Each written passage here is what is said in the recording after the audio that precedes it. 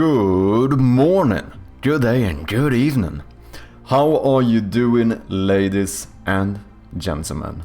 First and foremost, Sandy G, the fucking legend, during the intro with the sign up for 6 months of subscription. Absolute fucking legend. Thank you so much, Sandy. Truly do appreciate ya. It does mean a lot. Hope you're doing well. First one in today, none other than Saxidak. Second place we have Jin, and third we have Wakacha. We also have Pirodi Dev in here, we have David, welcome in guys, hope you're doing good. No Valorant games until Friday, so I'll actually be able to be around at this time, let's go! Holy shit, I never noticed the 2 axes in the background. The 2 axes? Oh, do you mean, oh yeah, you mean the guitars? Yeah. They are mostly collecting dust, to be honest. It's been a good while since I actually played them, but oh well, it is what it is. Harry Cat, welcome in, hope you're doing well. So, how are you guys doing? Have you been up to anything fun? I had a pretty productive day yesterday, got through some kinda major bugs in the game, got those squashed, so I think we should be looking at a pretty stable build as of right now, which is obviously good. Just for anyone that doesn't know, the plan currently is that we are supposed to release the demo in like 4 weeks or something? Even less, probably even less than 4 weeks. So yeah, we do have a bit of work to get through, but I did get a lot of it done yesterday. Not only did I get that stuff done yesterday, we also got the first demo build approved by Steam, which is obviously very good. That means that we can now just do like the final updates, and whenever we are ready, we will be able to click that release button. Other than that, what other news do I have? We finally ended up finding someone to help me localize the game into simplified Chinese, which is very exciting. So shout out to Mother Sheep, another streamer here on Twitch. Let me actually give him a proper shout out as well. He was the one who orchestrated it.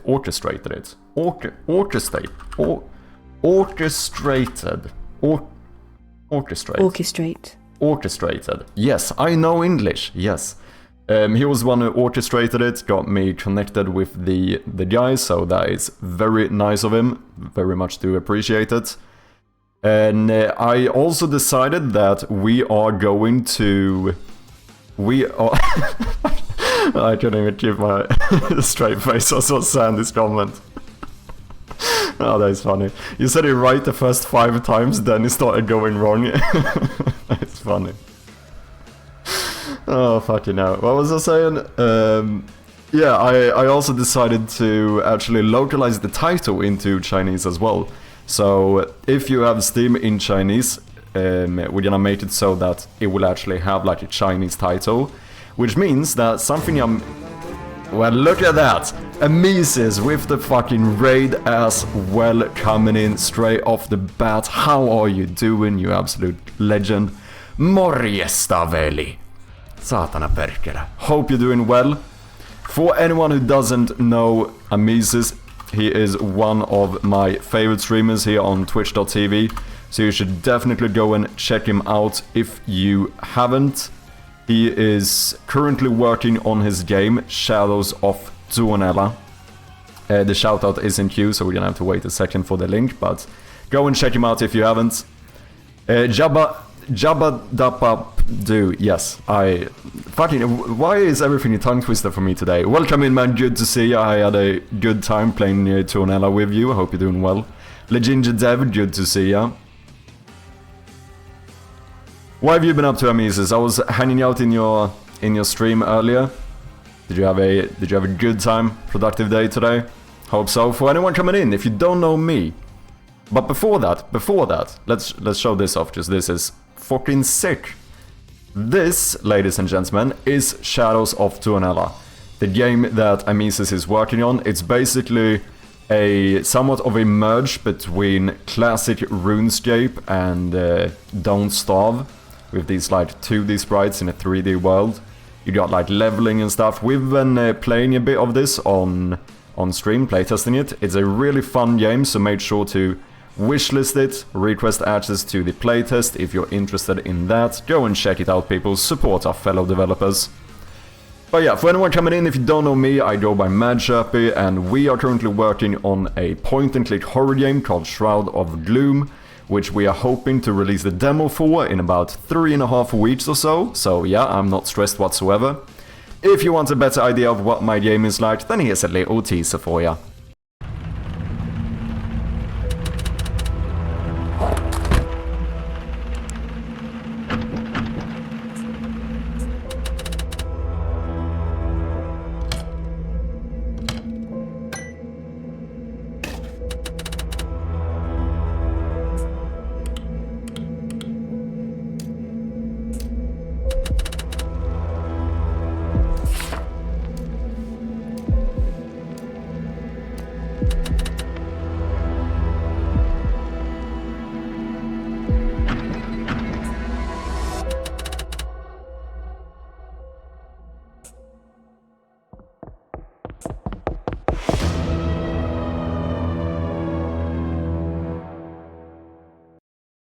There we have it. The game is available on Steam for wishlists, and we do appreciate those very much.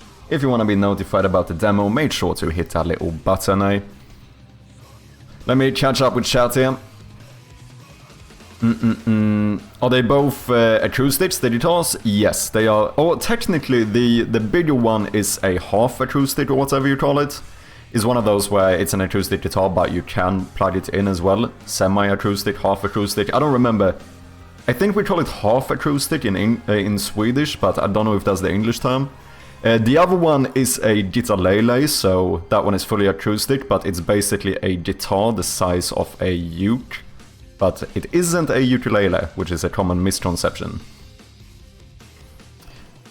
Are you getting it in for the Steam Scarefest or whatever it's called? I am indeed. We have joined the, I think it's called the Steam Scream 4 Fest or whatever, which starts the 27th of October. So the goal currently is to have the demo out for that fest. I think that would be a pretty good idea.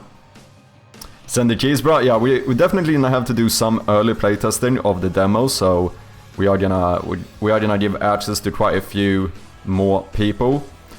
And then I think I should try and contact a handful of content creators as well, maybe give them some early access keys to the demo, potentially. I think that could be good. I can help with English, cheers man.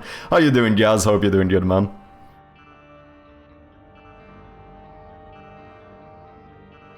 How's it happening? So far so good. I think we might try to make the new capsule art today for the Chinese title.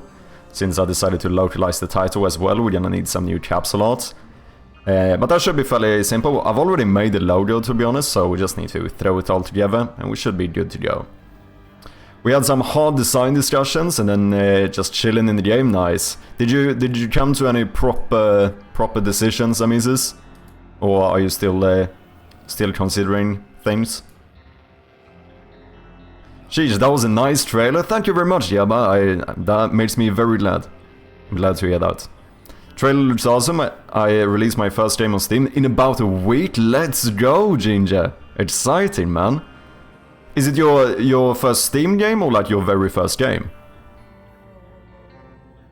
I've not even seen this trailer. Shows how long I've not hopped in. That's cool. Cheers, Andy. Yeah, the plan is we are going to make a slight update to the trailer as well.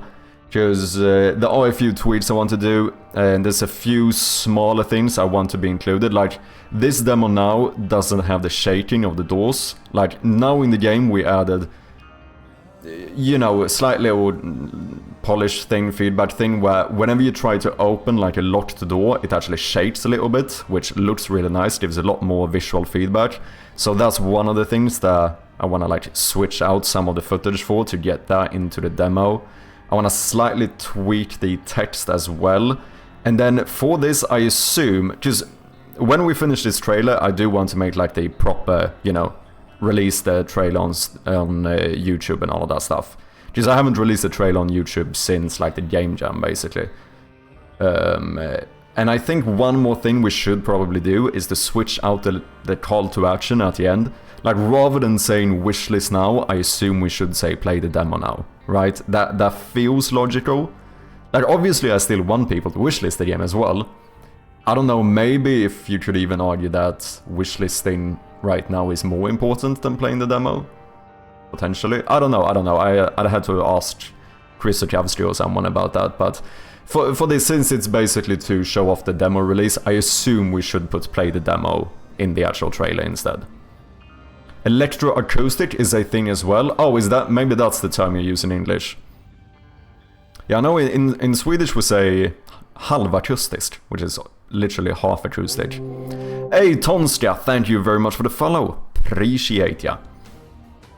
The festivals like the Streamfest, I believe, aren't demo-based. I think they are discount on games based with a game release or something. My game Critter and Roll is entered into the Animal Fest in November. Nice.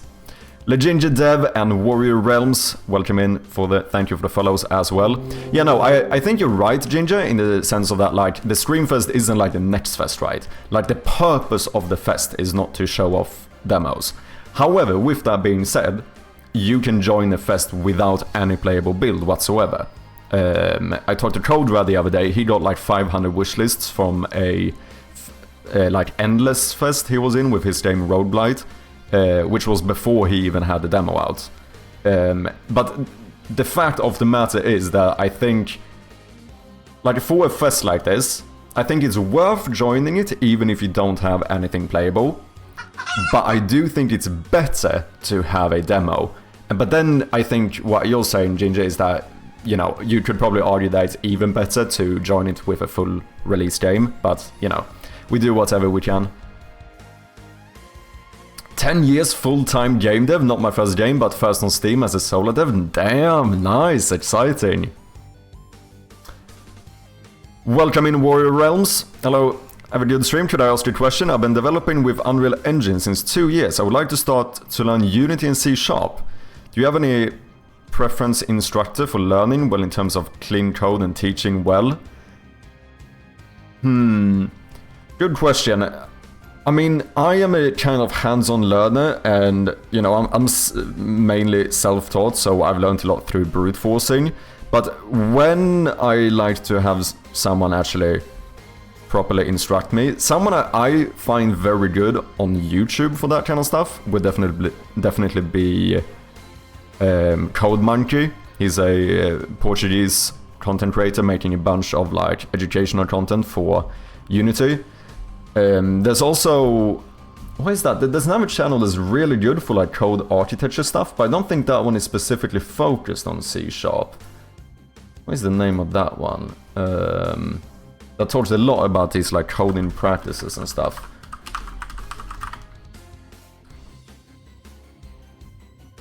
It is called, here, Code Aesthetic. But this one I don't think is about like specifically Unity or specifically C#, but I do think they have a lot of good videos for like how to think about code. And then the other one I mentioned, of course, is the one and only Code Monkey, who makes a bunch of good videos on like Unity stuff, Unity tutorials, so I definitely recommend those as well. Put a wishlist CTA in the demo. Yeah, that we will have, like the ending screen when you reach like the, if you finish the demo, then we're gonna have like a proper like, you know, incentive, try to incentivize the player to wishlist the game. So I think that's the way to go about it. Like, make the trailer have a call to action to play the demo, and have the demo have the call to action to wishlist. I think that's the way we should do it.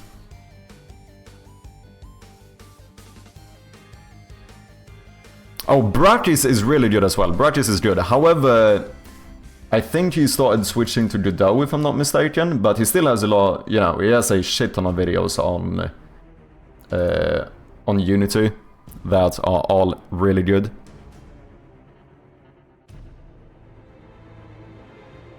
Critter and Roll, feel free to link it, gamedev, and we can have a look at it.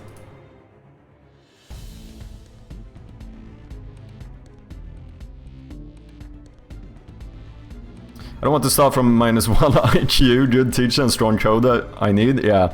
Those are the ones I would recommend. There's probably other things. I haven't done any like courses or so that I can really speak to, but those are definitely some channels on YouTube I would highly recommend.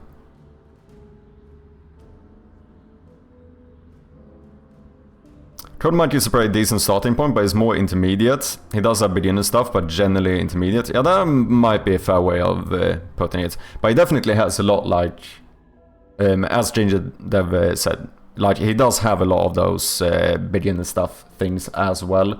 But definitely there's some. He even did like a full-on crash course, which is like 5 hours long, complete crash course on Unity. Learn Unity 2D beginner free complete course. 5.5 hours long. So, you know, there definitely is stuff here.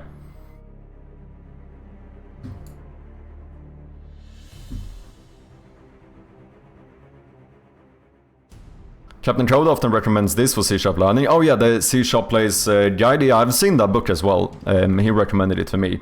I haven't tried that one. Another book, though, that I've tried is Code Game Programming Patterns, I think.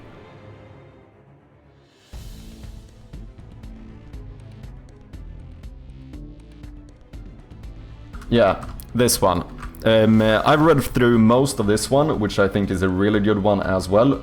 Once again, not specifically about C#, but, you know, all of the concepts are basically, could be applied to C# as well, or vast majority of them. I think a lot of the actual code it shows off in that book will be like pseudocode and stuff, but, you know, the lessons still apply. And that one is completely free as well, if you just read it in the web.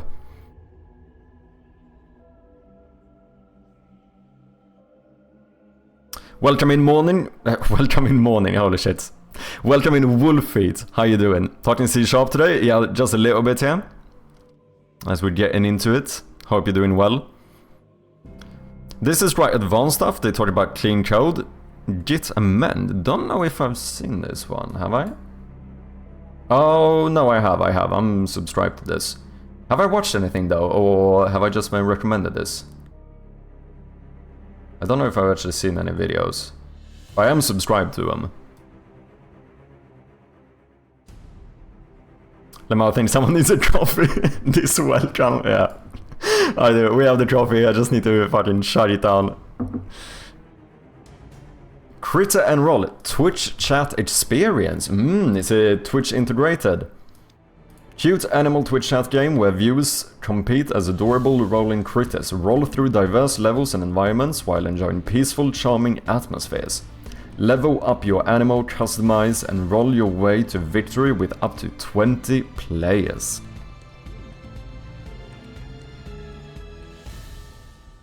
We recently made our first Twitch integrated little game. We made a little marble racing game. It was quite fun. Very simple though, I should say. But yeah, this looks good. Do you make the art as well? Have you done the art too?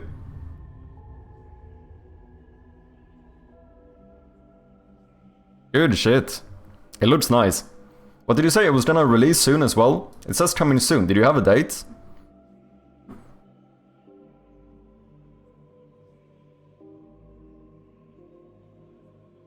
Nope, assets, but a lot of work to make it look consistent. Nice. I think that's the way to go.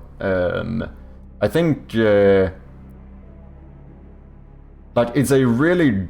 It seems like a really good workflow to use assets, but then to make it... just customize them instead, so that they actually end up fitting the game and looking good. I think that's highly underrated. What is up, Atrium? The man, the myth, the legend. How you doing, man? The date should be the 10th. Let's go. Exciting. I'm excited for you, Ginger.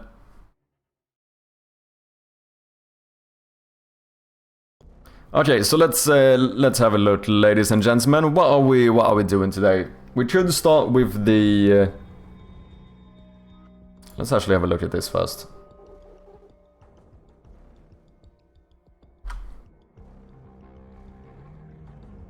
First of all, if anyone hasn't, make sure to go and wishlist Radvloom. Would very much appreciate it. So we just got the build approved by Steam, which is very exciting. I'm thinking about potentially making some of the Chinese capsule art today. That seems kind of fun. I already have the logo done, so we just need to make the different sized capsules and whatnot. Finishing the trailer would be pretty nice as well, but I don't feel too rushed about doing that. I mean, I could basically do this the last week, because it's gonna be like switching out a handful of the footage. Otherwise, I think most of the trailer is gonna remain the same. Just changing the text at the end to, say, play the demo instead. Potentially, we might. I did get the guy doing my Chinese localization. I added it so that he localized the text in the trailer as well. So I might even potentially upload a separate trailer in Chinese. I think that could be cool. Need to update the descriptions and the GIFs on the Steam page. Descriptions are more so, they're gonna remain the same, but we have to update the localized versions. The GIFs are way too outdated, but once again, we can do that closer to the actual end. Something I realized though, in terms of localization, I've gotten a fair amount of applicants for double checking the European Portuguese I made. I don't think I actually had any Brazilians, so we're gonna need someone to double check. Like, I've already written out everything in Brazilian Portuguese, but obviously, I studied European Portuguese, and I'm not even fluent in that one, so I bet there's a handful of mistakes in this one, so we do need to find a localizer for that one. Finishing in, like, devlog stuff would be nice, but that should not be the priority. In terms of the actual game, we still have the description boxes. When we started adding localization, I realized there was a lot of overflow in certain languages that are very long, such as German, for example. So I think we're gonna make something where the description box, like, dynamically gets bigger, depending on how long the text is. Which we started doing before, it's like halfway finished, so we should be able to sort that out today. Make a proper ending for the demo. I've gotten a pretty good idea for what I want to do to finish off the demo. Like what the actual ending of it should be. But I think I'm gonna do this off stream, probably.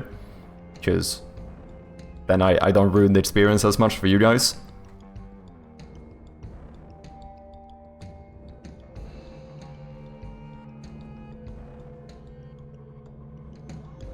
I think there's a free book online for C# called the Yellow Book.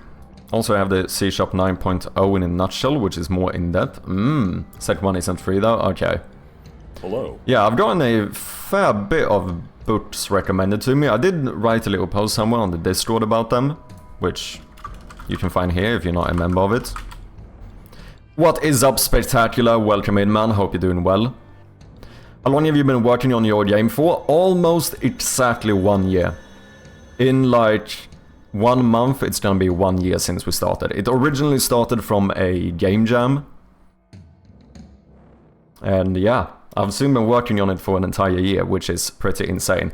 Oh shit, something else I just realized. I'm fairly certain that tomorrow is the actual fucking anniversary or whatever for me having been a full-time streamer and game developer for exactly 1 year. Shit, I just realized now. I think the 2nd of October was the first stream I did after I quit my job. So that's pretty cool as well. A lot of anniversaries coming up. It's like slightly more than a year since I quit my job. Tomorrow it's gonna be 1 year since I started streaming full time. And in a few weeks, it's going to be 1 year since we started working on Shadow Gloom. A lot of fucking anniversaries at once, isn't it? Not an ending, but a cliffhanger, so people want to purchase the game. Yeah, that is very much true. I don't think ending really... Like, it shouldn't feel like a complete ending, right? But in practice, it's still going to be the ending for the demo. But yeah, I agree. Hey, big, yeah. No way, we have to celebrate. Order 24 pack of champagne. We should down a bit of whiskey. Oh shit, do I have to stream tomorrow then? I guess I kinda have to, don't I? But how are we gonna celebrate it? Twitch track, yeah. I'm fairly certain it is tomorrow. I think it's the... Wait, I should check my... Let's do this instead.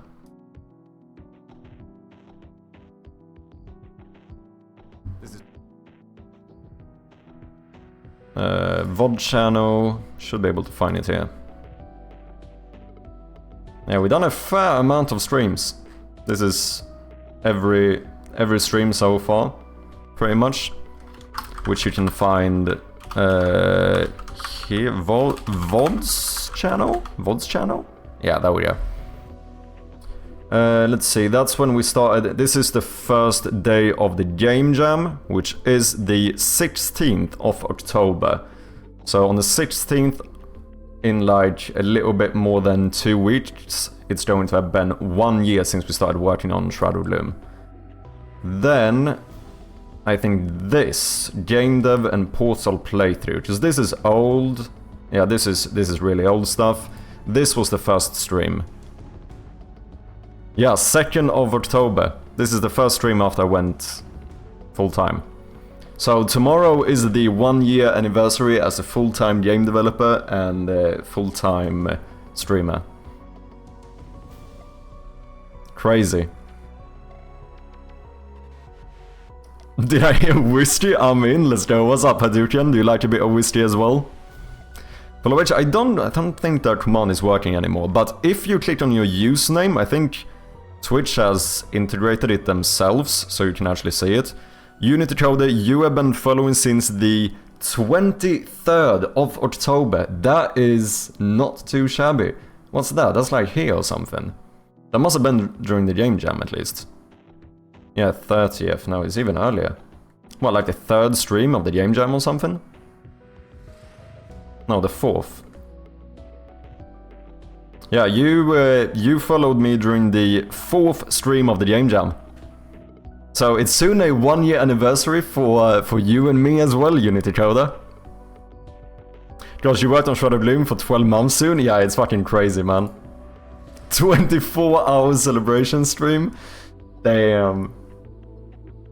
The worst thing is that for any normal streamer, you could do like, oh yeah, let's do a 12-hour stream to celebrate.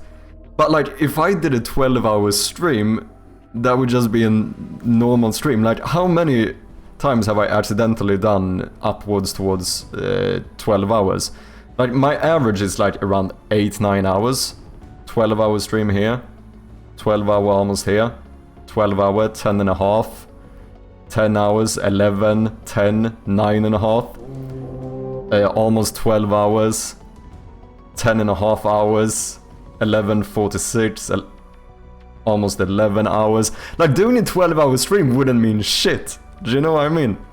So, yeah, no, I'm saying the same thing, Spectacular. Like, what I'm saying is that for most streamers, you could have celebrated with a 12-hour stream. But for me, if it's gonna be about the length of the stream, we have to do a 24-hour. There's like no other option. Because doing a 12-hour is almost just like an average stream around here.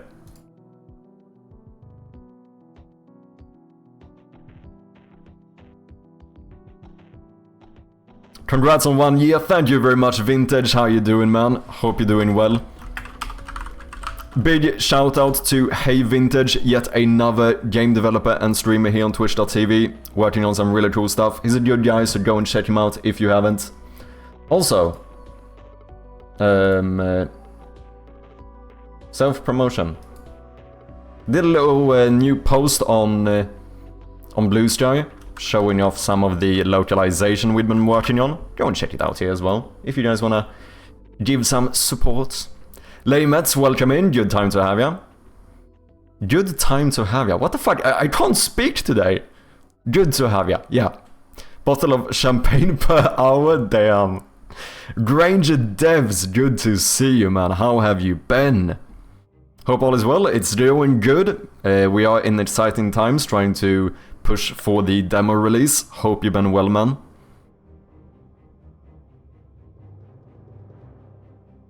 Chappy do less than 12-hour stream. Yeah. It would be more odd for me to do like a 3-hour stream. That's happened like a handful of times since I went full time. But it makes sense, right? Like, to be clear here, I'm not trying to fucking shame people who do shorter streams, of course not. Because let's be honest here, I do this full time. Like, that makes a difference. Like, before, when I had a full-time job, I wouldn't stream these kind of hours. I mean, at the very least, not on like on a consistent basis. I mean, if you are spectacular, to be fair, I barely even stream consistently at that point. So yeah, I very much know that if you have like a full-time gig or something and you're doing this on the side, it's not the same thing. Like I have, it's easier for me to justify streaming this long. Or if anything, it's harder for me to justify doing short streams because like. Okay, so what the fuck am I doing then? Like, because I can't blame it on me having to go to a job. Do you know what I mean? Strom, welcome in, man. Hope you're doing well. Might be a bit AWOL for a few weeks. Baby's arriving on Monday. Holy shit, congratulations, Vintage. Did you finish your game? Is it uploaded? I don't think I saw anything in the Discord so far. But you've been busy on this end? Nice, nice. Have you been game developing? Have you been developing games? Have you been working? Have you been... yeah. Sorry, I was gonna make silly fucking jokes, I'm not gonna do that. I did edit this, nice! Yesterday was a bit of stress, so I didn't do the promo. I'll post a link now, let's go. Post it in the chat as well. Throw the link here. Do you have a separate day job or do this full time? No, I do this full time. This is all I do. I do this to the point where I'm starting to get carpal tunnel syndrome and repeated stress injury, so very much full time. I'm working on 2 games while doing the full time gig. Yes, I like punishment. Holy shit, look at that. Yeah, so I think today plan will be do some Chinese capsule art. Start fixing the description box, maybe do some general tweaks and polish. We'll see if we get more...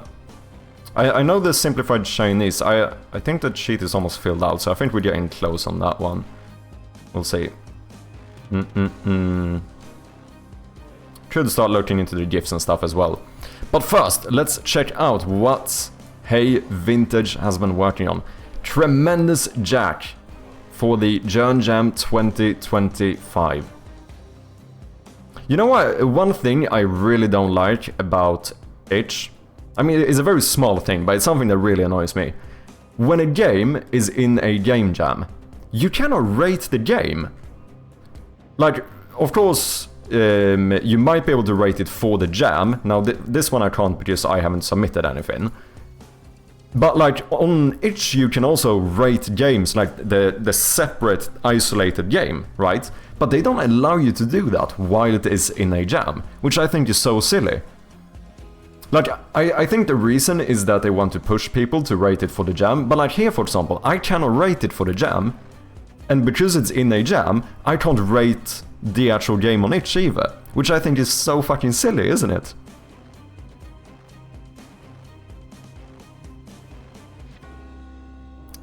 Having done full-time dev for 10 years, carpal tunnel hasn't just happened, it's become hereditary for my next of kin. Holy shit.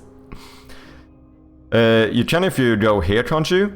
No, because that is still for the jam, which I'm unable to rate it because I have not submitted my own... Like, it depends on the jam. On some jams you can rate it. The jam that we did Shroud of Gloom for was open, so anyone could rate. But the thing is, the thing I'm more so complaining about is that they removed the option to rate the game itself. Because here's the thing, if I rate your game for the jam, I don't rate the game on itch. I only rate the game in the jam. Whereas, like, if we go into another random game here, there's also this, rate this horror game. That will give you this rating on the actual page, separate to the jam.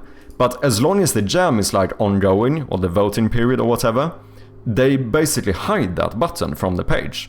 So for me to rate your game, regardless of the jam, I basically have to wait for the jam to end, which I think is so fucking silly. I think the reason is that they want to like get the focus on the jam, but I think it kind of hurts the games, because otherwise, obviously, I would rate your game here, so you start getting a ranking here. Because even if you get 200 ratings in the jam, you're not getting a rating on the actual Steam page. That's only for the jam. So, I don't know, I think that is so silly. Oh yeah, to have your own submission to rate? Yeah, exactly. So that's a setting, like some jams will not have it that way, others will.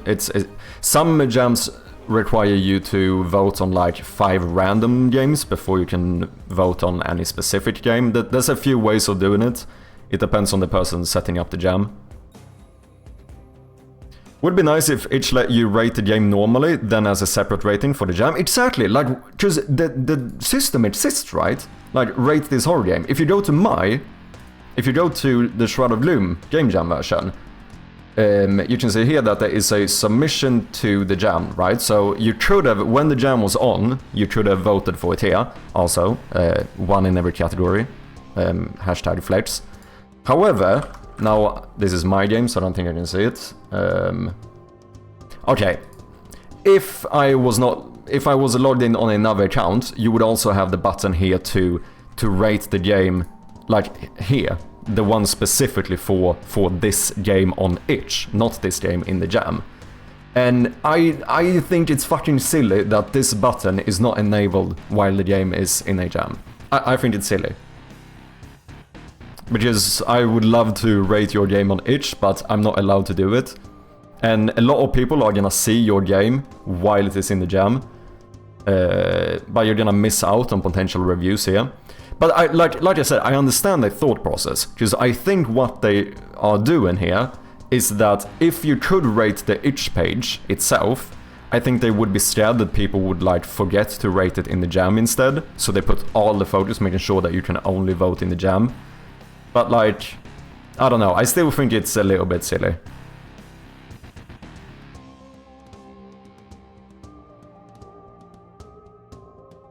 Might be to stop bias. If a game jam has been rated really well by loads of people, it could influence your choices.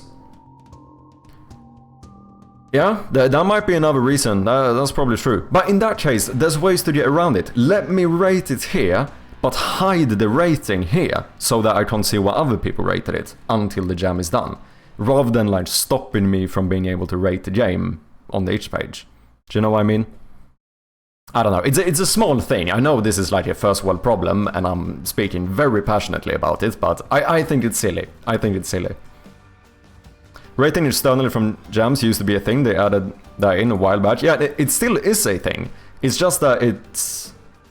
I think the button here to rate the game separately won't appear until the voting period of the jam has ended. Yeah, having teams be able to put more votes than individuals is a debate. Each team only having 1 vote might make it more fair in my opinion. I agree. However, I don't see why that should make it so I can't rate the game separately from the jam. That's basically what I'm saying. Like, I understand why they choose to, for example, have this system, because it does make it more fair. Because it's not only about having a big team, because you can have open rating where anyone can vote. And at that point, you could also be like, imagine if Primogen, a really big like developer streamer, made the game for jam, and he just posted a link to this page for his jam and was like, here, you can rate it, guys.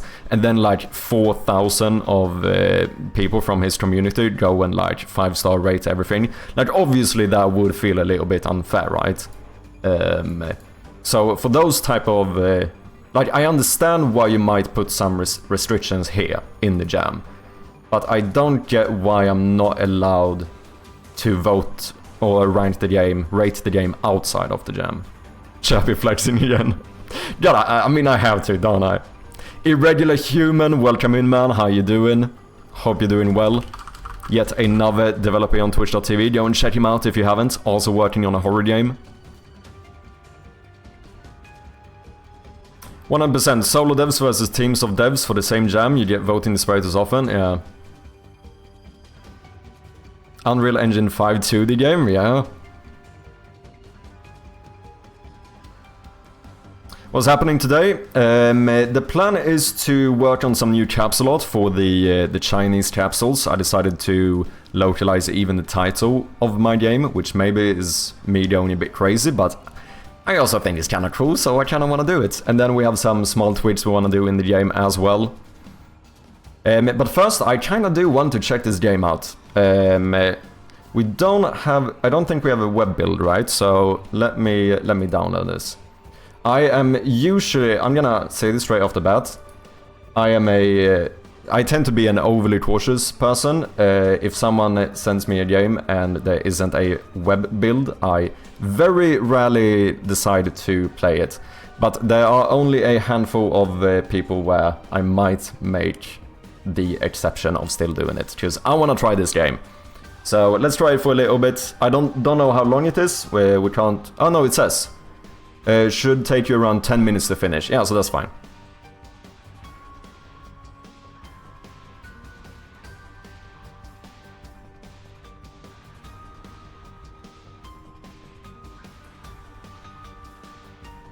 You're making me blush, dude. Best game name ever. It is a fucking good game name. Wolfit, I think, might have had something to do with that.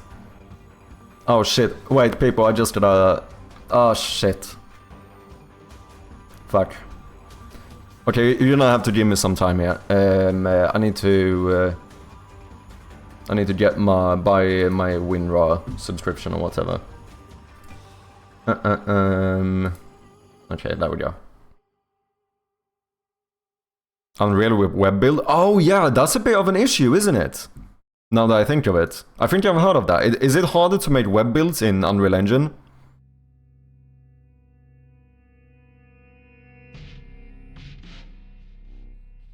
I do exactly the same. If there isn't a web build, I simply dodge that game. Yeah, that is in general what I do. There are, as I said, I'm going to play this. There is one other game that we're gonna play eventually, which is Codin's game. Codin has been working on the game as well. He has like a... You know, he's a bit of a crazy man, so he made his own engine, so he doesn't have a web build either. That I will make an exception, but generally speaking, if someone sends me a game and it's only a web build, then unfortunately I will not play it. That's just one of those things.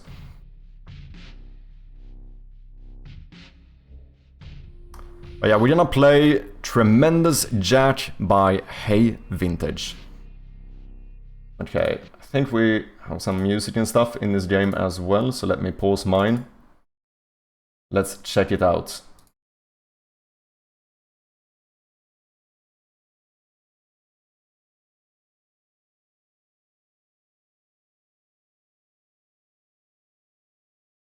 I don't think it has functionality for web build anymore. It used to have back in Unreal Engine 3, I think. Interesting.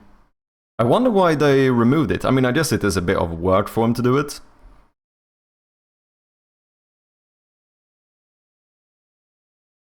Only a web build? What do you mean? Wait, did I misspeak? I meant to say if the game is only downloadable, I won't play it. If I said... I might have said only a web build. What I meant is that if they don't have a web build, most of the time I will not play the game. If it's on itch. Like, obviously on Steam it's different. If you have a game on Steam, that's different, but... Unreal is kind of beefy for web build, I think. Oh, yeah. Ooh.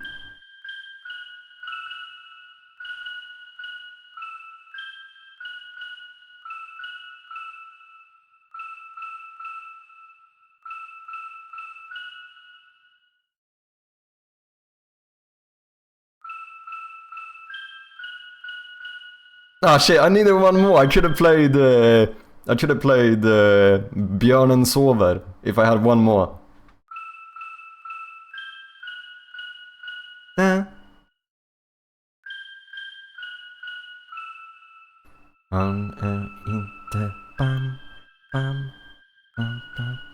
Okay, this is not what I'm supposed to do. Let's start Treemendous Jack. Let's see, is it maybe a bit loud for you guys? Let me slightly lower this in the meantime. Jack, for your crimes I sentence you to an eternity felling the ever tree. You shall not know death, nor reprieve.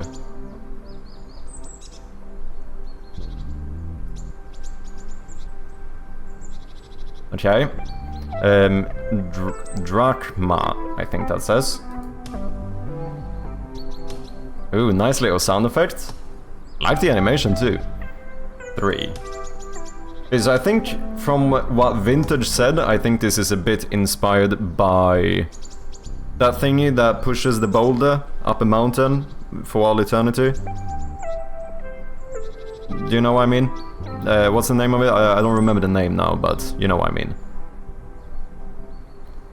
Sisyphus? Is that it? Okay.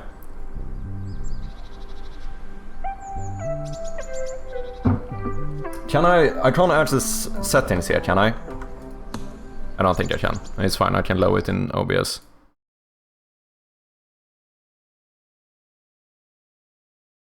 Oh, spoilers.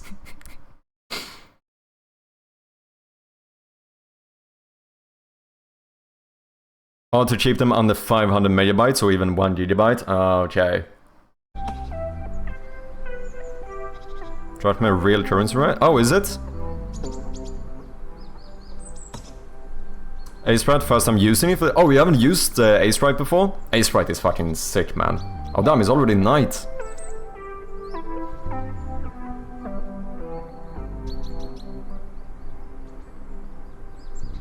Well, I had about 20 hours to work on this, so a lot of finishing touches are missing. I mean, it's a game jam game, so that's always gonna be the case, right?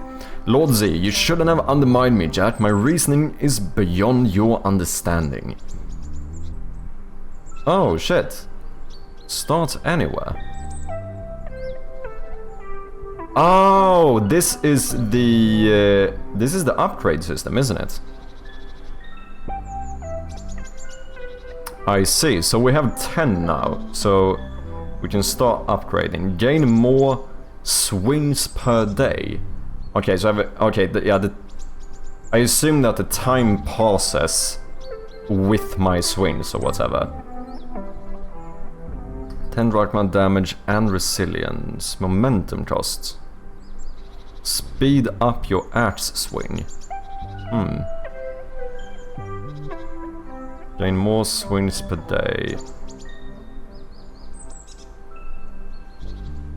Swings do more damage. Okay, I think more swings per day makes sense.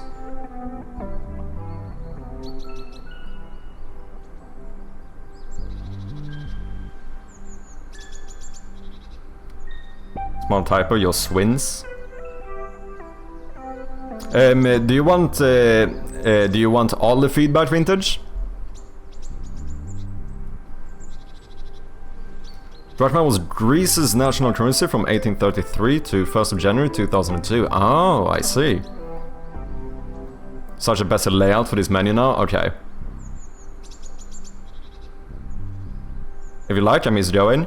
The one thing I would say is that something that tends to, in my opinion, do a very, be a very big advantage when it comes to pixel art games is it's annoying because it's something you have to keep in mind all the time or whatever, but trying to keep the pixel size consistent, it does mean that a lot of the time you have to redraw things if you're gonna have them be different sizes and so on. But here, for example, we have one pixel that's quite big. This one is slightly smaller. This is even a bit smaller. And these are really small. Everything, pixel art games tends to look a lot more consistent and stuff. It tends to end up being a bit yeah, it ends up looking a bit more consistent and polished when everything has the same pixel size. Obviously, once again though, to be clear, people, this is also a game jam game, obviously limited amount of time, so that's something we, of course, keep in mind. Okay, let me get... oh, can I not get another one of those? Okay, wait. Oh no, I think that's the only 5. I don't think I can afford another one, can I?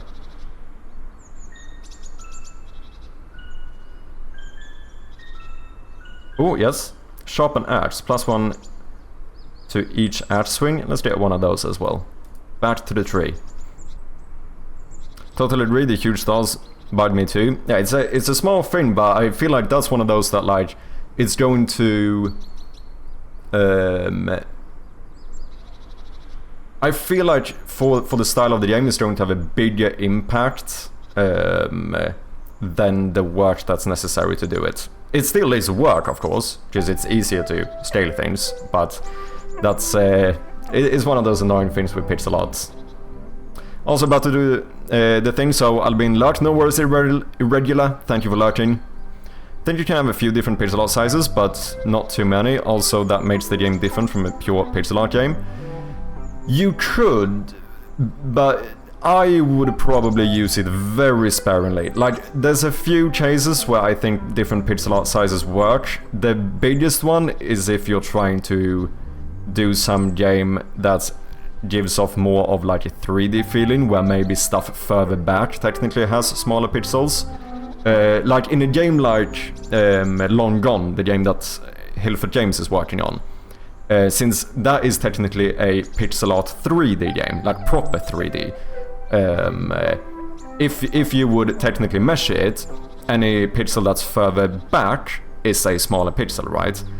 But that I also think it works because it is technically still consistent, because if the character walks back there, the pixels of the character will now also be the same pixels. So whatever is on the same line, the same depth, will always have the same pixel size.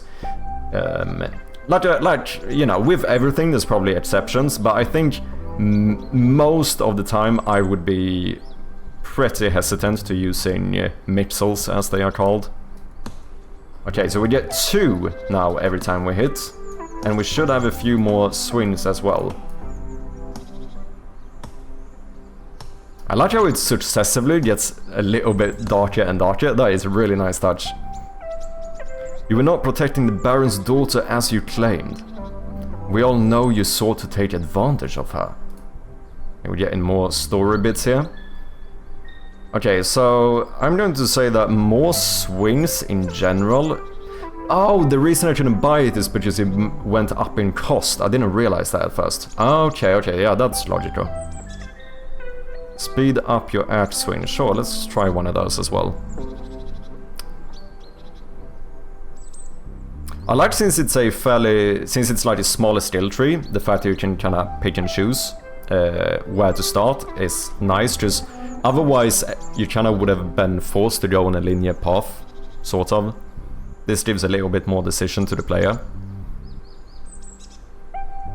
Just like text and UI can be different pixel sizes. Yeah, I think one thing I would say is that when it comes to text, I think you don't have to do it. Like, if you would have kept this text, I don't see any issue with that, because native-sized pixel art text can end up being really hard to read, so that is one of those places where I would make an exception. UI, I can see the case for. Generally speaking, I would try to keep even the UI the same pixel art size. But I do understand, especially if you have a game where you might be able to like zoom in and out. But once again, zooming is a little bit tricky with pixel art as well, because if you have a smooth zooming, then you might zoom in less than twice the size or whatever, which means that you might start getting like weirdly scaled pixels. Yeah, text I definitely think is an exception. UI I tend to try and keep the same size as well, but I could see in some cases where that can be, like I said, there's exceptions to everything.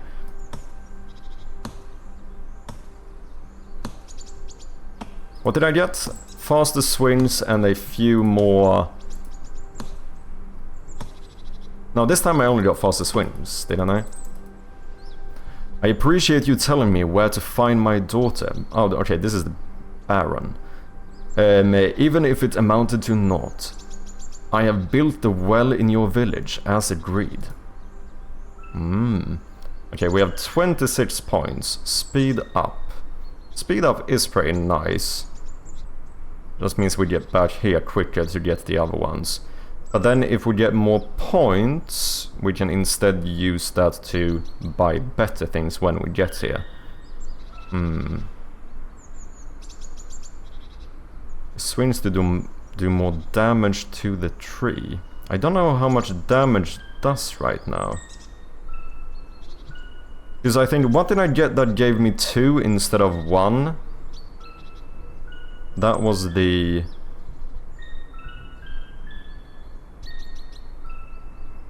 Was that this one? +1 to each arch swing? Yeah. I think I'm gonna get more of that. That seems good.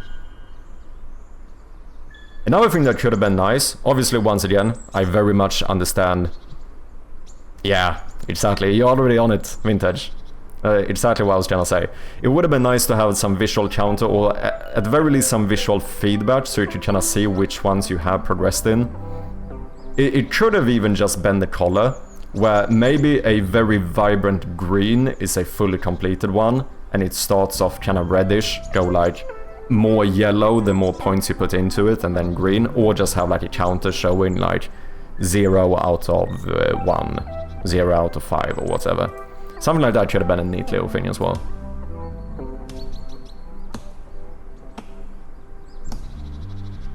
Damn, we get 4 now. Holy shit, look at that. Making all of that drachma.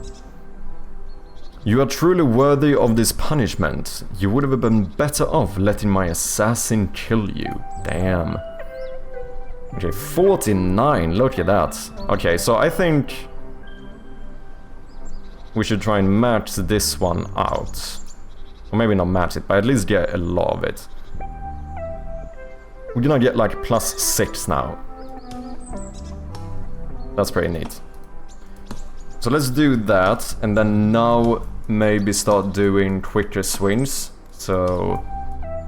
because now we're getting a fair amount of points per turn here. Some assassin he turned out to be. It was easy to fool. I kept him locked in my basement for years. Okay, let me get... speed up your axe swing. Let's do that. Let's go there. 20 points left.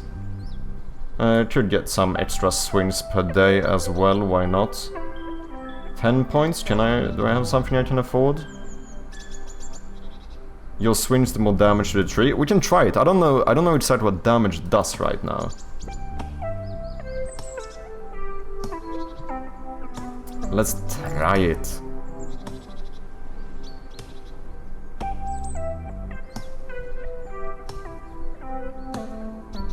Are we gonna get 100 here? No. Almost. Oh, the assassin. You have gotten the best of me once, but look at you now, enduring a fate worse than death. 79. Let's get more of this. Let's see, 30 more points. Did I get another one of these? I could. Let's get that one.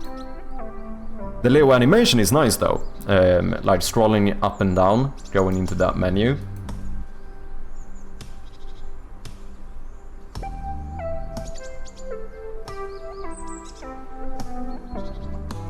Seven.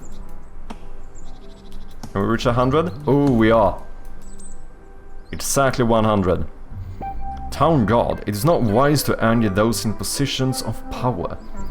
You must have known the law would catch up with you once I freed your captive. Okay, 100 points. I feel like maybe we can buy something a bit more expensive now. +2 drachma to each arch swing.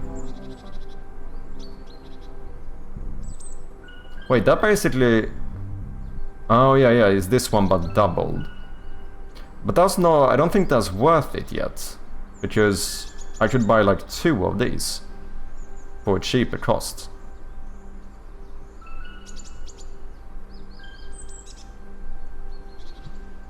Decreased cooldown between swings. How much is momentum now? 50. Let's get that one. And then spam out that one. Make ourselves a bit quicker here. Oh yeah, look at that. Look at that. Getting efficient, people. That's what we call this. My time in prison was not without its benefit. Oh, this is us. A chance meeting with the judge's wife was a gift of good fortune. 91. Okay. Let's do the same thing one more time, and then maybe start focusing on getting more points out of it.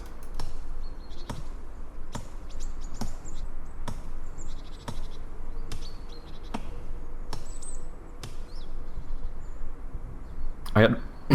Sorry, guys. Persephone. Persephone, I think? I had faith that there was still goodness in you, Jack. You betrayed my trust and shook that faith. I paid your bail, believing that you would return for trial, and you fled. 97. Okay, let me get some more points here. Okay, we have 20 left. Just there's not that much of a reason to try and save it. Could get more damage again. Which I suppose, I'm gonna assume that damage is for like the end purpose. If maybe we actually could eventually get this tree down. I'm gonna assume that's what it does, but I feel like just getting upgrades right now might be better. So let's get an extra swing.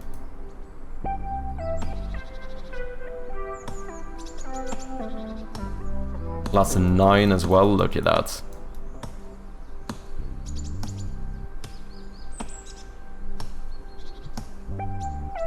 $128. The law only caught me because I was too old to run. Lord Z and the judge ganged up on me to make me suffer this eternal punishment. 128. Should be able to get another one of these. Sharpen the axe. Can we? I think we can max it out. Let's do that. Okay, so sharpen axe is maxed out. Swings do more damage. More swings per day. Oh wait, does damage affect how much I get as well? Wait, let me actually test that. What did we have now? We had 9. Oh shit, but I bought 2 of these. So that should give me 11. Do I get 10 if I do that? Oh shit, wait, I think damage might be affecting that as well.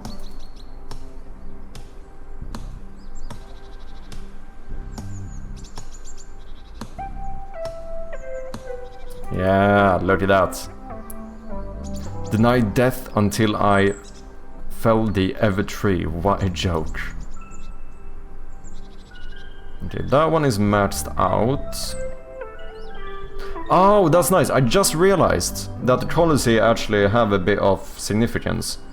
The yellow things are more expensive than the green ones. Okay, that's good. Decreased cooldown, sure. Let's make ourselves a bit more efficient here. Maybe some momentum as well. 30 points left. Let's go for more damage. Yeah, look at that. Get in efficient, get in quick with it.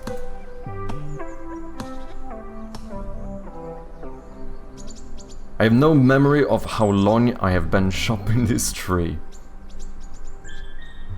Okay, that one is maxed. I'm gonna try to max out momentum and the blade oil. Then we just spread the rest of the points wherever we can. Let's see, 36. I can get another swing. That one is maxed out as well. Easy peasy. So wait, how does that work? Because I'm fairly certain that, like, time is quite literally connected to the swings, right? Oh no, it isn't. Is it getting darker? No, I think it is. It's fully connected to the swings. So, does that mean that you change how much darker you make it per swing when you get more swings? Is that how you done it?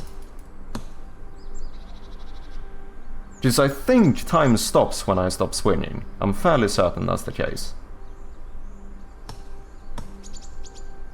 But then since you can get more swings, it cannot be the same increment again, can it? This task is absurd. Okay, let's see. We almost maxed out momentum. Let's get this one up as well. Okay, 40 points left. Could do more damage. We matched that one. Yeah, let's do a bit more damage here. I like the concept of the game though. Like, is a nice idea with the whole like, you know, getting the theme to make sense with like the incremental gameplay or whatever. The tree is endless. What is the point? We should start getting some more expensive ones as well, but I think I might try and just max out these cheap ones first. Okay, so momentum and that one is maxed out now. We should be really quick here. Look at that.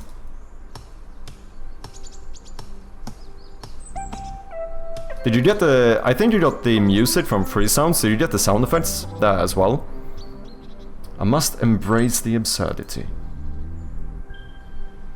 More swings should be nice, more damage. That one would be pretty neat too.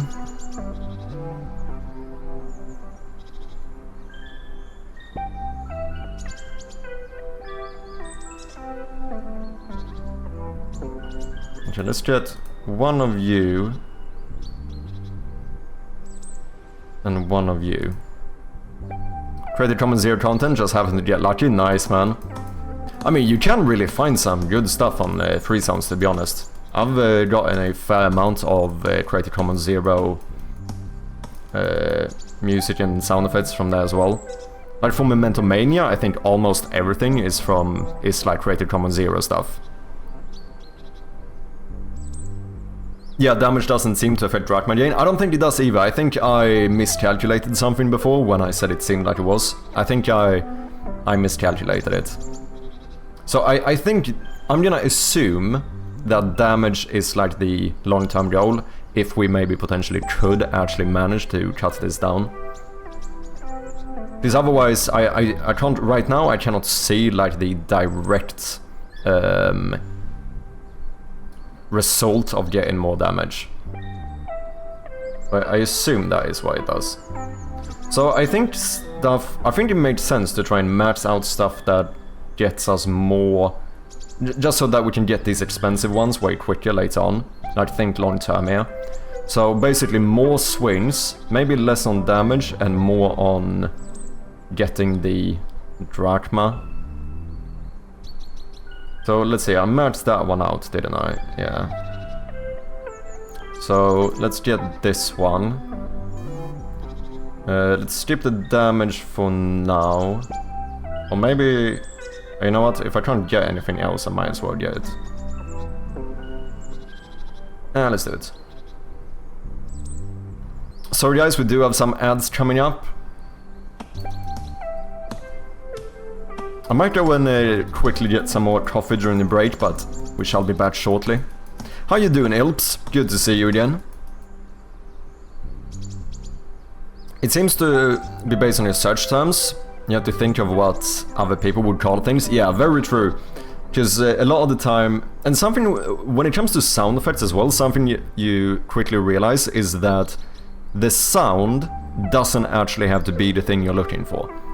Like here, now it might be the case that your axe swing is a literal, like, wood chopping sound effect, but I promise you, you could have stumbled upon a sound effect that's completely unrelated to axes, maybe even completely unrelated to wood, but works perfectly as a wood chopping sound effect. Like, if you look at something like Foley artists, it's very rare that they actually use the thing that should make the noise. Like, I think, for example, like bubble wrap is very common for making like a gravel footstep noises. Like, you just push some gravel, but you can make it sound perfect for gravel sound effects, which is really interesting. Good fans, nice to hear, nice to hear. Monday, Tuesday, Wednesday, Thursday, Friday, Saturday, Sunday, an endless rhythm. 255, holy shit, look at that. Yeah, let's keep going for weight here, because those are maxed out. More swings wouldn't be bad either. I think I'm gonna, yeah, we're gonna save this point. We're gonna focus on weight and mastery. More swings and more drachma. We're gonna finish those bad boys out, and then maybe we can go for the damage. Is this really Unreal game? No nanite or lumen used.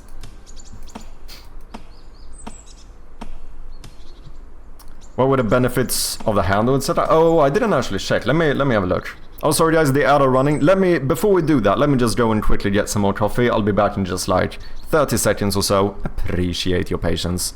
And we are back. Hey, Vintage with the Prime resub as well. So, have some Bezos money while you play my game. Cheers, man. I appreciate ya.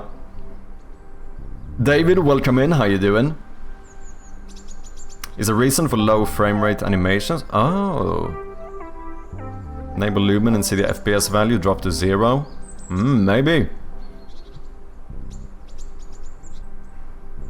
Raise, swing, chop, my endless rhythm. Okay, let's see. What did we say? The handle? That was one of... Super Maple handle. Damn! Plus 10 drachma damage and resilience? Oh, I wonder what resilience does. Birch handle. 10 drachma damage. Okay, yeah, these are really good. I should have paid more attention. Because we can probably get some of the cheaper ones now.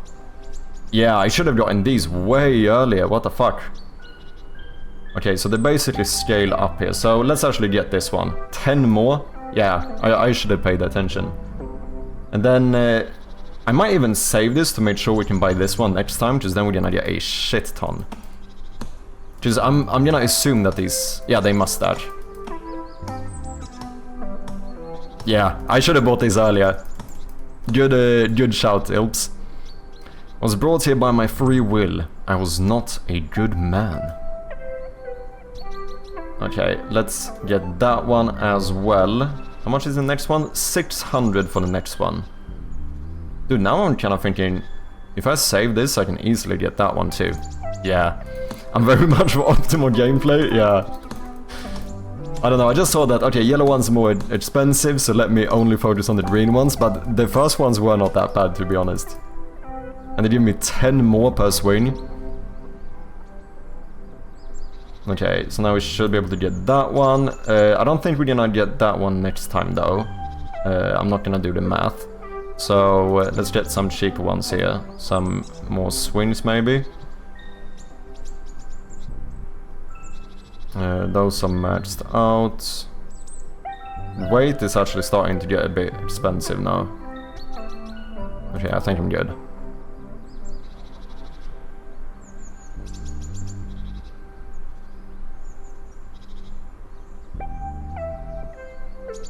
I just joined the Unreal hate because it made studios ignore performance and all of the games become released in shitty states.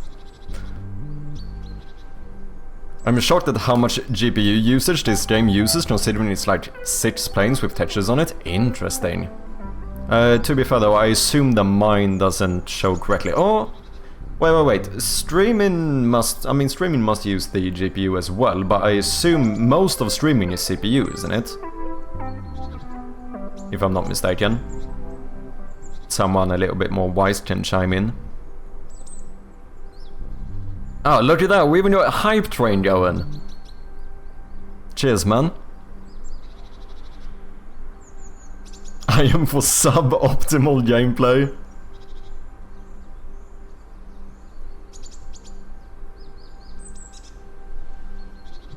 Well, if you run it at uncapped FPS, it does that?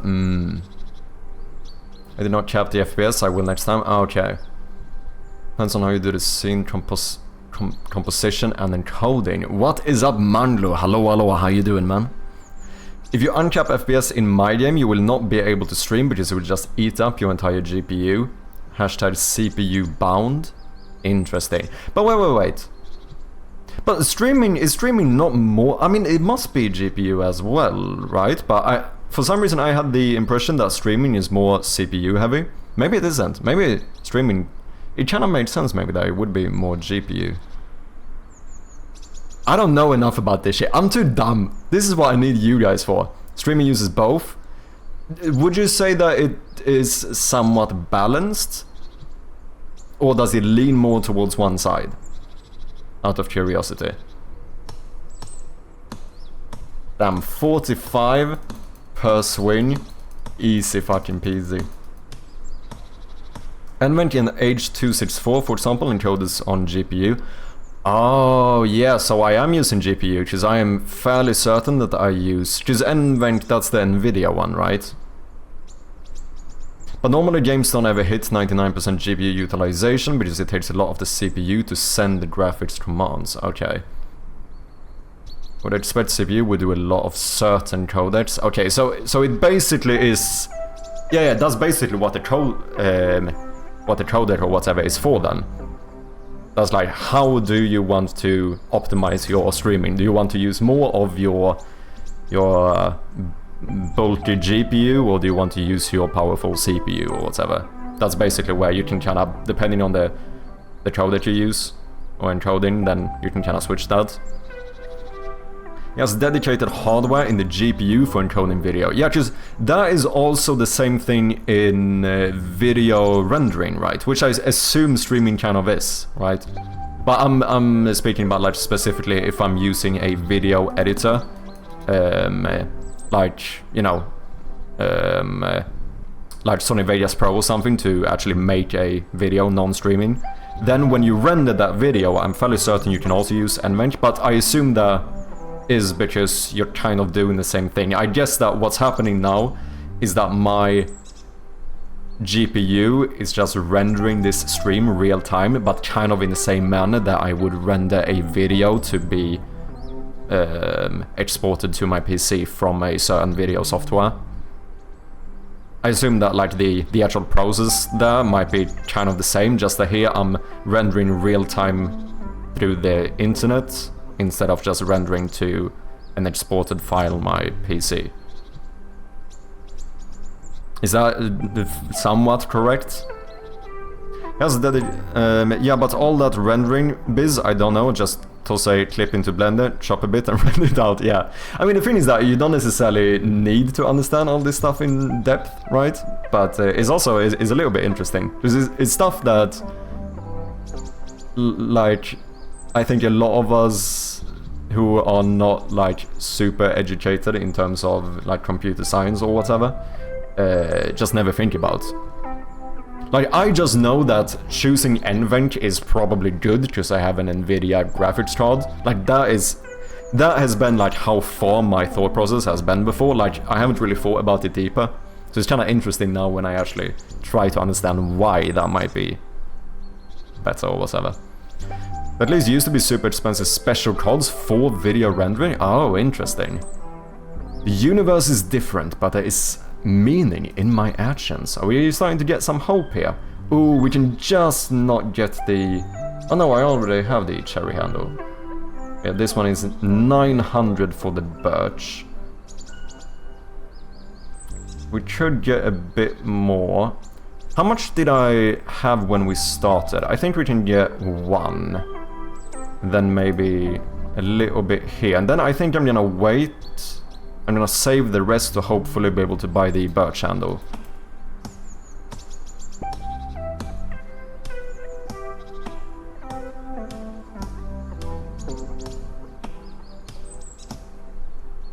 Apple's hardware is supposedly good at it, or more software uses the optimizations, if I recall right. Oh, is that why it's fairly common that... Because I know that like MacBooks and whatnot are fairly popular for people doing like working indoors or editing, like editing stuff in general is like fairly popular on Macs. I suppose that might be the reason why.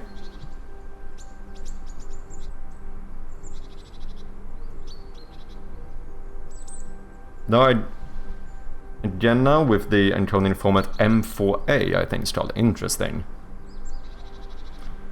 My chopping of this tree is an act of defiance.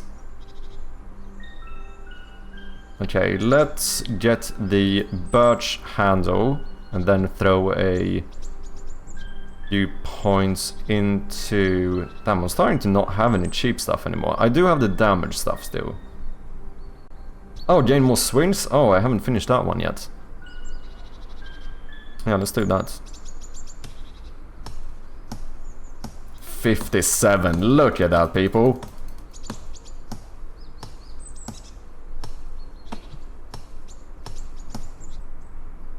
I have no memory of how long I've been chopping this tree, but I'm still chopping this tree. I am stronger than this tree, of course we are. 900. Okay, so let's do the same thing again. Let's not waste all of points. Let's make sure that we can buy the next handle next time. So I think we can go down to maybe 300 or something and we should be fine.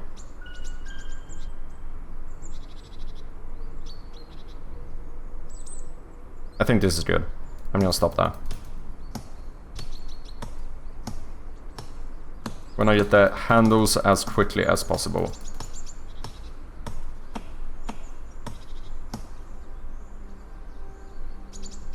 I was brought here by my own free will, my fate belongs to me.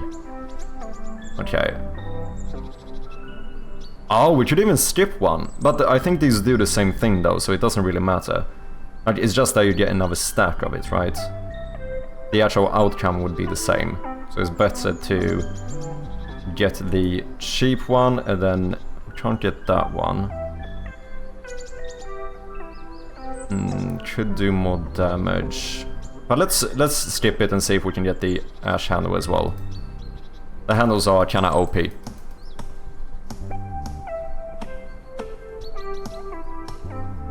What is up, AE? How you doing? Doing gameplays on a Wednesday, so much for consistency, chicken man. Ouch.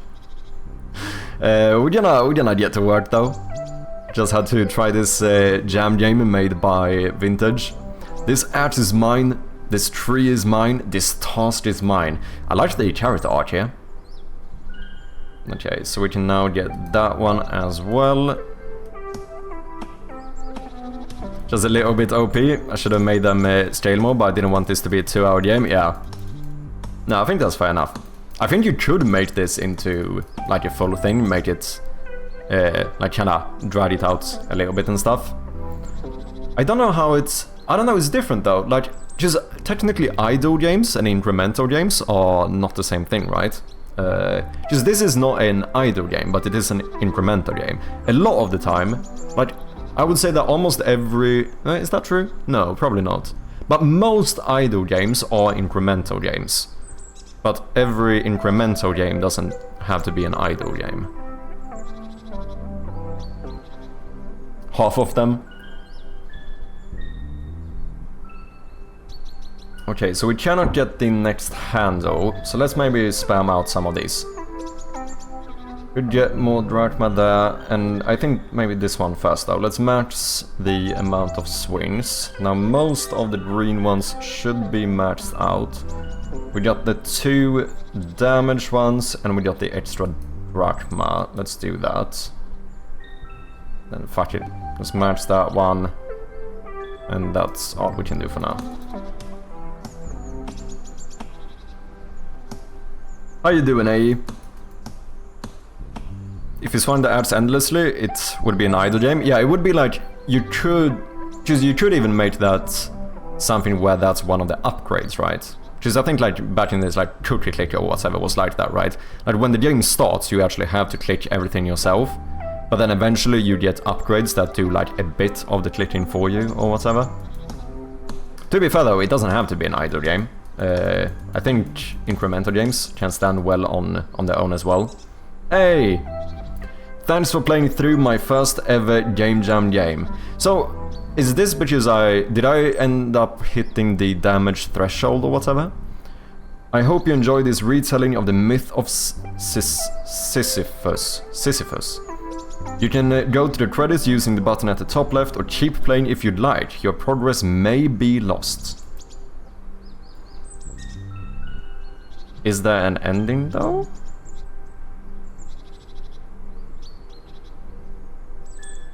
Is there ending? Oh, what? I'm so close to being able to buy the next handle. What the fuck? Outrageous, outrageous. Let's see, I matched that one. That one is matched. Let's get one of you, maybe even two of you. Oh shit, wait, you skipped the last line of narrative? Oh fuck. Whoops. From here it's just filling out the skill tree, okay. Oh, you're still playing, good for you. I think I love you, don't make it weird. Okay, I like the, you know, the whole thing, like kinda breaking the fourth wall here. That is very nice, that is very nice.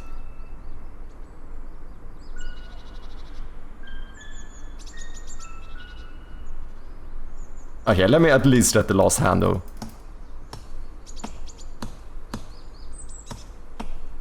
Classic. Yeah, there is a distinction, but they often overlap. Yeah, I feel like that's the case, right? The game ends with Albert Camus' famous line, "If you think of me happy." How did I skip that? Did I accidentally hold my cursor down here so that I clicked on continue? You're still playing, good for you. Okay, it's the same one. I'm not making it weird. I'm not making it weird. Ah, so close.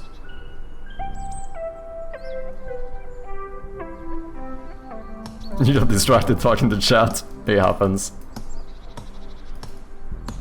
Yeah, look at all of those points. Easy fucking peasy, man. Professional clicker. That is every single handle in the game.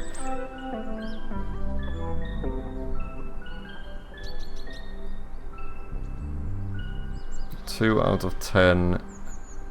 8 out of 10. Okay, we might as well match it out. We only have these two left, right?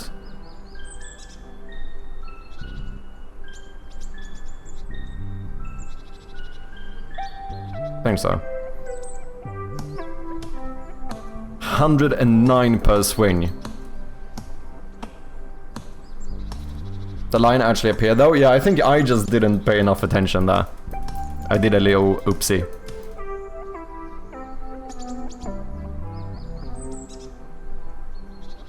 Algemus did a modern study on Sisyphus and it being a story of finding meaning instead of just a story about not fucking with the gods. Get used to the chicken man not paying attention to stuff. Speaking of chicken man, did you guys see in my Discord I posted I actually ended up making a new splash screen for the game, like a splash screen logo or whatever. What do you think, guys? What do you think of my new little splash screen logo? Before I just had the standard text that I use in the game saying Manchappy presents. Now yesterday I accidentally did this little thing.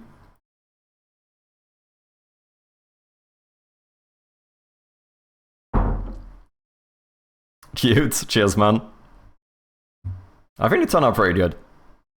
It's like silly enough, but still like stylized enough, do you know what I mean? The upgrades could change visually once you match them out. Yeah, I definitely think probably the main thing really would be a bit more like visual feedback in the skill tree menu. Would I think do a lot.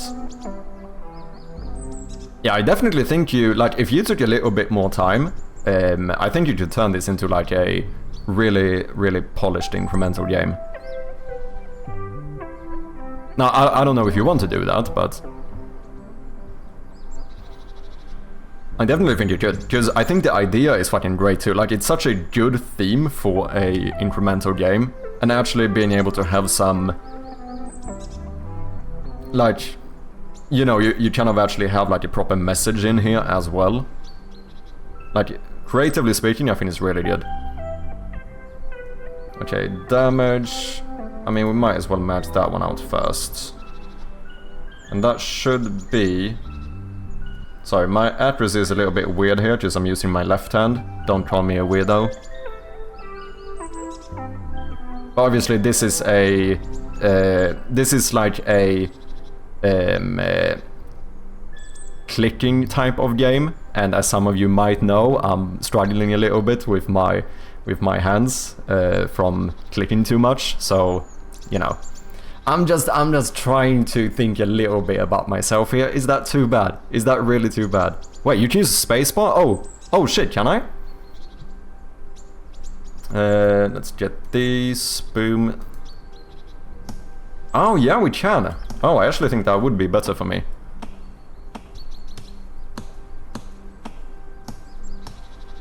That's my fault for not having any guy. No worries, man.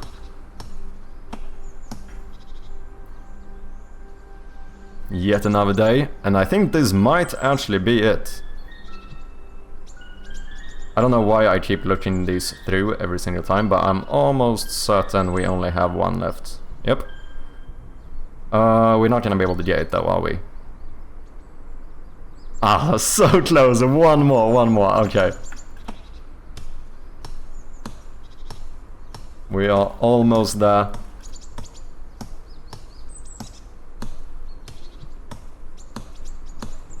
$111. Boom! Maxed. I don't think there is anything more for me to buy here. That is it. Obviously, we still have to finish this day. Started making a dent in the tree. Let's go!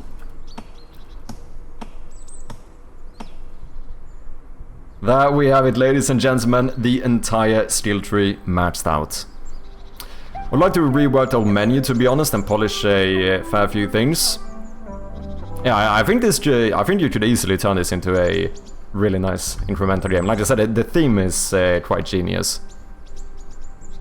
It is time for the credits, ladies and gentlemen. The role of Jack was played by Sisyphus. The role of the judge was played by Hades. The role of Lord Z was played by Zeus. The role of the Baron was played by Asopus. The role of the town guard was played by Ares. The role of the assassin was played by Thanatos Death. Persephone was played by Persephone. Jern Jam game by Hey Vintage. Special thanks to my friends that helped concept this idea. To learn more about the myth of Sisyphus, I cannot say that word. One must imagine Sisyphus happy. Albert Camus? Let's go!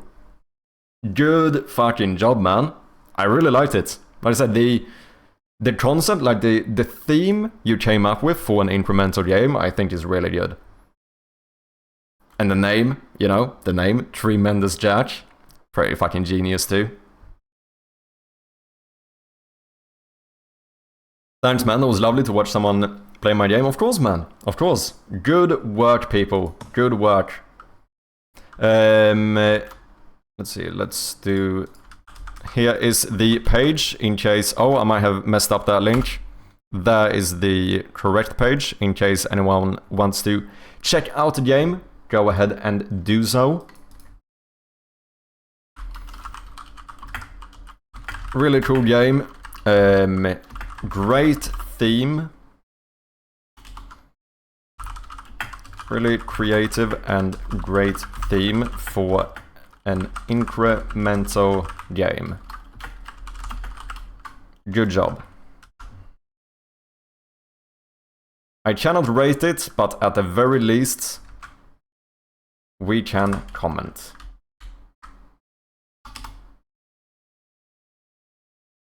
There we have it, ladies and gentlemen.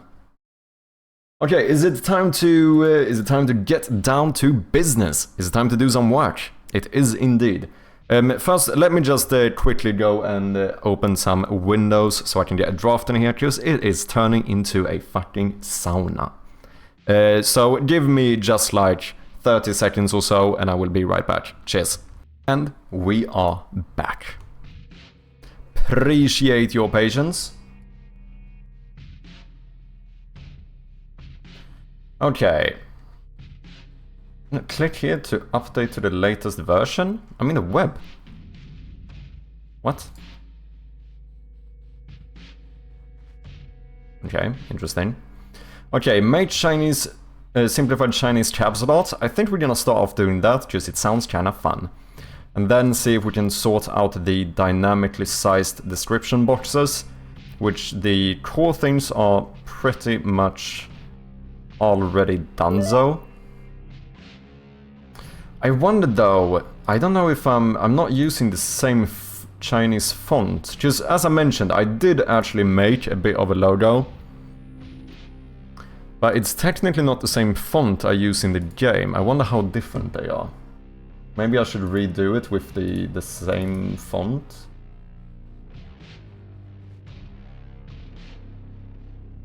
This is what we have. So this would be the Chinese logo for Shred of Gloom. Obviously try to do it in like the same style as the normal one, just with the Chinese characters instead. I think it looks pretty nice. I did also make a pixel art version of it, which I hope the two middle ones are... I think the ones on the first and last one should be fairly readable. The middle ones I'm a little bit unsure. I'm gonna have to double check with my localizer and make sure that these are readable enough. Because otherwise, if there aren't, we might just have to do the normal logo in-game, because it's difficult getting these like tiny details to read well in a pixel art font. 1, 2, 3, and then a boom. 1, 2, 3, and a boom, one on top. I think this should be readable enough. Especially since at the point when this would only be used in-game, to be clear. For all of the... Like, this is what we would use for all of the marketing material, like in the Steam capsule art and so on.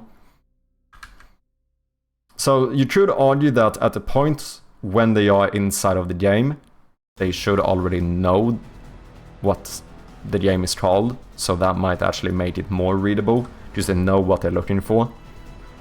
But we'll see, we'll see.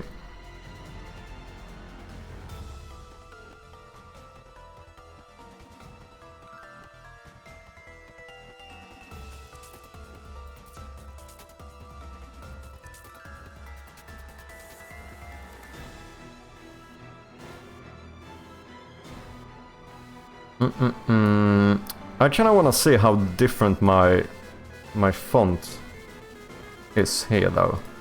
So let's take something like the...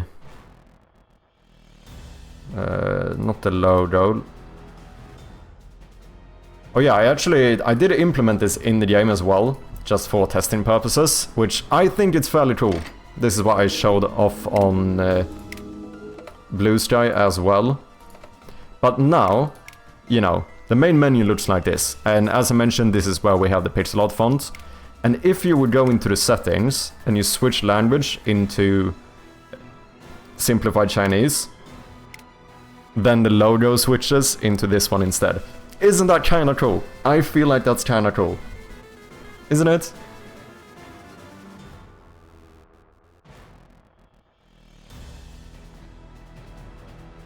What's up, Loyomotek? How you doing? Chinese looks cool. It really does. It's so dope being able to see my game. There's something special. I would say it's the same thing about Russian too. Even for the languages that have like the non-Latin or Arabic, whatever you want to call them, alphabets, it's just fucking cool being able to see the game here. I haven't localized the the title yet for Russian. I don't know. What do you think, Lyomatech? Is it good localizing the title for Russian?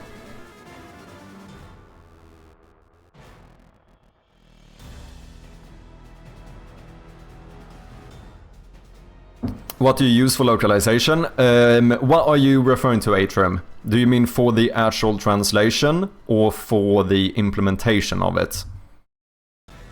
Like what tech? I'm using the Unity system, localization system.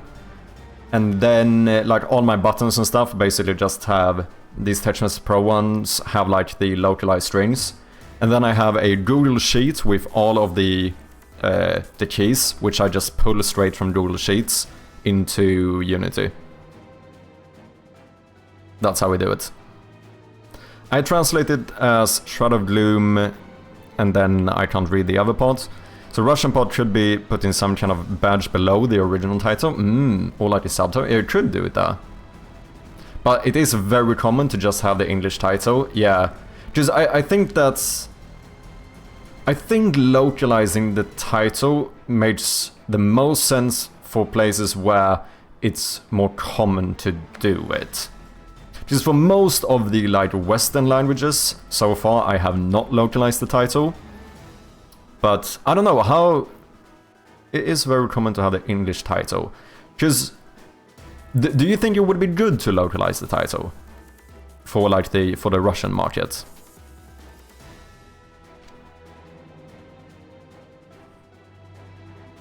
Maybe I should look at Unity's implementation before I build mine.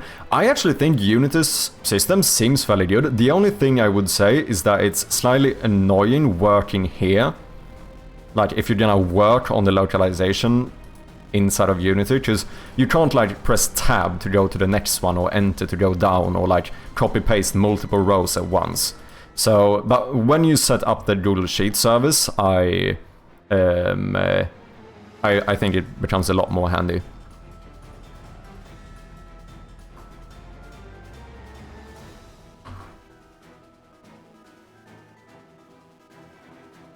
I think you might see how subtitle works, but leave the original title as is. Okay.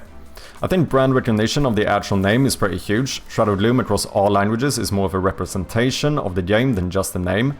I agree, but for a market such as the Chinese one, I think there is an advantage to even localizing the title. And the good thing is that the Chinese name is pretty much the same. Like, it's a somewhat literal translation that sounds a bit poetic or whatever, but it does basically contain basically the same meaning. Yeah, I think for most languages, I agree that I think it might even be a mistake to localize the title too much, because it does affect SEO as well, right? But I think Chinese might be one of the places where, or one of the languages where I think it's worth localizing even the title for, because I don't know. I think so. But obviously, you know, take everything I say with a grain of salt, because what the fuck do I know?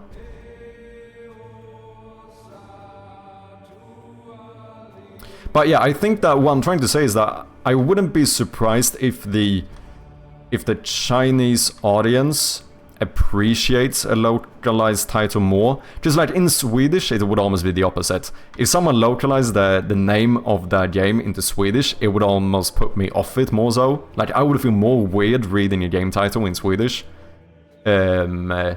But I don't think that would be said for every language. And for the languages where it's a little bit like, it doesn't really matter, at that point I would lean more towards keeping the title for SEO purposes, making sure that everyone calls the game the same thing. Yeah, potentially for Japanese or something, I would consider localizing the title as well. Let's play some Gruvarbete Hantverk Minecraft. Yeah, exactly. I couldn't. That would like legitimately. That would like put me off the game. I would be less inclined to play Minecraft if that is what it was called. Games such as Assassin's Creed, Final Fantasy, Warcraft, where the name is just a part of the brand, usually are written in English and even in Russian translation. Yeah, then I think we should keep it. I know, like Dark Souls, for example, I think is localized in Chinese. It is a literal translation, like the meaning is still Dark Souls, but they do have like a localized title. So I think sometimes maybe looking at those like bigger games, seeing what they do, might be the way to go. Mörka själar. It doesn't fucking work, man. It doesn't. I think it's neat that you thought of localization, even to have it set up initially makes it easy to expand to have language later. Yeah, I think the biggest shout is the fact that like, if you are even slightly considering localizing your game, at least implement the system early. Like, you don't have to actually localize the game, but make sure the system to do it is in there. Because that will, as you said, make it really easy.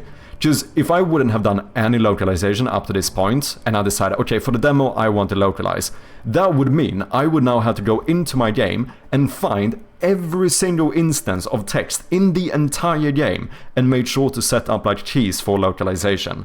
Like, that is a shit ton of work to do now.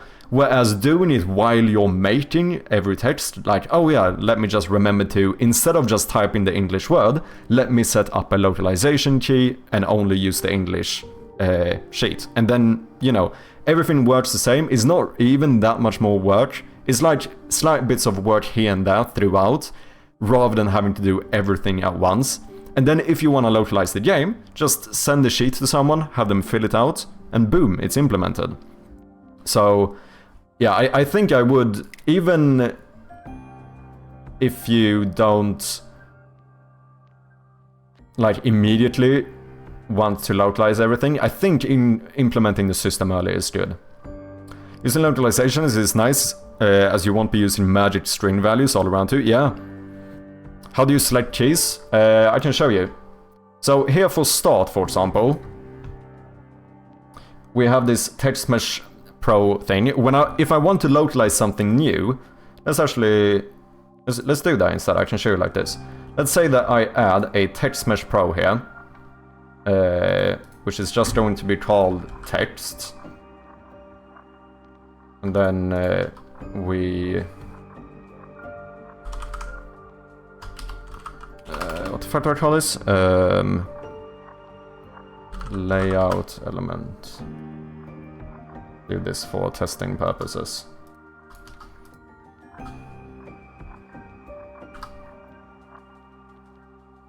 Okay, so we have a new text here that we want to localize in the game, right? What I do, it is really simple. All you do is right-click on the Text Mesh Pro tab and select Localize. When you do that, you will automatically create this component called Localize String Event. The reason why I don't add this one is because if I add it, I have to set up this myself, like what it should update. When you right-click Localize, it sets it up for you. And then I just choose which table this is from. And then here, I can just have a look at, like, okay, this is a menu button. So then I prefix everything by menu. And we have like menu, adjust brightness, menu back, menu bloom, brightness, cancel. So let's say this is a continue button. Then we just double click continue. And now, if we change the language into English, boom, continue. Chinese is broken because I used the wrong font, so don't worry about that. German, Icelandic, Polish, it's basically already set up. And then the thing that's really nice as well is that you can just create a new key straight from here as well. So if I click add table entry, it will just create an empty key for me. I can just name it here. I could even write in the English one immediately, and that will update the sheet, and then you're basically good to go. So it is really, I think it's really straightforward, to be honest.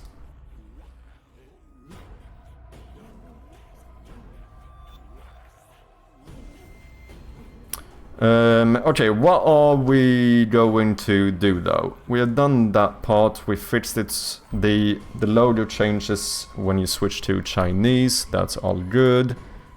Potentially do some new capsule art then. And then do some of the work for the description boxes.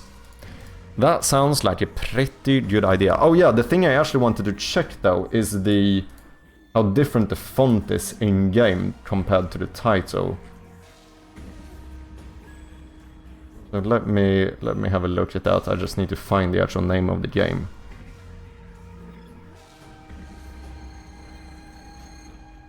Shroud of Gloom. Let me copy that one. Boom. Okay. This is the font in-game.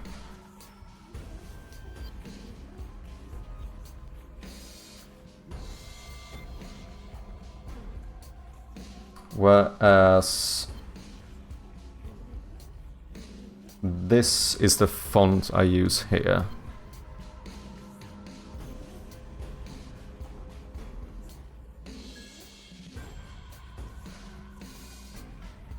Oh, these are connected here. I think this is fine. I don't mind having a slightly different font. Because the thing is, even in English, I use a different font for the logo compared to what I have in game. So I think doing the same thing here isn't a problem. I think I'm gonna keep this.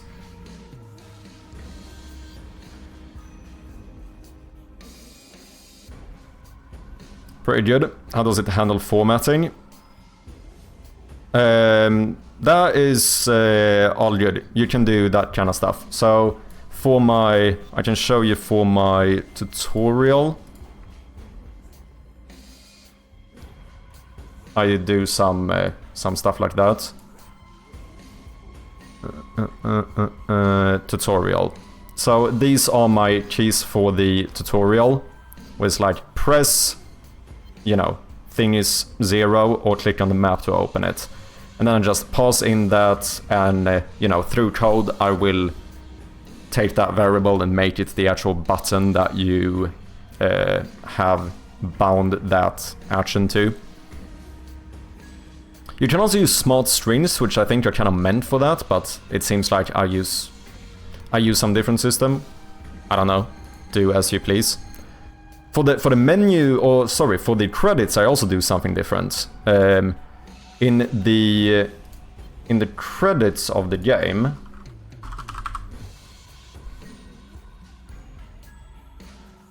I haven't set it up to localize all of the titles and stuff, because the way I do it is that my credits are just one big Text Mesh Pro.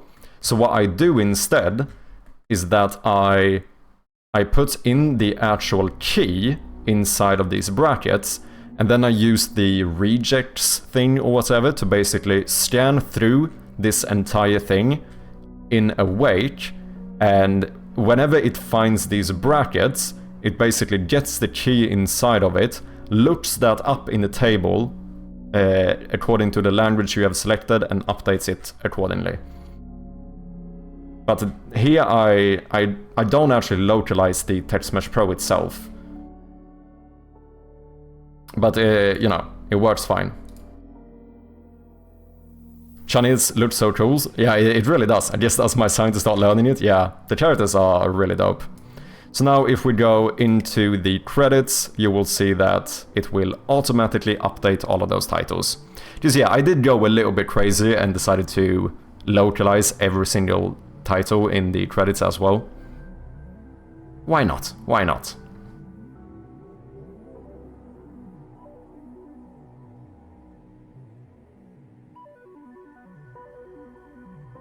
Pretty cool, isn't it?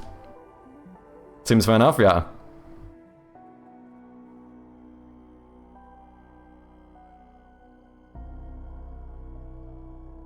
Good shit. Is the demo finished now, or is there still more to do? There is still more to do. I think I have most of the content for the demo, since I have... You know, we have about like... The last 2 playtesters took an hour to beat the game, so I guess we have about an hour of playtime. And obviously I only want the demo to be like 15 minutes, so we have a fair amount of content. The only issue is that I think I need to maybe restructure the content a little bit for the demo. I don't think if I can just take the first... I don't know if I can take the first 15 minutes and just cut it off and be happy with that.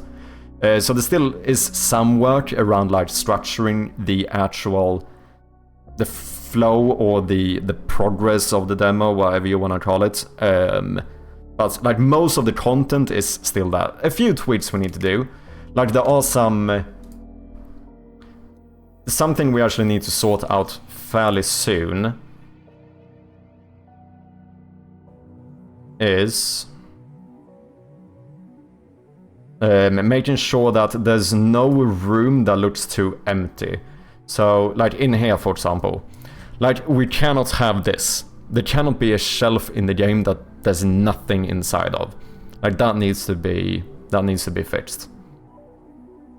So there's a few places where we just need to, like a lot of things don't even need to be interactable, but there needs to be something in here. Yeah, exactly. Just add a bunch of books. Yeah, there just needs to be stuff. Doesn't even have to be interactable, but it cannot be empty. Then you can open every single book. It's a small story within each of them, all unique. Fuck off, man. We do have support for books now, though, which is pretty sick. Don't we have the textbook, test book, which I think turned out pretty good. Do I have spoilers on? I do have spoilers on, give me a second.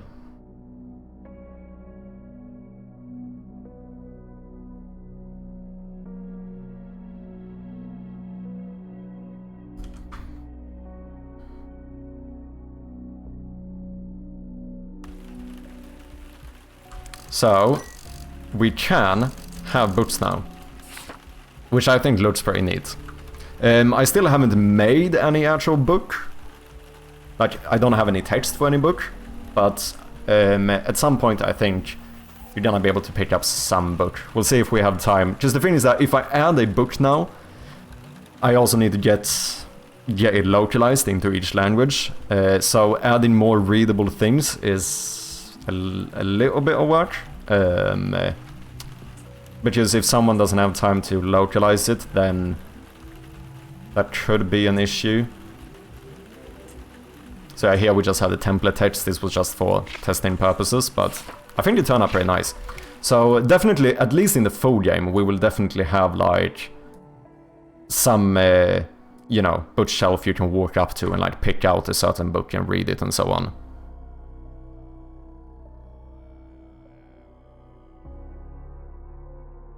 Oh.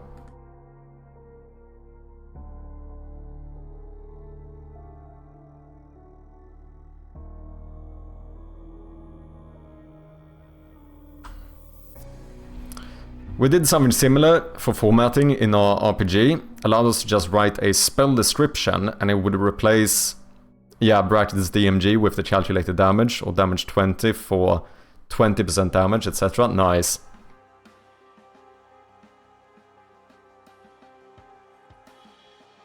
Make it like we have it here in IKEA stores. There are books everywhere, but all of them are in Swedish. I mean, you could do that. You could just say that this book is in Swedish, so, you know, that's it. Obviously, we cannot have it be part of, like, a puzzle or anything, because, you know, I don't wanna... It shouldn't be a requirement to know English. At that point, like, why are we even localizing? But, I mean, I guess you could argue that you could just have a book that is in a set language. Have that just be the case.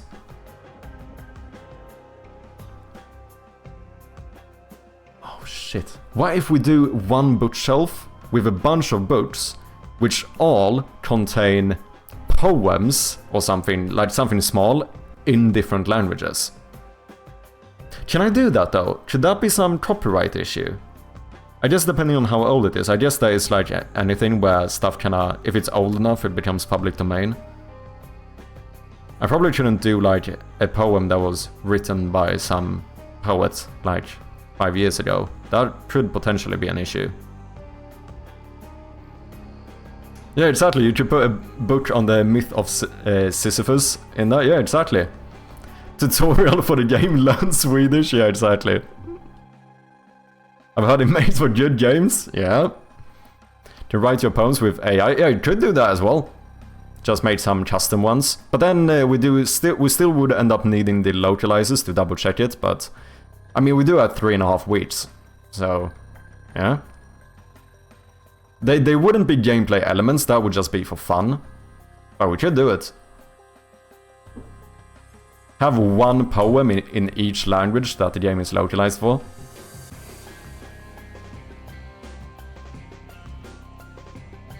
The only thing that is a little bit scary with that is like, how do we make sure that players don't think there's gonna be like hidden clues in that? Because we cannot do... You know, we cannot expect someone playing the game in English to read a Chinese poem and get some hint for a puzzle through it, right?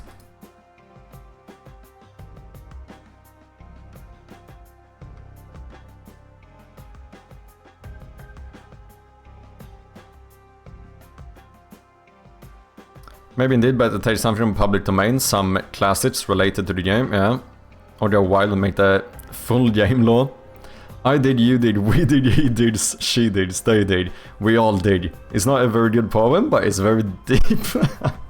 Oh, that is so stupid. Reminds me of Myst, where all the clues and story was in the books. Yeah. So, but that's the issue with doing this. If it's just a fun thing, we cannot give the impression that this is gonna contain clues. Look at Elder Scrolls Online lorebook system and mechanics for inspiration. Oh, did they do something similar? Welcome in, Imam. Hope you're doing well. Hey, Rubens Paznat with the 2-month Prime subscription. You absolute legend. Thank you so much, man. Appreciate ya. Cheers, man. Build a Twitch bot that puts localized strings on screen and let chat submit their language, then ship it. What could go wrong?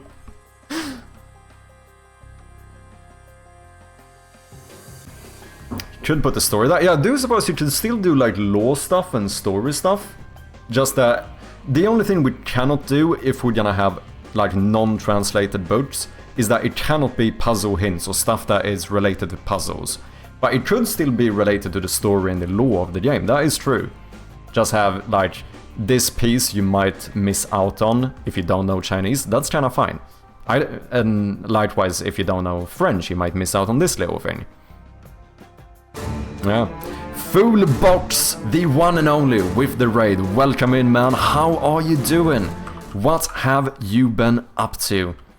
Anything you want to share, anything you want to show, let me know as per usual. Big shout out to Foodbox, yet another game developer here on twitch.tv. Currently working on his game Scope Creep, which just got its Steam page launched. So, I haven't set up the command correctly there, but ladies and gentlemen, if you haven't, make sure to go and wishlist the hell out of that game. Droll Medios, Tricky Lady, I Read Dev, Foolbox, welcome in guys, how are you doing? Dreamer, good to see ya.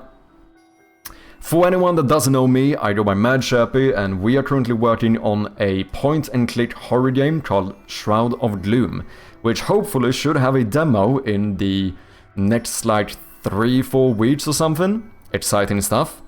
But if you want a better idea of what the game is like, then here's a little teaser for you.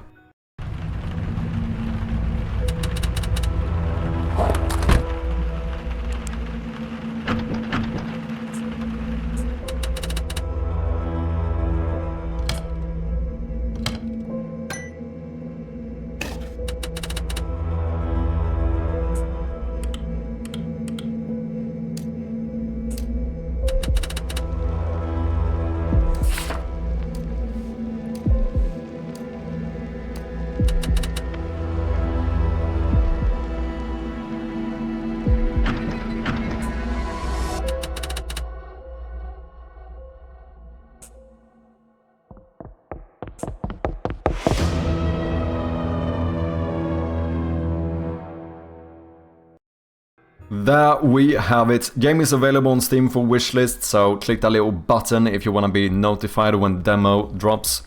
Appreciate ya. You need to update that command. I really do. The thing is, I'm thinking about like basically redoing my custom shoutout system and do something where I can just update the commands through commands in the chat myself. Do you know what I mean? Because manually updating them through StreamerBot and constantly adding new ones is getting a little bit tedious for me, and my little programmer brain is starting to go like just automate that shit. So at some point I'm gonna do a new system for it, where basically I just have the bot create some. I think I'm gonna have the bot create some JSON file for me with like streamers and their Steam links or itch links or whatever it might be, and then have me be able to have the bot create new entries in that sheet, in that JSON file. I'm gonna snooze this ad whenever I do a certain command. And then if I do that same command with the same person again, that means I'm gonna overwrite the last link. You know, I'm gonna do something like that, where I don't have to like... I don't need to go out of Twitch to change it, basically.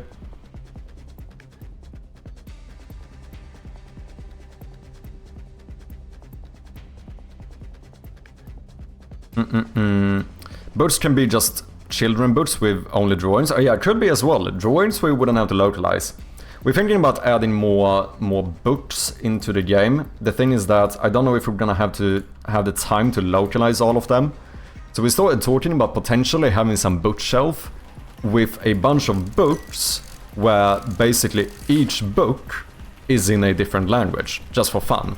But then what I said is that in that case it can't be like... It could be lore related, but it cannot be related to like puzzle hints and so on, because obviously then we basically require the player to know every language to understand the clue, which that is a little bit much. It can give additional hints on puzzles as well, why not? I mean, maybe. The main thing is that it does mean that unless we have the same clue in every book, so we know that you could...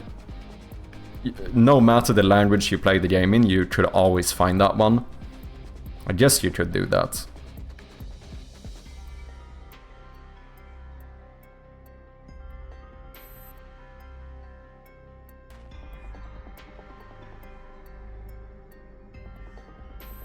Yeah, here we have it, ladies and gentlemen. Scope creep, yet another kind of low amount of color palette type game, you know? Me and Fullboards, we know what's up when it comes to palettes. Now he does go a little bit more crazy than me though. I mean, there's at least like 8 colors in here, which is... I don't know how he handles that stuff. Like, that is way too much. I stick to my like 4 colors. I feel like 4 that's enough for me. This guy does take it a little bit above and beyond. With like, look here, there's yellow and blue and pink. There's, yeah, this guy... This is why the game is called Scope Creep. All of these colors, man. I cannot deal with all them colors. But the game looks fucking fantastic. So make sure to go and wishlist the game, ladies and gentlemen. Support our fellow developers.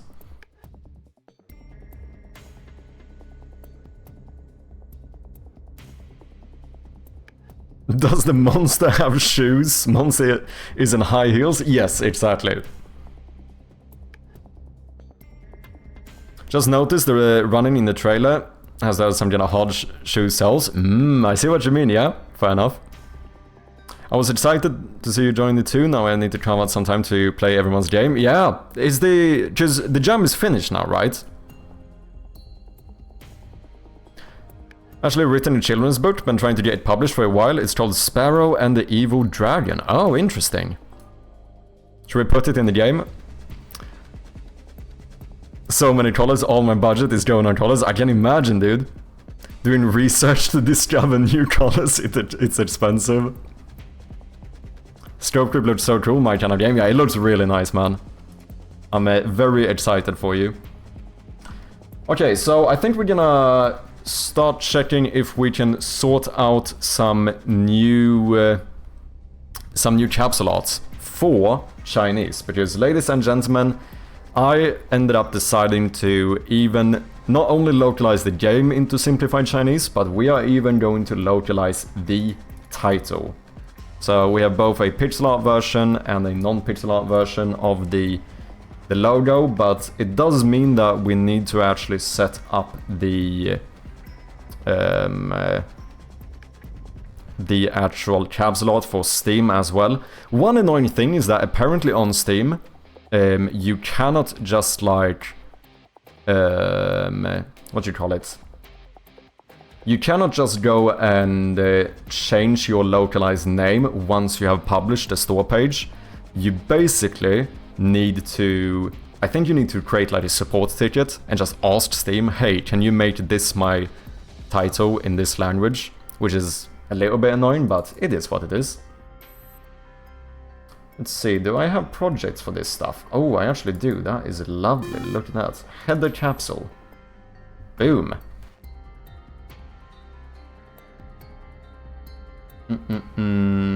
Then we just need our title as well. Let's see here. We're not gonna do pixel art for this stuff. I am going to snooze this ad. I don't know what you're gonna do about it, Bezos. You can't stop me. Logo, simplified Chinese, cropped. That is the one we want. Can I not? Let me do this instead.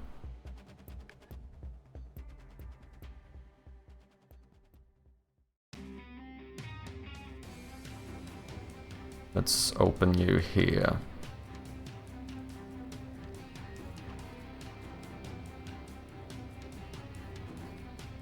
Oh, localization? Technologia, exactly. I do already have the game localized into Brazilian Portuguese, as well as European. I went a little bit above and beyond that.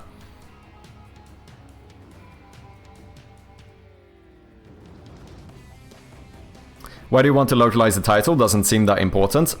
I think it could be an advantage for a language like Chinese. For the vast majority of them, I will not localize the title. But I think that the Chinese audience should be one of the languages or one of the audiences where I think they would appreciate a localized title more. And I also think it's kind of cool. But yeah, for the vast majority of languages, we will not be localizing the title.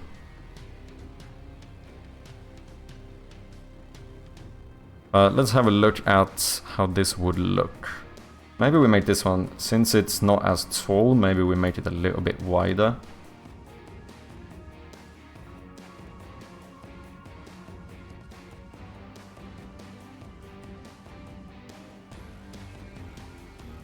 Doesn't that look pretty fucking cool? I don't know if I made it too big though. Maybe I want a little bit more padding around it. It feels slightly cramped. You know, we could actually cheat a little bit too, to be honest, to make sure that the title can be a little bit bigger. I could just move the monster a little bit extra specifically for this language. I think that's fine. And then we basically want to center you around here. So for the selection, center, center. Yeah, I think that looks better. Bet you could follow that by just throwing mayonnaise on tile flooring. Oh yeah, the fleshy footsteps or whatever. You probably could, to be honest. Like I said before, when it comes to Foley sounds, I think you can often use stuff you wouldn't expect. Did I... Is it just me? Does the anti-aliasing or whatever look a little bit weird? What was my... No, I do have anti-aliasing on, which we probably want. I guess it's fine. I mean, this one is fairly tight though, so... Oh, sorry, this one is fairly small, so the title will be... is not going to be the highest quality. You can tell the monster as well.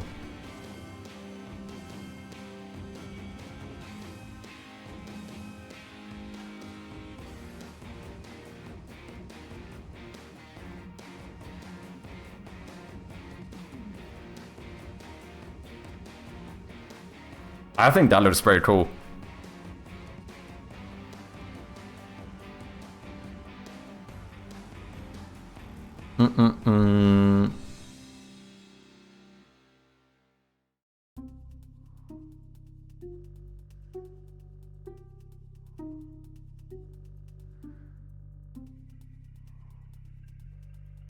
I'm not gonna localize like the client icon though. Like this stuff I don't think I care about.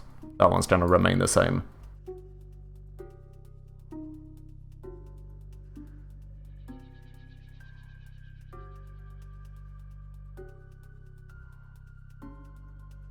Community header library capsule.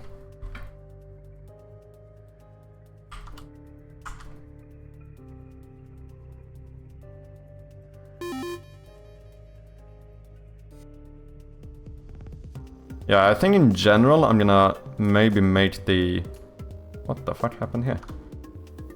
There we go. Maybe make the Chinese one be a little bit wider, since it's not as tall. Maybe do something like this. Okay, last ad I can snooze, but we are going to do it.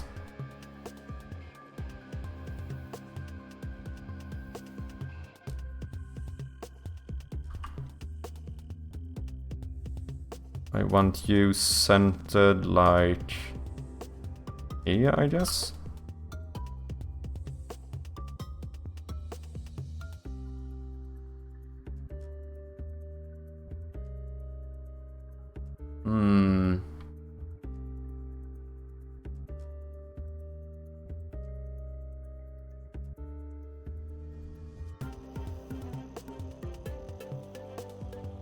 Is it too wide? Let me think about it. Let's see, Library Hero, that one doesn't have any text, so that one will actually remain the same. Library Logo, we would need to change though. This one, what is the resolution of this? I think it's, yeah, 1280 by 720. So for that one, we should just duplicate this one. And then I think I made this... Yeah, 1920 by 1080. So let's do that. And then I think the easiest way to do it is that we are just going to scale this down into 720p instead. Cubic, maybe. I think that's fine. Once again, just to double check, make sure that you are fully centered. Okay. Should I position you in the center? I guess I should. Because I could like bring this down depending on where I want it to appear. So this is the one used mainly in your library when you actually go to the game.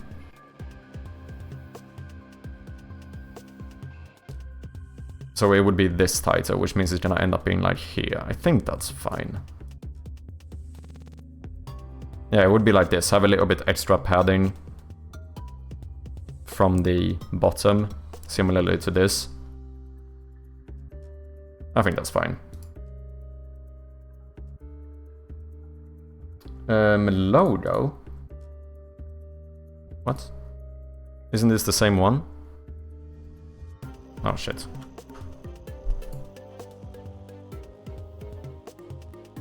No, I don't think this one is used. I don't think you use a 1920 1080 logo anywhere.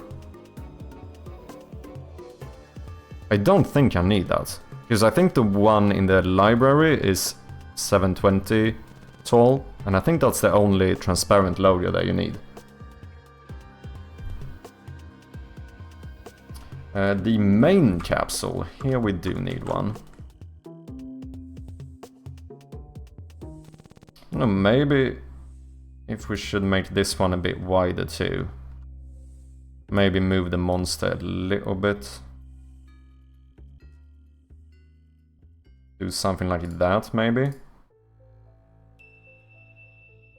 And then maybe move the monster a few pixels over here. Something like so.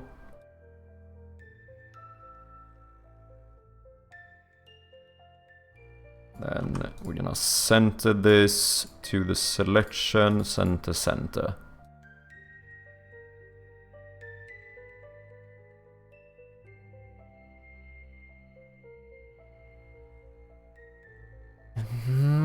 Is it too cramped?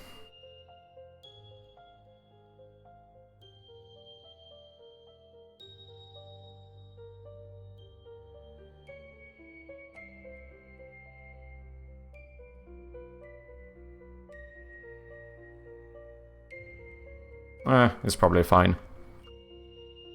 What have you been working on today, Fullbox? Oh, the small capsule, this should be fine. I think I almost earn on having a wide logo here.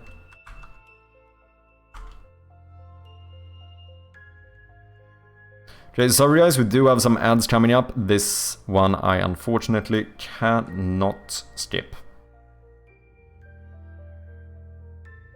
Let's do something like so. They sent you a lot of updates on localization and some other findings. Ooh, nice, good luck, cheers. Appreciate ya, Liomatech. For anyone who doesn't know, Liomatech has been kind enough to help us localize the game into Russian.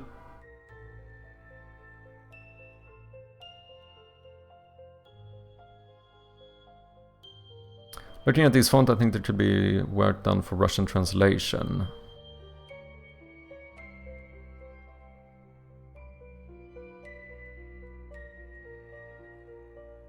Okay, I don't think... oh, no. I think I'm... yeah, I'm already using one of these. I think I'm using Roboto, since that one is open source from Google. That is the one we currently use for Russian. I don't know if I use... because I think you said Roboto bold. This is not the bold one, but it should be Roboto.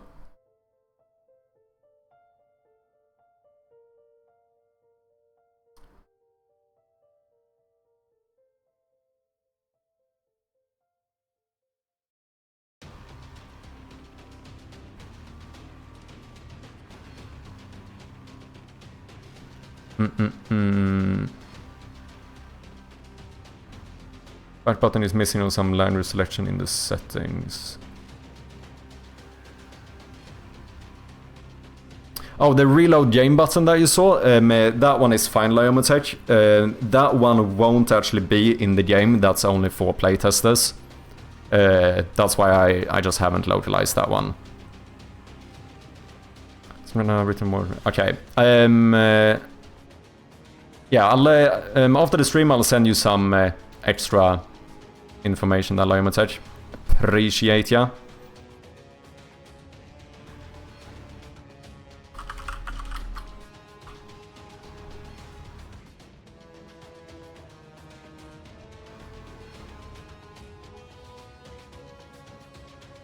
I missed everything but just us. Oh shit. I'll let you know after the ads. Let me quickly go and get some tea. Sorry guys. And we are back. Sorry guys, that did end up taking a little bit longer than it was meant to.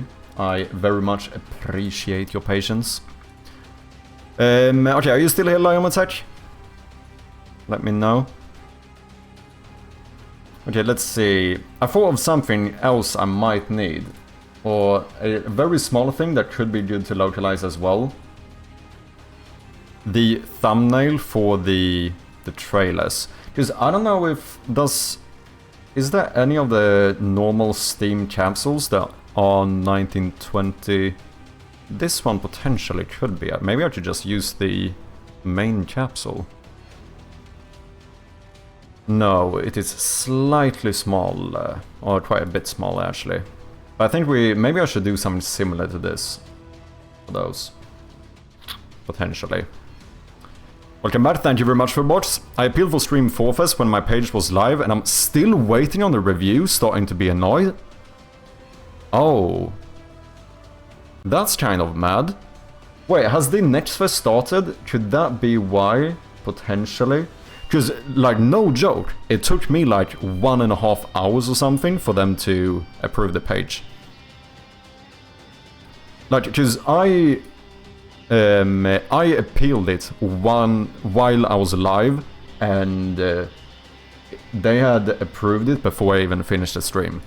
I'm fairly certain it took me like just max like 2 hours or something. Yeah, maybe there's a bunch in queue now that is closer to the date. Yeah, could be the case as well, I suppose. Yeah, that's fair. Could be the case.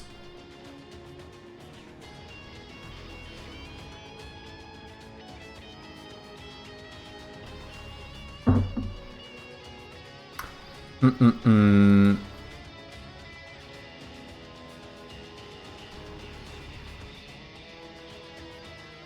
a nice opportunity, yeah, very much. I really hope you get in. You should, you should. I mean, there's still like, what?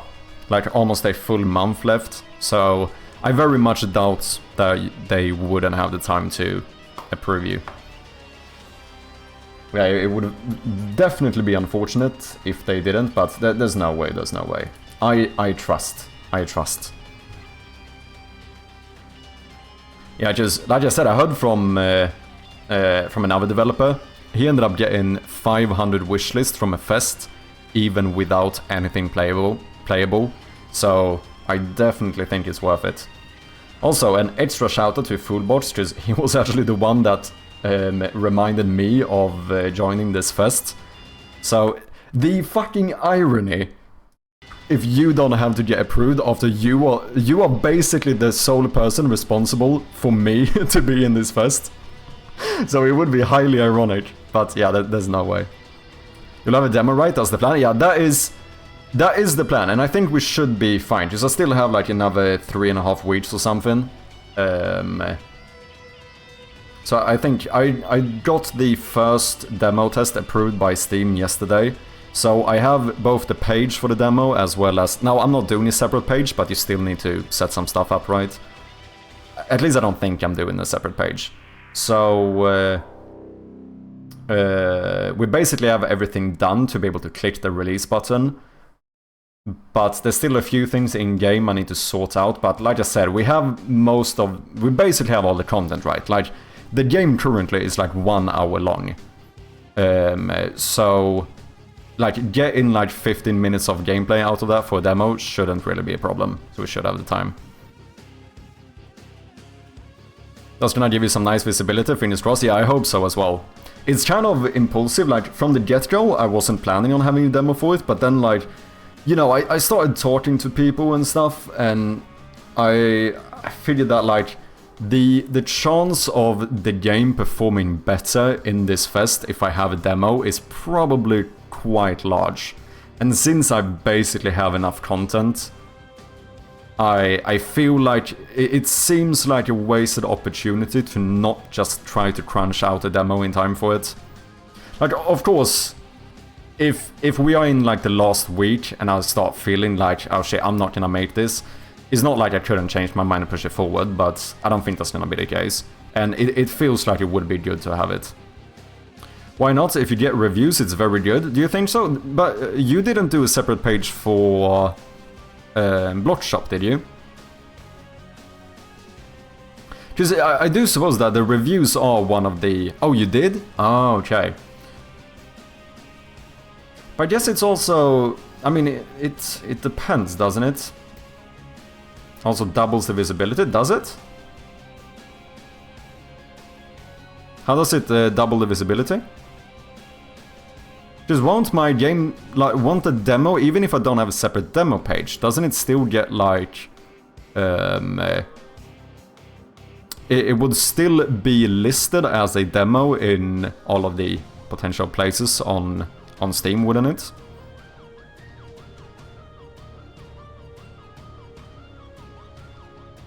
Two pages? I guess. But the thing is that even if you don't have it, you technically have 2 pages, technically speaking. Because if you... what is a game that doesn't have a separate demo? I don't think Faith in Despair, the game by...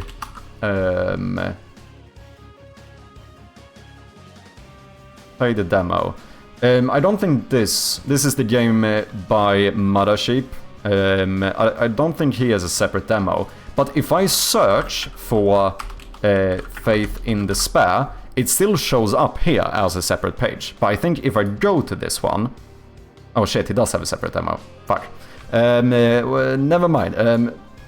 What is a game that doesn't have a separate demo?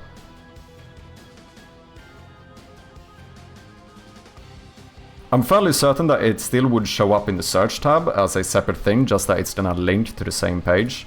Demos.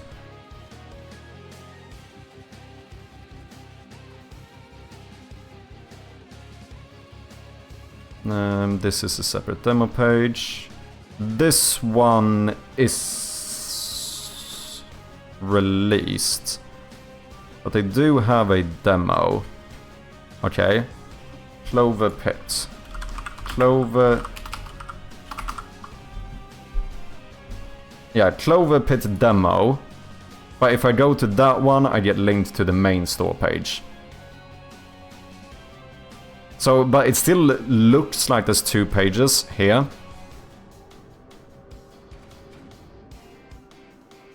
I don't know, maybe I should.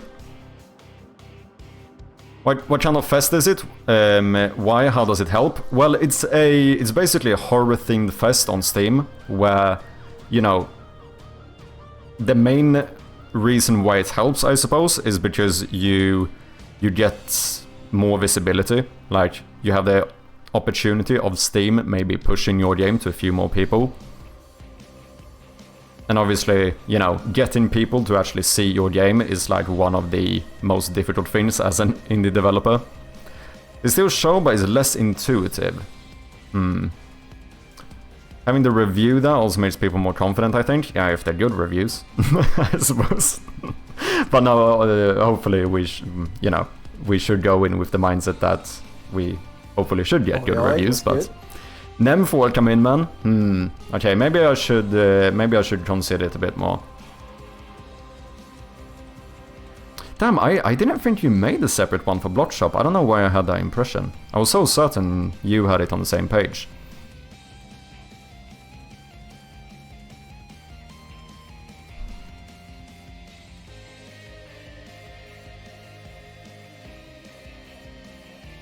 Wait, I think we should move this guy a little bit here as well.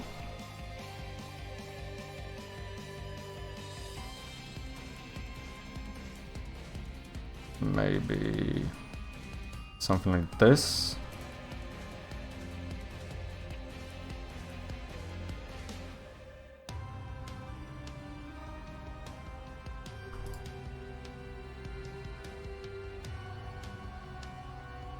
Selection, center, center.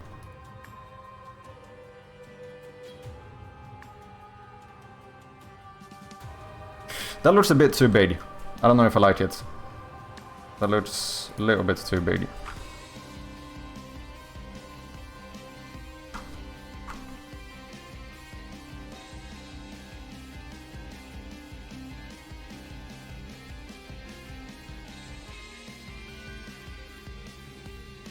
There needs to be some space.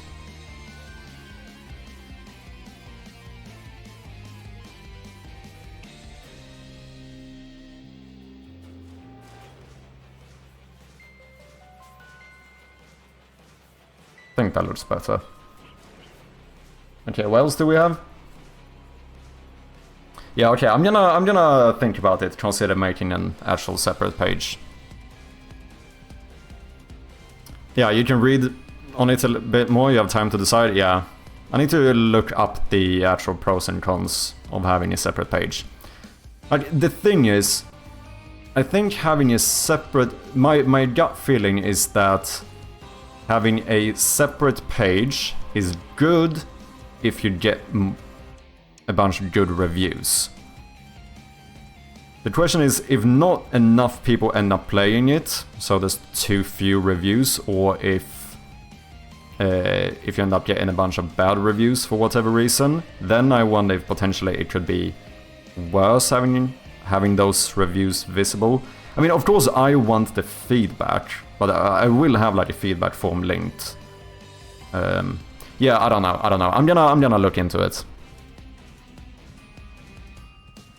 Are you doing the game title for all languages? No. I'll be too scared to even touch kanji, thinking I would change the meaning somehow. Well, I do have a actual like professional localizer doing the Chinese localization for me, so I actually had him make the title as well. So this is not just some random like ChatGPT translated thing. But the plan is not to do, like, for the vast majority of languages that we are localizing into, I am not going to do localized titles. So far, this simplified Chinese is the only one I'm doing it for. Because I think this is one of those languages where I think you could earn on having a localized title. Potentially for something like Japanese or whatever. Potentially. I could do a localized there as well. But for the vast majority of languages, I'm not gonna do it.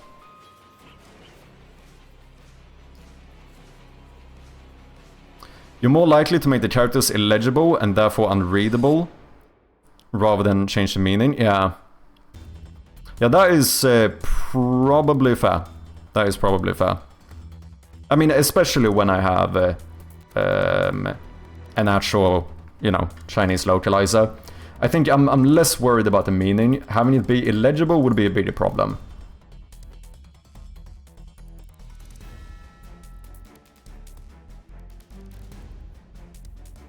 To be fair, this one is fairly big though. But the good thing is that, you know, regardless of the logo, like, for example, if you search for my game, like, not only are you going to get the logo here, it's going to say the title. So there's always, pretty much always going to be something that is clearly readable. Same thing on the page. Just like, the plan would be to localize the entire page for simplified Chinese, right? So like, this is going to be in simplified Chinese too. The one I was the most worried about is really the in-game one, since I use pixel art in-game. You know, I basically have this as the title inside of the game. This one I was more worried about, it potentially not being readable enough. But I did send this to my localizer and I asked him if he thinks that is readable enough, and he said it was, so I think it's fine.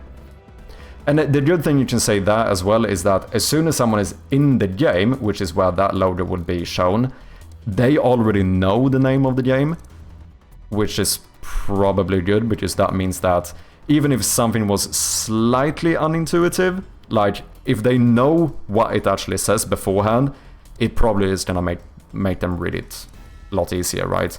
And that one, like I said, is only used in-game. I never use it for like marketing material and stuff.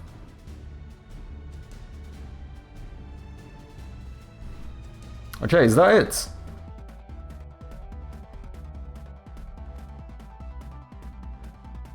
I think that should be everyone.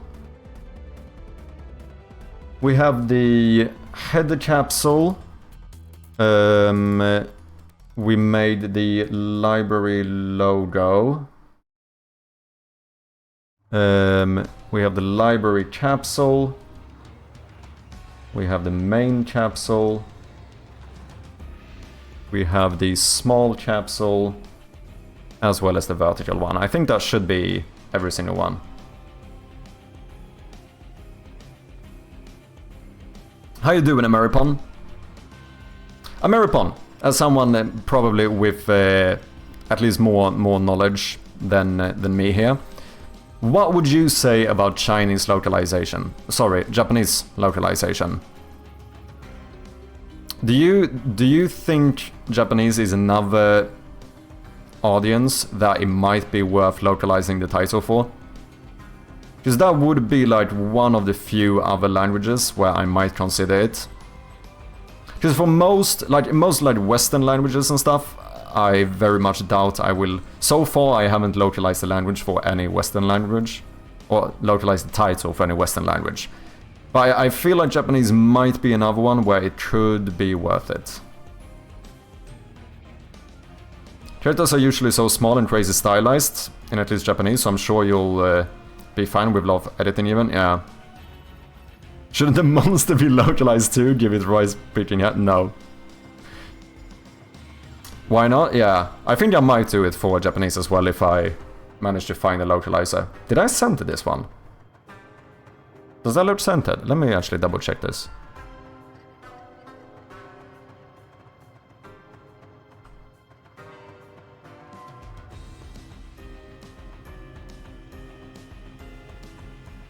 No, I think so. Oh shit, I have my old one in here. This is the first main capsule I had.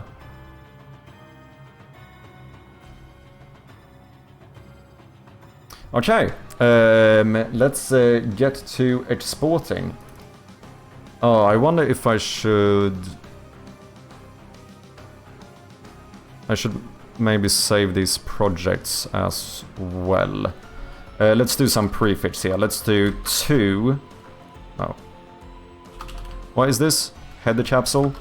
2. Simplified Chinese header capsule. Let's do something like that. This is in projects. We are saving it as a project. Yes. Library capsule. Save as 2 simplified Chinese library capsule.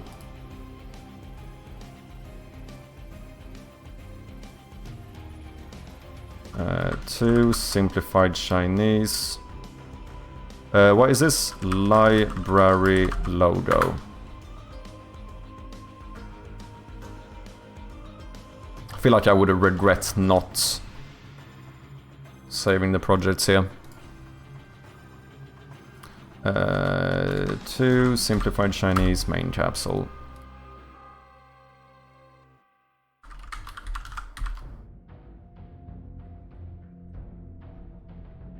And last but not least, we have this one, which will be the vertical capsule.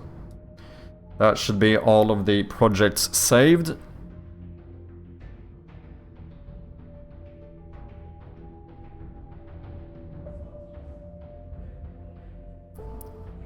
French, Spanish, Portuguese, Italian, and English. We already have localization for most of those. I still need to double check my Portuguese one. French is done. We are waiting for Spanish. English is the source language, so that one is done. Italian I don't have. Italian I don't have any localizer for. 10.111. Asian localization is totally another market. Most of the places need company inside the country's market because of Steam. Chinese might be a good one too. There's a huge chance that someone will steal it and port it to Chinese market. Interesting. Yeah, I think Chinese seems to be one of the most important languages to localize for.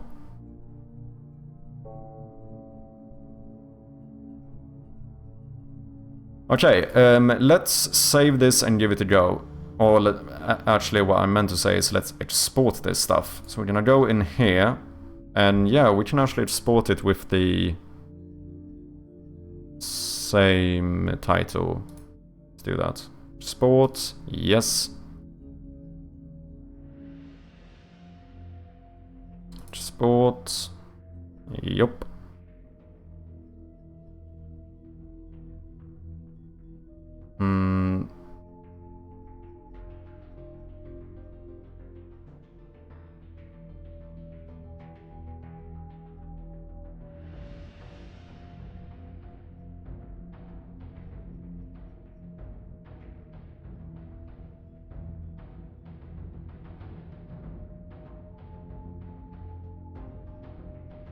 There we go.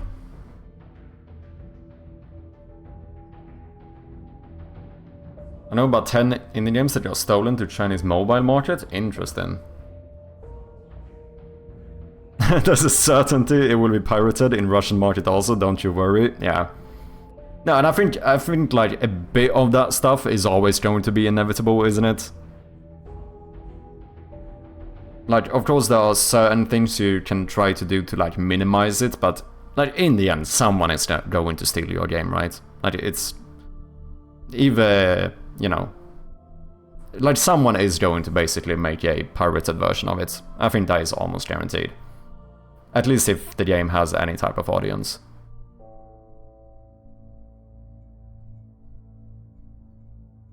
Okay, there was one more I was thinking about. Which I don't know if I have.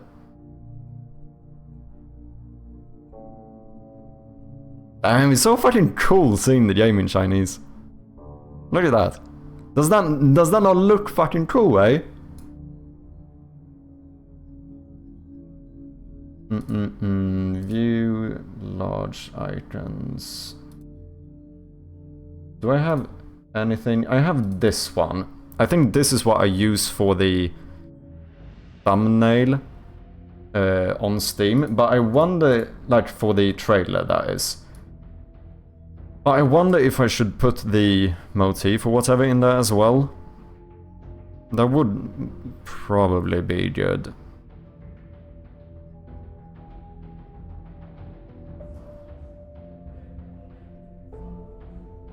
Or have a background. Like take like this screenshot or something and put a logo over it. Maybe that would be better.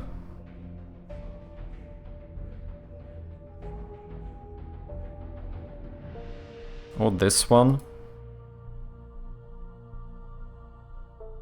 Outside might be a bit too dark for that. Potentially do like the main hall screenshot. Put the logo here. What do you guys think? Either we do like a thumbnail type thing with the monster motif, or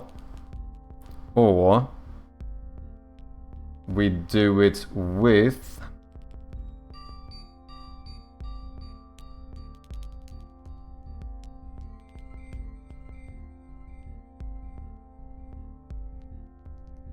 where are my new?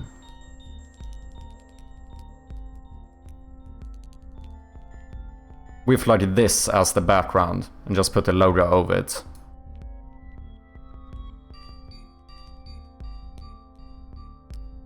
What do you guys think? Put the monster in it or put the screenshots in it. So this would be like thumbnail for trailers and so on.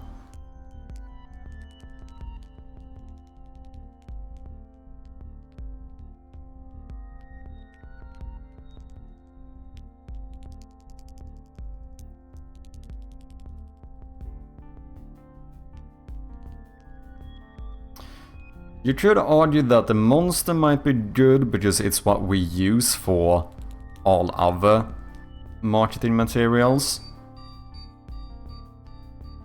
But the screenshot should be good also because it gives it more of a... There's more happening like in the background, but it also, I suppose, shows off the art style of the game a bit better. I mean, what we could do is to try both and see which one we like the most.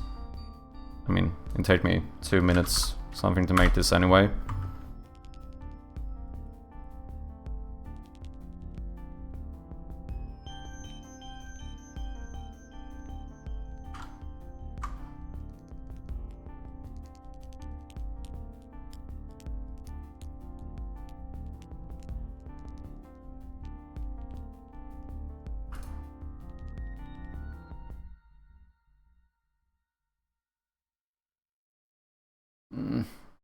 I mean, the logo ends up covering so much of it, so...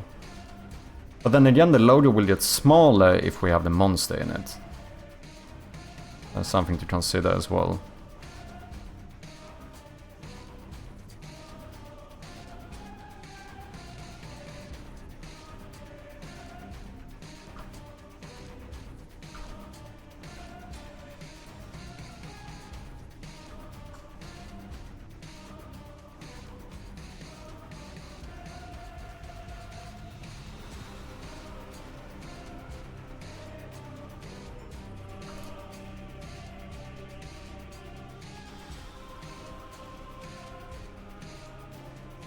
Yeah, I don't know if it's worth it, having the screenshot as the backdrop. Because it kind of makes the logo harder to read as well.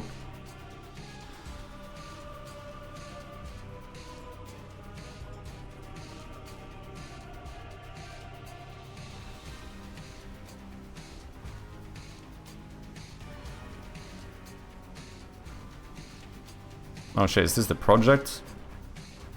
That's not what I wanted to open. This is what I wanted.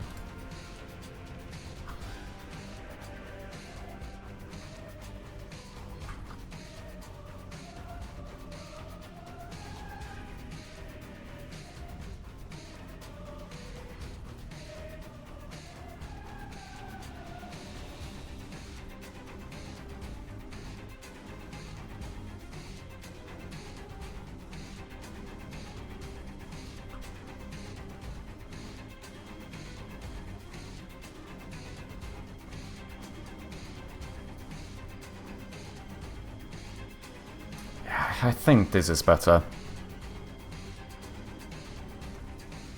Now, I don't know if scaling these logos twice should cause it to have worse quality, so let's just re-import this one. Do I want the logo or the border as well? I tend to do a border around everything. I might want that.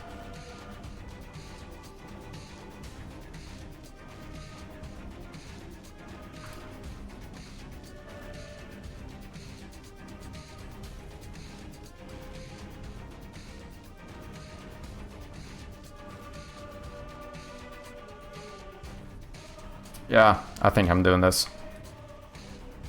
Which one of these is closest to 1080p? I guess that would be like this one, I assume. Maybe this one.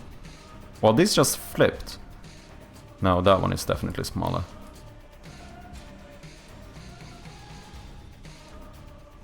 This is still a bit smaller, so maybe we add like 1 pixel or something. What is this? 4x4, maybe we do 5x5.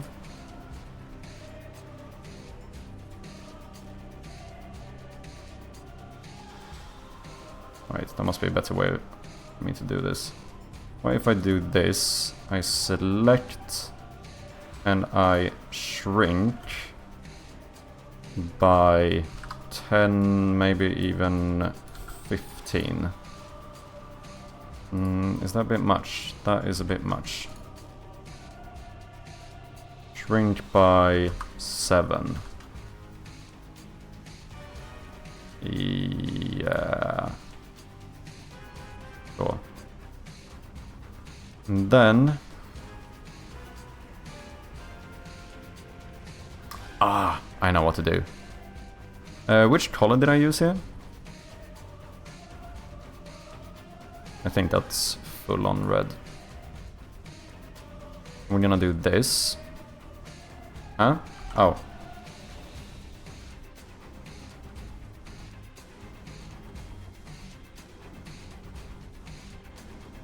Boom.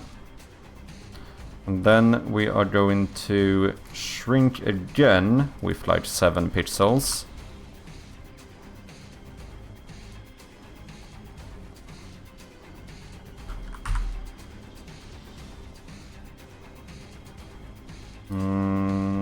Yeah, maybe.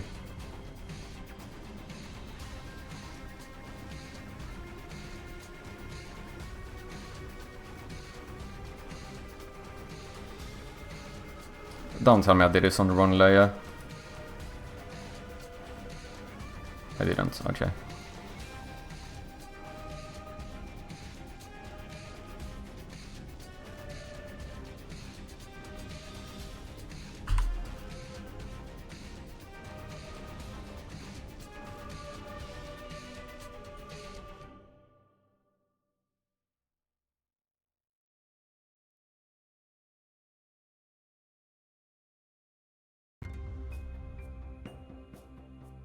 I think it's slightly thicker than the other ones I have.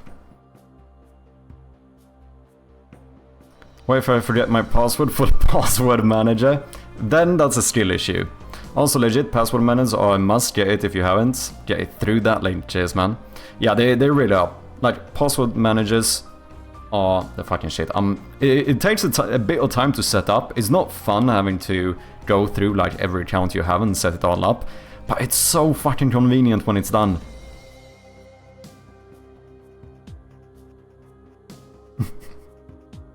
You could get a password manager. True.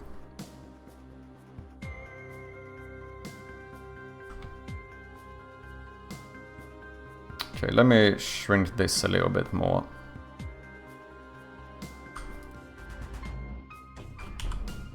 Oh, whoops.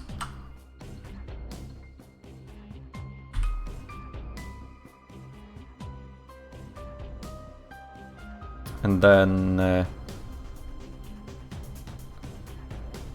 I want to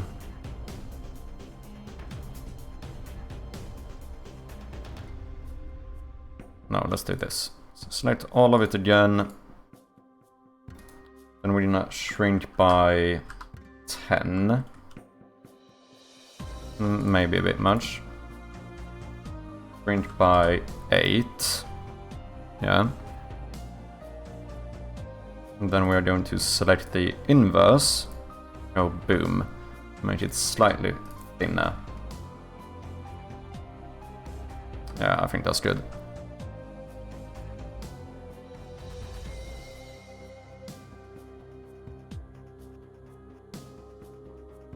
That looks pretty good to me.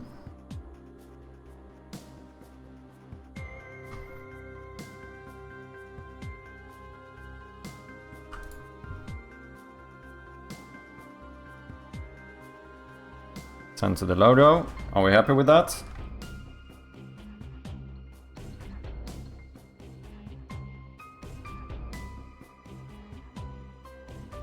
I think I'm pretty happy with that. I don't need to save you yet, but let's export you. Version 2. So this is technically like the thumbnail. Let's add 1080 so I know the size of this one. Sure. Me gusta. Thank you, man. Legit need you to try out Marathon, only because I know for a fact that there will be a nice moment to clip, so even if you try it off stream, just record yourself, I will try it.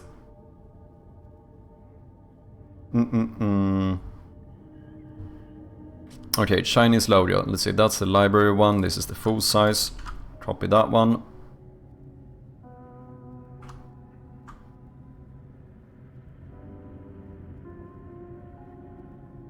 Let's make this one once again slightly wider, since it's not as tall. And then I'm going to ever so slightly move the monster over here.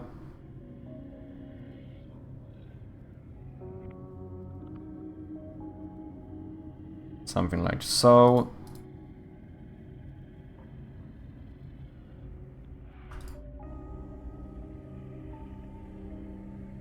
Center, center. Looks a little bit crammed, but I don't know if I care enough right now, so let's save this as 2 simplified Chinese thumbnail. Save. Then I'm going to export this as 2 simplified Chinese thumbnail. Boom. And then you know what I'm gonna do? I'm gonna go back here. And then I am gonna save this one separately. So this will be just thumbnail. And that should be everything we need.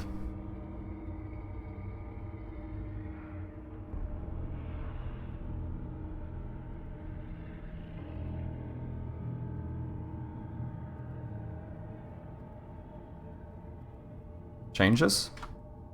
Are there any changes to this?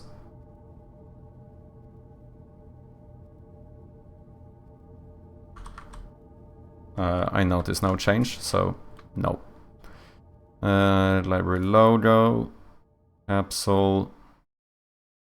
Don't need to save that one. Yep, that should be everything. Oh, have I had a game on the entire time in the background? Whoopsie. Okay, I kinda wanna see how this looks, so I kinda feel like the title is still not going to be localized, like the actual game title on Steam, but I feel like we should try and update the art, just to see how it would look on the Steam page.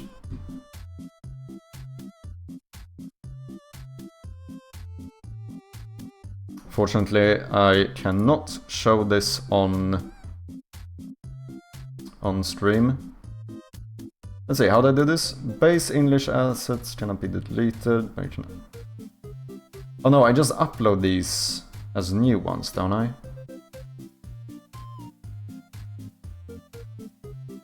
Yeah, I think that's what I do, and then I just select that it's a language override.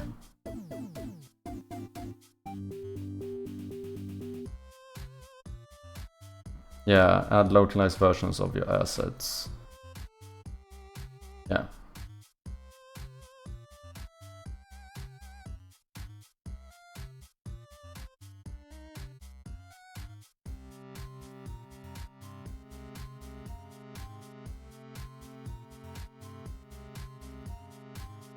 So I guess we're just gonna copy all of the Chinese ones. I just said I'm not gonna change the community icon. I don't think, because I couldn't just do one of these anyway. So I don't think we're gonna do that. I guess I could have had a monster as the thingy instead, but nah. But we don't, right now we don't need the thumbnail, so let's deselect that one. Then we're going to upload all of these. Let's see, header capsule should be the header capsule, but this time for simplified Chinese.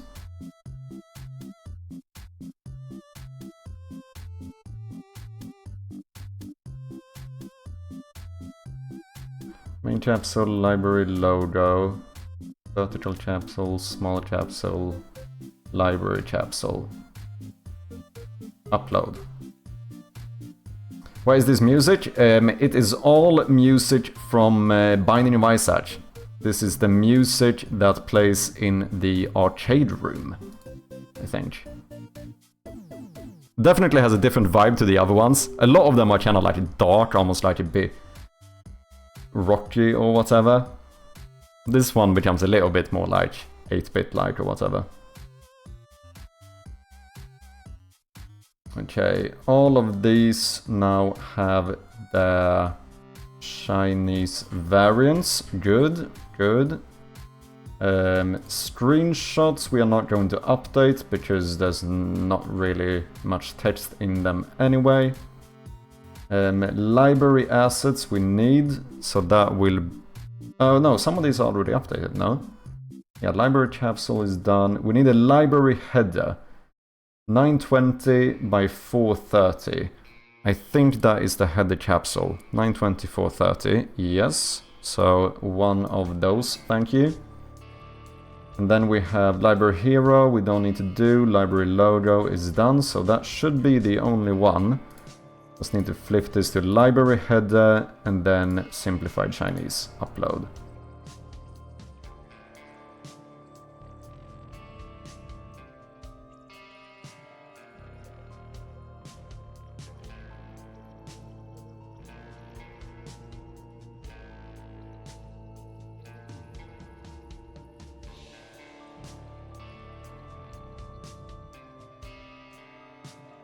Okay.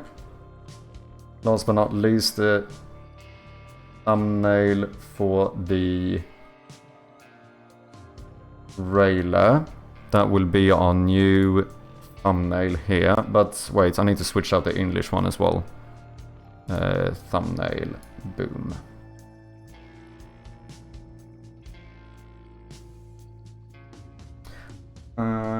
Okay, I'm gonna need to localize the name of the teaser as well. Let's not worry about that right now. Let's see here, simplified Chinese.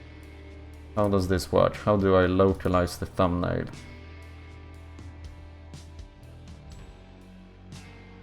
Okay, so I save this one. And then what? Then I switch language to simplified Chinese. And we pass in this one instead. Is that what I do?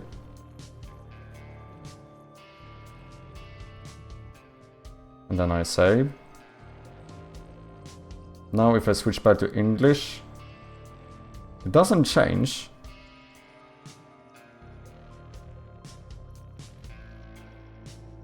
Oh, I wonder, do I need to upload... Oh no, do I need to upload separate trailers maybe? And if it finds a Chinese one, it won't display the English one? Is that how that works? Reminds me of Malcolm in the Middle, more specifically reminds me of Funky Town. I wonder if that's how it works, because what happens if I... No, I did say this. Yeah, just if I switch to English now, the thumbnail is the same.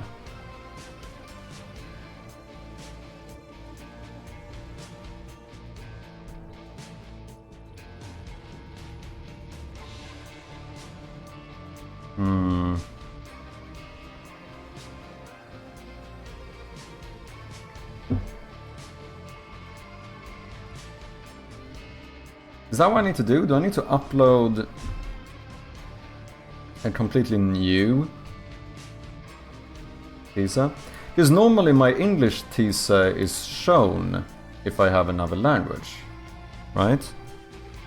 But if we go simplified Chinese, we have the same one here.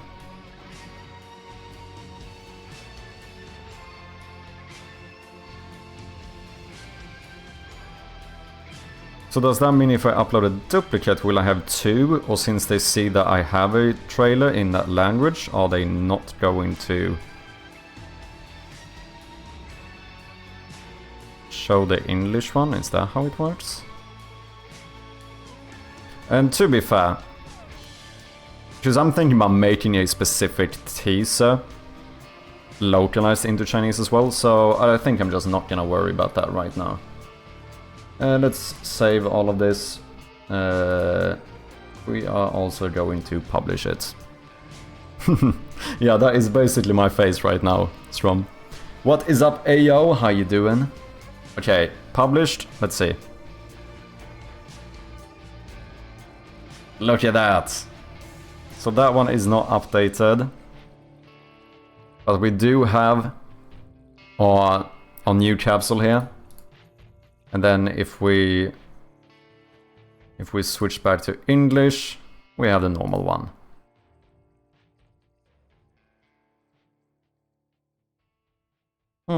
Just need to make sure that this becomes localized too, but I think I need to do a support ticket for that.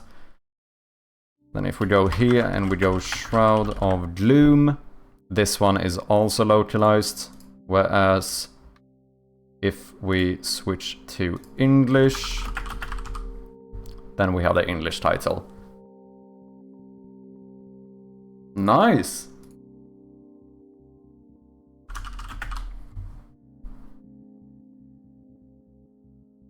I think that's pretty sick. Localization, indeed. I do have some new descriptions now with the localized name as well, so we're gonna switch that out eventually. Maybe I need to do a reminder to send in the thing to update the actual title on Steam.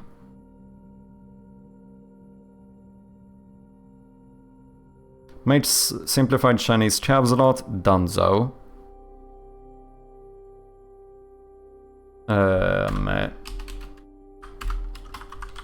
Send a ticket to Steam about changing the simplified Chinese title. Let's try and remember to do that as well.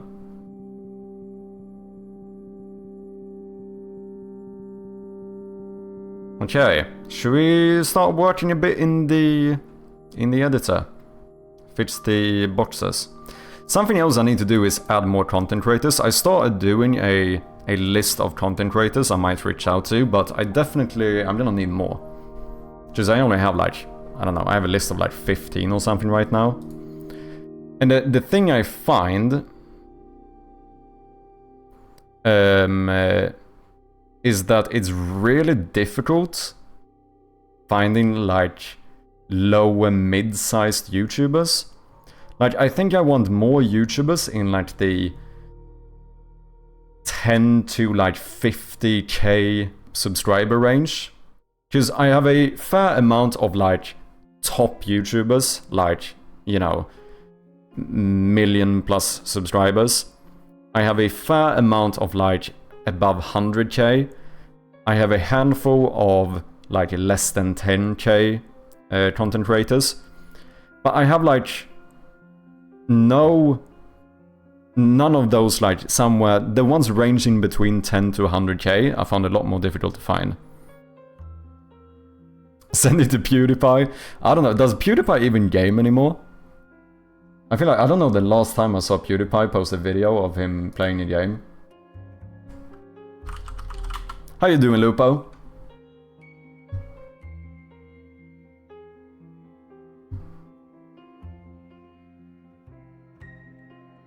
I guess GeoGuessr is a game. But when was the last time he played like a conventional game? 7 months ago. Oh, yeah, it's that game. I've seen that on Steam. So 7 months ago he played that, which is a horror game though. It is a horror game.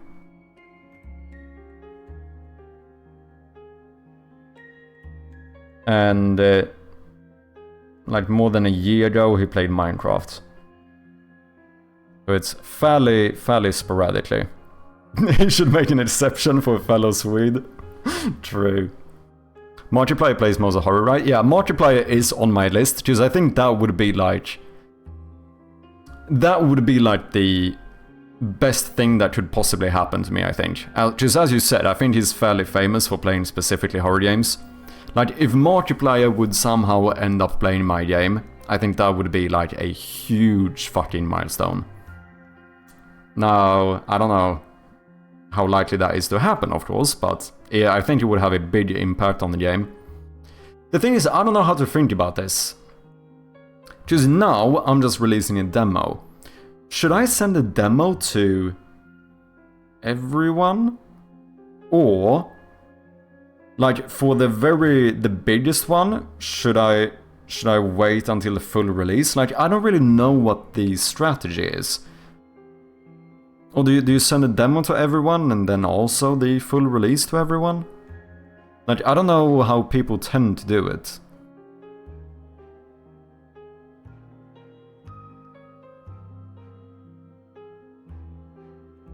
Markiplier. I guess it depends on whether or not he... Does he play demos? 3 scary games. I assume... This is 45 minutes, so I assume these are shorter. Are these... I mean, these are itch games. Decline.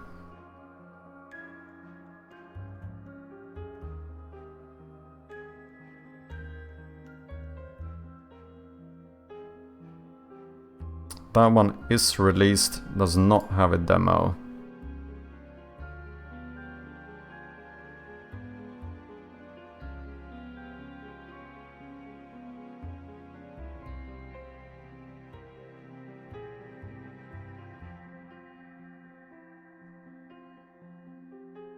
Be interesting to see if I can find something that is like... I mean, full game release, White Knuckle. Okay, so he does specify that this one was the full game, so maybe he played the demo too, potentially? That would bring in massive traffic, probably. Yeah, I think so too. Callum, what's up? How you doing? How are you, Turia? I am not. Eu sou da Suécia, mas falo pouco de português. E tu és de onde? És de Turia? És de Portugal?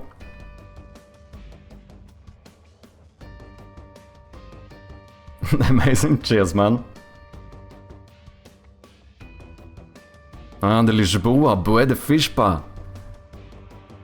Já fui a Portugal. Fui a Lisboa de férias. Há tipo... Foda-se. 4 anos, algo assim. What's Turia? Turia is slang for Portuguese, as in like a Portuguese person or a Portuguese thing. Yeah, to come back. I did. I actually went back to Portugal like a couple of weeks ago. I went to the Algarve for the first time. Just first time I went to Portugal, I basically traveled all the way from Lisbon all the way up to like Porto and Braga, like along the coast. So I went to a bunch of places, but I basically missed out on the south. Sorry guys, we do have some ads coming up.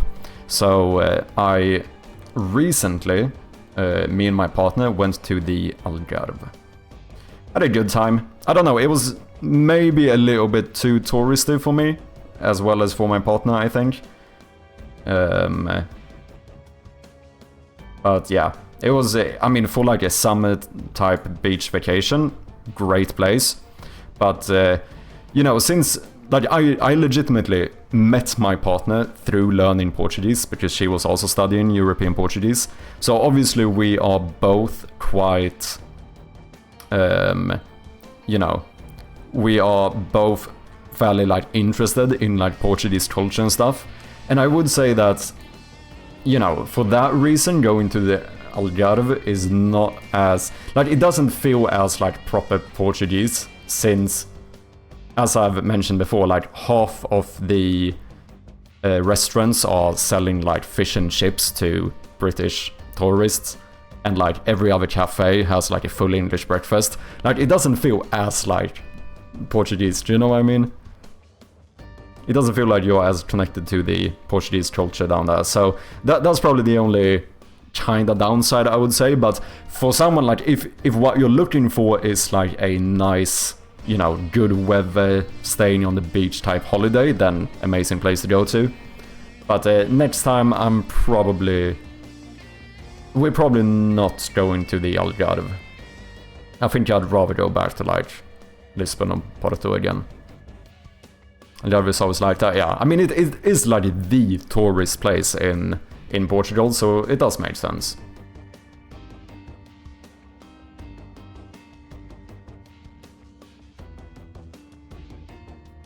Wait, what if I do this? What if we just scroll infinitely and then we just search for demo? I want to see, has this guy played any demos? Getting worse, to be honest. Globalization, Yeah, and that's the thing, because like when you travel to some place, like I don't really want to,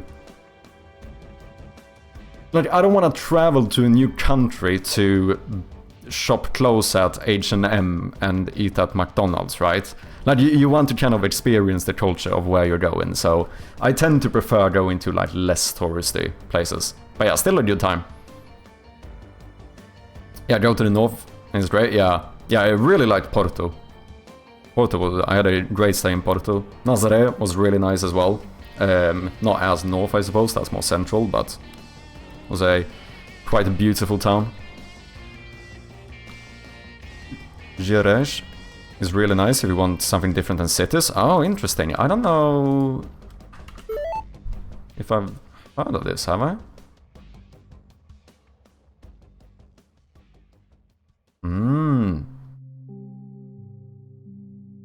Can I get a map or something?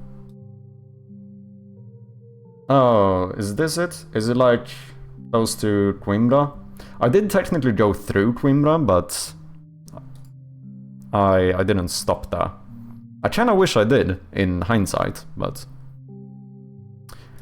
What are we doing? I'm currently trying to see if Markiplier plays demos or not.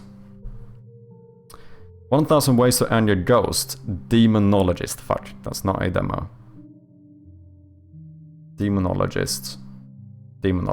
Fuck. Okay, at the very least, in the past 3 years, he has never uploaded a video that has demo in the title.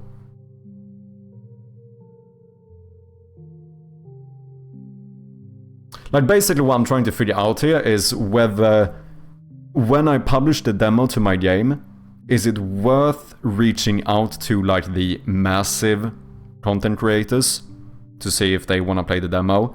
Or should I kind of wait with that and just give them a key to the full game when it comes out? That's kind of what I'm trying to figure out here. Like, I don't know if the guys that are this big, like, do they play demos? I mean, obviously they play like itch games, but that doesn't necessarily have to be... Like, that might be like a smaller scoped game, but it's not necessarily a demo. Right? Hey, Callum, muito obrigado. Thank you very much for the follow. Appreciate ya. But I was looking for game dev streamers. Glad I found you. Cheers, man. I'm glad to have ya. He's kind of a huge YouTuber, so I don't think he does demos on YouTube. Maybe stream some? Yeah, it could be possible. Oh no, this is Markiplier obsession again. I mean, I guess you could argue that there's nothing bad about just sending them an email. I don't think there's really anything bad that would come out of sending someone a key to the demo. So maybe I should just do it. Like these, he does a lot of these like 3 scary games videos. This feels like a pretty good place where you could have lumped in a demo. And he did play Deckline here, but this, at least as of right now, it doesn't even have a demo out. 7th of May was the release. 7th of May what? 2025. September 20, so that was probably the full game. More scary games.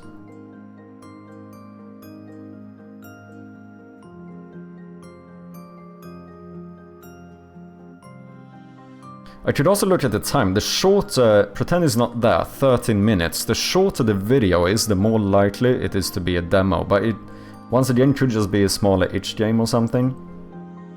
Oh, not even a link here? That would be so unfortunate. Having someone play your... Someone this big play your game and then not have a link to the game. Like, because I imagine that is a huge difference if they have the link or not, on like how many people it might convert.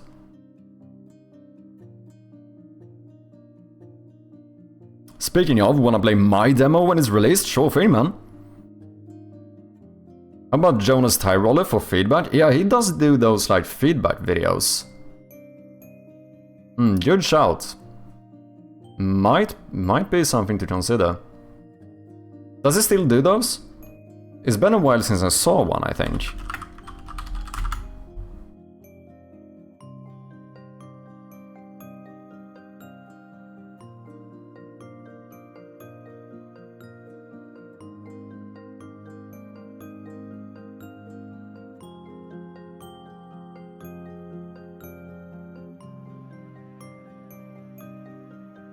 Your games. It did one a year ago.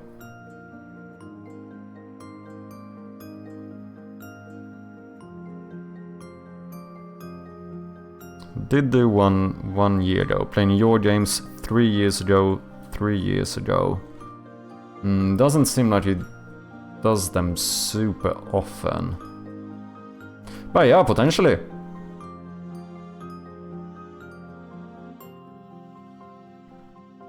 It didn't say anything about the game there. Okay, short videos. What do we have here? Should it be a demo?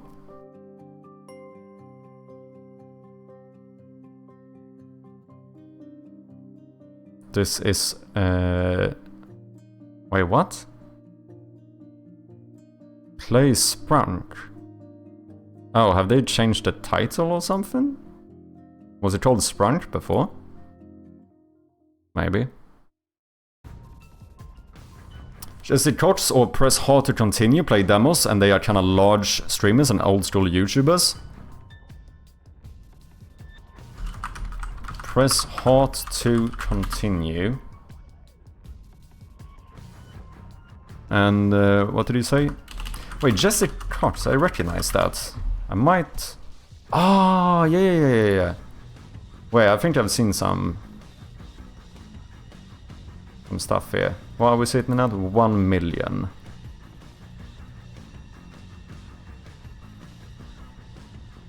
$712. Okay, let me add these to the list and I'll check them out. Where do we have this? Game dev, content creators. Because the main issue I find is that I've started doing quite a bit of a list here. And yes, whether it's weird or not, I'm basically putting them in different categories depending on how many subscribers or viewers they have.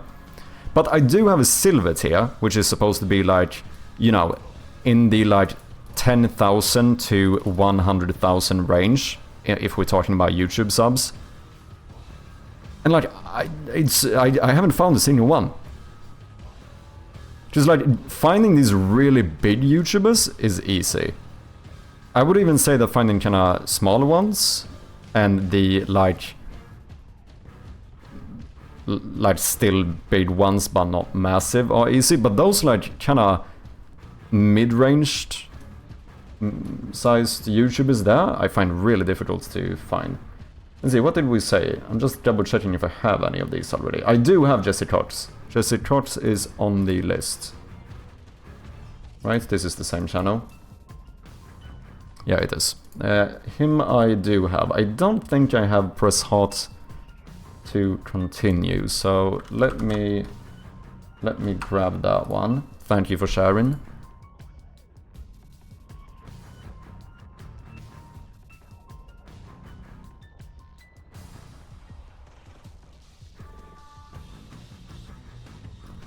Camustan, how you doing? Aliens Rock 700k sub, plays a lot of demos but doesn't state them in the title.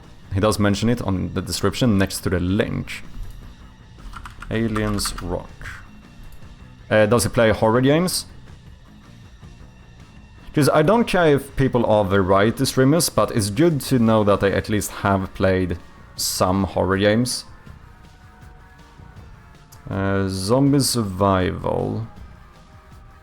Yes, you could argue that's a little bit close. Because I think there's gonna be a lot of people who just wouldn't play horror games. Oh, he played Mind Over Magnets as well.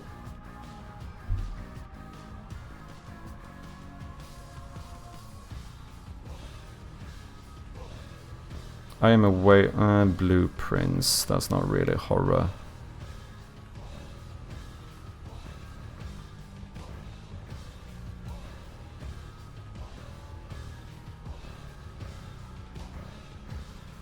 Oh, I would imagine so too. Missing Link would suck, yeah. Like, obviously, I would still be very much appreciate. Like, it's not like I would say no to fucking having Markiplier play my game and not link the Steam page. Like, I would still be, like, ecstatic over it, right? But it would feel, it would definitely be a little bit like, damn, imagine how much it would have made a difference if the link was there. But yeah, obviously I would still be very happy with it. He's now doing more interviews, yeah. Bite Me Games does feedback videos and streams more often, but they're not aren't as successful as Jonas is. I have seen some of their videos. I didn't know they did feedback videos.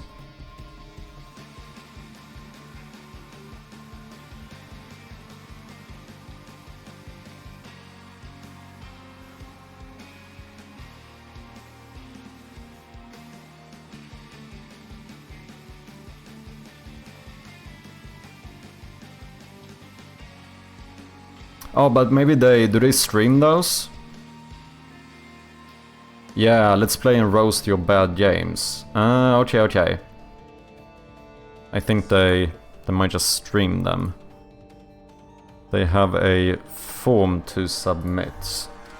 Bite Me Games form. Let's copy that one. This Aliens Rock guy would be nice, but I don't know. I can't see anything that stands out like a proper horror game.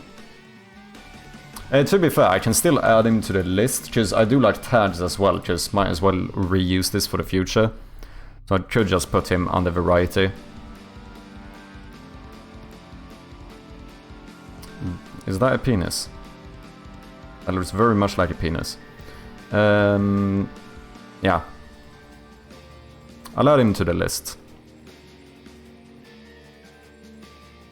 Our games are generally short, aren't they? Yeah, they're definitely shorter in general, that is true. Could reach him for an interview, maybe. Yeah. Damn, I'd be so fucking nervous. I remember one that played a lot of demos, but it was more on the vein of RPGs, yeah. Because I think that is important as well. You need to partly make sure that the creator actually plays those type of games. Because that also means that it makes them more likely to actually play it. And it also makes the audience of that person to be potentially more interested in playing the game as well, right? Because if someone plays a lot of horror games, you can probably make an assumption that the audience they have also enjoys playing horror games. At the very least, they enjoy watching them. Sorry, I'm a little bit behind in chat here, I'm gonna try to catch up. Side note, anyone familiar with HMAC SHA-256 crypto hashing? Working on PHP off system for leaderboard update protection system? I'm not. I watched a video on a lot of like hashing algorithms and stuff, but I don't know enough to say anything worthwhile. Mostly puzzles and roguelites. I think you would play your game too, since it has played something like Inscription. Okay. It is you could also argue that my game has quite a bit of emphasis on the like point-and-click puzzle part as well. It's not like all horror, but there's definitely a horror theme.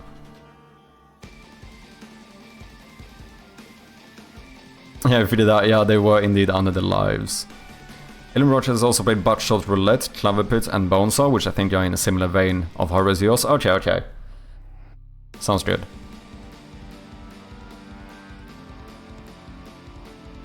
What is up, Eham? How you doing? Welcome in. I just hopped in and I see Markiplier. I ain't complaining. Yeah, I'm trying to find out, do you watch a lot of Markiplier? You might be the perfect person to ask. I'm trying to figure out whether or not Markiplier plays demos. Have you seen a video where Markiplier plays a demo of a game? Not just like a short itch game.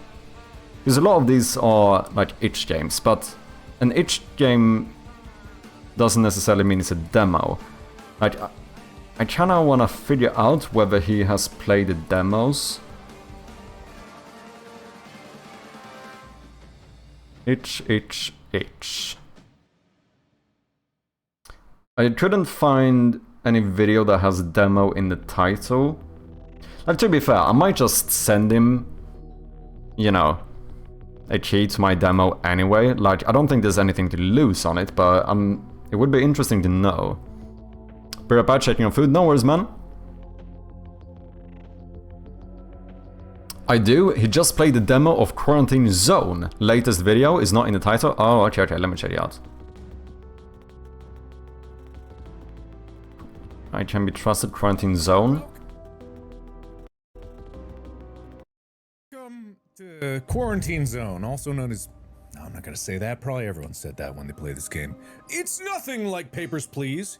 It's like that game that's like Papers, Please, but it's in 3D and you... The link is to the game is a Google link.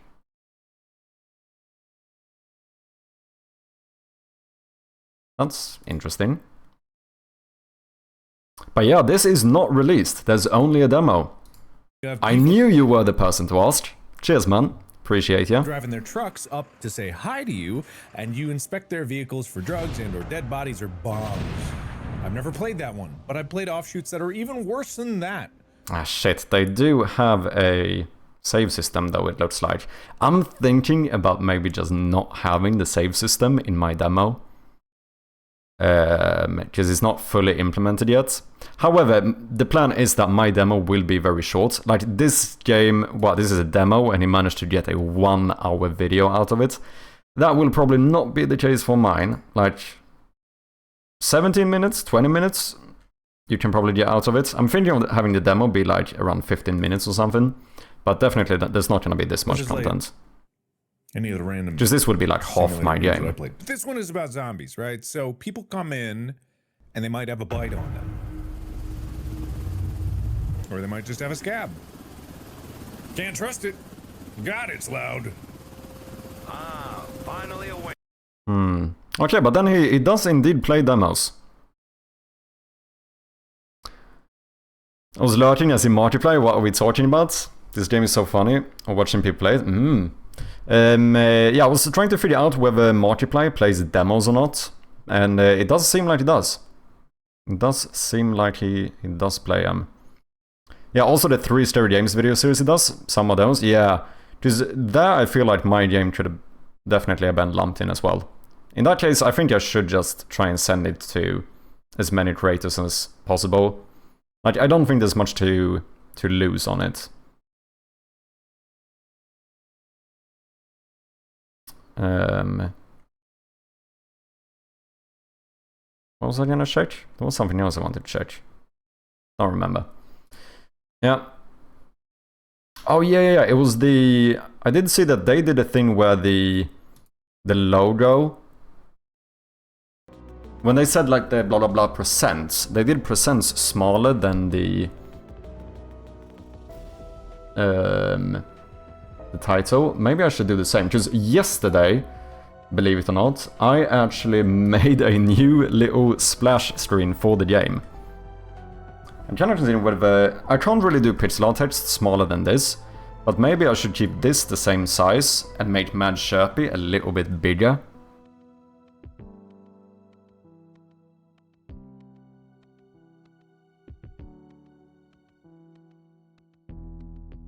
That could be nice. Let me try and see how I could potentially write Mad Sherpy.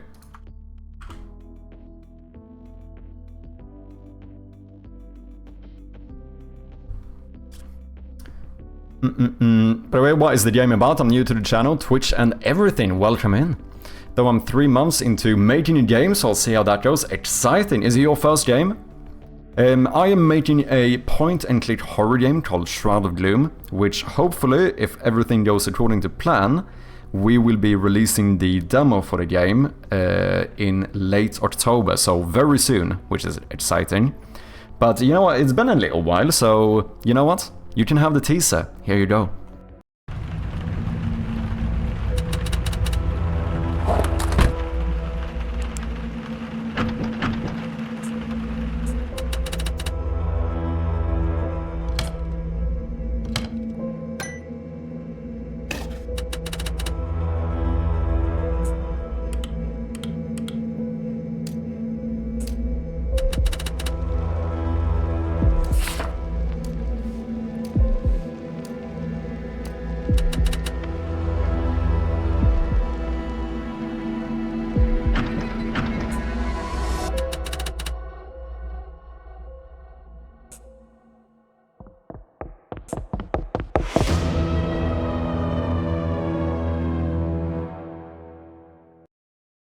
There we have it, just for you, Iab.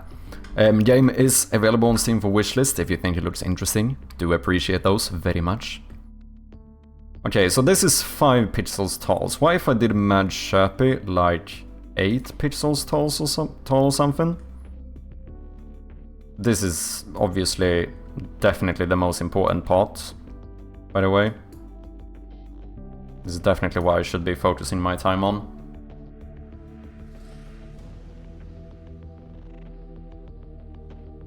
It does kind of need to be wider then as well, so maybe we do like 5 in width.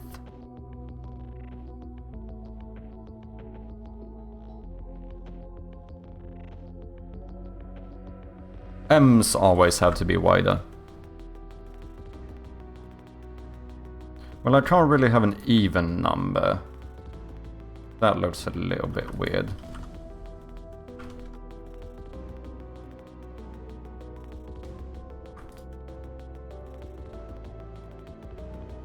I think it's better to have an uneven.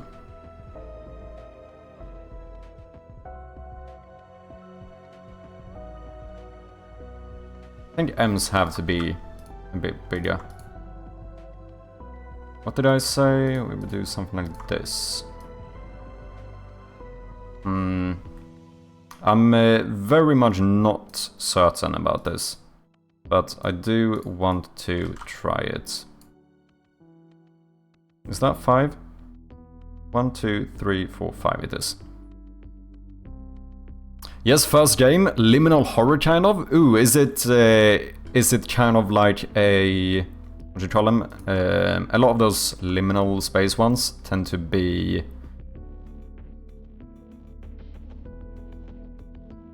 anomaly games. Is that kind of what you're going for? It took me a while to remember what you call them. Could do this for the eye, potentially. But then it doesn't match the other ones, because then I feel like I would need to do this type of stuff. Do you know what I mean?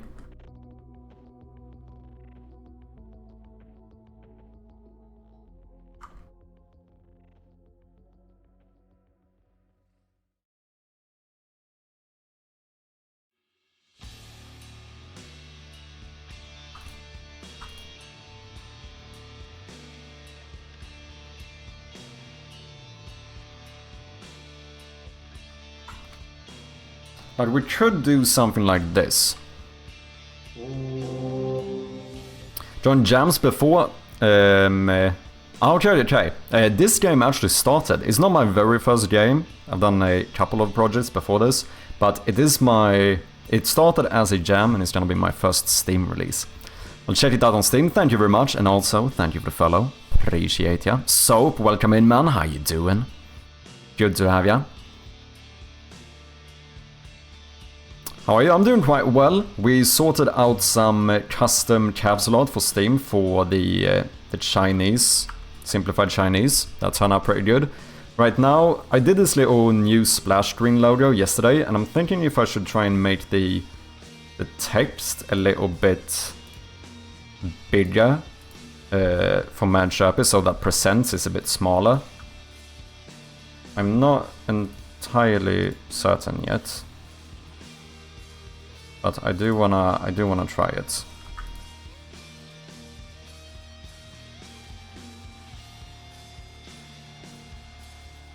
So it would basically be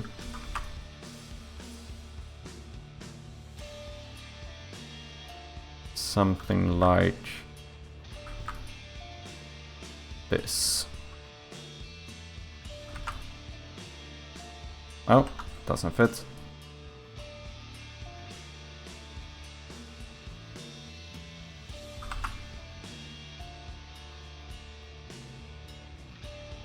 I want to see which one looks the best.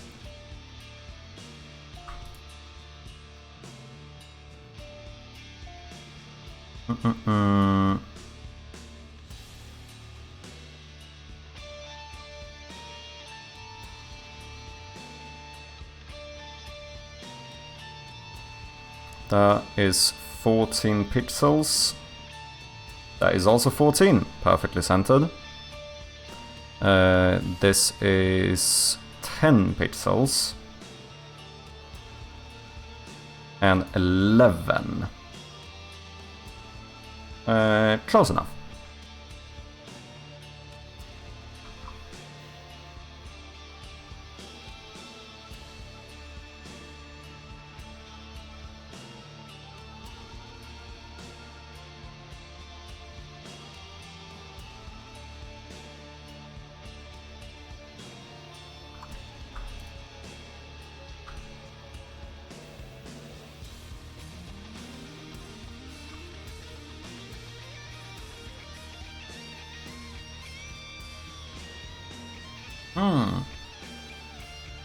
I think I kinda like it. Having the Mad Sherpy being a bit bigger.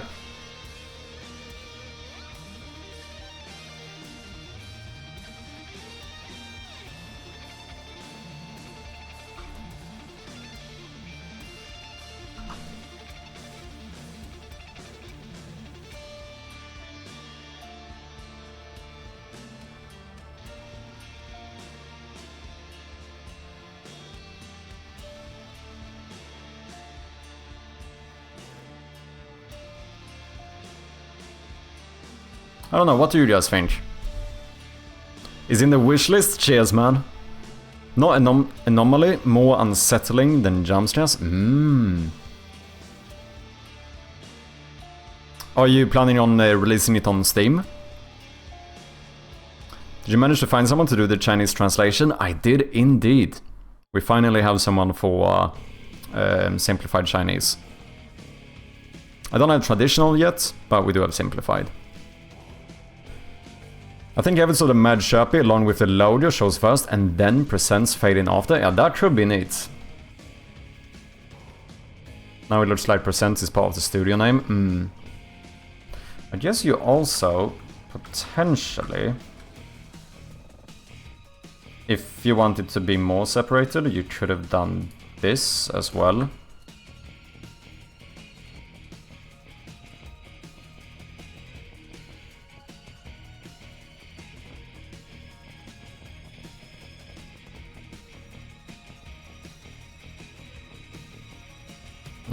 You don't need anything.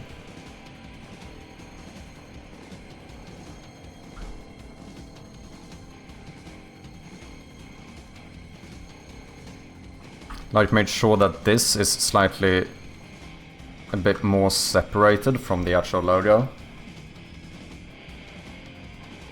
Because then it would be easier to use this part without the presents.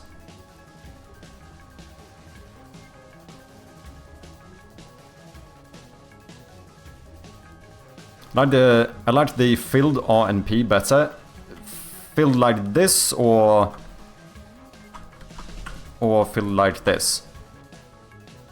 Because you could argue that both technically is filled. How does it look if the C doesn't have the black? Well, you mean if we didn't have that part, you mean? Is that what you mean?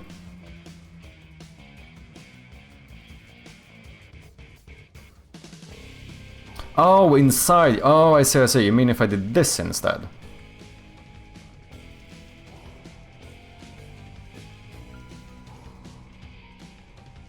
Oh, no. You mean this. That's what you mean. Like if we would have been consistent like so instead. Yeah. Is that what you mean? Yeah, because I do suppose that you could argue that this becomes... It looks... I don't know anymore, me neither. It looks a little bit inconsistent. The ironic thing is that technically this is entirely consistent. Like the black is always a rounded corner outline, right? Which makes this filled in. But like here it doesn't, because it can travel around it perfectly. So like, the format is technically consistent, but the fact that these don't have anything red in here makes it kind of look like it isn't. I guess we could cheat as well, but I don't know how good that is gonna look. Like, if we made these two slightly wider than the rest, then we could keep it consistent both in terms of like how stuff is filled in. But I guess you can also argue that it's slightly less consistent in terms of the size instead. Wait, wouldn't that be... No, there actually wouldn't be anything in that. There would be one here though, wouldn't it? That would have been something like this.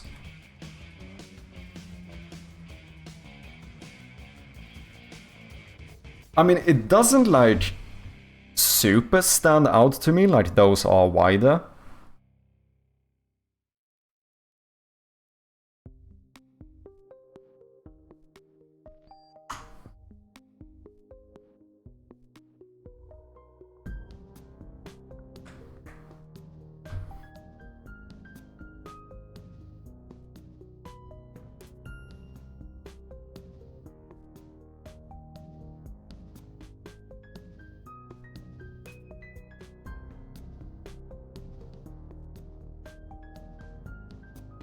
All of these are kind of heavier on the lower end, so maybe I should make that be the same thing here.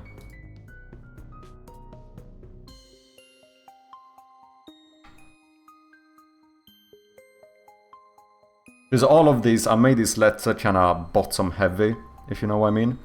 Wait, this one is incorrect though, I think. I think all of this should be moved down one step. Yeah.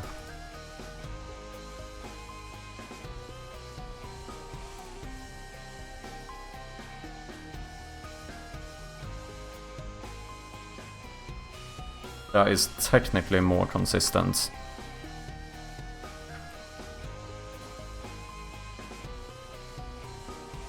If you have the red on A and D, shouldn't you have it inside RMP? Yeah, that's what I mean, like, that is, the logic is correct. Technically it was consistent in how the outline was done, just that the inside of the RMP is smaller, so that one does get filled in. But I think this kind of works. Technically inconsistent, since some letters are a bit wider now, but I think it looks pretty good. That's not bad, cheers. What is up, Boolean? How you doing? Although the Y was maybe easy to make out as a Y before, now it's a bit V-like. Yeah, maybe you're right.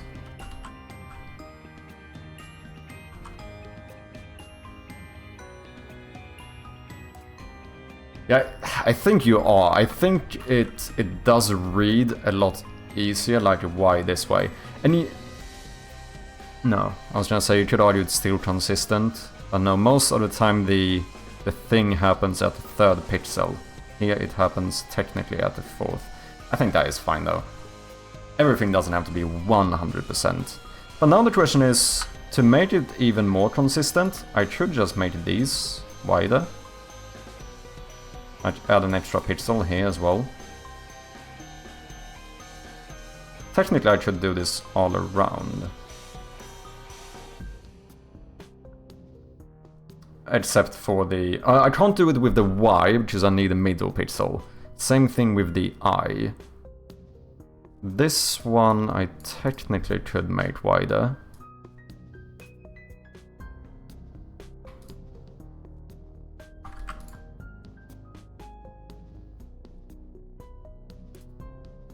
That is technically correct, but that looks... Does that look a bit weird?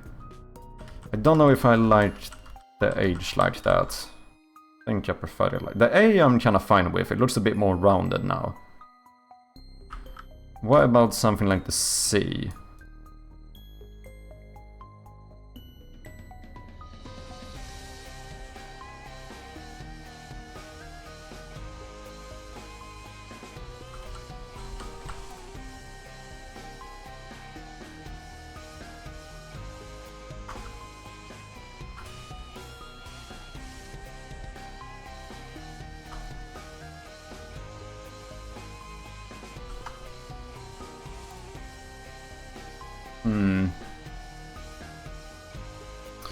I agree, it's kind of V-like, yeah. I think we might keep the Y like this. How you doing, Boolean? Good to see you, man. The M is Y to begin with, so I don't think they all need to be equally Y, yeah. And I mean, letters aren't, right? Like, I is pretty much always a more narrow letter, so I think that is true. Smaller C and D look cleaner to me. This is all subjective, of course. I'm good, how are you? I'm doing great. We've sorted out some capsule art for the for simplified Chinese, because I decided to go a bit crazy and even localize the title of the game. So look at that. If you switch to simplified Chinese, we actually have new capsule art with the Chinese logo. Pretty slick, if you ask me. I think it turned out pretty good.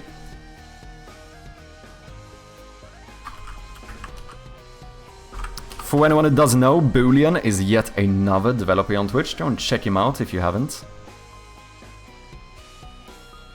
I like it as is now. I think I do as well. I think I'm quite happy with this.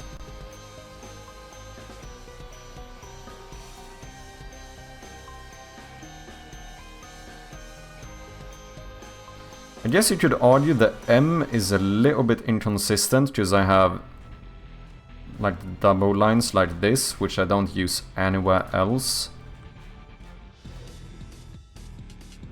That looks a bit shite though.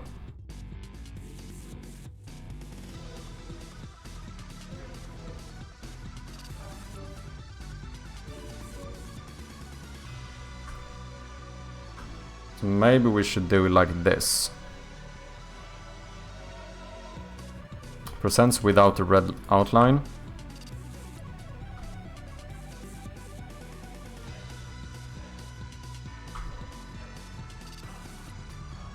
I know things might not be entirely centered right now, but...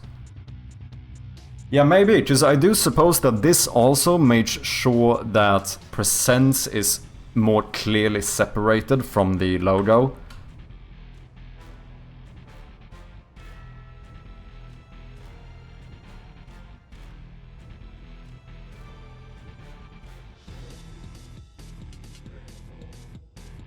Yeah. I don't mind it. I think this is pretty good.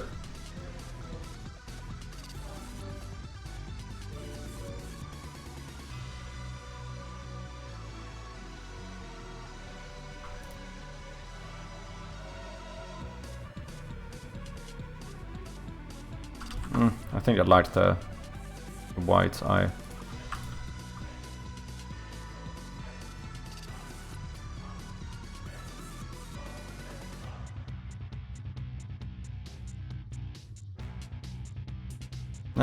It looks more like a duck. I think this is pretty good.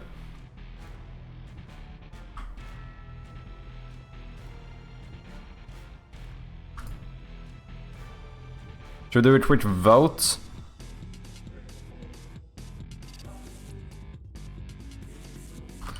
Which logo do you prefer? Left or right? Let's do a 1 minute vote. One thing I'll say about Mark though, even though Markiplier, even though he got to the game, he's very late to the party. Yeah, I do suppose he might have a bit more of a backlog. But that's fine, like, to be honest, like, whenever, if he would ever play my game, I would be happy. Do you know what I mean? Poll active, guys, indeed, cast your vote, people. So far, it's a perfect 50-50 split. Where does this appear? Splash screen? Yes, this would be the splash screen when you boot up the game.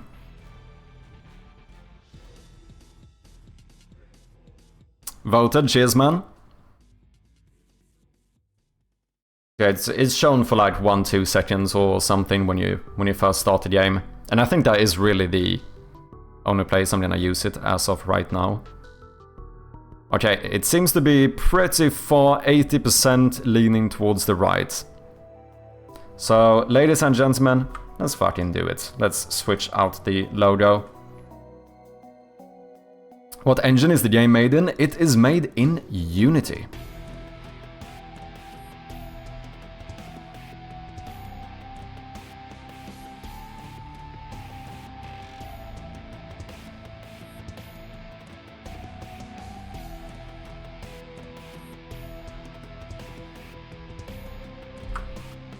No, we're not gonna add the red, but I think we're gonna do the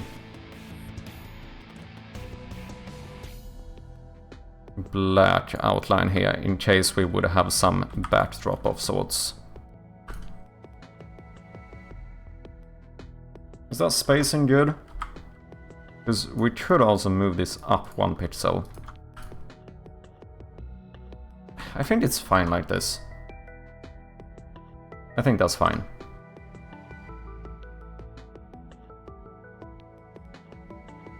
Yes, I'm well aware that things might not be entirely symmetrical. We are going to sort that out. We know the name is centered now. Let's see, we have, what, 13 pixels. And we have 15 pixels. So, boom should make you centered.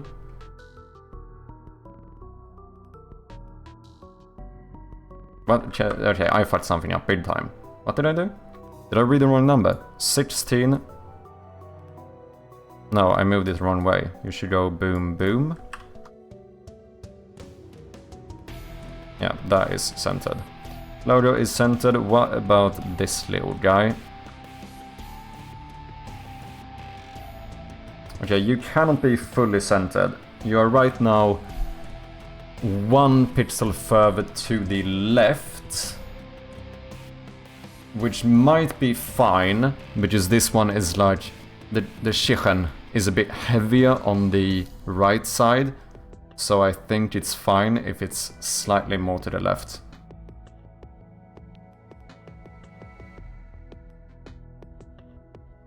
Which game engine are you using? Yeah, you should animate the chicken eventually or something. I mean, we could do that. How do I do this again? Alt N.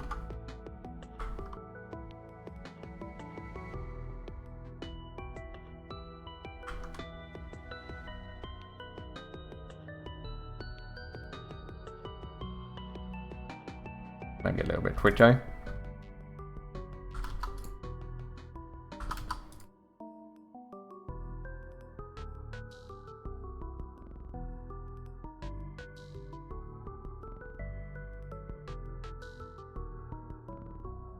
What if we went even crazier and we did like a thing where the head kind of bobbles?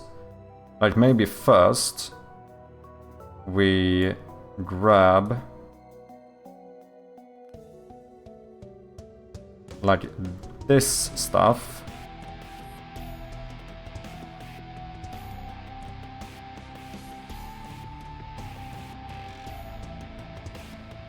Boom. It's a good thing that you guys really make me work on the most important stuff here, eh?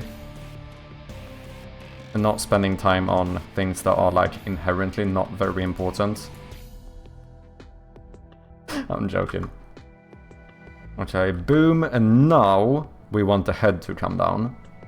Which is, we want that one to be 1 quarter. Okay, so now we select this part as well as that pixel, and then all of this, and we go boom. Okay. Oh, I fucked something up. We are missing a pixel on the eye. That looks a little bit weird. It did not look as good as I thought it would. What if I made this one shorter? This looked way worse than I thought it would.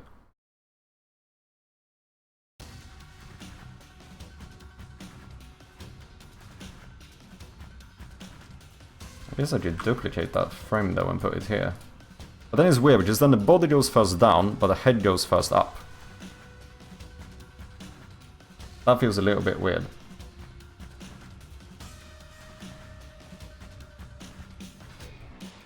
Percent is 1 pixel off? No. I think it should be centered now. That is centered. The chicken is 1 pixel off. But I cannot get it centered, unless I change the shape of it. But I think it's fine since it is asymmetrical.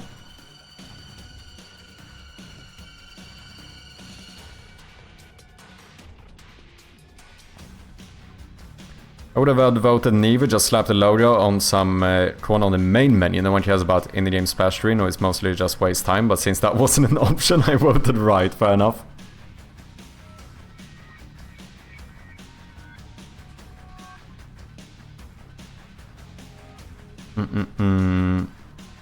Oh, you're also using Unity? Nice. How does the localization thing work? I'm using the Unity localization system, like the built-in one, and I think it's working really good. Basically, I just have my localization sheet in here, and then I just have all of my TextMesh Pro components get that key, depending on the language selected, in that one. And all of that is basically set up by Unity. The only thing that I did make different, which is really nice, is that I have like the Google Sheets service enabled.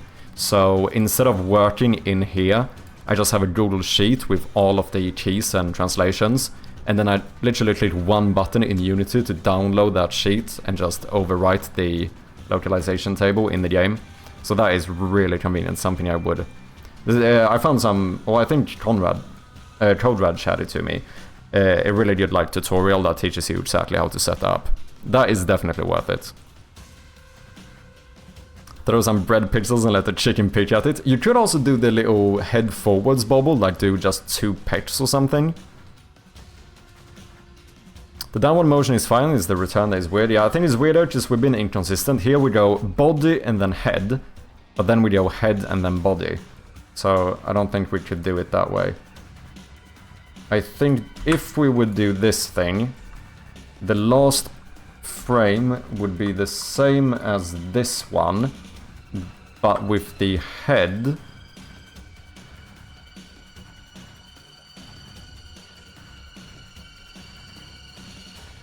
here. Because then we go body, head.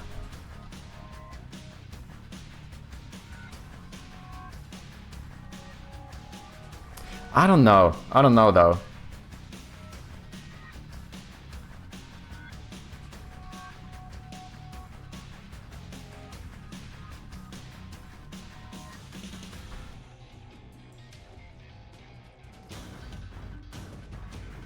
I don't know if I want to animate this.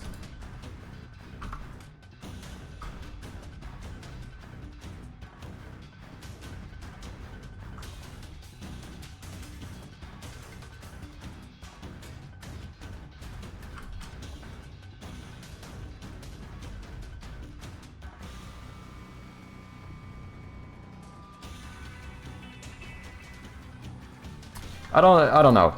I might change my mind later, but I think I'm gonna skip animating it for now.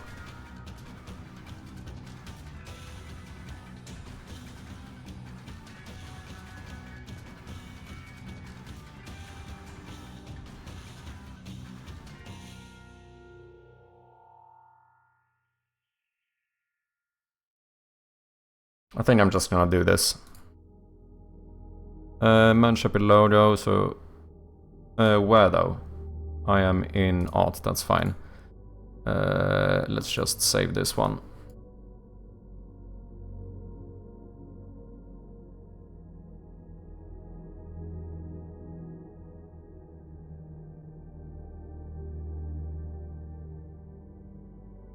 There we go.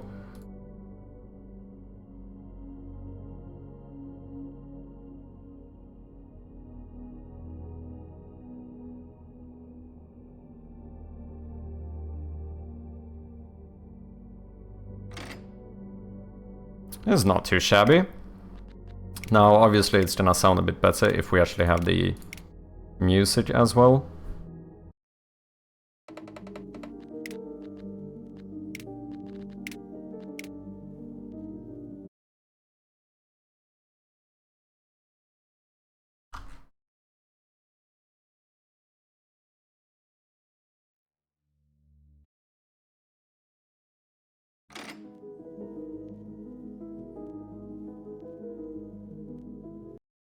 Not too shabby.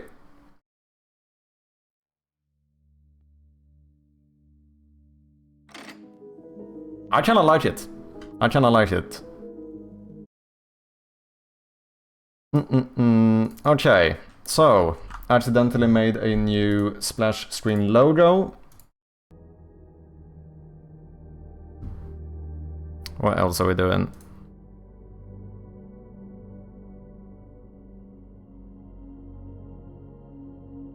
Could do like the new trailer and stuff, but I think something that, like, obviously the game is going to be the most important thing, and we need to sort out the description boxes. So maybe we should slightly refactor that. I don't think I'm gonna remove the battery system for this version. I don't even know if I'm gonna do it at all, but I think something we should do is add a lot more batteries scattered. There needs to be more batteries to find in the manner. And maybe make the flashlight drain even slower. Yeah.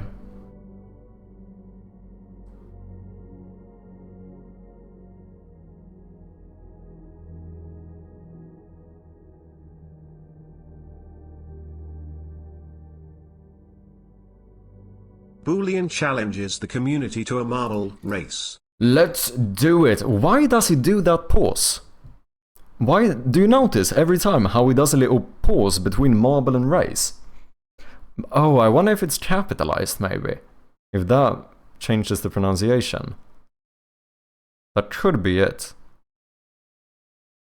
But let's do it, ladies and gentlemen. We have a new challenger. So let's boot up the marble game. Do you have a preferred map? Was it Twit GIF in the distro general? Cheers. Cheers, project.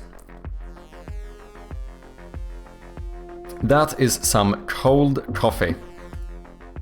Time to stretch.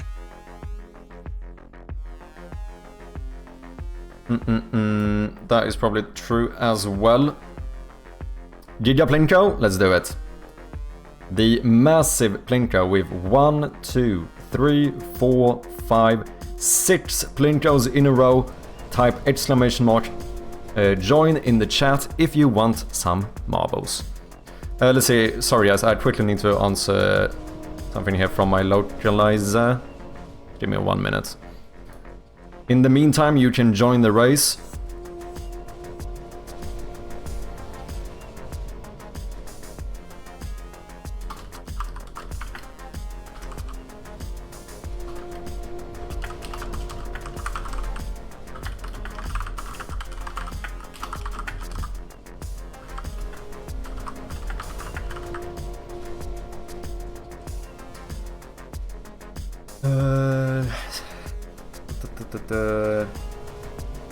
Can't really share this to you guys either, because I think this is spoiler territory, but let me just take a second to think. I mean, I can always change this later, to be fair. I'm very well aware that you guys don't know what I'm talking about here, but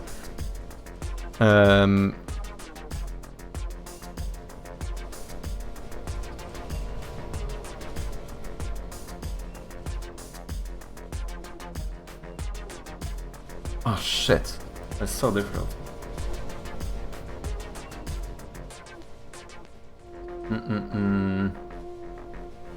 Okay, wait, let's do the race first. Let's do the race first and then we'll sort... I'll quickly respond to this. I need just a little bit of time to think here. Shad Mohammed Double, welcome in, hope you're doing well. Color green, we still don't have the... Holy shit, almost everyone ended up being green though. It's random. I actually use the username as the hash for the randomness, and it seems like a lot of you guys end up getting a green marble. But as the new tradition is, we are also going to do a little prediction here if you guys want to gamble some points. So we have 2 minutes to vote whether or not you think the challenger, Boolean, will win the race. Feel free to bet your channel points. The vote, or the, I guess vote. The prediction is up now.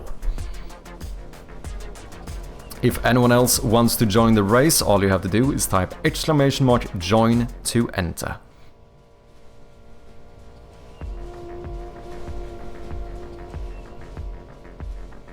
Once the prediction is over, we will start the race. We currently have 676 points bet on Boolean not winning. Oh, never mind. We have another 1,000. We have a lot of non-believers. Sorry guys, we do have some ads coming up. I unfortunately cannot skip this one, so you know what? I think we'll start the race after the ads, and then I can respond to my localizer in the meantime. Yeah. Just so no one misses the race. I very much do appreciate your patience. How are we doing? We have 1,000 points bet on Boolean winning and a bit over 1,500 on Boolean not winning. Interesting, interesting. It's fairly balanced at the moment. You have about like 40 seconds left to to bet your channel points. Oh yeah, by the way, you asked me what languages do you have still need. I currently have obviously English, French, Polish, Russian, German, simplified Chinese. We are getting Icelandic, Spanish, Czech, Hungarian, and Portuguese. Those are the ones we currently have. So I basically need every other language in existence. But the ads have started, so let me take a quick break here, and I will see you guys very soon. Thank you for your patience. Cheers. And we are back. Thank you guys very much for your patience. I do appreciate ya. Last chance to join the race, type !join in the chat, otherwise we'll be starting real soon. Dang, I bet on myself again. So yeah, the link is there in the chat now, thank you Ihab. In case anyone is interested in localizing the game, make sure to check that out if you wanna apply. Okay, are we ready to start? I think yes. So let's start it up in 10 seconds. Let's see who wins this one. The massive Plinko on Plinko. It's like Plinkoception in here. We have... Oh, Project Unfound bounced very far up, but Ehab first one into the second Plinko. But Strom takes a slightly better way. Ooh, Project Unfound got a good diagonal there, but ended up getting bounced up. We have Kamustan and Ehab, the current ones in the third Plinko. Currently Kamustan in the lead, going into the fourth one. Strom as well. I don't see... Oh, we have one Boolean here. He's going on the outer edge, but I think Strom is gonna be the first one through into the next to the last one. Strom and Nymph having a little bit of a battle there. It's kind of split in between them so far. Never mind. Kamustan and Nymph first into the last Plinko, and Boolean just enters it. This is going to be tricky. Kamustan took a very good route. Can he make it though? I think he is going to do it. But Shad absolutely wrecks everyone right at the end and becomes the winner. Holy shit, what a twist of events, isn't it? Kamustan second place, Boolean third. Not too shabby, you know? Not too shabby. Strom in fourth, Kamustan yet again in 5, Nymph in 6 and 7, Strom 8, Shad in 9th, and Project Unfarmed in number 10. Who is going to be the last one? It looks like Shad might be both the first and the last. Oh, maybe not. No, it is fairly decided. I think that will be the case. So, GG on both of the extremes. Both the winner, the number 1, as well as the last place. Not too shabby. Unfortunately for Boolean though, that means that the prediction is over and... Oh, we actually had 2 people. We had 2 believers betting on Boolean. But your points will unfortunately be divided amongst the non-believers. With that, we complete the prediction and we get back to work. There we have it. Bye-bye points. I wish I had that green boost too.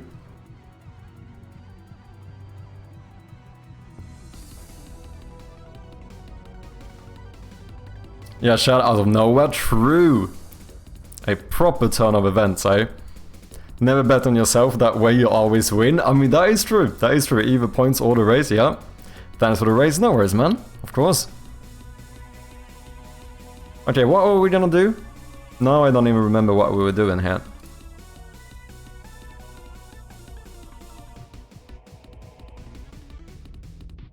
First of all, this book shouldn't be here, so let's disable you.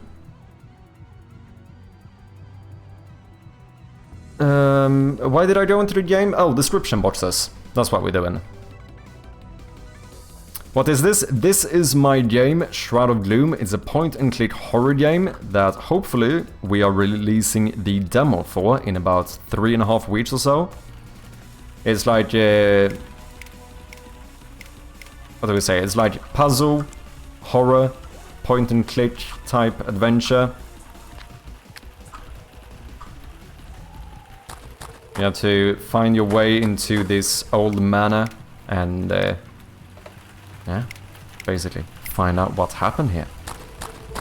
The race thing is another game of mine. We recently finished it, or, well, semi-finished it, as a little side project. It's basically just a fun little viewer game that we can play every now and then. Shout out to Strom, who helped me out with the Twitch integration, because that confused the hell out of me. We did it fairly quick. What did it take? Like, I think we did like 5 streams or something. Made that game. There's definitely still a bunch of polish we could do, but you know what? It's fairly fun.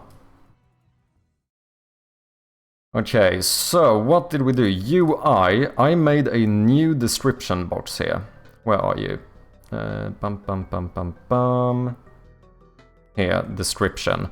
So the good thing about this one is that this description will scale depending on how long the word is. Which is obviously good for localization, as some languages are way longer than others. This will make sure that basically any language will fit whenever you inspect stuff in your inventory or so on.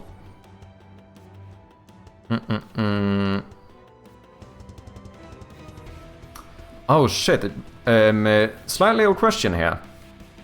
When you pass in a string to a Text Mesh Pro through code, can you make a new line? Is this something I can do? Because I can't just put enter inside of the string. Like you do it on a new line in the code, right? Is there some like /n thing or something I can do to make it on a new line? Oh, there is? Okay. Got my age match hash working, fully PHP SQL leaderboard working now. Holy shit, look at that, man. GG. Yeah, just I think we're gonna reuse the same one whenever you inspect something on the map, but then I don't need the subtitle for the category. So in that case, it might just be something like this, and then that becomes fairly centered. And then whenever we pass in something for an item, we just do this. Okay, so it sounds like that should work. The issue now is that my current cursor is not, I repeat, it is not a UI element. So the question is, with this script, could I turn this into a UI cursor instead? Is it something that's gonna mess up? Vector 3 cursor position, camera main, screen to world point, input mouse position.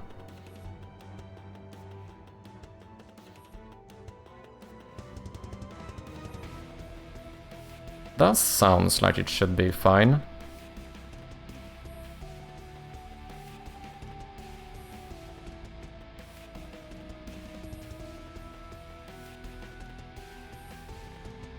This wouldn't be a sprite renderer anymore, that would just be an image, so that we would have to change.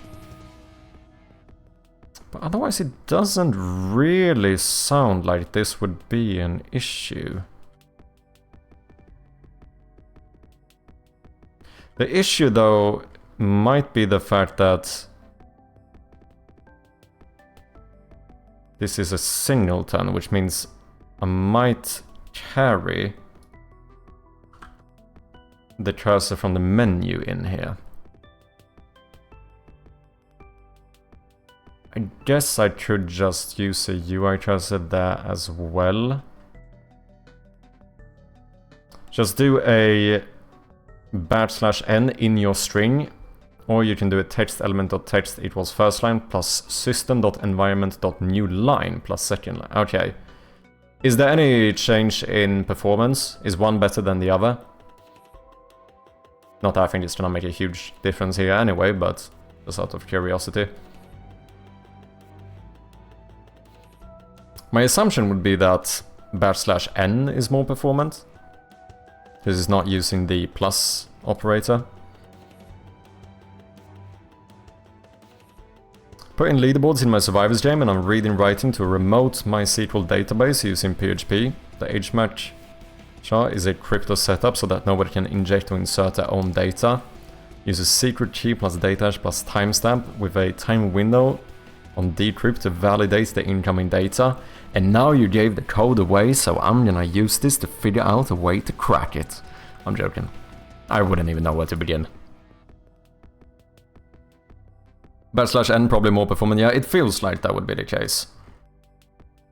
Okay, then I don't think this should be that difficult. I think I could just move this to a UI layer. There are a few things I'm gonna have to change, but...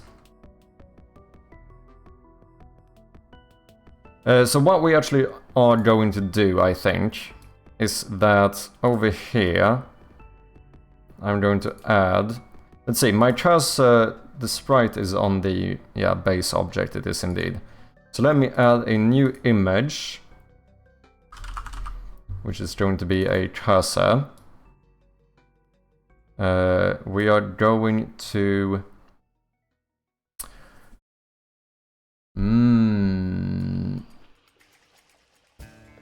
How does that work if this is a... Oh, I could just do a singleton that isn't on don't destroy, so it should be fine. We're gonna call this cursor, sure. And then I'm gonna add a new script. The last one is called something cursor, mouse cursor. I'm going to call this mouse cursor UI. So we can keep the old script, but then we are basically going to do a new one specifically for UI cursors. We're gonna paste all of this in, and then up here we are just going to add UI. Let's see, it looks like IntelliSense is broken, so we're gonna quickly restart this. Where is this cursor? Oh, holy shit, that's big. There we go. You know what, let's center you. And then for now, let's put on the pixel filter as well. See, are you pixel perfect? That does look pixel perfect to me. So this description, we can now make a child object.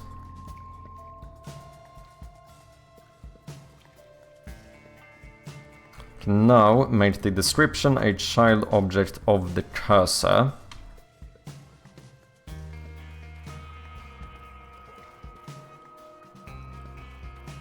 And then we are going to center you. We're gonna keep you, yes, aligned to the left. Where is my old description box? Like, how was that one centered? Top line matches the top line, and you are... Seems like you are touching the very edge, which is almost the same here. We're gonna make this description. I want you to be here. Was it aligned with the... Is aligned with the outline? Which means if we're gonna keep it the same, you should be here. Something like so.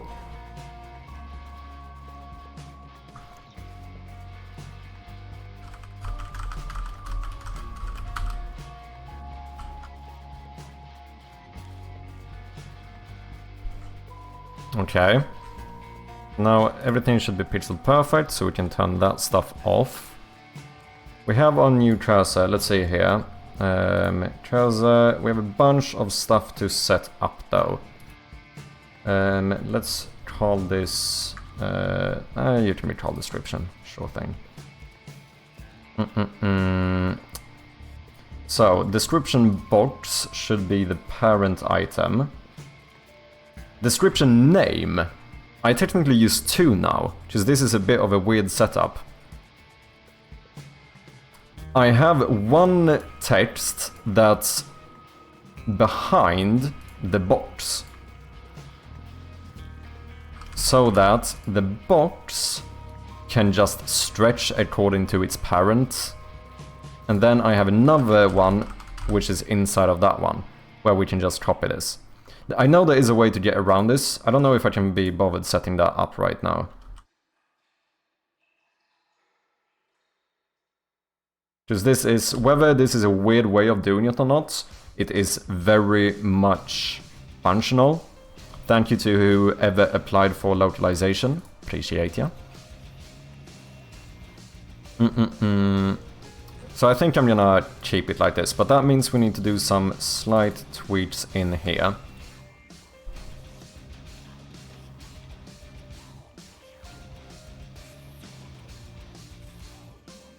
So, show real cursor false, change scale on input false.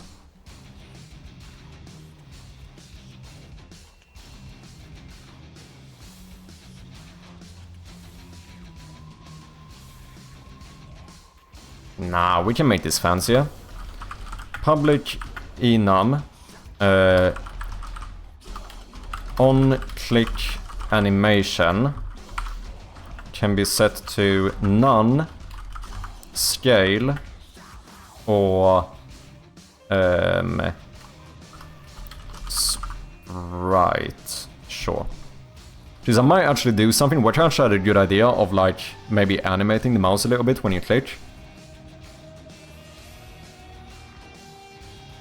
I can't scale this since it's pixel art, but we could make a slightly smaller one so it looks like it gets like pushed in or whatever. I think that could look kinda neat. Oh, but then I need to change the... I need to make sure that it becomes... Is it possible to trigger this? Sorry, you guys can't see it. Trigger this through code. Set native size. I guess I could just change the height and width too, though, so I don't need to do it.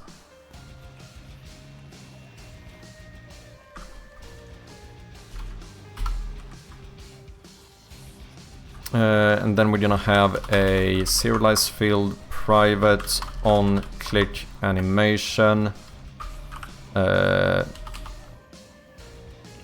On click animation. Yeah, let's add support for this as well.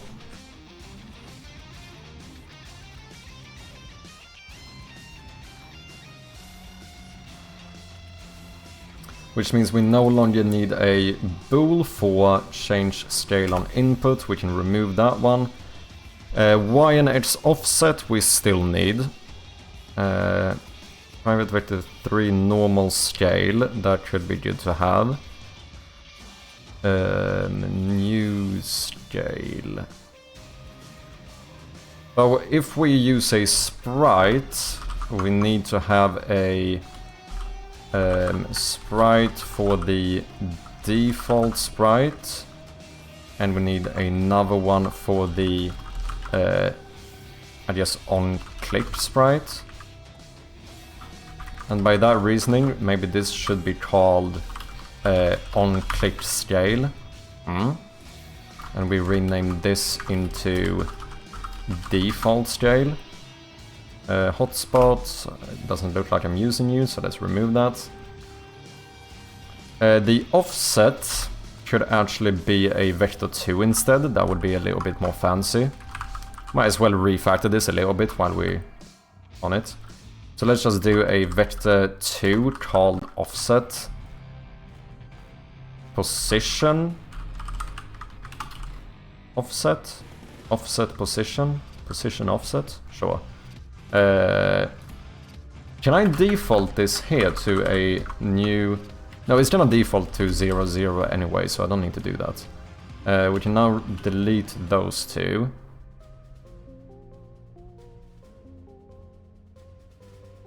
It would be nice if I could hide the on-click scale in the inspector if the on-click animation is not set to scale.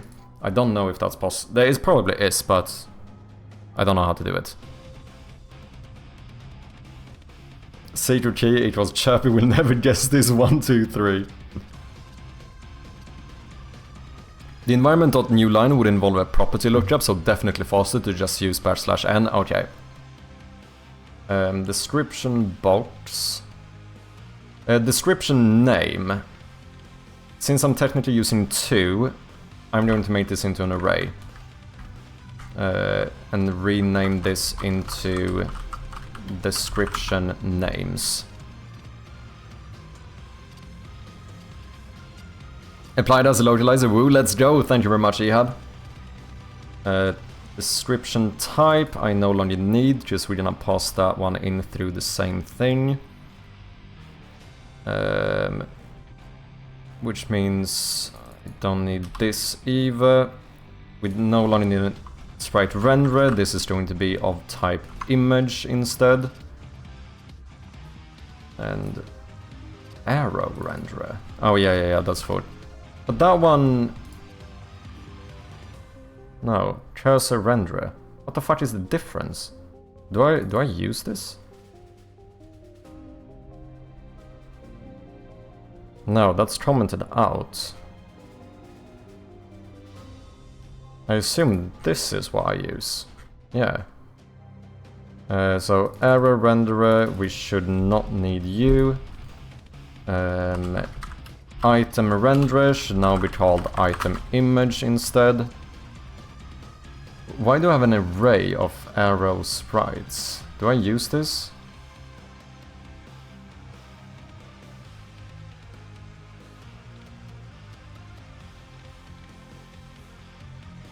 Oh. I do. Wait, arrows. No, I use arrows. Yeah, I did game objects instead of switching the sprite.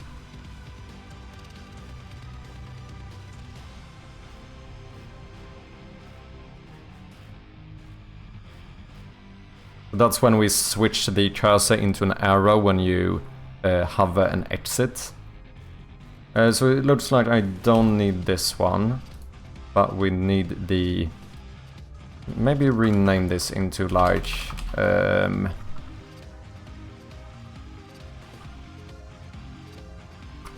exit hover arrows, be a bit more specific. Cursor renderer, once again, you should now be an image instead, and this is going to be renamed into cursor image.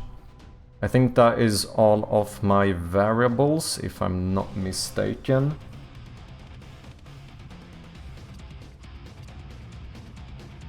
Yeah, that looks good.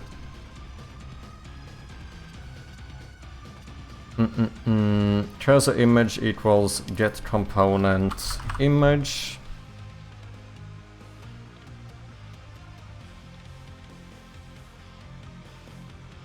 Oh, real cursor. Let's add the underscore there as well. Let's be consistent. Default scale equals gameObject.transform. That is unnecessary. We can just say transform.local scale. Set cursor null, hotspot cursor mode auto. That we do elsewhere, so no need to have you. Cursor hotspot is this cursor position dot x minus equals, so this will now be the position offset dot x, and this will be the position offset dot y. Z should always be equal to 0. Transform position is equal to cursor position. That sounds good. And here, if change scale on input. Here we're instead going to do a switch case depending on the on-click animation that you have set up. And if the case is to scale it,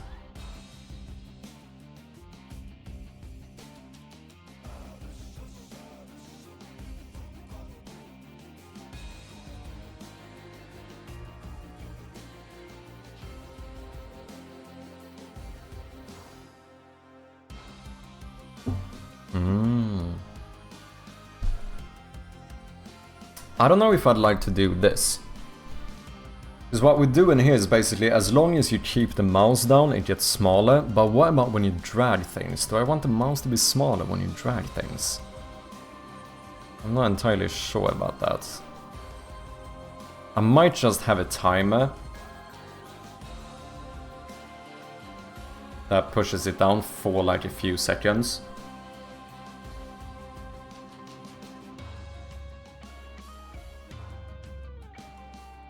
No, we're not gonna use this anyway, so...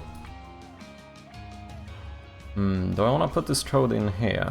Or do I wanna make maybe a new function for this? Private void change scale on click.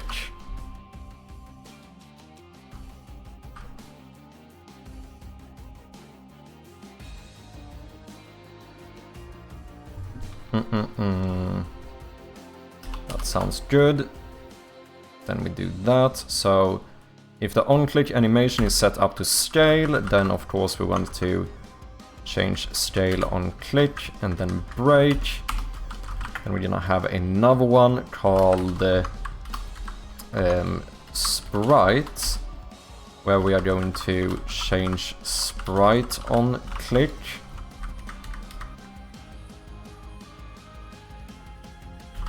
And then break.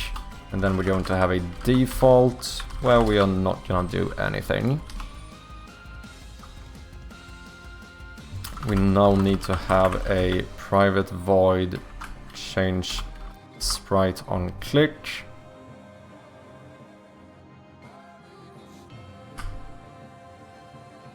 Well, I think I want to put a timer in here.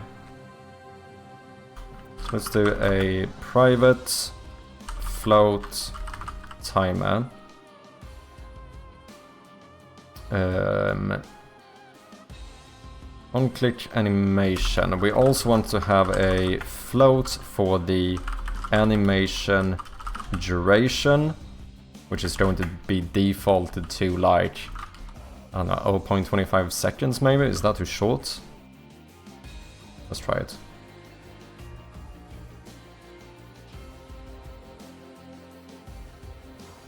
Oh, I could have just tweened the scale, to be honest. Yeah, I think we should do that. If you use the scale, which we're not gonna do. So let's add the tweening library or namespace or whatever you want to call it. Which means we wouldn't have to do anything on up.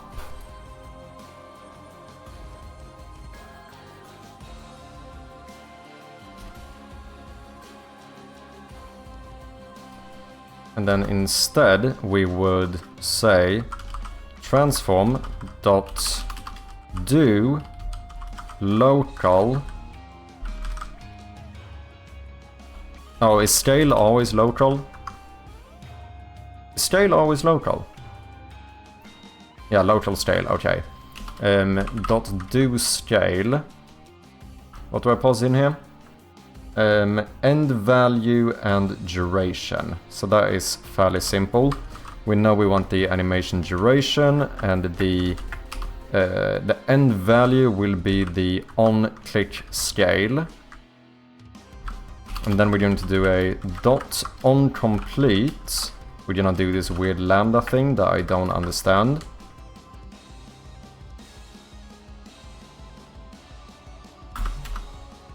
And then we're going to say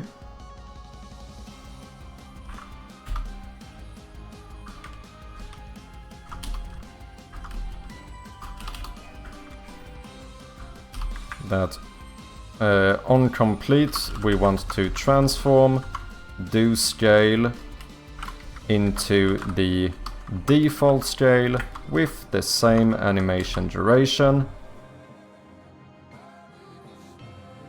Maybe it would have been nice if it was slower when... No, it should be quick when it goes down and then slower when it goes back. So maybe what we do here is that we pass in animation duration divided by 2. And then it does the full duration when it goes back.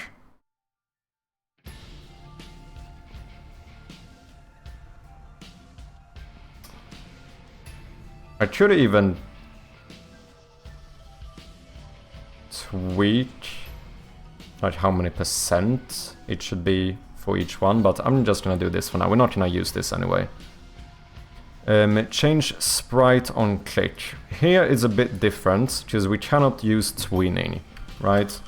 Like image, cursor image dot do. Do color, do complete, do fade, flip, go to, kill, pause, play, restart. There's nothing I can do with like the sprite here. So here we would just do if... Ooh, wait. What if I do bool clicked equals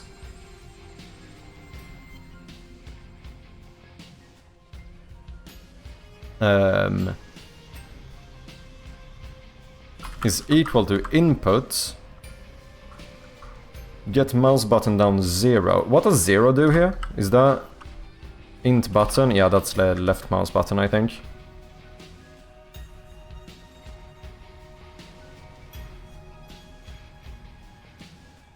Get mouse button down. Yes, that's what I want. Okay. If clicked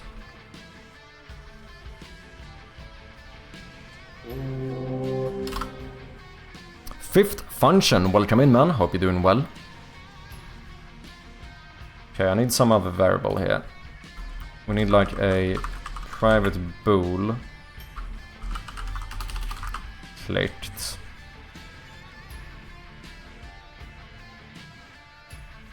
No, because I can't put this in the updates. Ooh, okay. If the mouse cursor isn't clicked, then you constantly say that clicked should be equal to this. So, which means that as soon... That's dumb, isn't it? Why wouldn't I just check for the input here instead?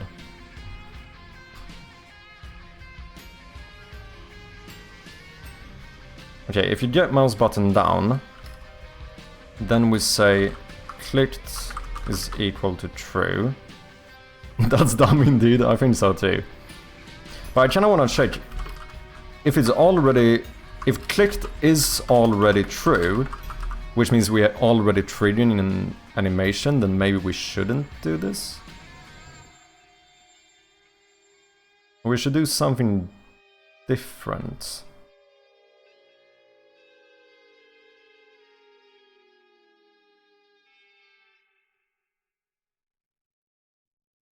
Because we cannot get mouse button down. Well, this only triggers once though, so we should be fine.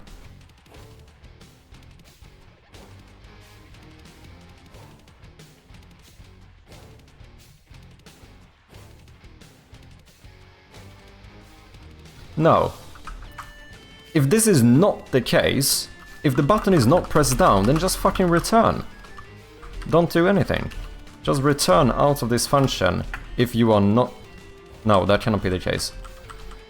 Because I need to put the logic for the animation here. So I cannot do that. Okay, we're gonna say clicked equals true. What are you trying to do? I want to make it switch sprite, and then after a set time switch sprite back after you click. So this is for like a cursor animation.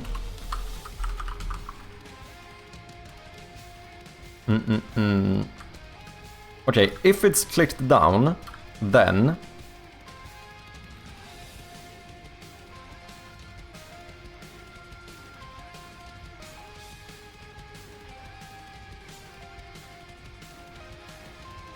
This becomes so confusing since I need a time loop in here as well.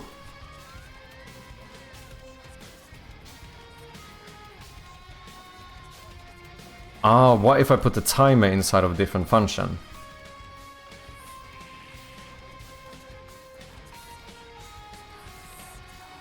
And just have it return a bool. Okay, let's do the simple stuff first. We need the cursor image sprite. If it's clicked, we should obviously change that into the on-click sprite. And just assign the function to a click.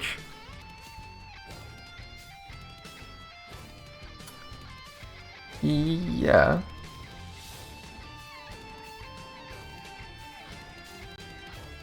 Yeah, technically now what I do is that I look for the input inside all of these. That's kinda dumb. What we should do instead is here we check for input.get mouse button down 0. If that is not the case, then we return.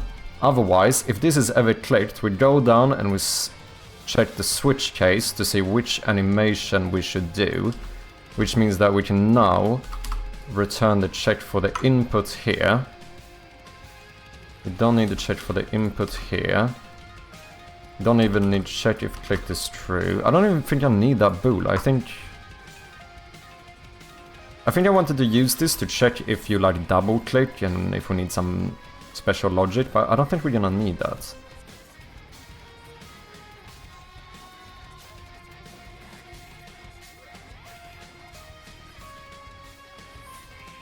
It does nothing. Yeah, it does. Because otherwise we're gonna constantly do the animation. Like, I think what you're saying is that I should just flip this and put the switch chaser in here, but that's kinda boring. Because this should only be called when you do click. But yeah, it would work as well to just turn this into a true statement and put the switch case inside of here. That's kind of boring. It is. It's more fun returning. It's more fun returning. Yeah, keep the return to exit early. I kind of like it this way. I think that's what you're saying as well, Wolfit. Oh, I already have a function, change sprite on click. No, that's the function I'm doing. I'm so fucking dumb sometimes, man. Holy shit. Okay, change sprite on click. We want to switch into this one. No, when you first click, then we say that timer is equal to animation duration.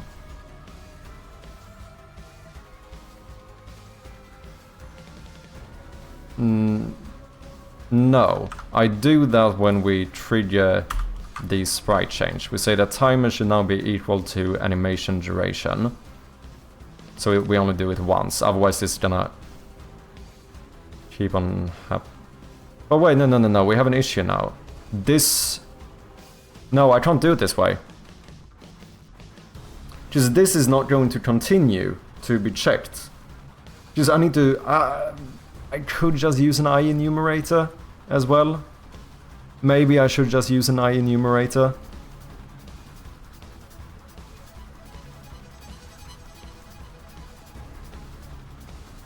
Because otherwise I need this to constantly be in the update function to remove the time to know when to switch back. I think it would be fine using an I enumerator here. Limits and nested ifs, yeah, that's what I kinda like about it.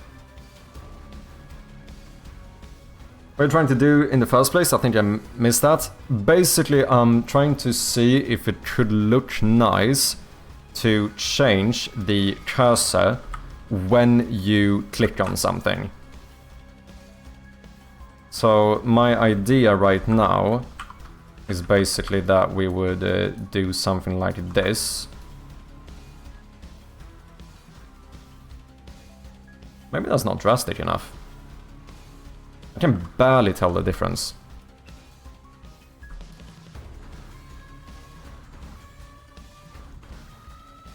Ooh, that looks a bit weird.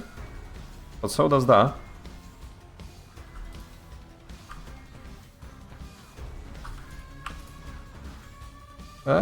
No. That looks fine. Why doesn't the next one look fine? Oh wait, what if I...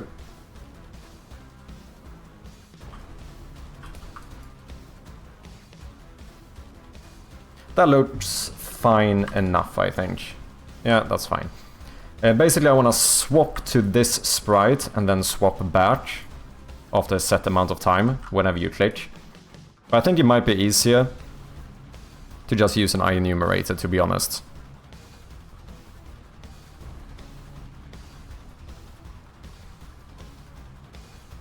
What was it you started to do to tick off from the list? Now we're editing the cursor. It's kind of related though. The exact thing I'm doing right now isn't. But we're fixing the description box so that it works for all languages. That one is a child of the cursor. My old cursor wasn't on the UI canvas and I need this description box to be. So I thought I might as well just move the cursor onto the UI canvas. That means I need to slightly refactor how the cursor works.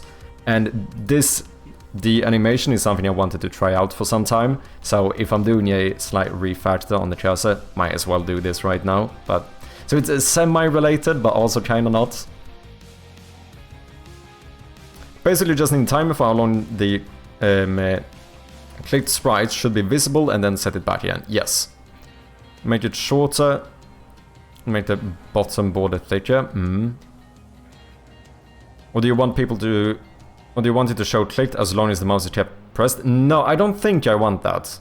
Yeah, that would be easier, but I think I want it to be... Because sometimes you can click and drag items. And at that point you hold down the key. I don't know if I want the cursor to remain small as you keep dragging it. Because small looks like it's further away from you. It should look like it goes smaller and then picks the item up. Do you know what I mean? So I think I want it to be just a set time. Another question, doesn't Unity have it built in? Even Godot does, I think. Yeah, but built-in stuff is for casuals, right? Come on now. Come on now. But I even made my own button. Unity does have a built-in button, but my button is better, so I'm gonna make my own one. Do you know what I mean? Yeah, I think the easiest way of doing this is an enumerator or coroutine. Rather than having to keep track of the timer and like calculate all of that stuff in the update function.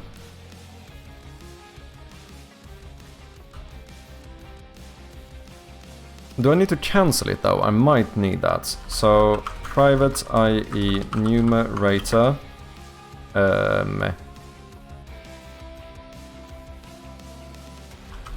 Change sprite back.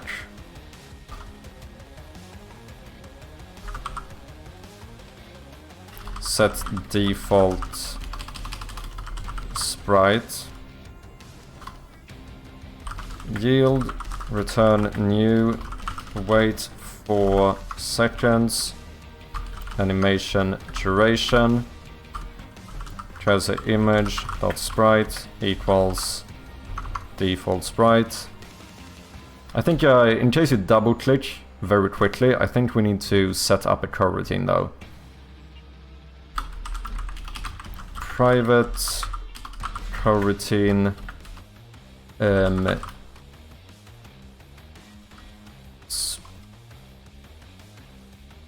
sprite change coroutine. Sure.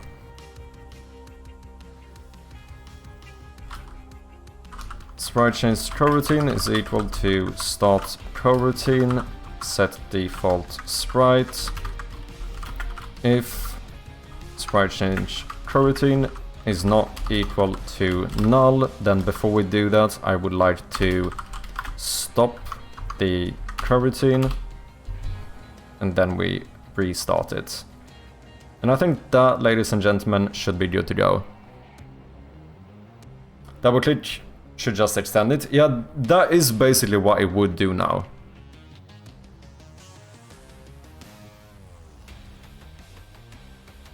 If you click while the cursor is already down, it's just gonna stay down slightly longer.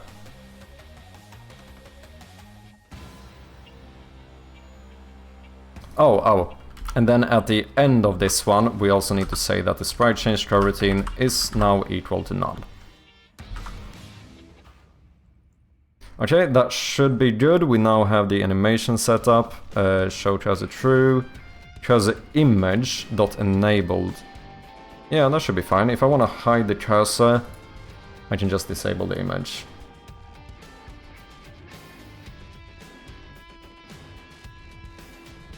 Disable game cursor, cursor.visible equals true.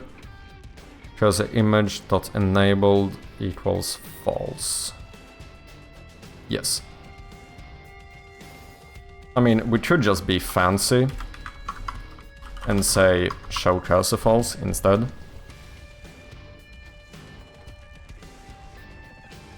And then here we say show cursor. I do realize that this should have been one function, similarly to show cursor, but wait, 0 references? Do I not even trigger this? Fuck it, I can't be bothered. Okay, show description. This is the important stuff. We don't need any overload now, because we can just pass it in with the new line. Hide description, descriptions names dot text. Okay, so that is now an array, so we need to say for each blah blah blah, if this is less than description names, no, description texts dot length, then description texts at the index of I dot text should now be equal to null, to nothing, I suppose. Is that the same thing? I think that is the same thing. Can anyone explain to me if there is any difference between saying that a text equals null and that a text is equal to empty? Or I could even do string dot empty. Is there any difference between doing these things? Is one better than another?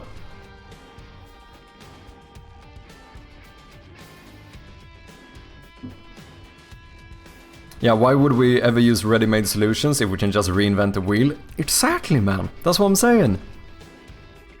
I don't think you need to cancel it. If another one runs while the first is running, the second one will just take over. Oh, is that the case?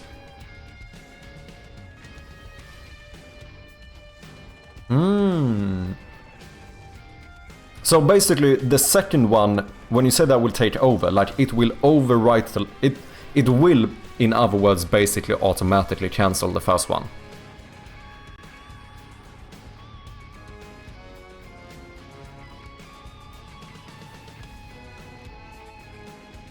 Was in co-working mode, what's happening? We are slightly refactoring the cursor into in the game to get the new dynamic description box that changes text depending on how wide it is. As well as get a little cursor animation whenever you click. Null is no object, empty means still string. Null is undefined. Empty is a string on length 0. Okay. But like, here's the thing, because when I set this to null, it technically cannot be no object, because that will not delete the text variable of the text mesh pro, right? Like, I understand that in general, something being null means basically that it doesn't exist, but like, this doesn't make the text of the text field of the text mesh pro will still exist. So in this case, is it basically the same thing? I'm fairly sure that saying string empty and doing this will do exactly the same thing. But in this context, I'm kind of questioning whether this also... I think all of these...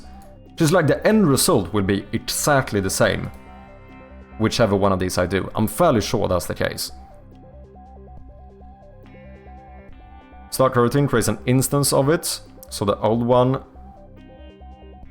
would still run unless you stop it. But then I need to stop it. Because otherwise... Because the other one is waiting to switch sprite back. And then you could get something weird where it is not going to extend it unless I stop it. I don't think in your case it would matter. I don't think so either. That's kind of what I'm... Out of curiosity, what I'm thinking about here is if there's any difference to doing any of these. Because I think the end result is the same, whichever one I do. I guess that doing null might be the weirdest one here.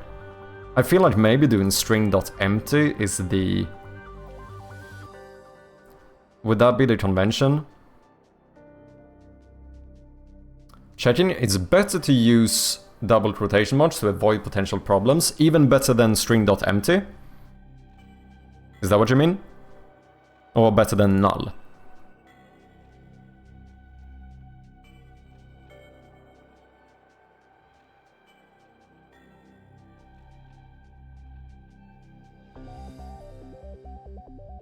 I don't think this does anything as far as I'm aware in this context.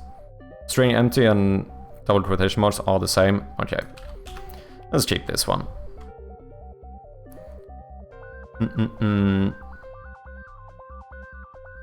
Okay, show description. Description box.set active true. The text should already be empty. I always use double quotation marks in these cases, makes it super clear for me as a dev working with them.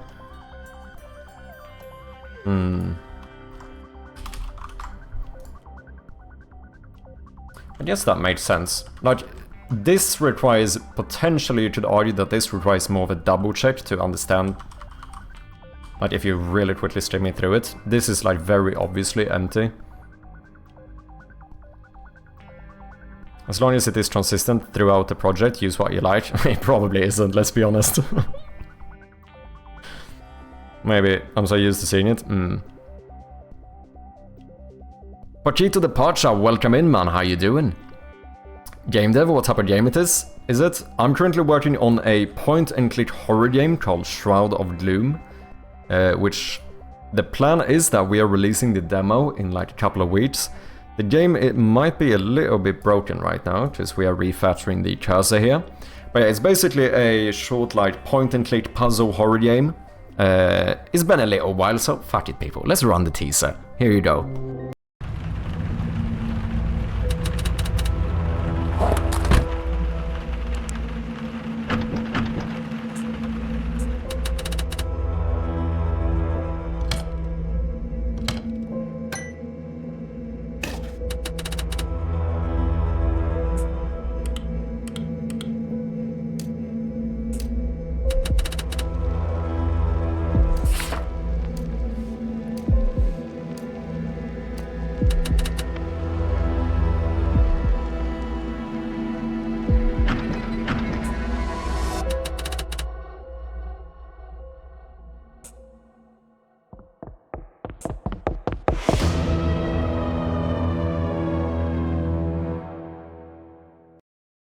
There we have it. The game is available on Steam for wishlists, and we do appreciate those very much.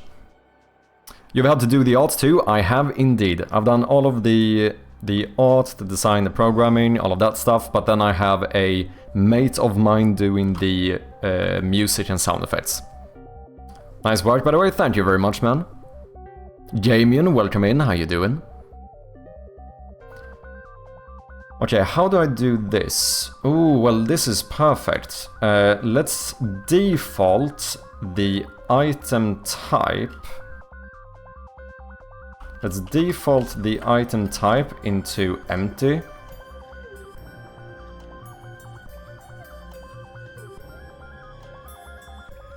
And let's rename this into something like... Let's call this one description. And let's call this one sub description. Let's be a little bit more open-minded here. Do you know what I mean? And then we check if sub description is not equal to string. Isn't there a better one than empty here? Like, is null... white space means it should contain spaces, right? Like, this is if it's null, empty, or contains spaces, I think. Correct me if I'm wrong, but I think that's the case. So I think null or empty is what I want to check here. Why doesn't this work?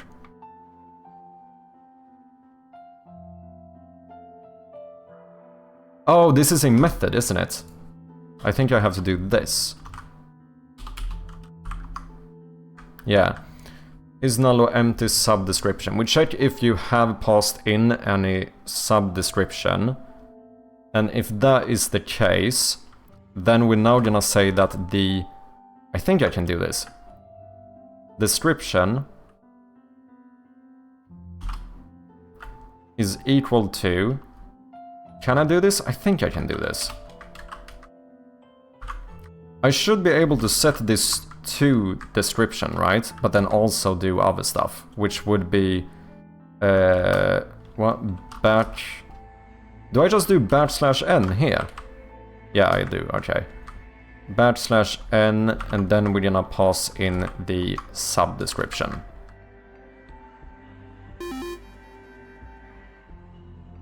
Oh no, we need more stuff. We also need the size, which is size 62%.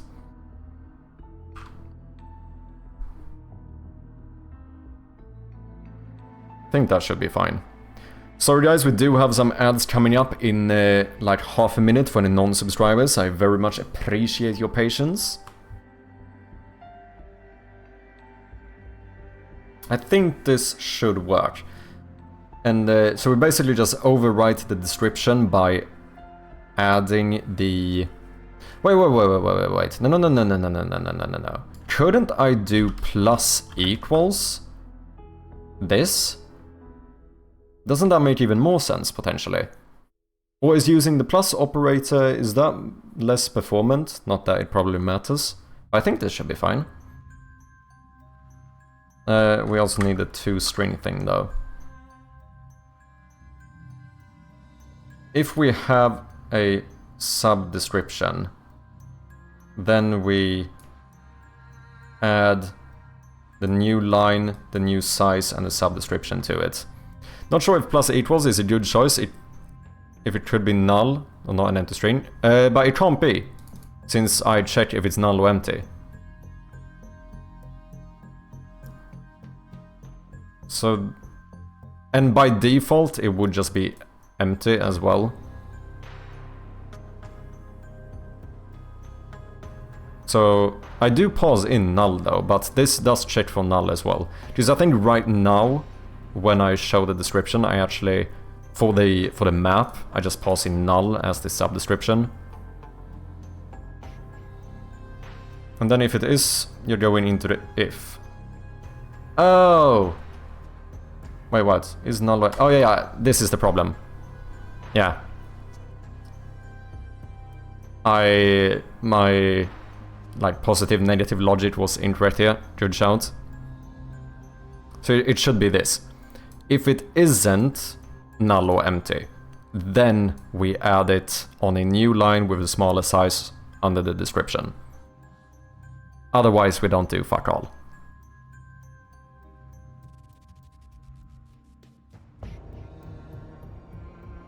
So are you a game developer as well, Pachito? Pachito, I think? Sorry, I just realized you might be in ads. Okay, and then after that we want to say that the text here should now be set to our description. We can remove this stuff. Okay, so showing descriptions should be fine. I guess so many unfinished stuff. I know that feeling. I mean, I think that's the case for, like, most game developers should have more unfinished projects than they have finished ones, right? I think that is the case. Do you also work in Unity? Show selected item sprite. Item image dot sprite equals sprite. Okay, what do I do when I... Do I not have something to hide that one?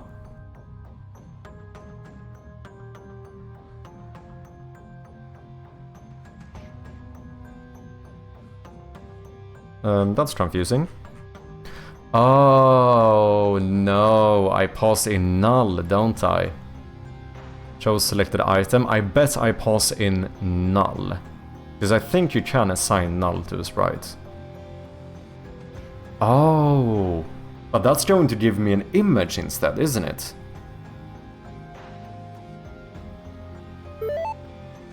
Okay. So maybe we now need to check. I think it works on a cursor renderer, but maybe not on this one. Since an image just turns into a color if you don't have a sprite, right? So if sprite is not equal to null, then do this. Otherwise, if it for any reason would be null, then I instead want to say item image dot enabled equals false. I think that's what I want to do. Currently I have one trying to prepare it for demo. Ooh, you're working on a demo as well? Nice. What's a finished project? True. How you doing, Fifth Function? We all do, yeah. Good evening, Amises. How you doing, man? Okay, on exit hovered. We don't do anything if we are in a cutscene. Show error. I would actually need to refactor this as well.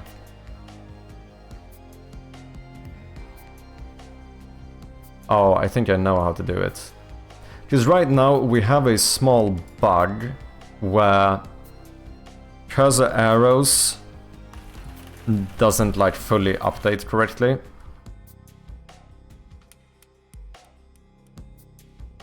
Oh, do I have two instances? Okay. On new description, let me disable that one because I think you are the issue.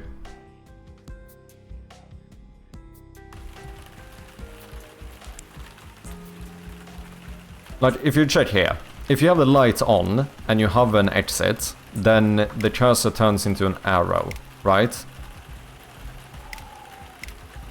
And that works when you pause the game. However, if the light is off, since it's not interactable, we don't show it. Here's the issue. If I bring the cursor over the exit and then turn the light on, we don't show the arrow. And likewise, I think, if I now go over so I see the arrow and then I turn off the light, it now stays an arrow. That is a thing that I have gotten reported a fair bit from playtesting, so it is something we need to fix. But I think that could be fairly easy, because I have this...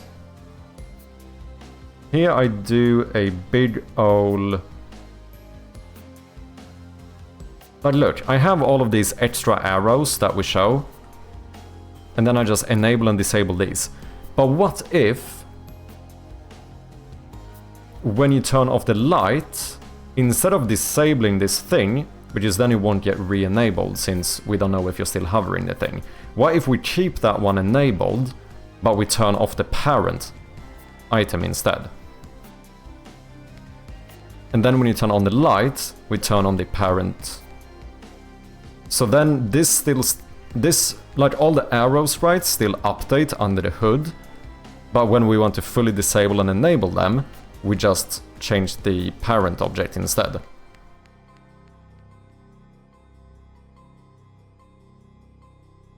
That sounds pretty good to me. Because basically, we have our... What do I have? Exit hover arrows. So what if we just add a game object for the exit hover arrow parent? And then on game over, high description, show cursor false, start coroutine delay. Oh, to re-enable the cursor, okay. On inspection, high description.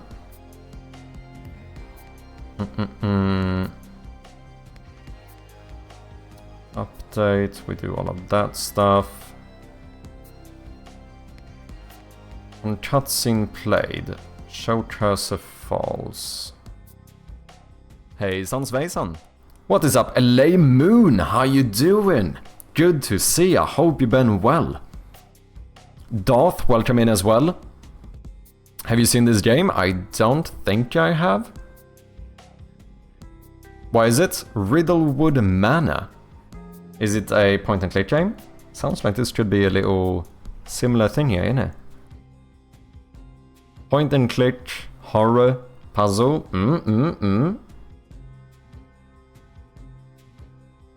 You're doing good? Nice to hear, Laymoon. I'm doing good as well. Slightly stressed. We're trying to push for a demo release. Doors open October 22nd. Full release. Oh, damn. Look at that. Quite a bit of localization.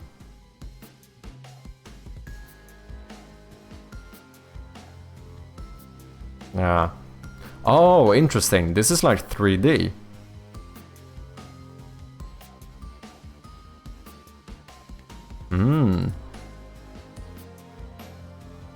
They rely a lot more on animations though. I cannot make these type of animations. Damn, voice acting as well. Mini co-worker played Shroud on itch.io a couple days ago. Oh, did you? How did it go?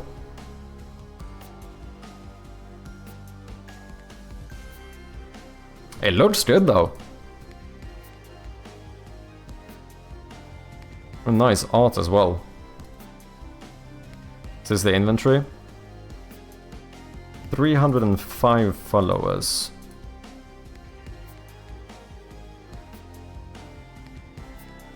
Like the capsule image. Virtual animations, yeah. I don't think I've seen this. Let me keep an eye on it.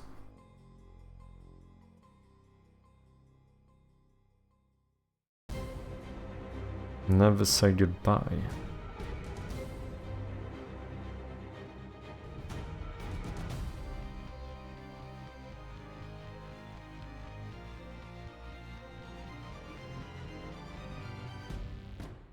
Oh damn, VR point and click. VR narrative game. Blend of classic point and click adventure with immersive cinematography. That's kinda cool.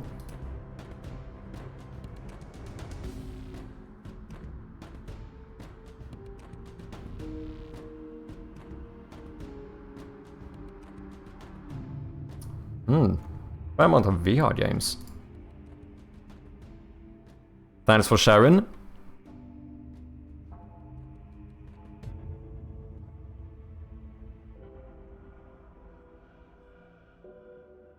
He did great, but couldn't beat the game in time. People came close and we need to close the game. Okay, fair enough, fair enough. But thanks for playing, LA.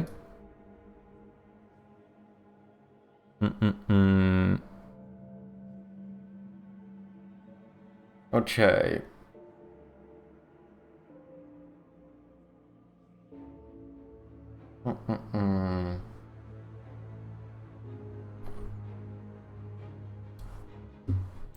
Is Riddlewood Manor for VR2? I don't think it was. It didn't look like it. I didn't see the tag at least. Yeah, I don't think this is VR. The house is a death trap. It kills anyone who comes too close. Strangers vanish. Neighbors rot behind locked doors. Even the mailman's Yeah, they rely on so much more animations and stuff. I couldn't do this.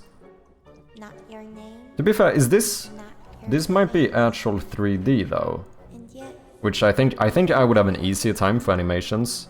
At least some. Is this 2D? Is this 2.5D? Is that what that is?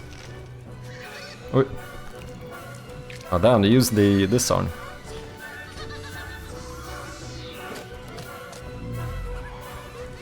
No. Yeah, this is definitely 3D. I think it might be...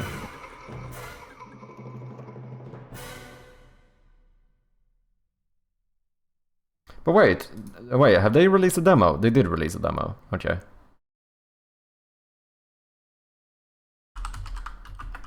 Did they do a separate demo? They did. No, they didn't. No, it's the same one.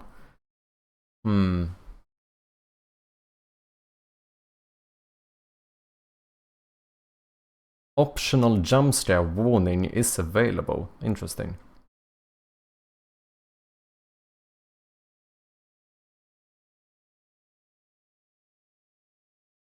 Yeah, I'm gonna keep an eye on it. Seems like we have a fair amount of similarities. Main difference is that they seem to have some 3D stuff going on, and they have a lot more fancy animations, which I don't.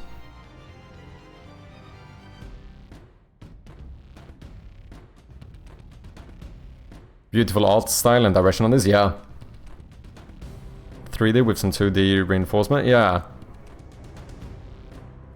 Cell shaded 3D, pretty cool to boot, yeah. Yeah, cell shading is nice. I like it.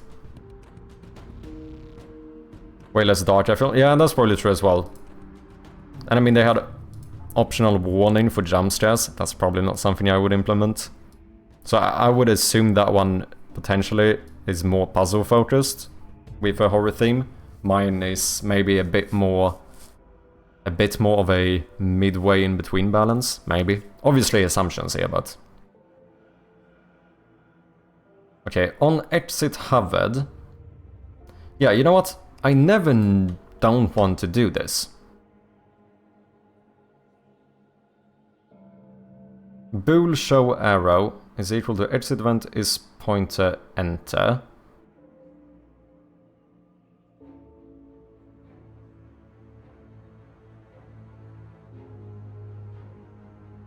Oh, just I check if it's hovered. No, just... Oh, yeah. Okay. Direction equals this. If cursor image dot enabled. Cursor image... Wait, what? Dot enabled equals don't show arrow. Equals the opposite. I don't know if I can do that.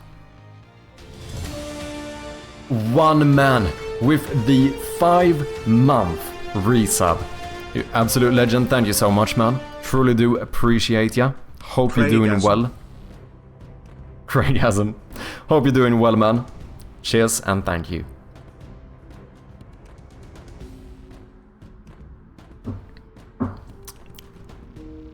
Literally, I guess. Yeah, that as well. Okay, we shouldn't need to do that anymore. Or whatever that is. If don't show arrow, what is that? Okay, I see. So I think what this should do, I think we should...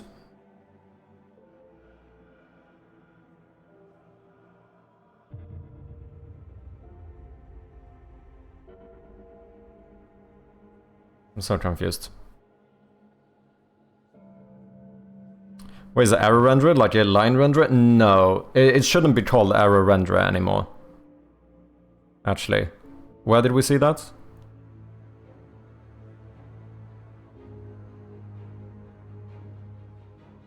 Wait, where do I have arrow renderer?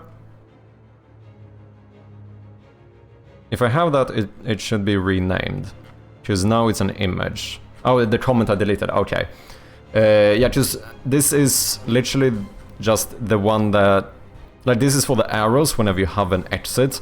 Before, my cursor wasn't on a UI canvas, so it was a sprite renderer that had the image. So therefore, I call it the arrow renderer. Now it's going to be like the arrow image or whatever instead. Well, actually I use game objects here, but I need to slightly refactor this to... Like, what I'm thinking is that we basically... Whenever you hover something, we just activate one of these. When you stop hovering, we deactivate all of them. But then if you hover something and you turn the flashlight off, instead of deactivating this one, we just deactivate the parent item. So that that one is still enabled below it, as long as you haven't exited that exit raycast thingy. I thought Unity had built-in cursors. Yeah, but those are for casuals. Come on now, come on now.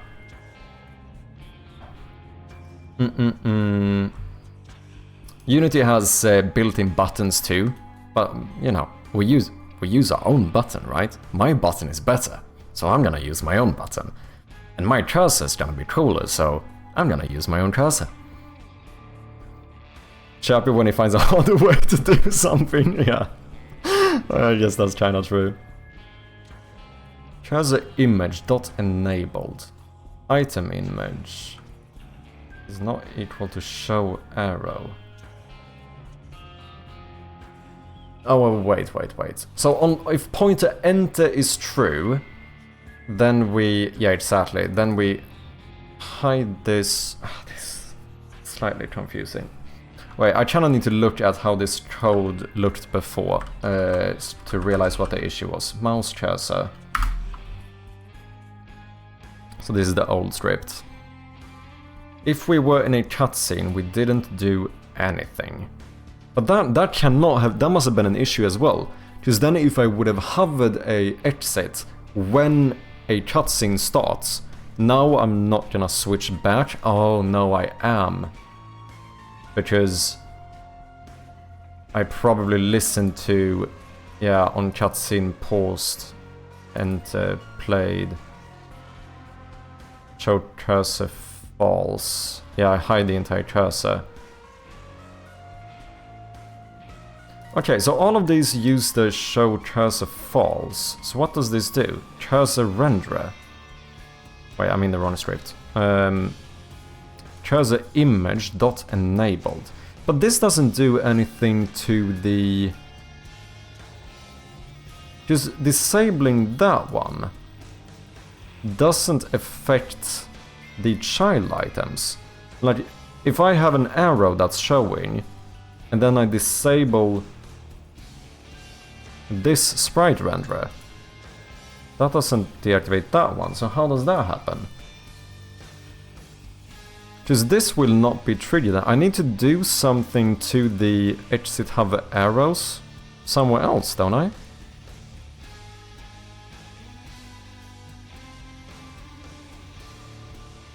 Unless I fucking publish this, but that would be kinda mad. Or rather this.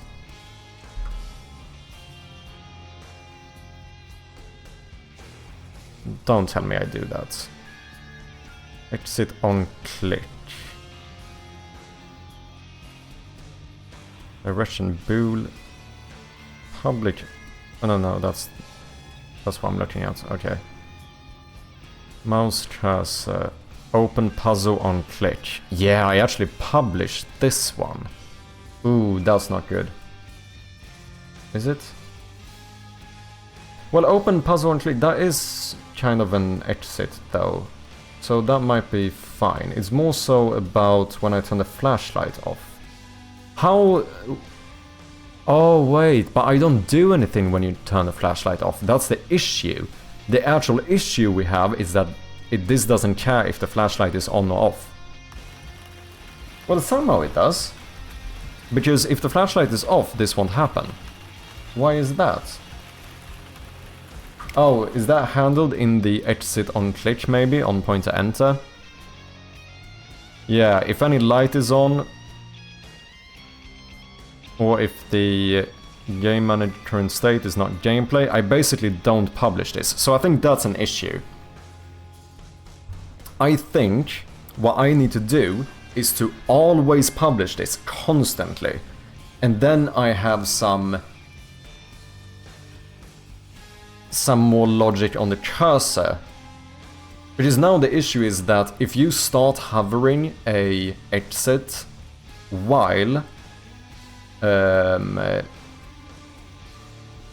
light is off, it's not going to update the underlying arrow. The arrow should be hidden, but I need it to still update. Chubby is going to go about making his own text system. Yeah, I like my own buttons as well, but I use the built-in once in a while. I do too. Every now and again I do use the built-in one. But I just like the fact that I have so much more control with my own one. Just one big issue I realized with the Unity buttons is that I think they somehow trigger the animation of the button before they trigger the on-click function. So I've had a lot of issues in game where I scale the buttons down as the animation, and if you click right on the edge, it will trigger the animation for it to be pushed down, But then since it gets smaller and the cursor now is outside, it didn't trigger the on-click function. So that was a big issue in Memento Mania that took me like weeks to solve, and the way I solved it was to just make my own button script. And since then, most of the time I use my own button. If you can reinvent the wheel, why the heck not? Exactly, that's what I'm saying. It's more like I have a perfectly good spanner, or I can make my own spanner with badass engravings on it. True, true. On disable, if it's hovered, do this, false, yeah. Okay, so the main thing here, I think, is the fact that I should always publish this. We should always keep track of whether or not... I think I always keep track of when you exit.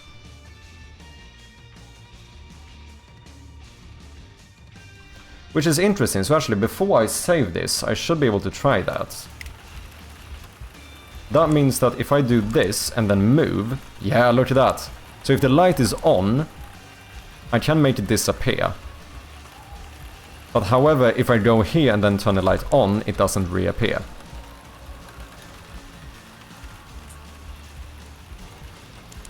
But yeah, this is the issue. The arrow needs to disappear when you turn the light off. So what I think we're gonna do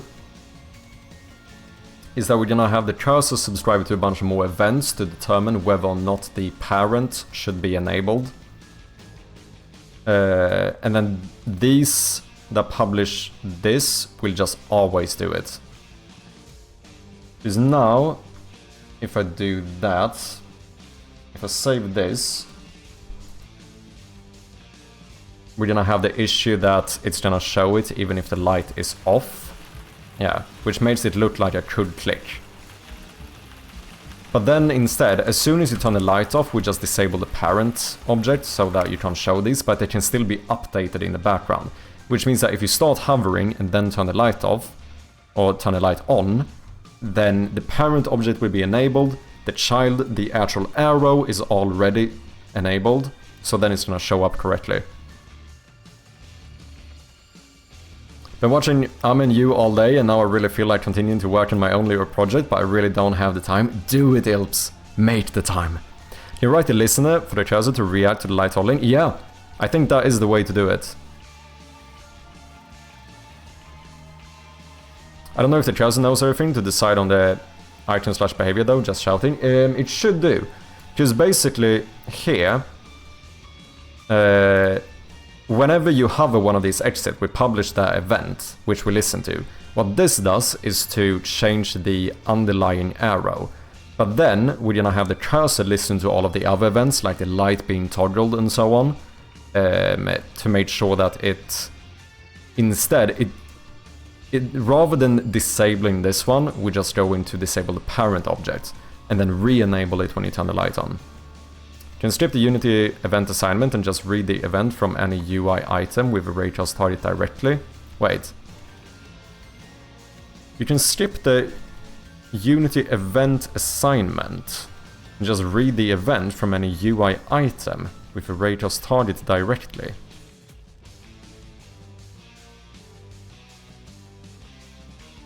Wait, do you mean that the cursor would check if it hovers the thingy instead? Is that what you're saying?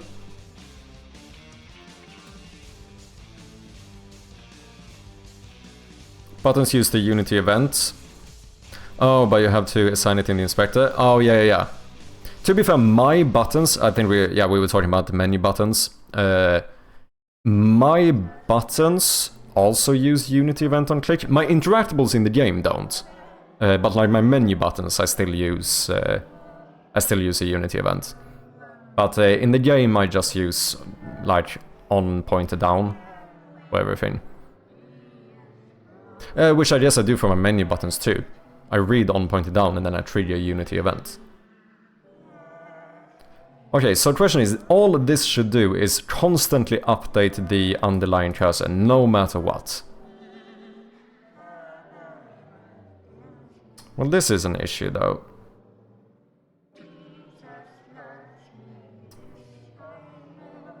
Cursor image dot enabled.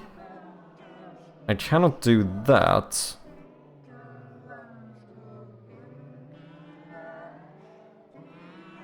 If...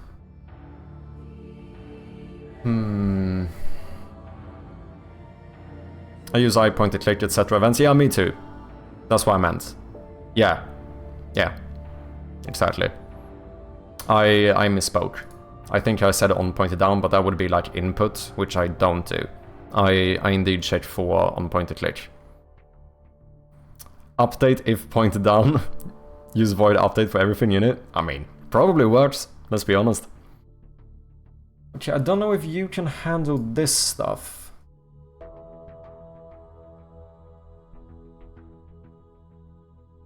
Bool show arrow. Okay, okay. Let's do a...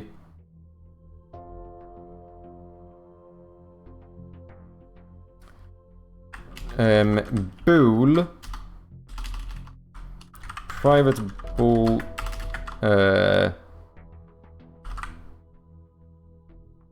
directional arrow enabled. That actually sounds better. Exit hover arrow parent. No. Let's do directional arrow parent.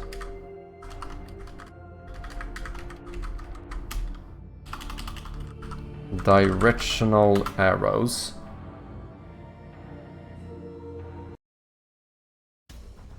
It works, but someone would probably punch you if you try to put it in the project.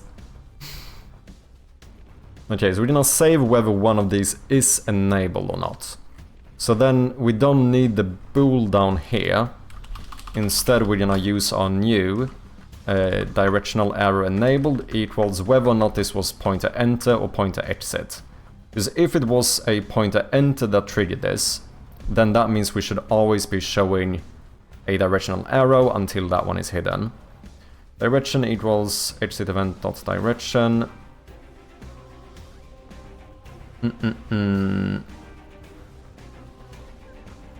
Cursor image dot enabled. I don't think I can do this.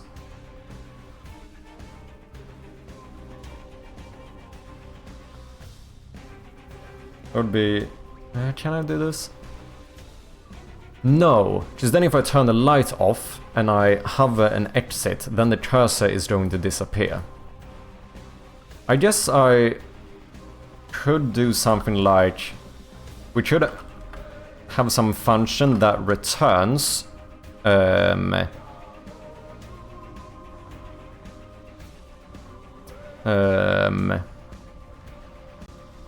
whether or not you can currently show them. And then we can check if on an event we check if that's the case and one is enabled, then do this, otherwise do that.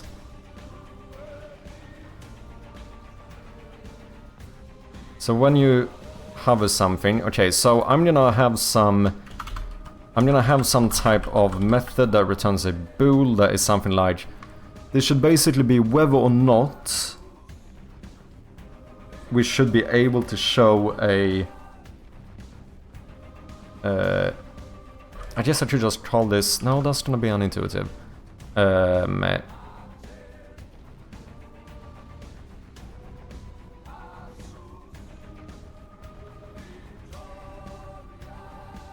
I can't call it whether or not it's enabled, because that is whether or not an underlying arrow is. Oh, wait, enable the parent or something? Fuck. So working on a little personal movie tracker web app that uses basically all new technologies for me. React plus T as next JavaScript, I think. Docker PostgreSQL as a stat and dual authentication plus OMDB integration. I understood like 5 of those words, and all of those were in the first half of your message. Damn, you're still streaming? We are indeed, just a little 6 hours. Rookie numbers, rookie numbers. We got at least a couple more hours in us. Basic idea would be that you can search for movies, add them to your watch list, and then mark them watched plus rate them once done. Keep track of your ratings and its own database, basically what IMD already does, but very stripped down from all the extra stuff. Ooh. I mean, that sounds pretty cool. Did you just start working on it?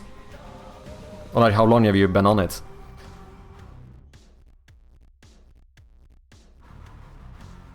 It sounds like a cool idea, though.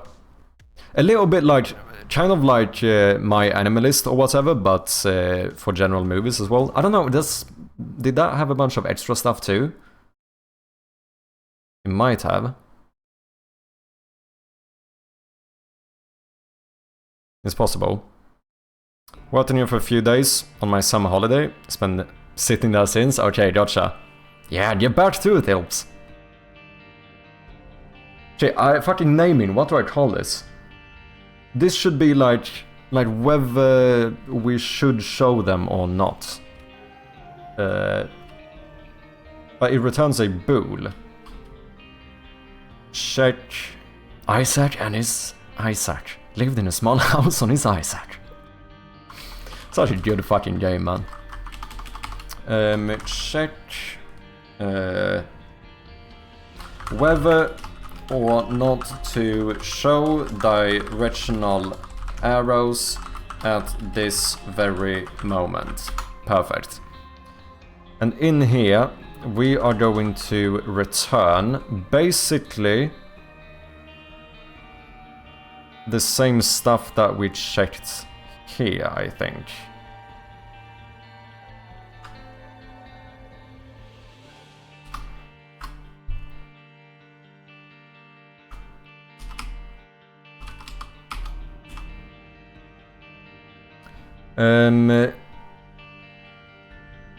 If no light is on.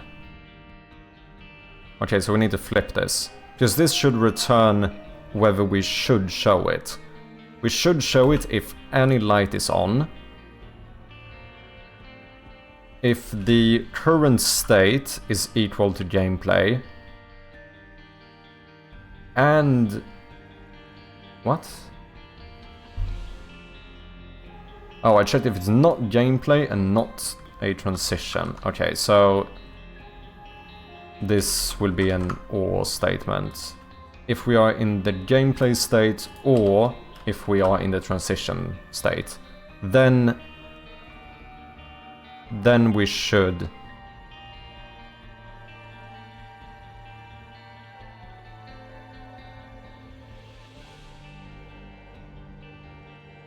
whether to show. Whether or not doesn't make sense from a returning a bool perspective. Okay, so then here we just, if, check whether to show directional arrows at this very moment. If that returns true, then we should do this stuff.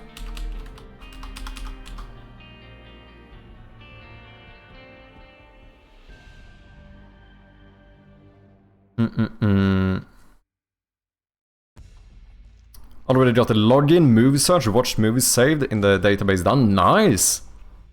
I mean, it sounds like something that's way above my head, so I'm impressed.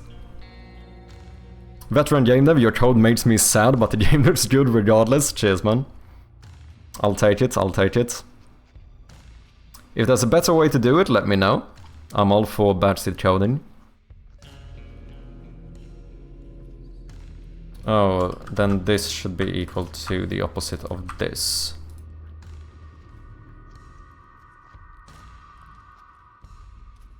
And this I don't want to do. We should always... no, never mind. I do want to do this. Because this is in case we exited. If we stopped hovering and exit, then we shouldn't enable any arrow. That is correct.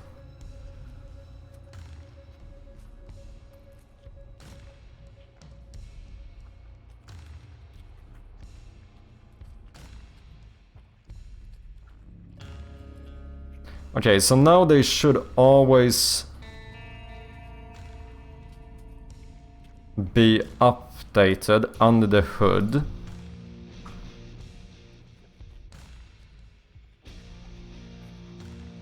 Well, right now it will always be updated, so even here...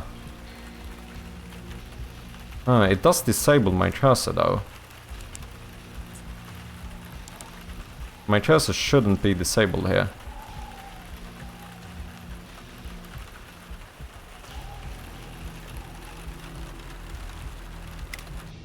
The normal cursor should still be enabled.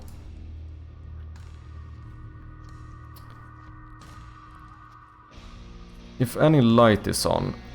Oh! Oh, no.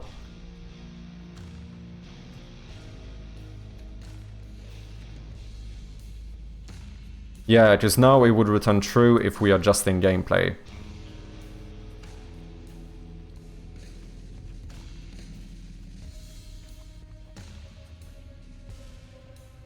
I can't return only is any light on. I do need to check state as well, but we should do if any light is on. And, okay, fuck it, let's make it not work in transitions right now, just for testing purposes.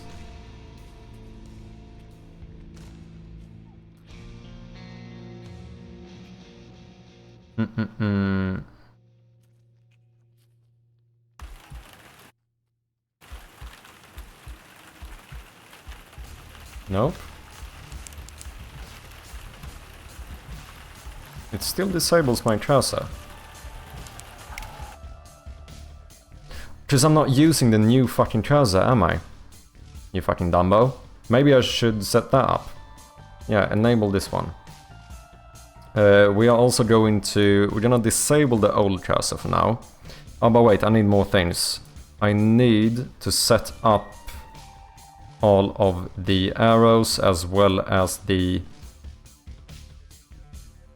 cursor light. That's just a light 2D, so I should just be able to bring you over here. Okay, I'm gonna... What do I do? I just would copy that one.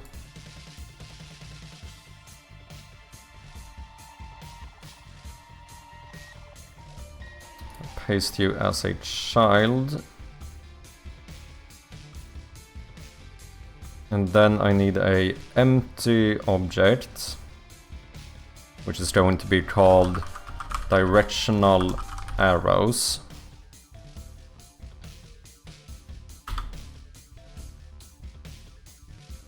And under here, we can make it a bit smaller.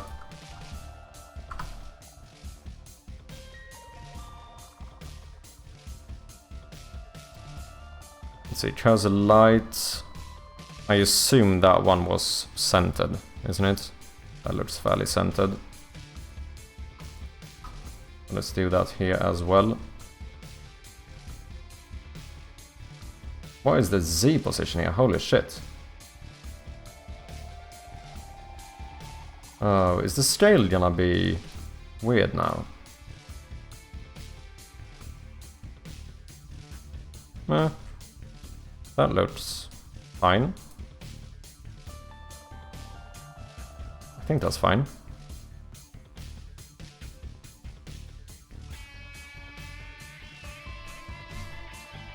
Sorry, the playtest command is still a little bit bugged. Or well, rather I just have forgotten to move it over to my new bot, but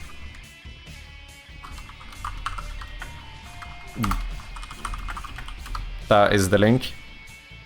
If anyone is interested in localization, you can find that form here.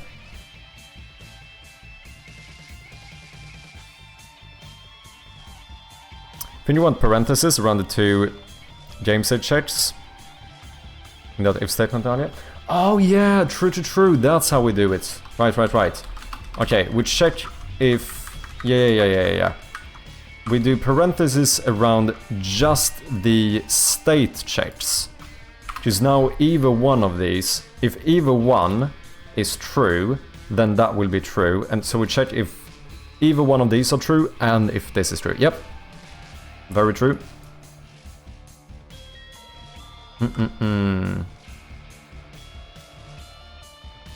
I'll be doing live in a sec, so smell you later. Let's calm it down a little bit with the self-promo in the chat. But appreciate you hanging out, Ginger.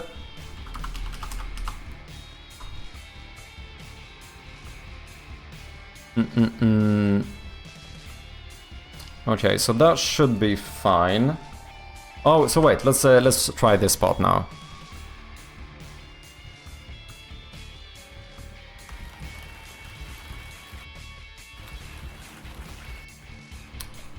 Nope. I don't think that's working. Why? Oh, just obviously we have to set everything else up, right? On-click animation should now be sprite. Default sprite will of course be the cursor, which we're gonna need to change something here as well. Oh shit, I still use the cursor from my old stuff? No. No. UI, boom. Let's fix this. I guess you can be the same size. You do this.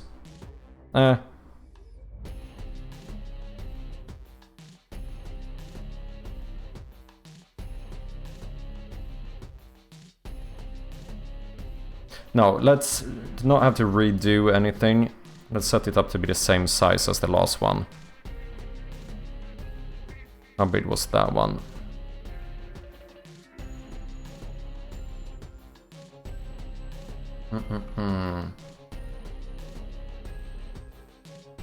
Cursor.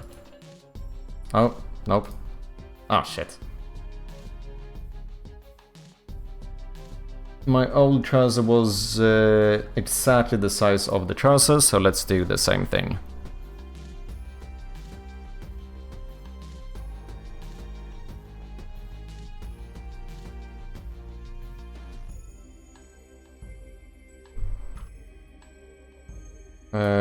UI cursor 0. UI cursor 1. Easy peasy.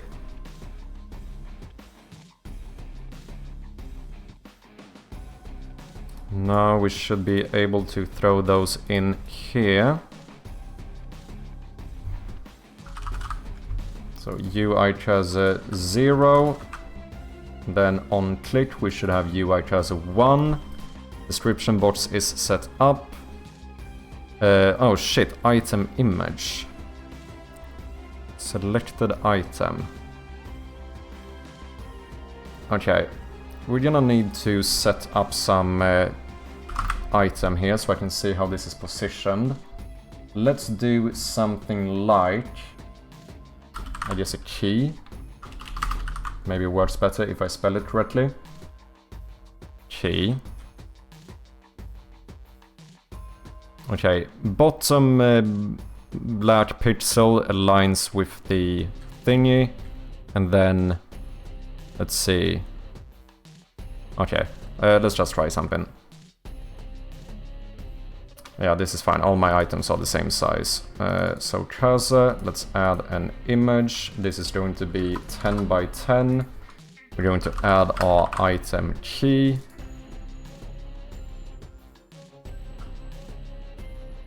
Let's disable that one for now. What did I say? The bottom one should align.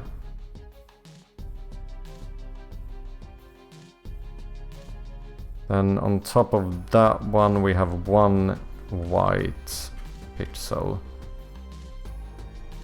So here then? Is that the same? I think that's the same. Boom, boom, boom, boom. Yeah, should be. 2, 2.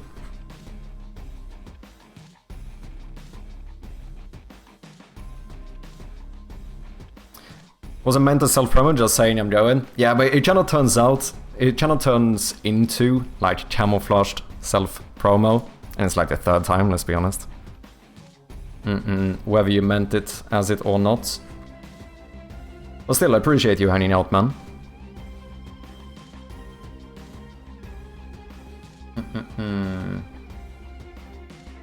Okay, so that should be good. Now the issue, as I said, is that on this one, I don't think I can just set this to null. Yeah. So instead we're going to enable and disable... to be fair, we should have done the entire game object. But it doesn't really matter. We're gonna call this one selected item.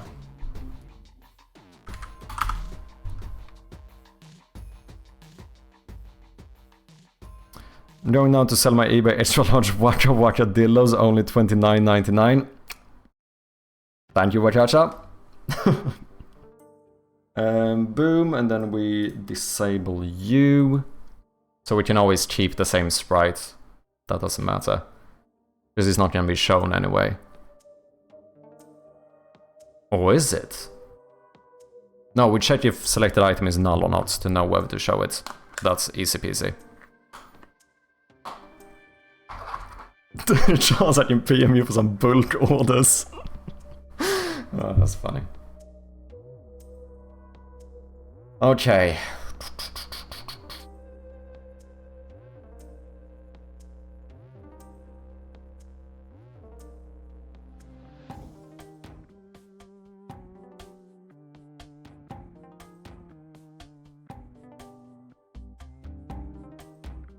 You know what probably would have been easier, I realize now? I could have just made states. I could have had an enum for states for my cursor. Like whether it should be displaying an item, displaying a directional arrow, or whatever it might be.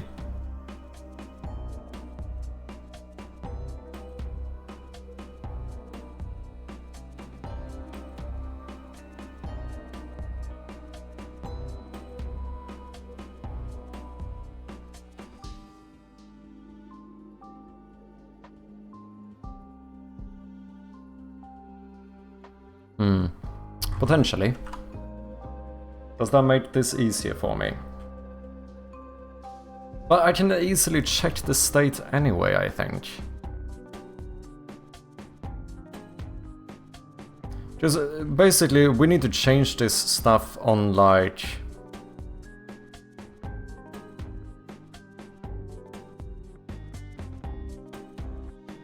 Wait, what happens if I die while I'm holding an item? Oh, I bet that my inventory manager deselects the item, don't you? I bet that's what happens. You probably listen to on game over. And yeah, on game over we deselect the item. Show selected item false. So this is an issue, pausing in null. But no, we won't be, because I checked for null. So that should be fine. Yeah, we don't have to worry about that part. I don't know, although it's a bit ambiguous if you have visibility in items. Yeah, the thing is, I don't think I truly need it. Like, can I go sell my widgets on the dark web, come down the prices, right? Oh, fuck, you know. Funny. Just basically, on game over, we hide the description. What if you have a directional arrow though? Well, that will probably... Oh, I probably listen to on... No, this is game over. What happens if I die while I hover and exit? Well, at some point I'm automatically gonna stop hovering it. But we could also just... Okay, so what we need... Above this on exit arrow blah blah blah. That one handles which arrow we should show. But then we have another private void for basically enable directional arrows. Bool is enabled. And then all we really do here is that we are going to say directional errant parent dot set active is enabled. That is literally all we do. And even if there could be some problem now in when you die, which is for, in this case, it's going to be the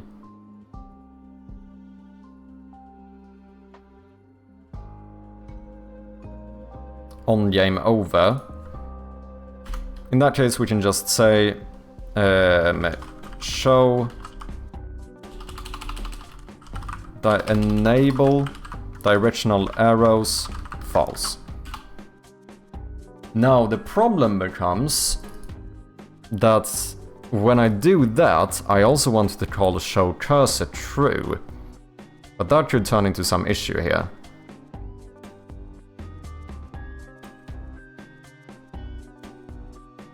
I don't like the method naming enable when you might disable. Isn't it toggling then? That made sense, but I feel like it made sense to say enable directional arrows false. Is that not the same thing as saying, like, with the, if we have like an image, cursor image, dot enabled equals false. Is this not the same thing?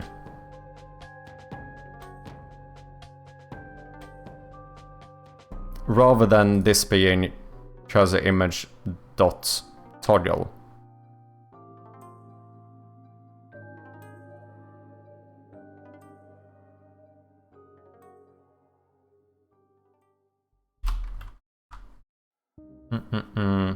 So wait, let me think about it. Show cursor, that is technically, that is the game cursor, right? Then I have another one, disable game cursor, enable game cursor.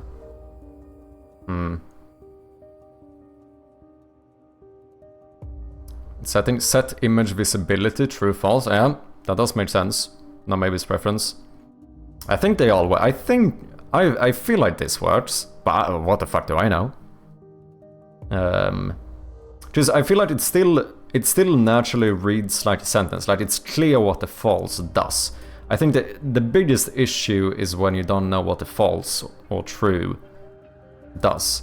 But enable true will be enabled, enable false will be disabled. I feel like it makes sense. Set visibility works very good too, though. Show that, yeah, that works. That's how I do with the cursor, to be honest. Show cursor. So if we're gonna be more consistent inside of this script, it should be show.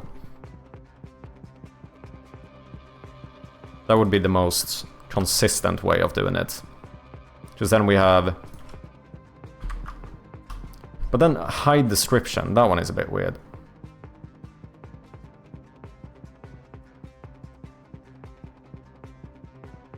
Technically... I should have used overload in here, passing a bool instead.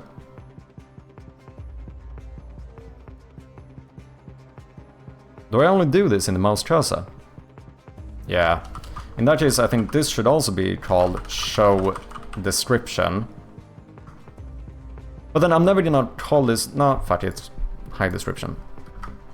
Because I'm never gonna call that and say true, since I will automatically enable it in here anyway. That function is technically only for hiding. Okay. Delay, show cursor true. On inspection. Well, I couldn't show a directional arrow on inspection, so we shouldn't need to worry about that. That should be quite literally impossible. I don't like that I have separated my events here. Like some events are up there, some events are down here. Set the default sprite, that's fine. On cutscene played. Show cursor. Show directional arrows false. Okay, I think we're gonna copy this one a fair amount of times. On cutscene paused. Well, at that point you already set to false and it can't be updated, so I shouldn't need to do anything. On cutscene ended, however, we want to set this to true. But then now it's annoying because show cursor true, the cursor should only be visible if... Oh, but that's where we have the directional arrow enabled. So whenever we trigger show cursor, we do a quick check if there's any directional, if there's no directional arrow enabled, then show the normal cursor. Because if a directional arrow is already enabled, then we should never show this anyway.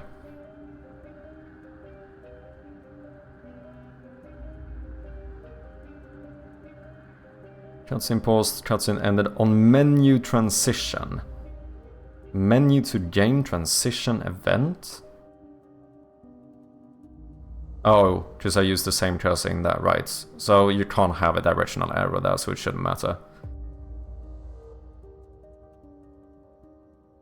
I mean, disable game cursor, I guess we hide that one too. And I guess we show it here. Show description, hide description, show selected item. That's fine. Check whether to show directional arrows at this very moment. That's perfect naming, by the way. Sorry guys, we do have some ads coming up in a little bit. I appreciate your patience. Is the directional arrow a separate cursor instead of just showing a different icon? Yes. Because I need different offsets for all of them. I guess I should have done that in the sprite, but then I need to make the sprite for the cursor way bigger. So it just complicates things. Since they basically need different positions, it's easier to just have different game objects, in my opinion.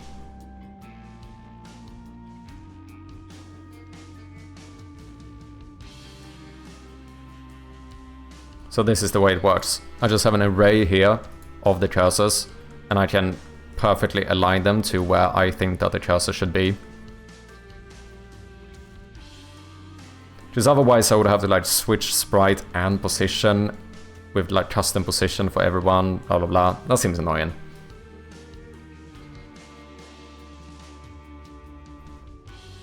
Show the original arrows, bum bum bum.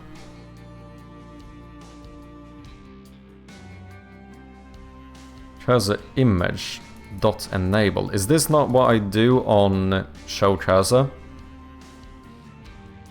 Yeah. So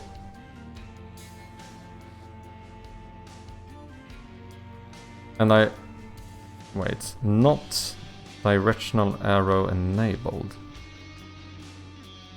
Check whether to show that if you're not supposed to show directional arrows, you shouldn't do anything to these.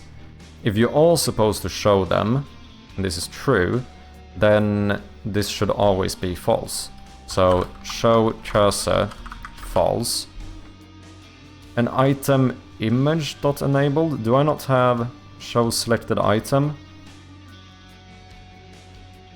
Oh, but the issue here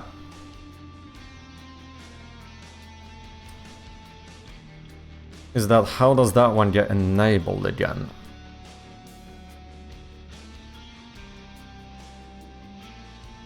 Oh, I might need this one to trigger no matter what.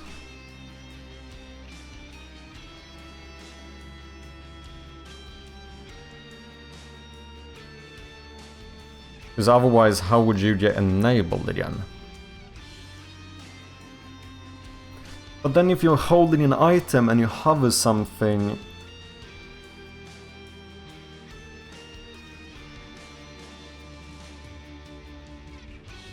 How do I know when to set this one active? But I only want to set this active if you are holding something. Show selected item. Wait. Okay. This returns a bool. If I just check if this is true... Yeah, I think we can just do this. Bool...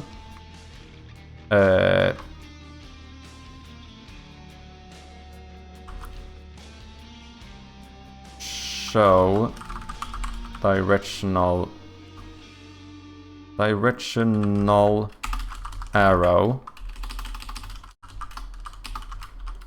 is equal to check whether to show directional arrows at this very moment. Because then we should be able to always do this. No, but what if the game state is... No, but that should be fine. Should be fine. Wow, that is a beautiful name. Thank you, man. I'm very happy with it. I'm very, very happy with it. Not show directional arrow. So if you're not supposed to show it, then this will be true. If you're supposed to show it, it will be false. Then here I might need some custom logic, because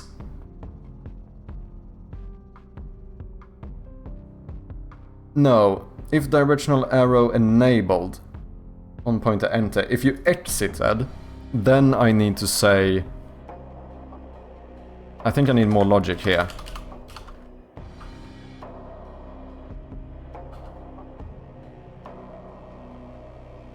If you exited, if you stopped hovering and exit, then I want to show the item again. Show selected item, but then we're gonna be a little bit cheeky and just pass in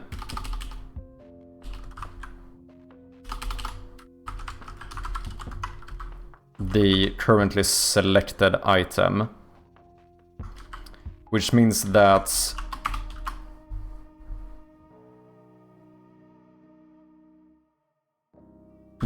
dot inventory sprite.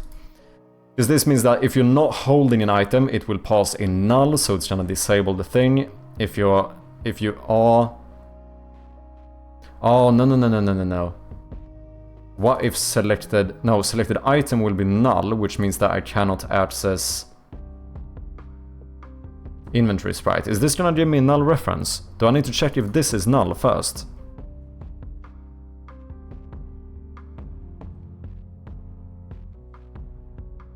I might need to do that, it's possible. I should have made a fucking state system instead. How you doing, Atrium? We're in too deep though, we're gonna do it this way. Show has... should this always be the case? If you exit... No, this doesn't... This should only be the case... in here. Like, if directional arrow enabled. There's a movie at my parents', just came back with a massive headache. Damn, sorry to hear that, man. Hope it gets better.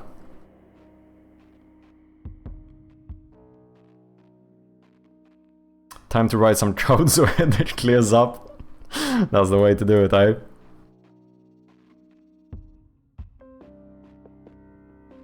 But you shouldn't really handle the state of this. Oh no, you should.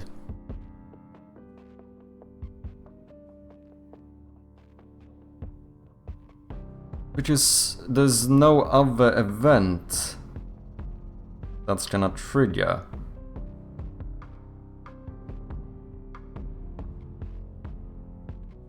Okay.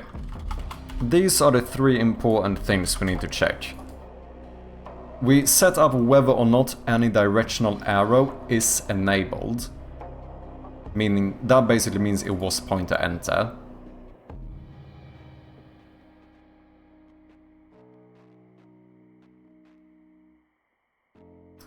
We have a direction. And we have the show directional arrows, which is like the overarching, like whether the parent object should be enabled or not. Because now we always want to update the cursors behind the scenes, no matter what. How do I know whether or not to show the cursor or the item? Well, I always want to hide these if... Well, that is if you entered and if you should show it.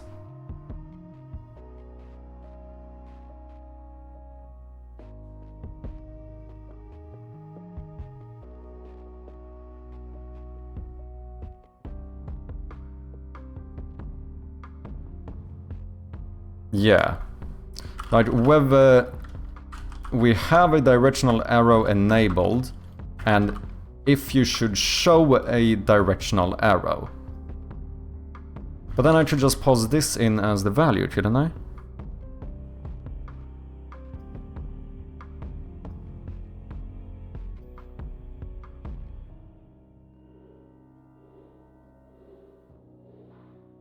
Can I do this? No. Okay, wait. Let's just do something that works. If you have a directional arrow enabled and you're supposed to show it, in that case we know that we always want to hide the cursor. We also know that we want to hide the selected item.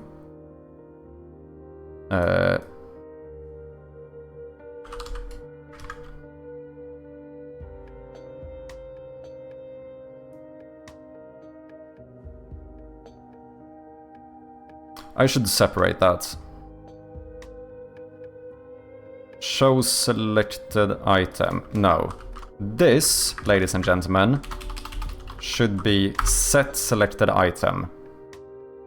And then we should have another private void for show selected item, so that we can keep that one the same below or whatever. And this one is just going to say item image dot enabled equals bool show equals show. And then here, if you did pass in null, which is something that the inventory manager might do, in that case we want to say show selected item false if it was null. Okay, that made sense. Because now I don't need to worry about changing the actual sprite. Here we can just say show selected item false.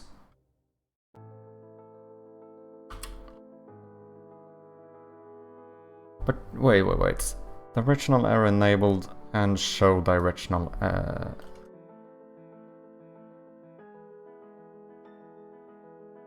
Thing is that this, if either one of these are false, if you're confused, you should write out the side logic out separately. You can refer to it without memory. What should happen in each scenario? Yeah, that's probably true.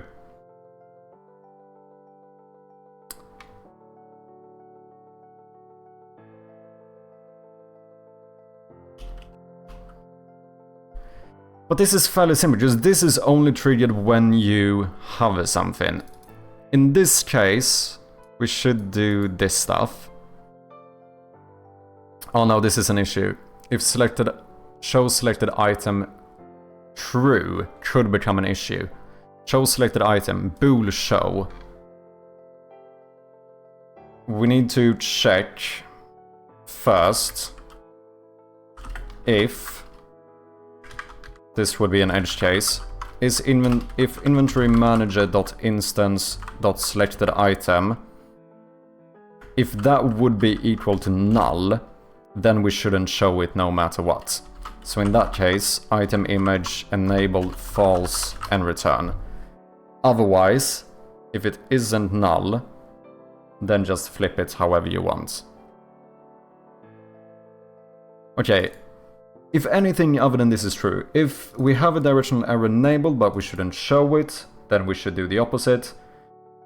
If we don't have a directional arrow disabled but we should show it, then we also should do the opposite. I think this should work. Show selected item false.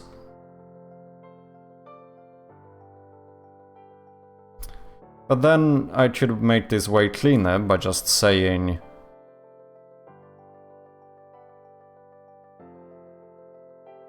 well, basically this should be this as well as that should be this and this. If directional arrow was enabled and we should show it, that is the show directional arrow. Then we don't need no if statement here. This is gonna be a bit cleaner. And instead, we can say show cursor should be the opposite of show directional arrow. So if this returns false, meaning we shouldn't show it, then we should still see our cursor. If this returns true, then this will be set to false. And then we do the same thing here. And then show directional arrows, you should be set to the positive variable or whatever. And then let's see. We always disable them. There's not...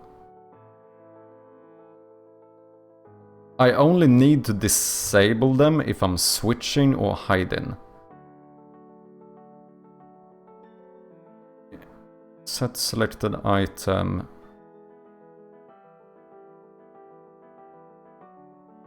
Okay, this is the one that actually changes it. Set active true. Like this plus this is basically the function for whether or not... No, yeah, this should always happen. This should always happen. This should only happen if it was pointer enter.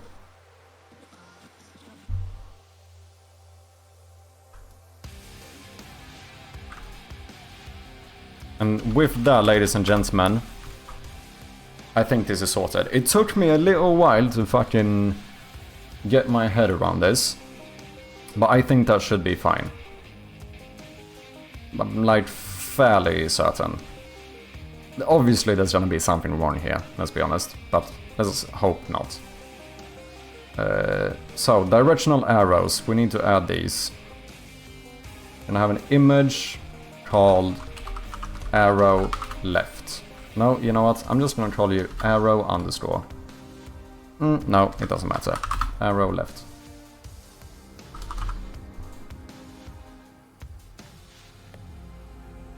Boom. And let's see, I want 1, 2, 3, 4, 5 more. 1, 2, 3, 4, 5. So we're gonna have left, and we're gonna have right. We are also going to have forward, which is this one, I think. We are going to have backwards, which is that one. Last but not least, we are going to have up. And we are of course going to have down.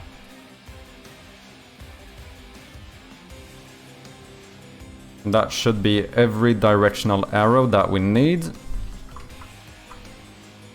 Now we just need to align these correctly. I think I'm just gonna copy whatever I did last time. Let's hide the description box here though.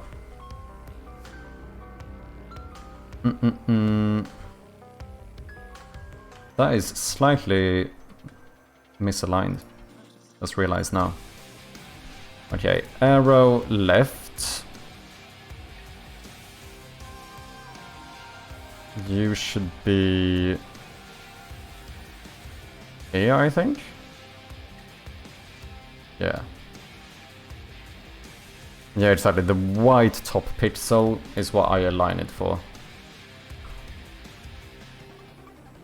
Boom. That should be right. So the right one should probably be the opposite. I'm gonna suspect that's the case. It is indeed. So you should be here. Forward. That one is a little bit weird. Oh wait, this is the one I'm looking for. I do... Ooh! Interesting, I don't align that one pixel perfect. To be fair though, it doesn't really matter that much because my cursor is almost never pixel perfect since you can move it freely yourself. So I think that's fine. But that means you should basically be here and here. So same height, 2.5. Because it needs to feel good, it needs to feel like it's connected to the cursor still. Backward is a little bit weird, because I moved that one a bit too far down, because it feels very off when the cursor all of a sudden like flips completely. Because it would feel like it made sense to do this, right? But that felt very odd, and I think that's the reason why I decided to bring this one down quite a bit.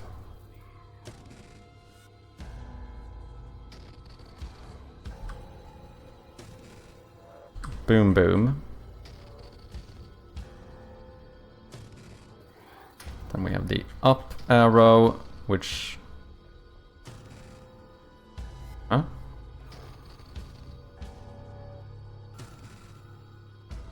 Why are you below? That's weird. You are aligned with the top pixel, which means you should be here. Boom, boom. Last but not least, we have down. That one looks like that's interesting. So here I decided to align it on the top. Why don't I do that backwards then? A little bit inconsistent, but you know what? I'm not gonna care about that right now. I'm just gonna put you here and call it a day. Let's see, I'm fairly certain that these need to be in the correct order. Left, right, forward, backward, up, down. Arrow sprites. Oh, I don't use that one. That's an old one. Yeah, this. Left, right, forward, backward, up, down. So it needs to be the same here as well.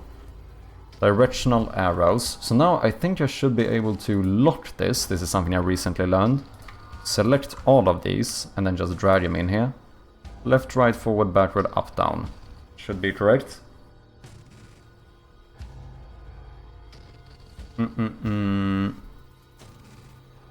Position offset. I'm not entirely sure that's gonna be the same anymore, but we could try.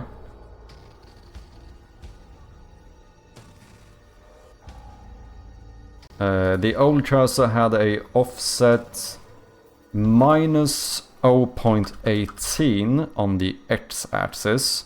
No, it should be the same, because this is world position. Minus 0.18 and 0.24 on the y-axis. Boom. On-click scale, we're not using the scale animations, we don't need that one. We do need our on-click sprites. Description box has been set up correctly. Description texts, we need to add those here. It's going to be... Oh. We need a slight change here. This should now be TextPress UGUI.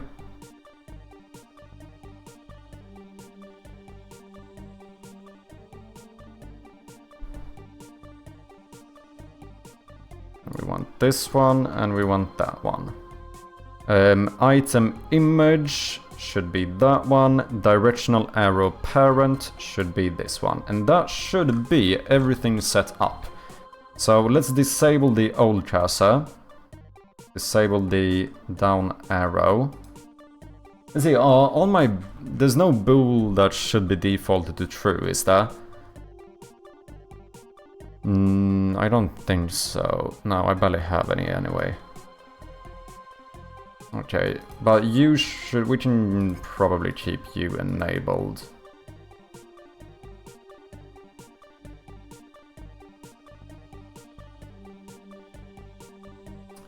Yeah, I think so. Description should be disabled.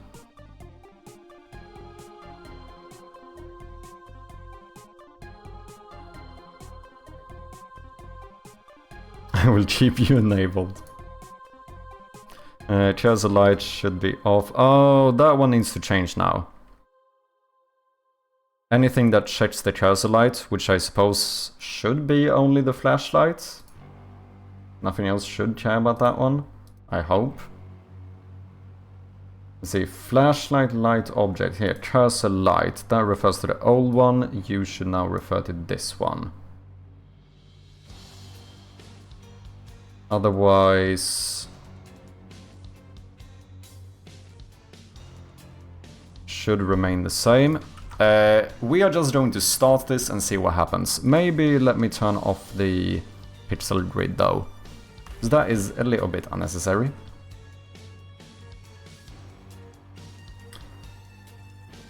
Well, first, maybe what we should do first is, should we make a quick little prediction here? Do you guys, what I want to know is whether or not you guys believe in me. So, the question is, will this spaghetti code work? Hell yeah, bruv. Or, nah. You have 1 minute to cast your prediction. Poll is up now. Cast your channel points. Do you wanna gamble a little bit? Whether or not you trust in my abilities. Only disclaimer is that a null reference, as in like if I just forgot to assign something, that doesn't count. A null reference, because I forgot to assign something in the inspector, does not count as the code not working. If I get a null reference because I fucked up the code, or whatever, then that's an issue. Not Shadow, welcome in man, thank you very much for the raid. What have you been up to? Anything you wanna share, anything you wanna show, let me know. We're currently doing a prediction to see whether or not my spaghetti code for our new refactored cursor in the game should work or not. I hope it will.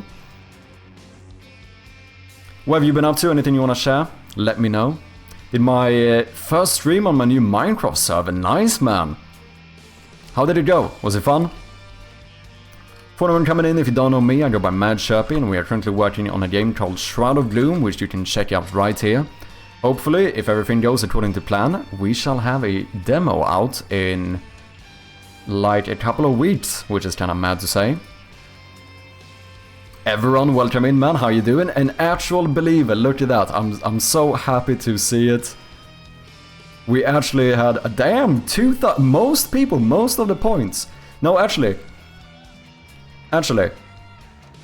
most of the points were bet on me doing this, but only one person. However, we have 3 people that bet on the code not working, but they were not as confident. They didn't bet as many points. So that's interesting to see. Okay, I think everything is gonna work flawlessly. The cursor is following. It does have a little bit of a delay though, I wonder why that is. But that doesn't count as the code not working. Oh, look at that. Look at that. We have... I want to be very clear and say that does not count as a code not working, because that's my dev tools being bugged. Nothing, it has nothing to do with the cursor, so don't even try it. Now when I see it though, I think the cursor animation might be a little bit too much. I think just removing 1 pixel line would have been enough. This looks a little bit too intense, in my opinion.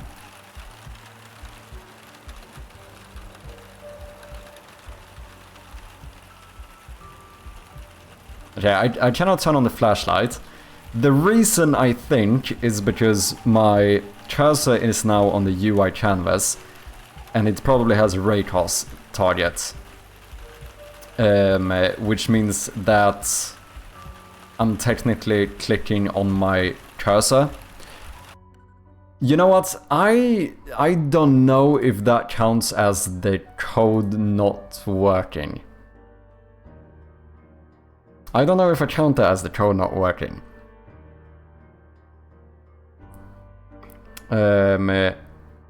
Because that's just a small inspector mess up. Like this, I guess nothing here should be raycast targets, should you? Like small little inspector tweets. That's not really.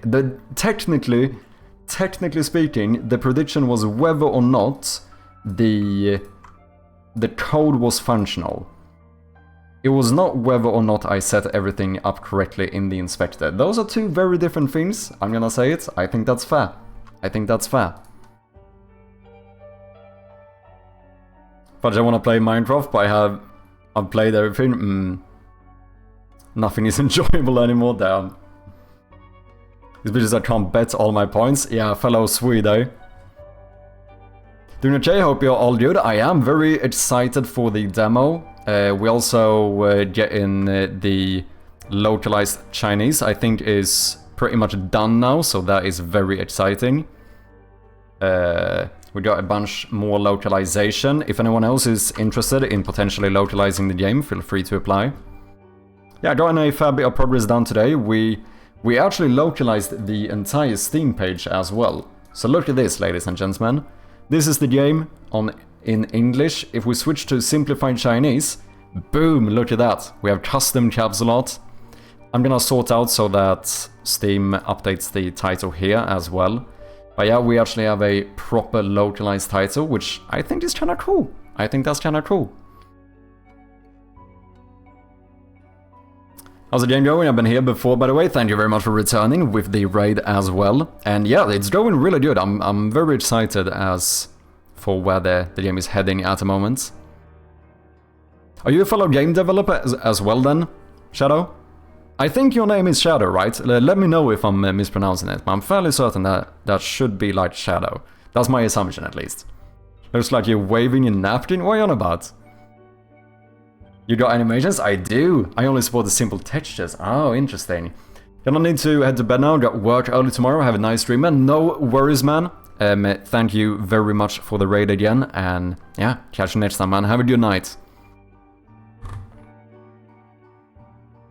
Curse attack, indeed.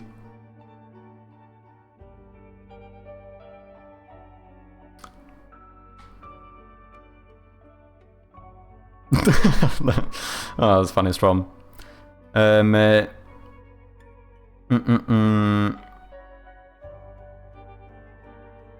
have tried, yes, and it is Shadow. Sweet. You might mean real Shadow or something. Oh, okay, gotcha. Cheers, man. Have a good night, man, and thank you for the raid. I do appreciate it. Guys, go and check Shadow out if you haven't. Well, technically not Shadow. Go and check not Shadow out. Shadow would be that would be the complete opposite, to be fair. Okay, we're gonna try this one more time. I might have a slight issue here where I can't pause the game for some reason, but that's fine, isn't it? Look at that. Fuck! Fuck! The cursor is still on. The normal cursor doesn't get disabled here. Fuck, okay, I did fuck something up. Shit, I'm so sad. I'm so sad. Everyone believing in me as well, with all of them points. That is so unfortunate.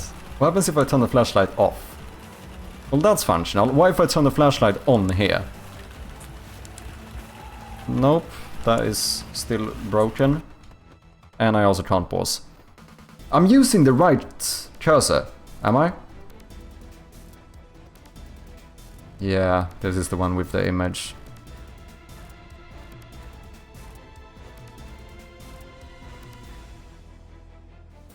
Input manager, why is this causing an issue? Oh, just it's checking for mouse cursor, whereas this should be mouse cursor UI now. Okay, so basically I'm gonna need to update every reference I have for the mouse cursor. That's what you're saying. But why isn't the thingy working though? Ingen trist denna gång, exactly. Pay up.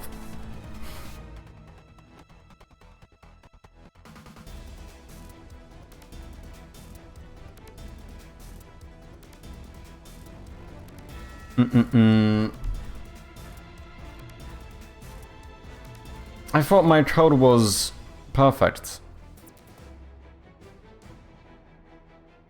I thought my code was flawless. Oh no, wait, am I... Let's just a UI. If directional arrow enabled. Yeah, you should always update. Oh, I'm not listening to the lights. Ah, shit. Guess I should just check if any light is on, but I shouldn't need to. Just if you turn on another light. No, it's better. I think that would be light event, but yeah, this means unfortunately it was not incorrect. So my spaghetti code did not work, which means that the points will be divided amongst the non-believers. I am terribly sorry, everyone. I thought I could do this. It seems like that is not the case. Light event on light toggled. Sure. And then we also need to unsubscribe from the light event with the on light toggled.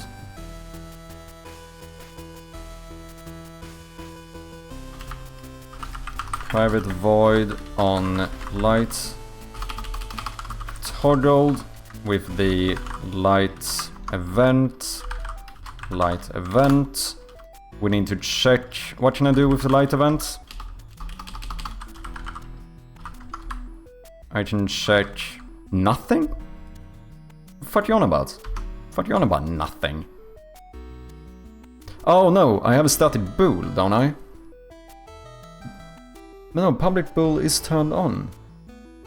Oh, this is the one specifically for lamps. No. Well, I can still check this as well as the flashlight event. And then check if any light is on. Light event. Both of these called check lights. Flashlight event. But how do I know what happens first? What if it doesn't have time to update? Now that shouldn't be the problem. But maybe... I don't know if I need to check the light event though. I think the flashlight might be enough. Because you can't toggle the light while hovering in exit.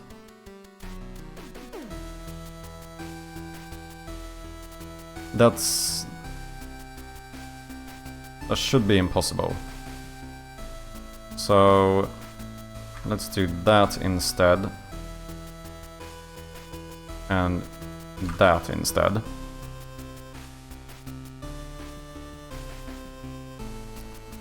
No need to apologize, I tripled my investment, fucking hell. I don't regret my choice, thank you everyone. At least someone believed in me. Poor event pass working overtime, I see. It very much is, it very much is. Look at all these fucking events we're listening to here, man. Okay, and then you should now be... Flashlight event, this should be... Flashlight event... Flashlight event. And then if... do I need to do that?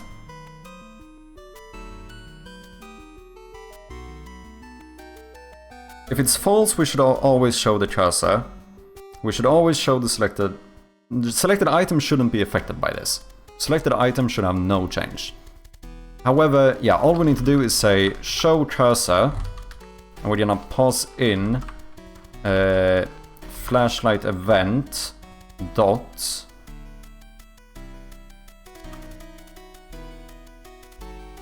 oh, is it some static shit? Yeah, it's static. Okay, flashlight on.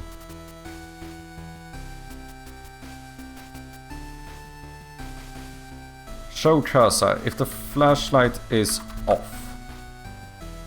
No. No. I shouldn't do...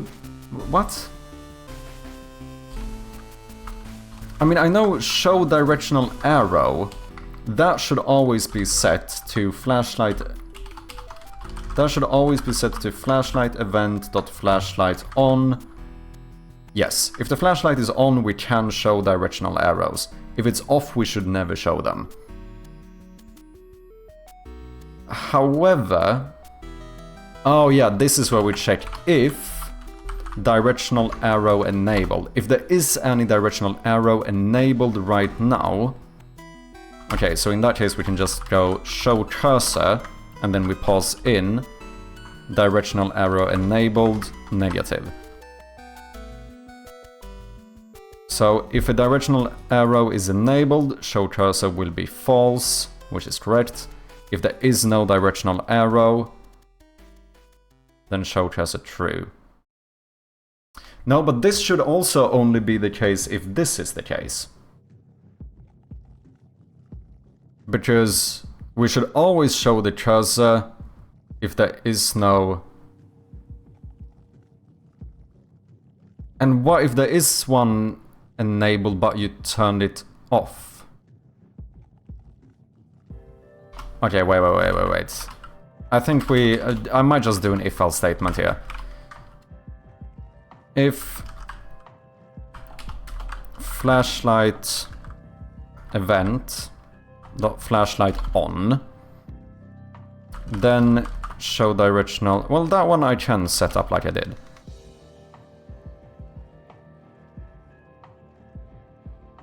Okay, if the flashlight is on, if you turn the light on, and if you also have a directional arrow enabled,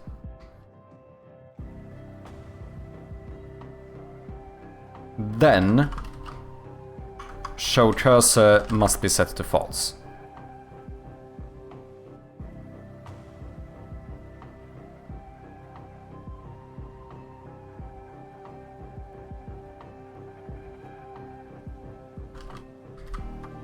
This we can always set. But then, if I think in any other case we need to set it true.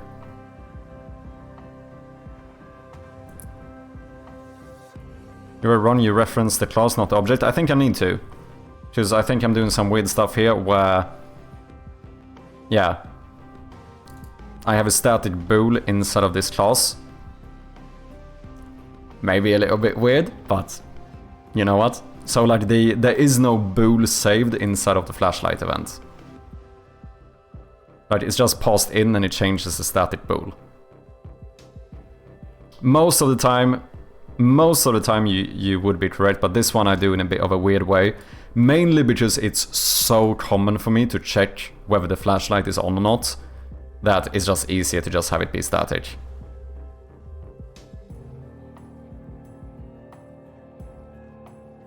Because then I can check it even when this event isn't triggered. Because it's always saved, basically.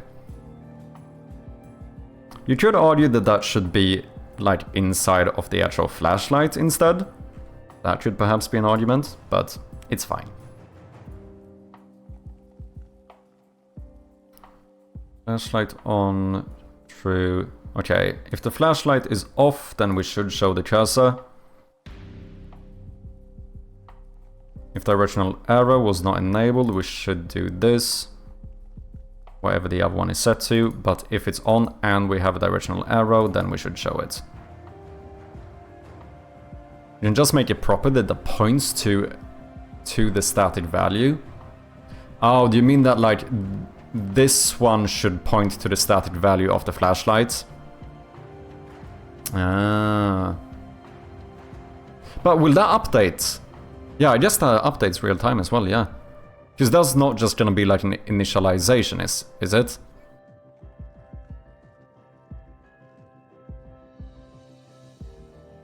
The annoying thing though is that it's more so that whenever I checked this, it would have made more sense to check flashlight on or whatever, which means that I still would need to go through and change all of my references. Because just moving this static bool down there, like I'm just duplicating the static bool technically. I think this is fine. Okay, let's do that, and then We're still gonna have a bunch of issues now because in a lot of places, basically everything inside of the game now, whatever calls the mouse cursor script inside of the game needs to call the mouse cursor UI instead. So, game manager.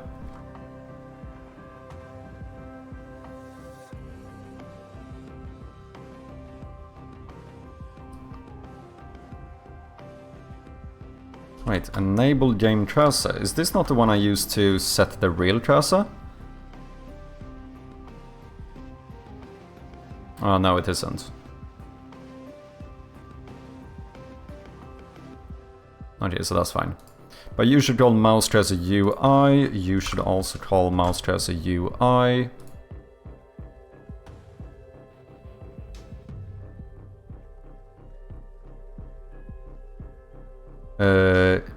Inventory manager. Mouse cursor UI. Mouse cursor UI. Is there any other mouse cursor in here?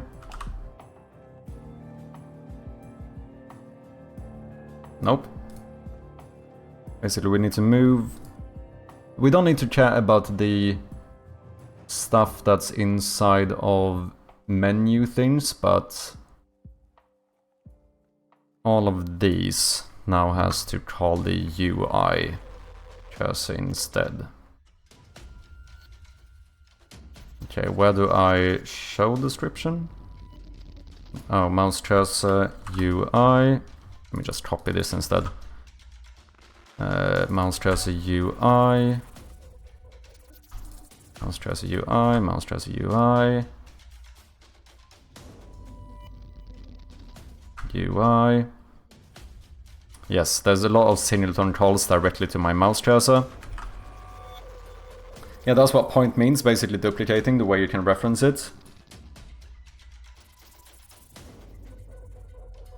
Like, in this context, what would be a reason why I would do that? I think that's where I get a bit confused. I can understand times when that made sense, but in this context, like, what's a good example of where you might want to have a duplication pointing to the same thing? I guess that's what I'm trying to ask.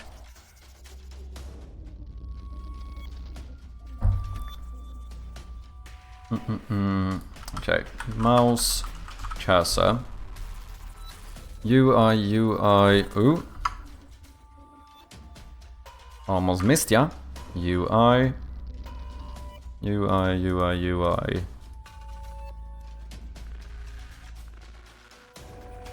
Okay, that looks good. Save it. Dev tools. Mouse cursor UI, mouse cursor UI. Mouse cursor. No more. Let's go.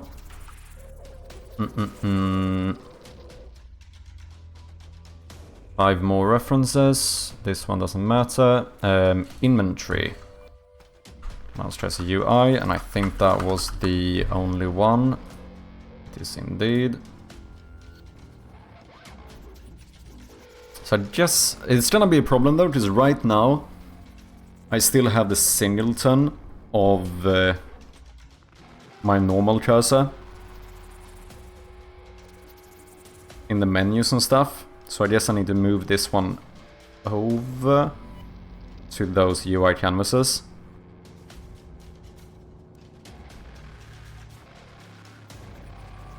But let's not worry about that right now. Ooh, oh, that's a big issue. Mouse cursor UI is a mono singleton of type mouse cursor. Probably not what we want.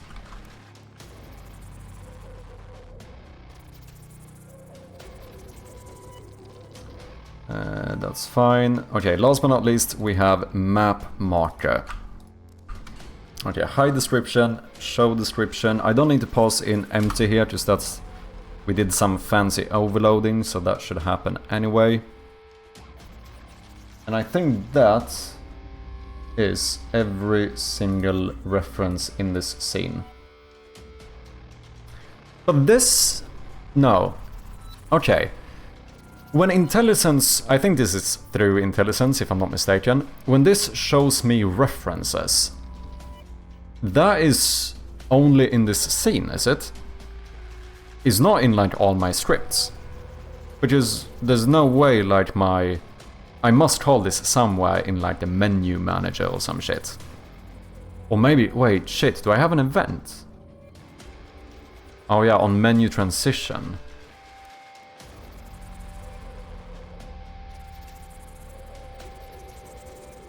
Maybe that's the only time I check it.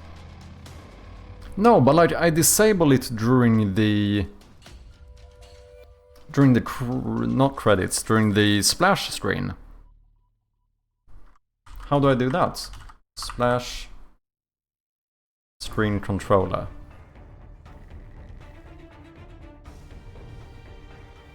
Do I have my cursor there?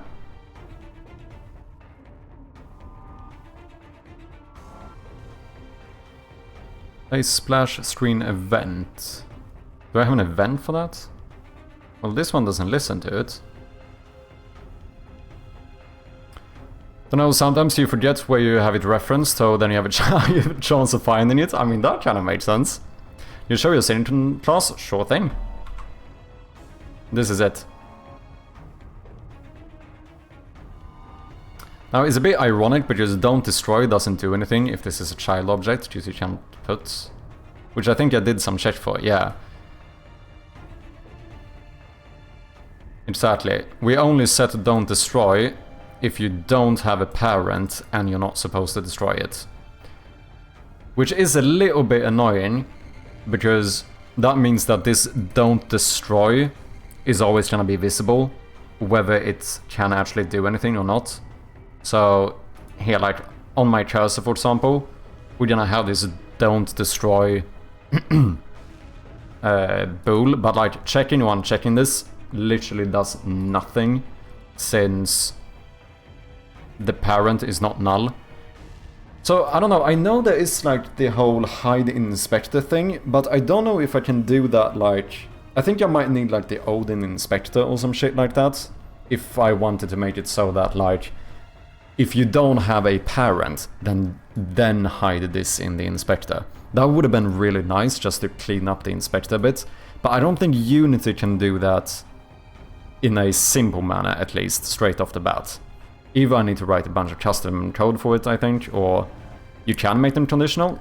But isn't that one of those things you only get through, like, the fancy assets and stuff that I can't afford? How would I make this conditional?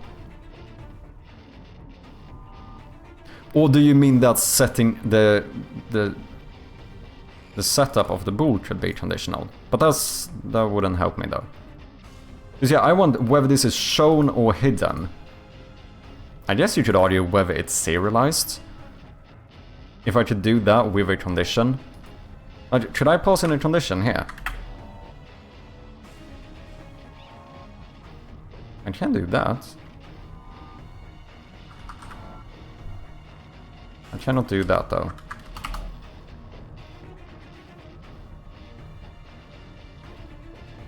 I mean, to start what we're trying to do. I'm basically considering whether or not it's possible to hide this in the inspector under certain conditions. Basically what I want to do is check if transform.parent is equal to null, then hide this in inspector. That is basically what I would like to do. The impression I have had for quite some time is that this is the kind of stuff that's very simple if you have like the Odin inspector asset or something.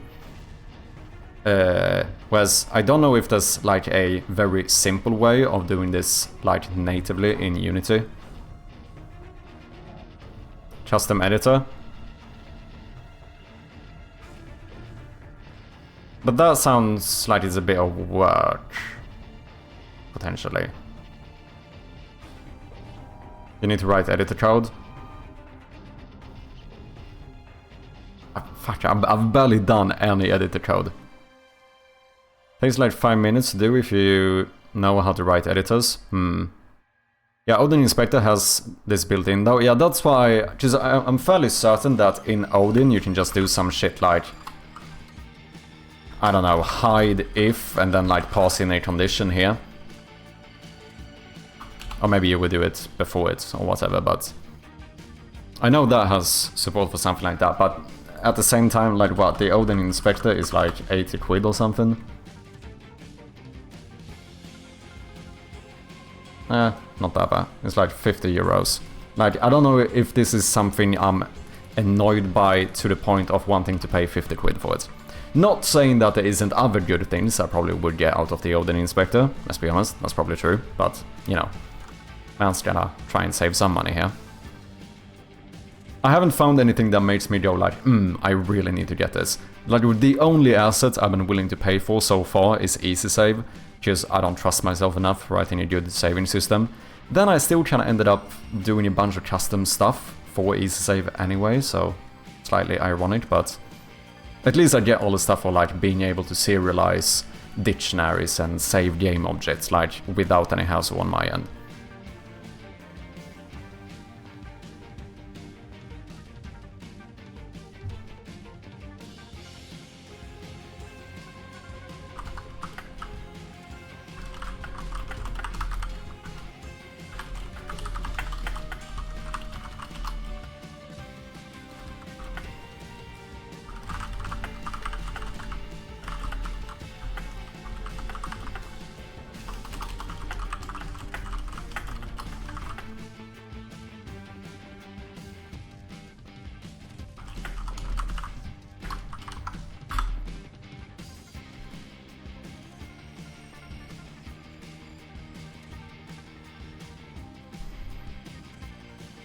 I use Newton Soft JSON, which is free. I think it's basically the same. But you shouldn't save a game object inherently with Newton Soft, can you? You can't just serialize a game object. In that case, wouldn't you have to do like a reference to an ID and have some like dictionary of game objects and use the ID to find that on load or whatever it might be? Because that still feels like it ends up being like a bunch of extra work that's nice not to do. That's my impression at least. I think Newtonsoft lets you serialize dictionaries, which is still very useful, but I don't think you can do like Unity inherent stuff. As far as I'm aware, correct me if I'm wrong. Strab, I built my own JSON serializer on my left. Come on, man. Yeah, I only use it to save complex data types. Okay.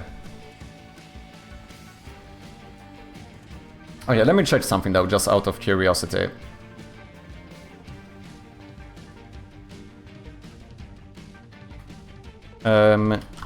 If I wanted to hide a certain variable in the inspector during certain conditions, how difficult is this to set up in Unity without purchasing any assets?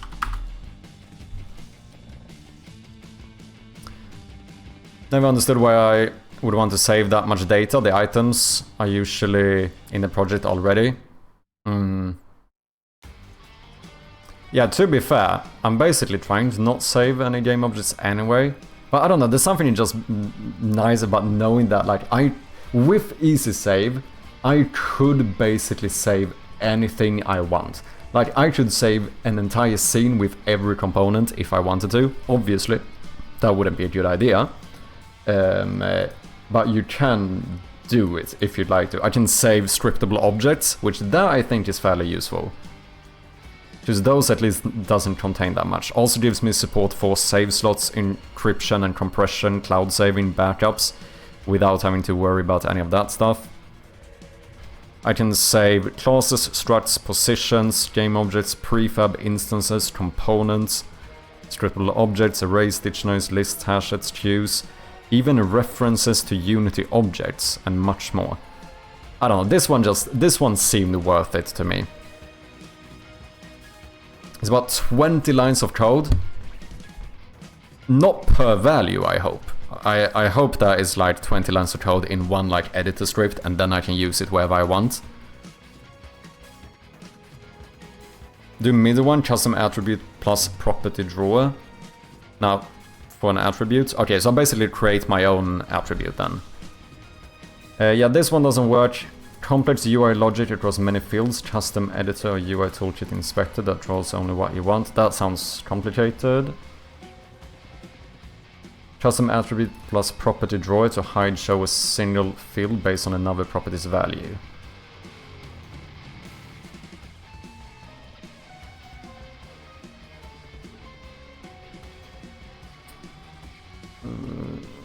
Two, the attribute, 3, the drawer editor. Wait, what?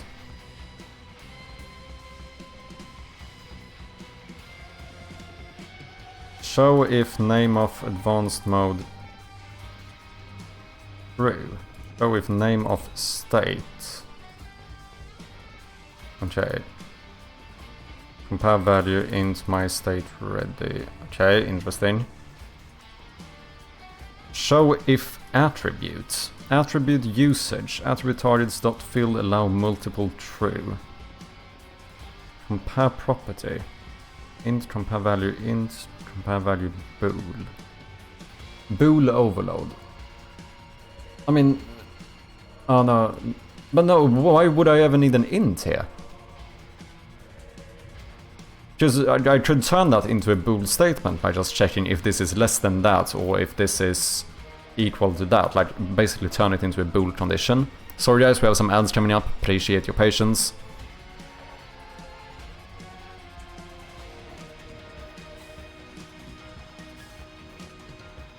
Compare property equals compare property.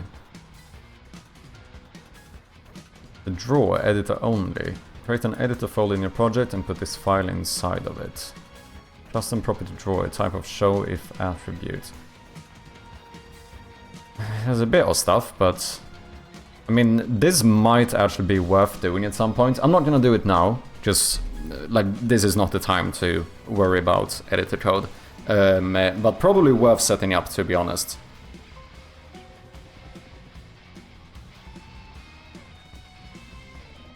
Public class hide if no parent attributes. Property attributes. Shit shifty working overtime. I do think that like if you would implement a system like that though, I assume it's better to make a flexible one that where I can just pass in any true false like boolean condition. You only need a bool one, correct? Yeah, it feels unnecessary to...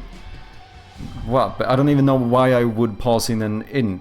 Like, wouldn't I just compare that int myself to something, turning it into a boolean?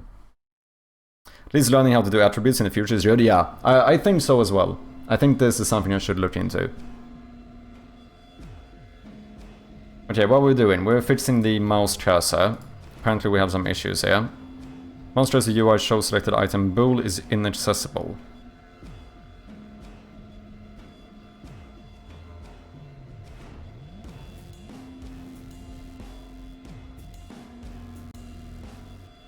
Yeah, this one is. Oh, because I want set selected item. Right.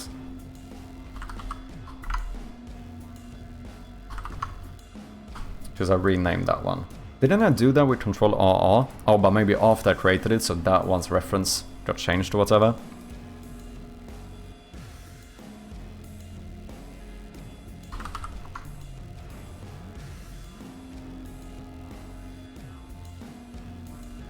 Yeah, all of these should be set selected item instead, and then we should be good to go. Yeah, I'm gonna look into that. Maybe after we post the demo, or after the demo is done. I think that should be worth looking into.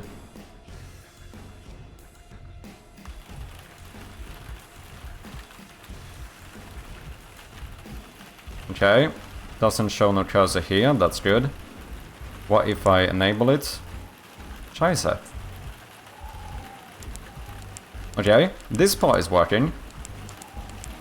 Both if I hover first and then turn it off, it does show the error correctly. If I hover while it's off and turn it on, it also shows it correctly.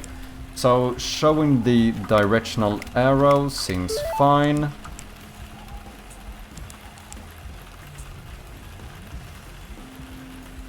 But we don't disable the real cursor. So there something is off. Ads should be over, welcome back people. Mouse cursor UI. So I assume that is here. Show cursor. Opposite to show directional arrow. That should be right. Show directional arrow is true, it means show cursor should be false.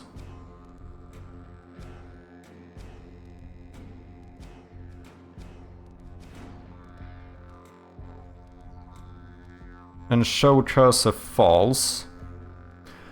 Oh wait, if directional arrows enabled. I see. I see.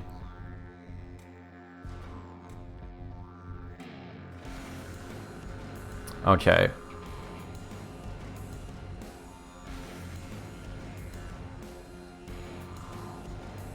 Yeah, we need some more logic here. We basically need to do...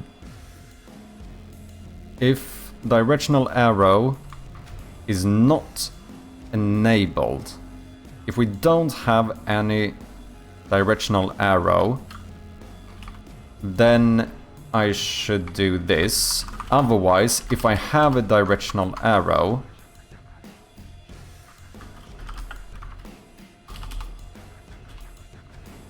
no.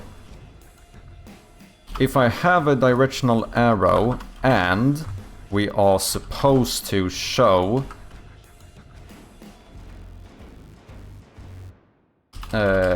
enable...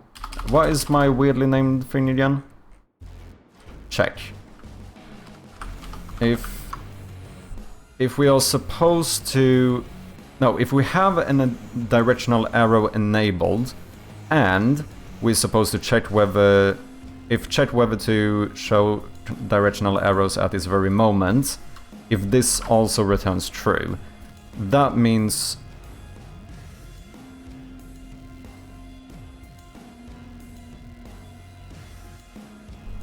that this should always be false. In any other case, whatever it might be, we want to set this equal to show. But here we do a slight override. If that's the case, it should always be false. In any other circumstance, we should show it. Or set it to whatever you did set it to. I added a randomize attribute earlier today, so I can just throw it on an object. Randomize true. It will just assign it, then lock the field from being edited with an unlock button. Very useful, we just have a bunch of assets that need a unique ID. I don't have a good way of generating it.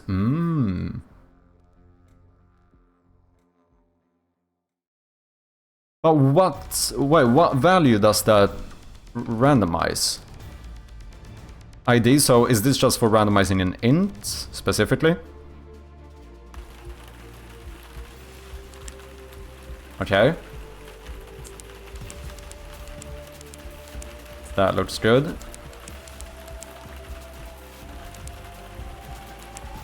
This seems functional.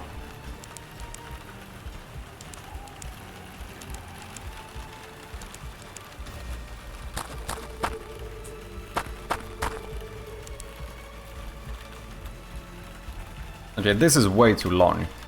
The animation duration should be like 0.1 or something. But I also think we should change the sprite. It looks a bit weird. I don't like how much it's moving. I think it should be a bit more subtle.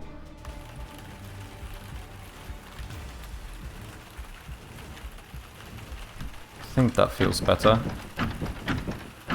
I think it could be even shorter. I know I don't need to pause for this. 0.07.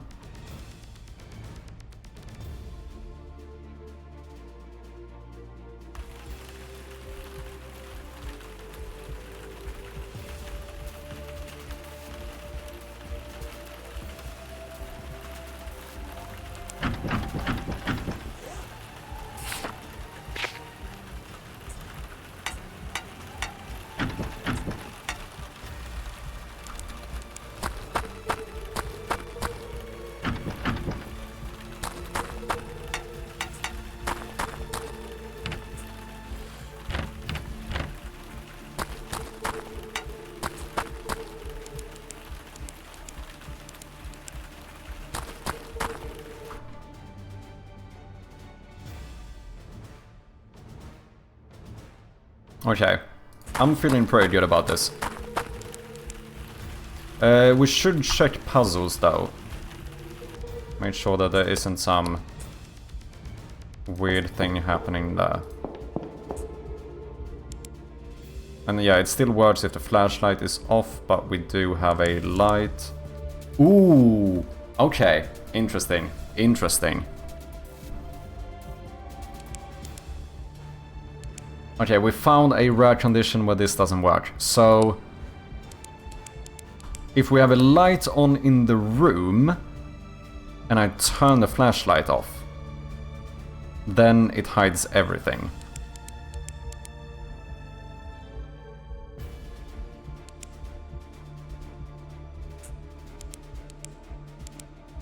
Yeah, if a light is on in the room, I hover and exit, and I turn the flashlight off.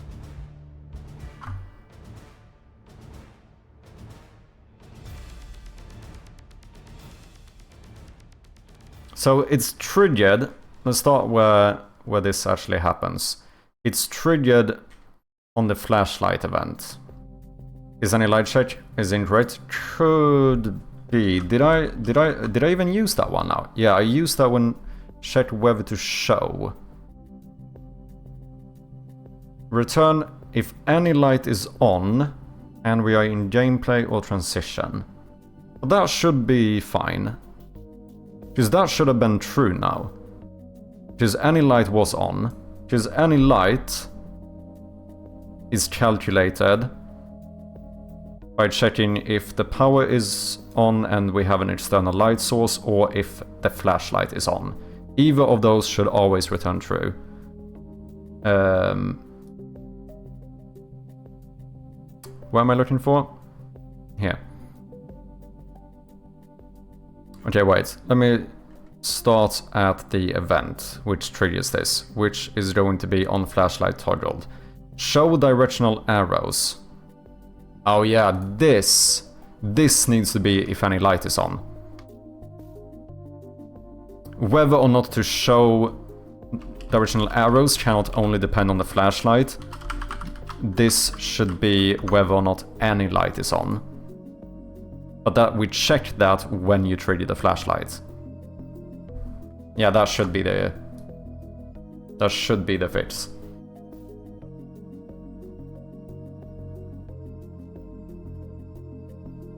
But wait, if the flashlight is on and the original arrow is enabled. No. Even here, it's ironic because I need to trigger this. I need to check this when you toggle the flashlight, but we don't actually care about whether the flashlight is on. I mean, we do, indirectly, but the thing we actually care about is if any light is on. Both of these has to be is any light on. So if any light is on and the original arrow is enabled, then show cursor should be false. However, show the original arrows should be set to whether any light is on. And that should always be the case. Okay, so if this works, we just need to check the things where you walk up to puzzles, because that technically doesn't trigger the same type of thing. So let's teleport inside. Let me stop the raining as well.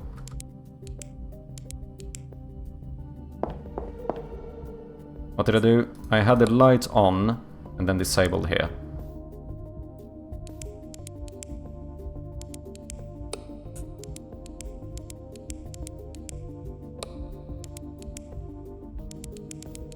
That seems functional.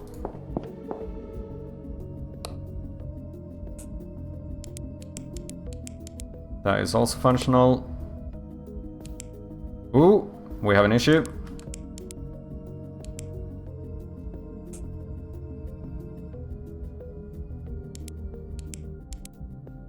Okay, interesting.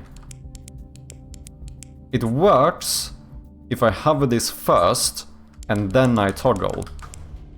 But if I have the light off and I hover it, then it doesn't work. I also need to fix my highlight system at some point, do something similar, where you should always highlight, or when the light is triggered, you should highlight it. Because this is also weird. Like, now it's highlighted, and it's going to stay that way. But if I hover it while the light is off, it doesn't get highlighted unless I go out and back.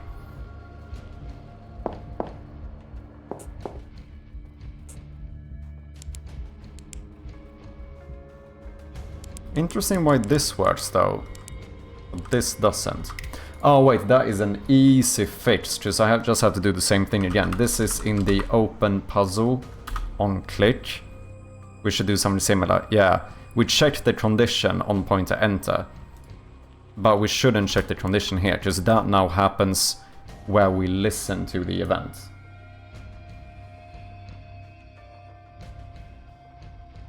So we should just... Like, the things that triggers this should never check the condition, because the underlying methods should always trigger for the mouse cursor, but then the mouse cursor checks the condition whether to display it or not, but under the hood it should always work the same.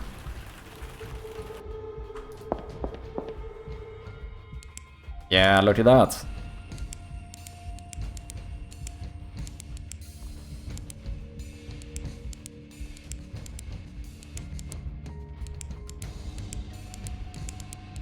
That, ladies and gentlemen, is fully functional.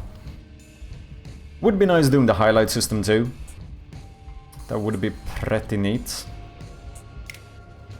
What was I actually supposed to do? I don't even... We've done so much now that I don't even remember the thing I... Oh yeah, description boxes! The thing I haven't even checked if it works or not. That is the thing we actually need to do. Oh, we also need to check if this works correctly when you have an item selected. That is another thing.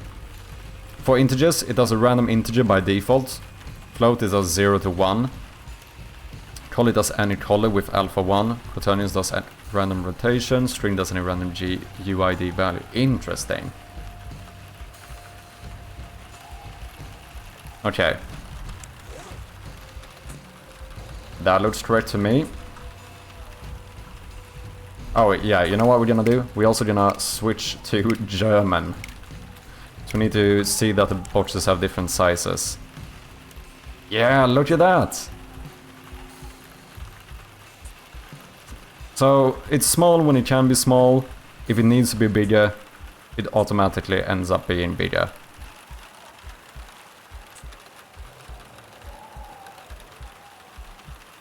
Nice. And then let's check the map as well.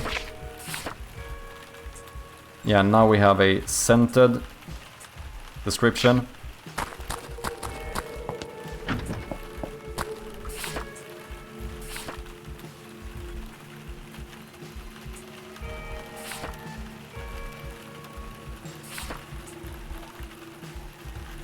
Damn, that is fucking long. I don't know if I've fully updated the German. I think I have a new update in the localization sheets. What do you guys think? Let me know what you think here. Is this too much cursor movement? I'm kind of thinking if I should have done it like one less, because I move... We go up 2 pixels now when you click. I'm kind of thinking if maybe I should only do 1. I mean, we could quickly check what the difference would be. So this is what we have right now. Basically, I'm wondering whether I should do...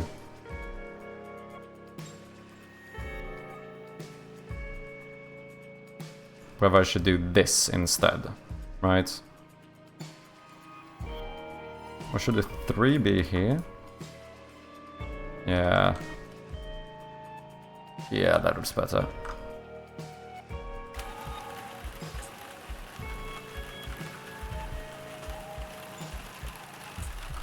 So this is with only 1.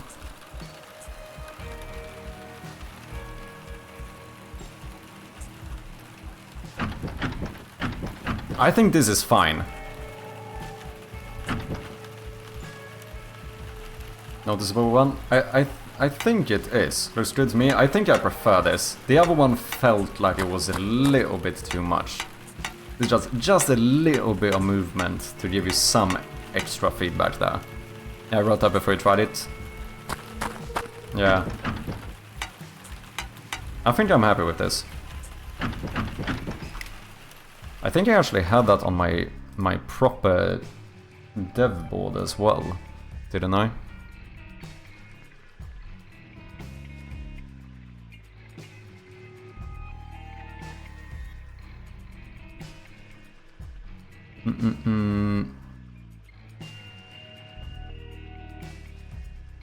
Oh yeah, I was thinking about adding a speedrun timer. I think that could be kind of fun.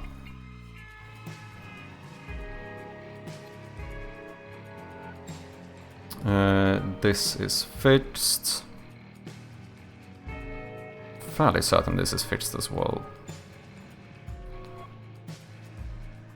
That I don't know. I know some of these are a bit cryptic, but clicking on an exit with a start item selected will remove that item. That was a very annoying bug, but I fixed that yesterday. If flashlight is toggled above an exit, the arrow disappears. We just fixed that. Multiple throws tipped, that is also fixed. What do I have here? Map markers, descriptions, etc. I mean, that's basically done.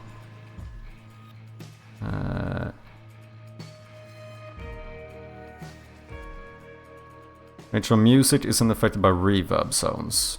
Possibly US sounds. We'll see about that.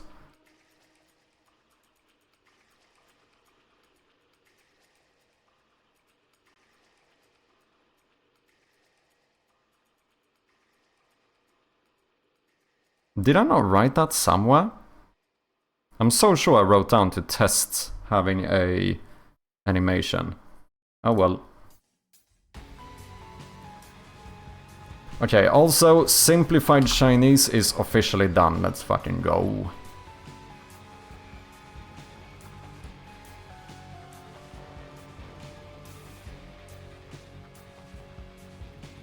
Make description boxes bigger, maybe dynamic. Check on that one. So sometimes I notice that I have a bit too much waiting time. Like a bit too much of a delay when I click on start game, when I actually transition to the scene. And I don't know why that is. Like, I'm assuming that's because it's basically a loading time, right? I'm kind of wondering if the fix could be to minimize the amount of stuff I have in this scene.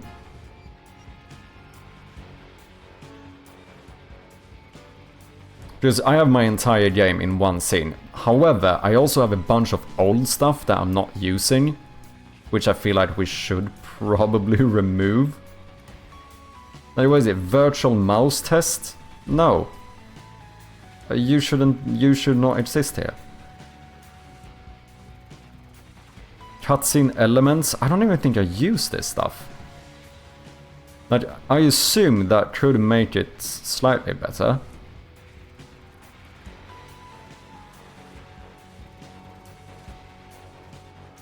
Like, the end final time? Is this not from the game jam? I'm fairly certain that that is literal code from the game jam. Where did you go? Or not code, but stuff. Victory menu.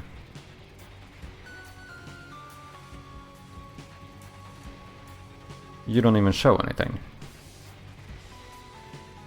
Oh, is that because I like fade this in or something? Do I have some canvas grip? I do. Yeah, that one we actually do use.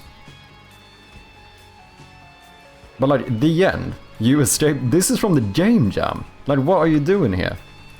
Get out of here, man. Virtual mouse test, that was when I wanted to check for controller support. Go away.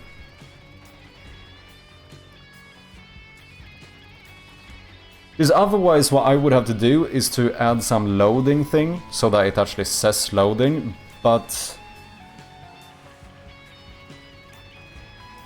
there's a little bit of an issue, because I have no fucking clue how loading screens work.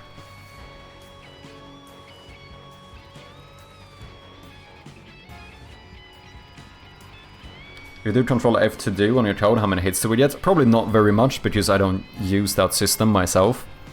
It's very rare. I think I've done it in a handful of places, but generally speaking, I don't use the to-do comments.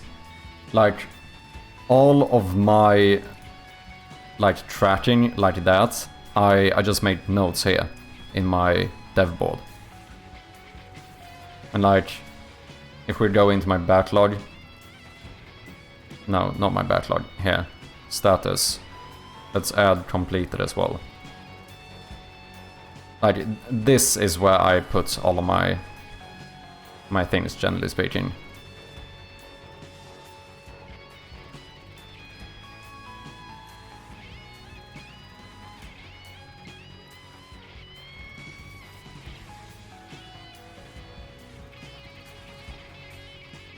To-dos are fine within feature branches, as long as they get resolved before merging, or in very early stages of project. Yeah, I have done it a few times, so we could check. Wait, how do I do that?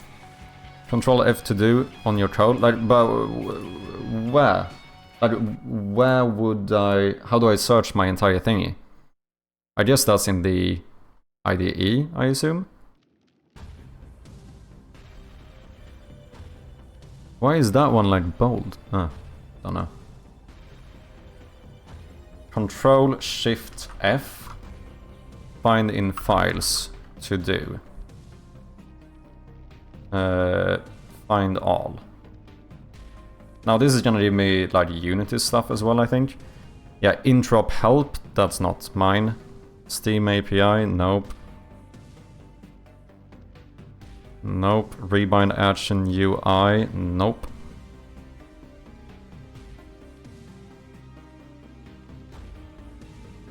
Virtual mouse input, no, I don't think I have any. Because none of these are my scripts.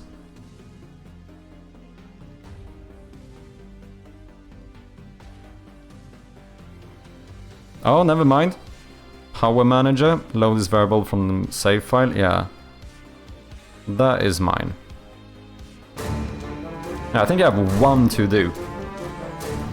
What is up, the one and only Beats Creations? How are you doing, man? What have you been up to? Anything you want to share, anything you want to show, let me know as per usual. Big shout out to Beats, yet another game developer. He's working on a like physical board game, which is pretty fucking cool, so go and check him out if you haven't, people.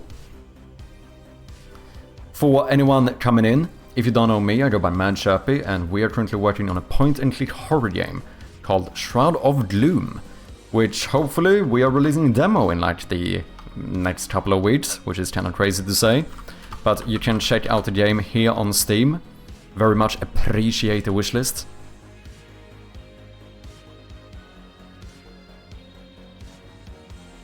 Proud of that number of hits on to-do, yeah. But like I said, I basically just have my to-do list externally, so, you know. If you would count that in, we would technically have had more hits. Streaming for 8 hours, you're crazy, man. Yeah, but I also do this full time, so... I mean, in any other circumstance, you would have looked at this and been like, oh, yeah, he did a average working day, didn't he? You know, so, I mean, I feel like there's a little bit of a caveat there, I think. What is up, Deep Tooth? Welcome in, hope you're doing well.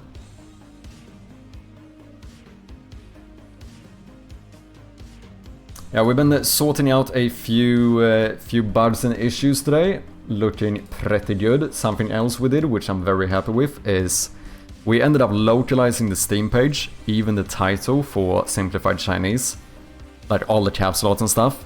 So if we switch to Simplified Chinese, boom, we get a new capsule with the new logo. Isn't that pretty fucking cool? I think that's pretty fucking cool. I don't know, my brain melts any longer than like 4 hours. Interesting. Out of curiosity, would you consider yourself an extrovert or an introvert?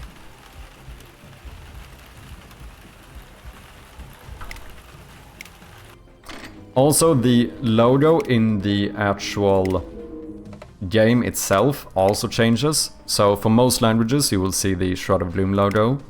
However, if we now switch to Chinese, boom, we have a little pixel art version of the of the Chinese title. Introvert, yeah. I'm also dyslexic, so reading for that long is hard. Yeah, I should say that. I mean, I can't relate, but I can get why that could be the case. Yeah, just I think for me, I have said this before, but I legitimately think I get energy from streaming. Like, I don't know, it's difficult to say, because at the same time, it's not out of this world that I would kind of crash afterwards, if you know what I mean. But it's very rare for me to feel tired while I'm streaming. Like, I don't really have any issue, like, staying alert while streaming and stuff. If anything, like I said, I think it kind of energizes me. And I don't know, my hypothesis here has been that maybe that's just because I'm quite a bit of an introvert, and you know, it is kind of like some form of human interaction, and I think that just kind of hypes me up a little bit. Just like, if I would sit here working on the game myself for 8 hours on like an off day, I feel way more tired than I do when I'm streaming. So that has been my current hypothesis. I don't know whether it is true or not. I don't know if that's actually the case, but that is what I'm potentially suspecting. Because most of the time, when I see people who are like other streamers who are very surprised, I've tried asking them where they would put themselves on the, like, you know, extraversion scale or whatever. And most of the time I found that they are introverts as well, which I think made sense, right?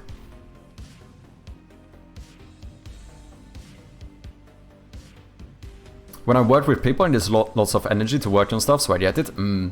Yeah, so I think for me that just extends to streaming as well. Which, to be fair, is something I'm quite thankful for, right? But I also think there's a good argument to be said about the fact that, like, I don't know, like, a longer stream does not necessarily mean better stream, right? I think there's a pretty fair argument for that.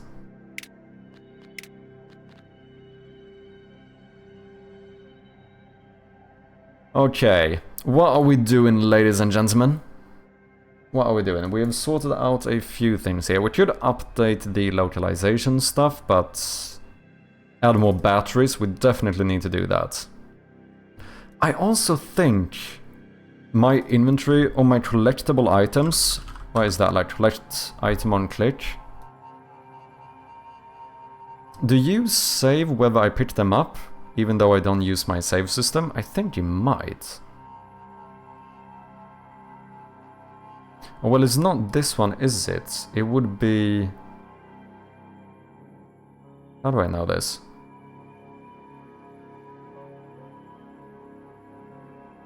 It's not on this one. How the fuck do I save it then? Oh, is it in the actual prefabs? For my items? But if I open a battery here... No? Hello. There's nothing about... Oh yeah, savable. There is. What is up, Pons? How are you doing, man? Good to see ya. Okay, so I save whether or not this has been destroyed with some random save key. So does this happen the same second I click on it? Didn't we do some queue system for the saving? Or did I stop working on that? Save manager. Did I stop halfway through? It's not impossible. No, because what I'm supposed to do is to just update the save file. And then when you save the game, that's when we actually... we save the save file. Because the plan currently... Yeah, but wait. Save data.destroyed objects contains save key. Destroy object. How does that get triggered? Because I'm almost certain this happened, but the thing is that I'm not supposed to be saving the game if we are on the demo version. How goes the demo? So far so good. Worked a bit on localization today, sorted out some pretty important bugs, so I'm feeling quite productive. I know I showed this like 17 times, but I think it's fucking cool. If you now check Shroud of Gloom in Chinese, in simplified Chinese, we have a simplified Chinese capsule. Is that not pretty cool? I think that's pretty cool. How you doing, Pons?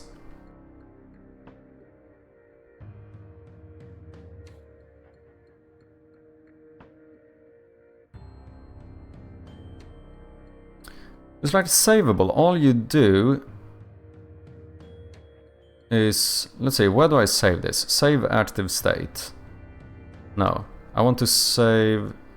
Wait, how do I do this? When we load... On destroy. Save option has flag... save options destroyed. Save data equals save manager, save file. Destroyed objects. If it doesn't contain this key, then add this key. But that shouldn't save. If we are in demo return, we should never save this. I'm almost certain it did save it for me before.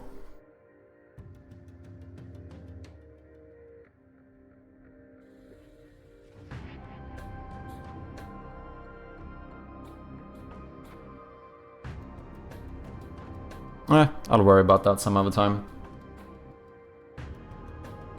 How many wishlists do you have? I think we are sitting at very close to 600. Last time I checked. Yeah, look at that. We are currently sitting at 596. Which is not too shabby. 4 more and we hit 600. That's pretty cool. Make sure to wishlist the game, people. Here's the link. You're just working, fixing bug, let's go, man. Yeah, I'm quite happy with it. Hopefully releasing this demo as well will bring in a few more. The fest and everything. Because obviously I'm very happy with how many wishlists we have accumulated so far. But like, obviously I would like to have more for the full release of the game. I guess that might always be the case. But yeah, you know what I mean. Estrogen, welcome in, how you doing? Hope you're doing well, good to see ya.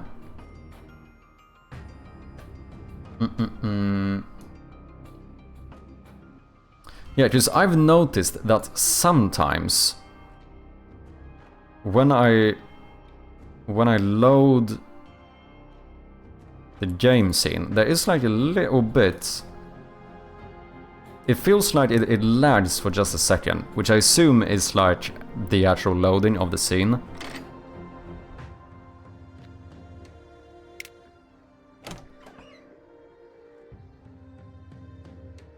Yeah, this is too long. I don't think it shouldn't take that long. It's even more noticeable if I have the intro set up.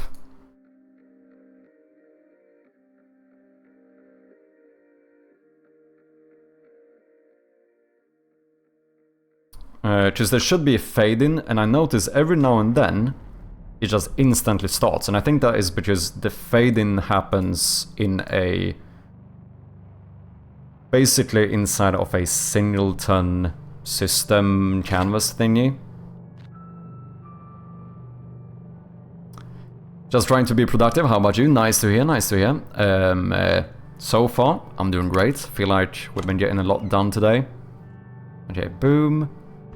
Yeah, there should be a fade in there. I wonder if I quit now and start again. Is it like half in memory still? Time to stretch. Nope. It takes too long.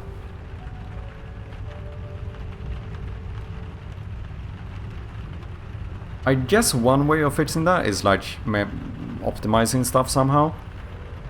Otherwise I need to add some little loading screen that happens.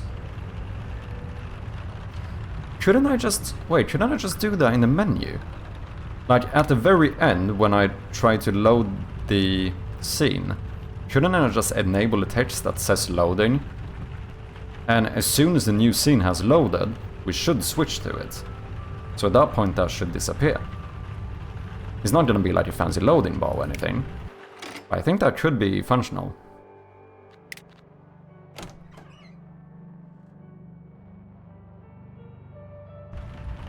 Yeah, because when it loads the scene, it happens immediately. Like when I see the scene switching up here. But the pause here is way too long. But that isn't always the case. Now it seems to be the case over and over again, but...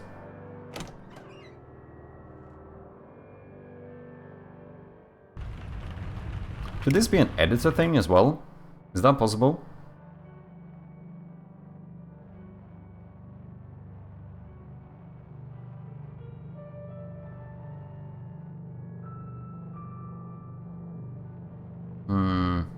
I don't know. So, what are you working on, Estrogen? I also noticed that every now and again the menu is a bit bugged in the menu. Oh, is that if I click start too early? Is that what causes it? Oh, I think that might be it. Like if I... No, that's fine.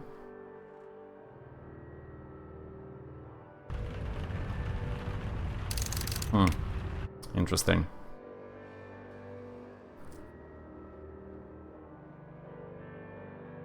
Is that my old cursor? Let's make sure you are disabled. And also, why is my description over here? Oh, because I'm in the wrong scene, I see. Don't save anything. This is the real scene. Which means all I basically need to do is to override this and it should be fine. And I guess I should switch... We should have the same cursor everywhere. So, actually, we should make this into a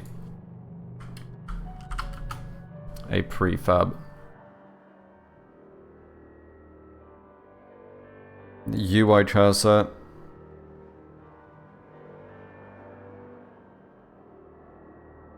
This little bad boy should now be a prefab.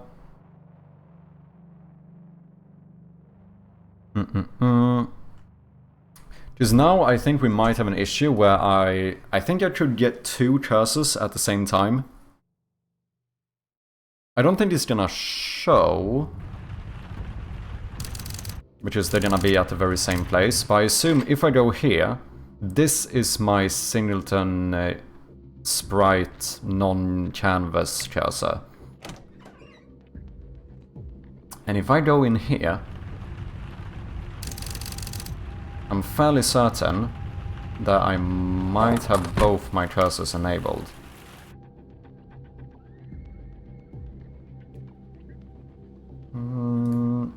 Maybe not. Oh, because I actually never checked Don't Destroy on my mouse cursor. That one is loaded separately for every scene. Interesting. Okay, no matter what, I want to use my new cursor so we have the little clicking thing, you know? The new clicking animation. So let's disable this cursor. And then on the menu canvas, we want to have our new cursor. I think that should be fine, hopefully. Just a web dev project for my internship? Nice. How's it going? Can I hit a hey, thanks for the stream. No worries, Ilbs. Thank you very much for hanging out. Good to have ya, as always. I'll see you next time. Have a good night. Yeah.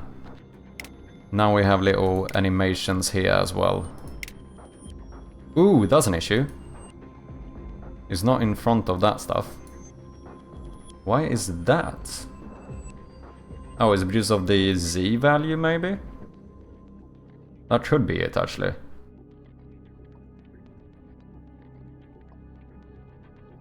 Don't forget to save. That is probably a good shout. That is probably a good shout. I wonder if that has to do with the Z value. What if I put like 100 here? Oh no, that's gonna change. Oh yeah, Z position is minus 1,620. I think that's the real issue here. Yeah, it works fine.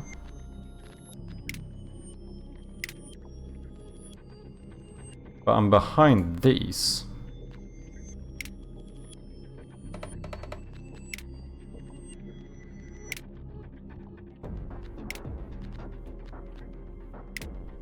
Why is my Z position so low though? And I don't think I can override it here, because if I put like 6,000 here, yeah, I think it updates when we move the cursor. Should probably do a proper save as well though, we've done quite a lot of stuff here. We have a new... whoops. We have a new splash screen logo, so I guess we do splash screen. We have some... we had the new cursor. We did the cursor arrow fix. That's fairly important. Some localization stuff.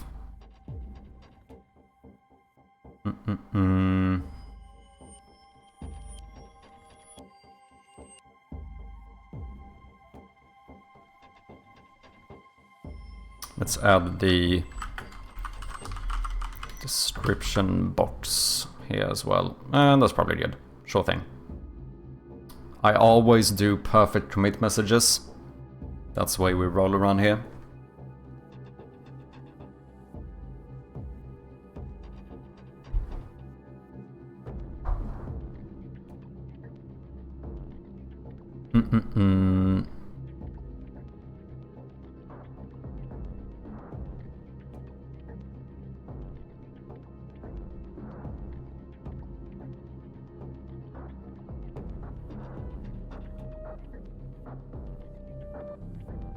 Okay, so why does my Z position get fucked here? Does that happen in-game as well, I wonder? That would be a bit interesting to see. If it's the same thing in the actual game scene, or if it's only in the menu. Because if it's the same in the game scene, it definitely has to do with the code. Yeah, demo is loading. It actually says here that it's loading the demo. I just realized now in the hierarchy.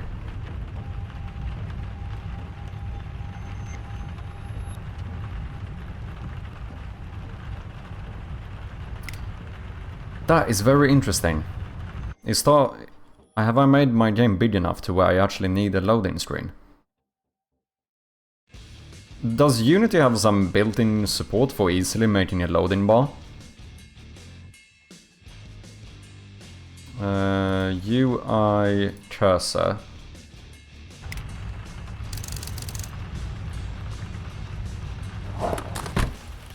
No, here it stays 162. If I change the value, here it becomes 162.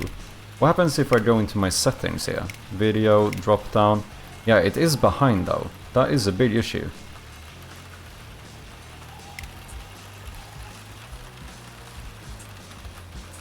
I don't know if that has to do with...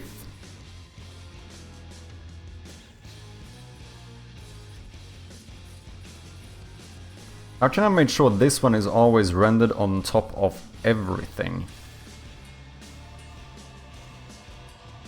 Put you on a different layer. And to set layer UI for all child objects as well. Yeah, sure, let's try that. Does that change anything, potentially?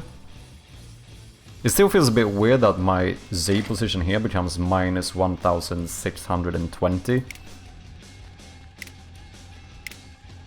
And it's still bugged out there. Okay, we should be able to fix this somewhere. I assume it is where we update the position. Vector 3. I set the Z to 0.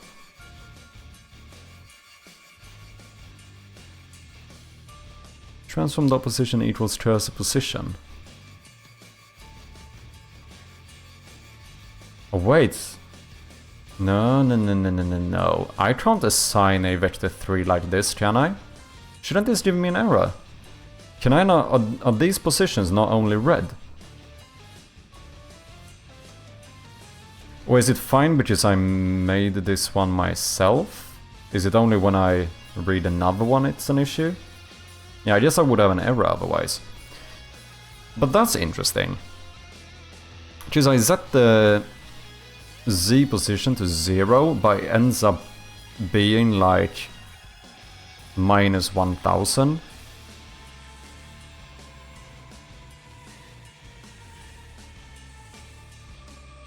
Isn't that a bit odd?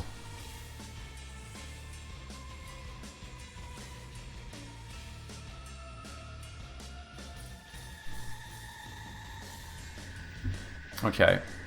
Looking to the menu from menu to game, we have now realized that this actually is because we are loading the scene, which does make sense, but game scene loading bar, I think we need to look into how to make one of those. No idea how difficult that is. The other thing was the cursor is behind drop-down menus. That is a really big issue as well, maybe even bigger than the loading stuff. I would like to know if it has to do with the... Because I technically think those drop-downs are instantiated at runtime.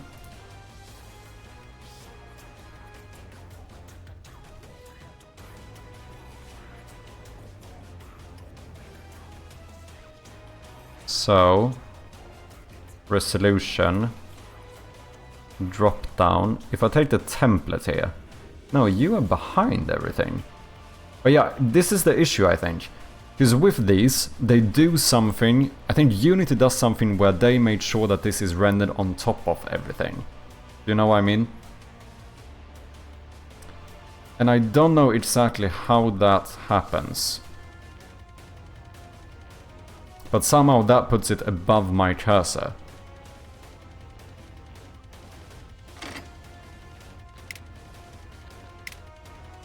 So let's do this.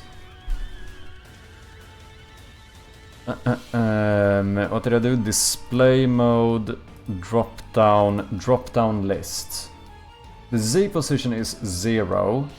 However, yeah, order in layer 30,000, because this has its own canvas. I cannot change this canvas because then this will be behind and you won't be able to see it, so that would be an issue.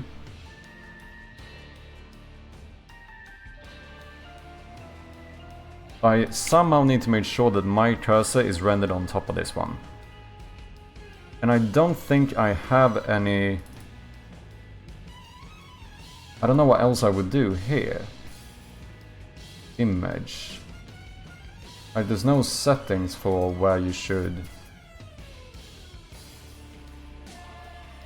fit. Okay, so does that mean... Do I need to make my own canvas for the cursor? And make sure that canvas is on top of everything? Is that how I need to do this? It might be.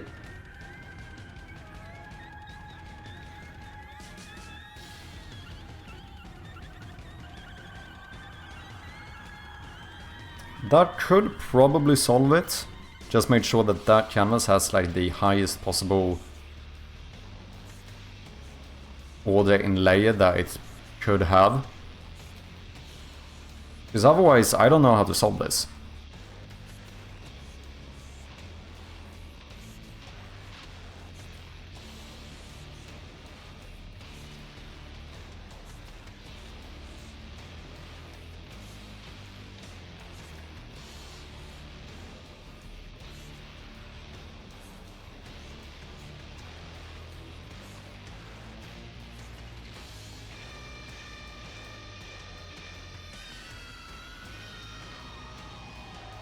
Yeah, I think that might be what I need to do.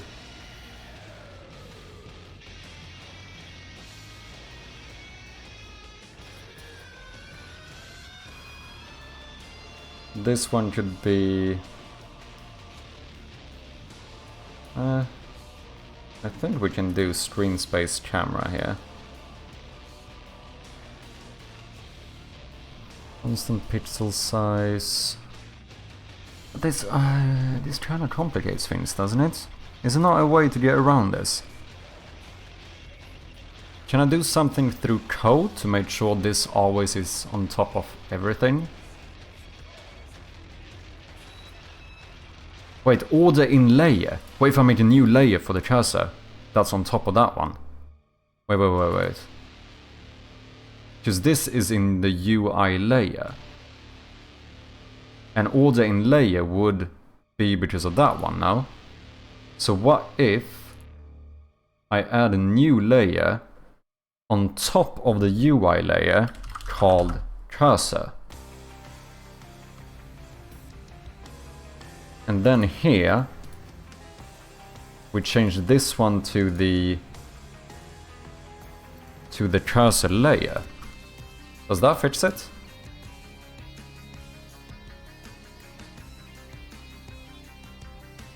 Order in layer for the cursor, is that really the Godot way? Tonjas Tinjas, welcome in, man. You can add a sort order to the game object itself. Just add a component. There is a built-in sort component. Oh, really? Yeah, just this still doesn't work. Okay. Cursor... sorting group, I assume? Yeah, okay, so I can add this one myself when I need. Nice, thank you, man. Sorting layer. Okay, but in that case I should be able to just put you on UI and then put like the highest possible number. Which that should be in front. And then we override everything. Because the other one was set up to 30,000, I think. May or may not work in your case, but maybe fast fits. I feel like this should work. Oh, that's the wrong button. So you want to make something more than what can be achieved by this. The issue is that I'm not in Godot though, so I'm not sure if the Godot documentation is gonna help me.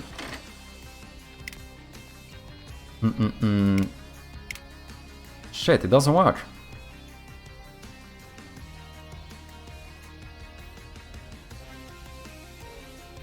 Isn't that fucking interesting?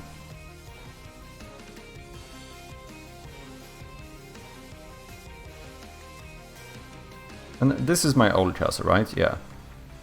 Menu canvas. Cursor.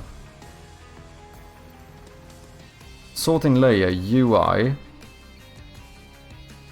Order in layer 3200 blah blah blah. Okay. Menu settings, setting box, video settings, display mode, drop down list. Canvas, pixel perfect inherit, override sorting.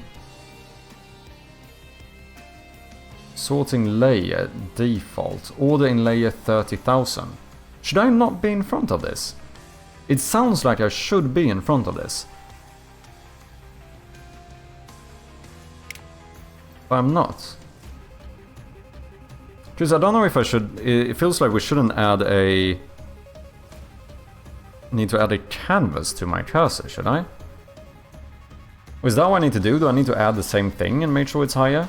Because that one had more settings. Because I'm literally on the highest layer with the highest possible order I could put in.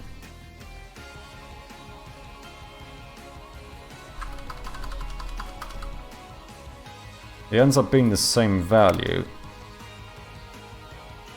What if I changed this to be the same though? No, you're still behind. Z position I won't be able to change. I don't get why the Z position gets put to -1000 either. That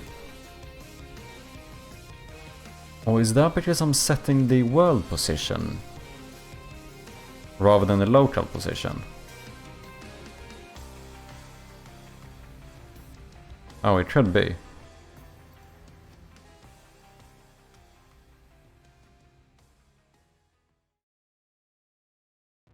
But it shouldn't, since I'm using layers here, it shouldn't have to do with the Z position anyway, whether that's weird or not.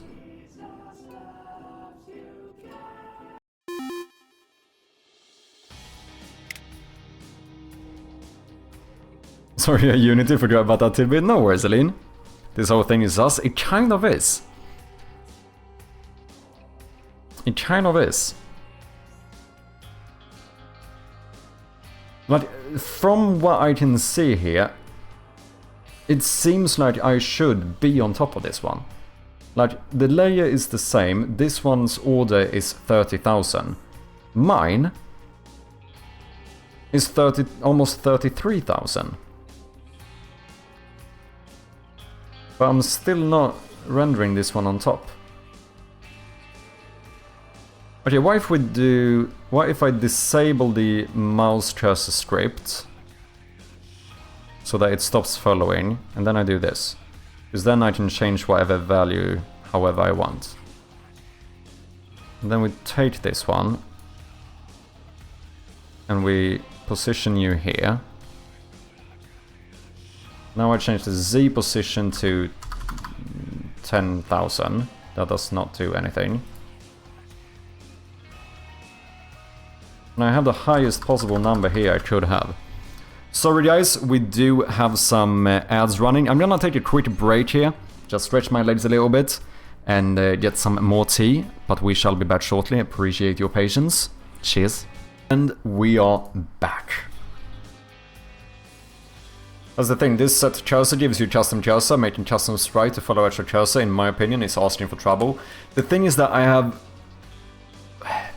have so much more logic around my cursor that it feels like it still might be easier to just handle it myself. Because technically speaking, we have like, what, 8 different custom cursors, plus the descriptions and the showing the items you're holding and so on, which I suppose that should just be something that follows said cursor. But we also have like the cursor animation now. No, like there's a lot of logic around the cursor. But let me check the Keita mentioned layering order here. Drop down list. Yeah, this does say sorting layer default. And it overrides it. Interesting. But isn't... So the way I thought this worked is that if I'm on a sorting layer above this one, shouldn't that always be rendered on top? Or is that not how the sorting layers work?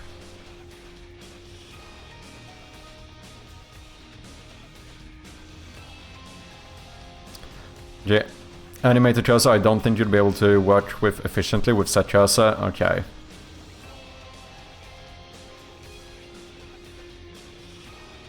What do we have now? We have about like almost 300 lines for the cursor.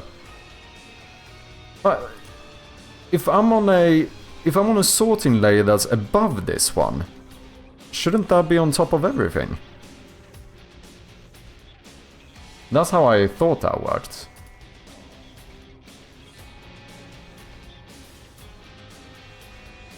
Okay, so set this to default then, and then order in layer, I guess should also be default. Order in blah blah blah, on top of everything. What's up, Froston? How you doing? I forgot to say I've been lurking while working on DevTuber stuff. Been here for like 2-3 hours, give or take. Appreciate you lurking, man.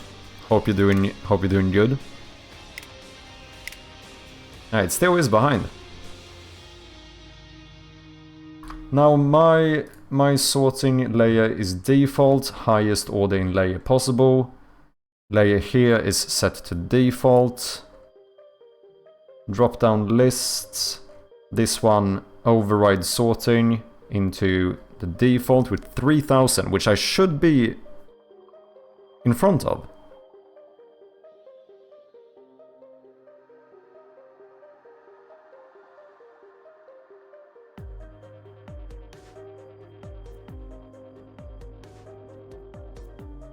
I mean, otherwise I guess I need to do like a custom canvas and have that canvas be in front of everything with the mouse on that one. Like, that would work, but it feels like I shouldn't have to do that.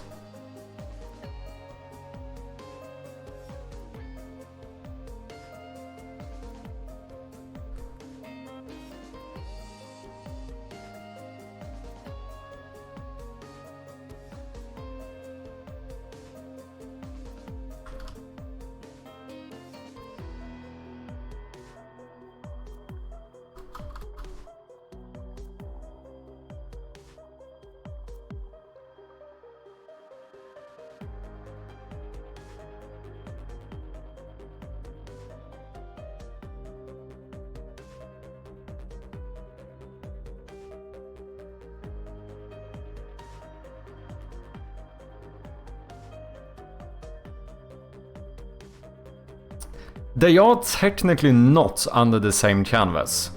Because I think how Unity does this is that the dropdown itself, the dropdown list, has a canvas.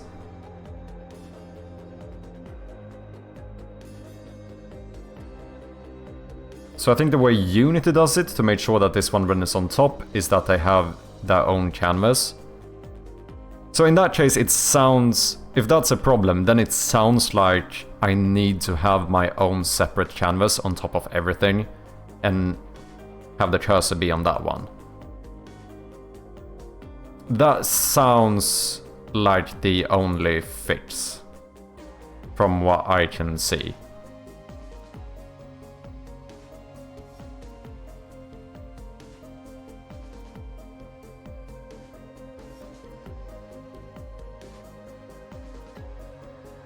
You try removing the canvas component from the dropdown, or does that break everything? I think the issue is that the canvas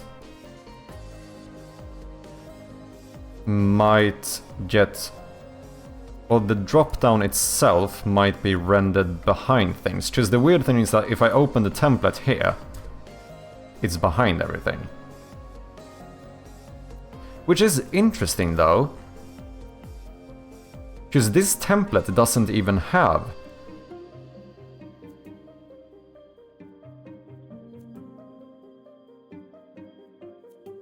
The template doesn't have the canvas.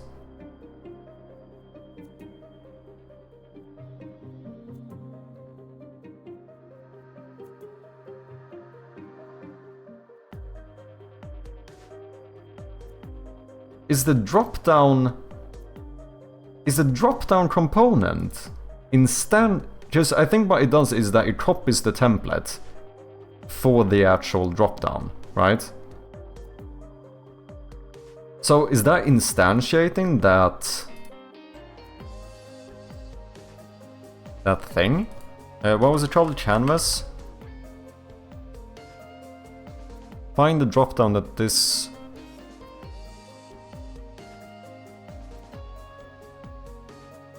Find the canvas that this dropdown is a part of.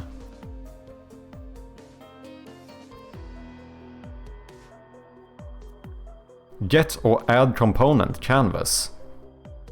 Override sorting true. Canvas sorting ordered, 3000. So it actually adds it through code.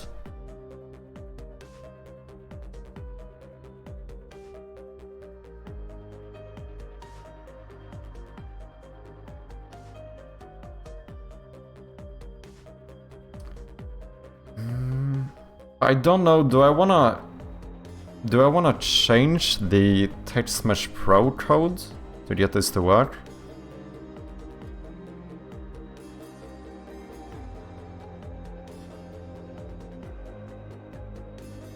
It's probably pretty tough, yeah, because I tried changing some like editor code before for something and it removed whatever I did in runtime.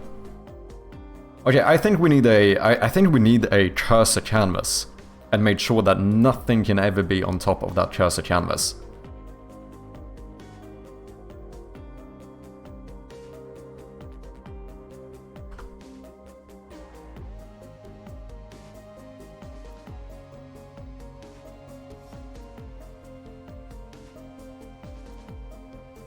Canvas, copy, paste component values, canvas scaler, copy, paste values, graphic raycaster,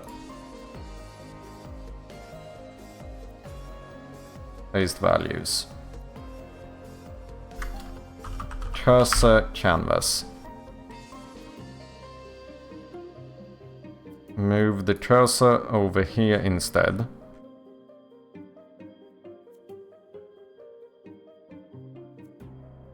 Sorting layer. Default. Order 1 billion. You don't want raycaster on the cursor canvas because that should never be hit. True, that's probably a good point, yeah. Yeah, that makes sense.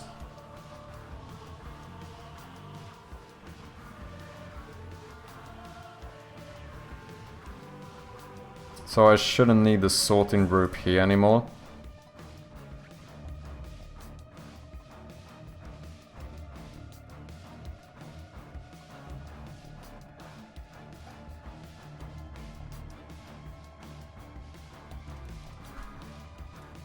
Okay.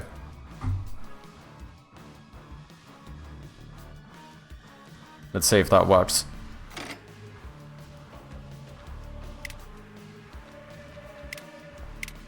That does do it.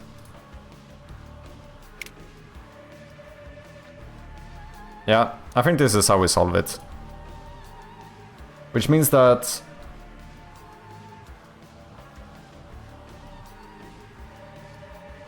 I think we can unpack this one.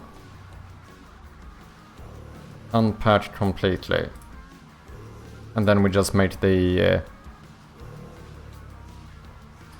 cursor canvas into a prefab instead.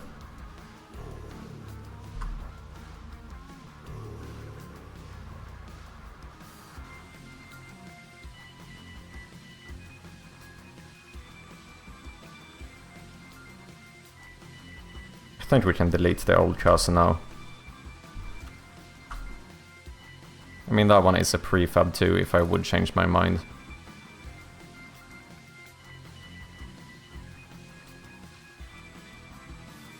Place this cursor canvas here. We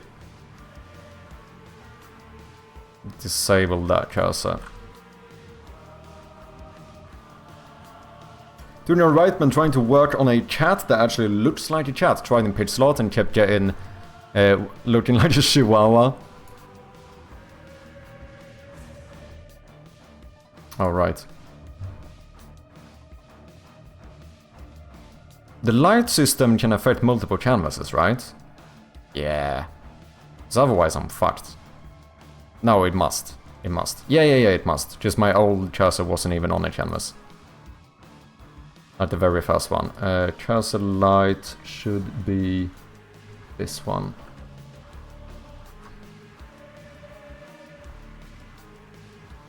It looked like a chihuahua to me. Went to Procreate to create a base chat now, trying to figure out how to make it smaller and convert it pitch slot. Interesting. Is it like low res pitch slot as well?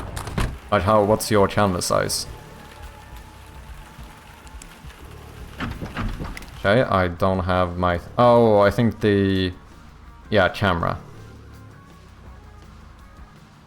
Boom.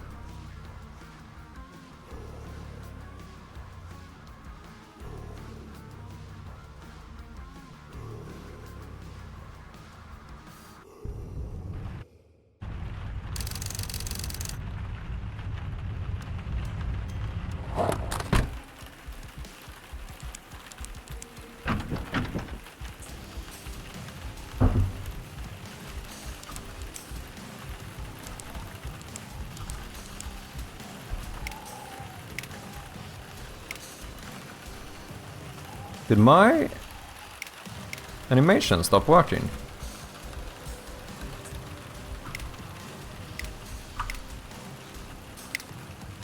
It locks here.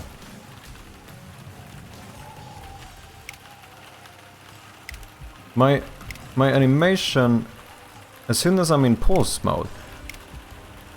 Oh, is my eye enumerator? Because I think I set the thingy to 0 or whatever. Do I need to wait for seconds real time? Yeah, using scale time. So I think this has to be wait for seconds real time. I see. Yeah, as soon as I went into the pause state, the animation stopped working.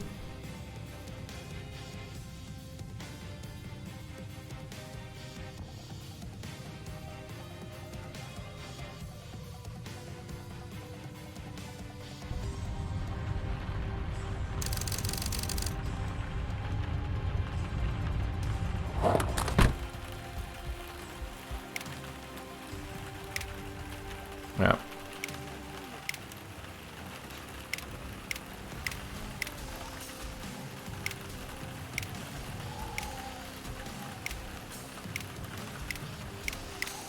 Does look good. I don't think I have any other drop downs.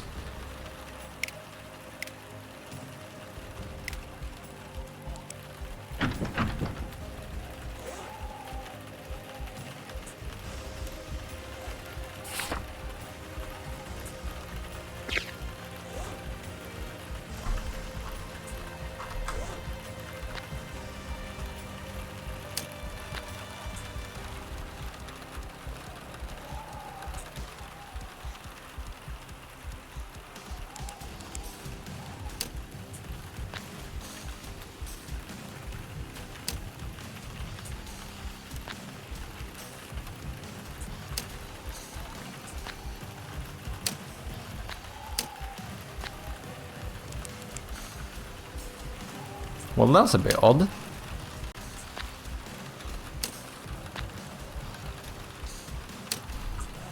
We're not showing the selected item immediately as you pick it up.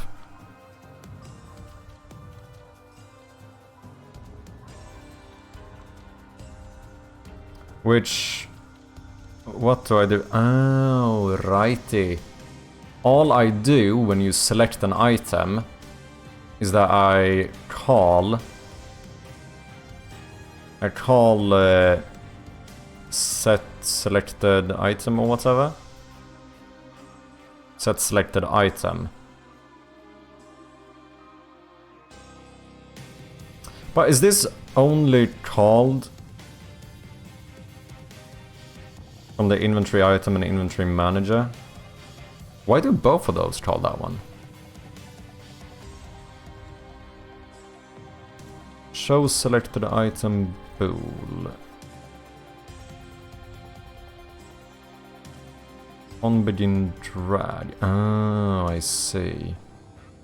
That's why. So I guess these need to somehow trigger show selected item as well.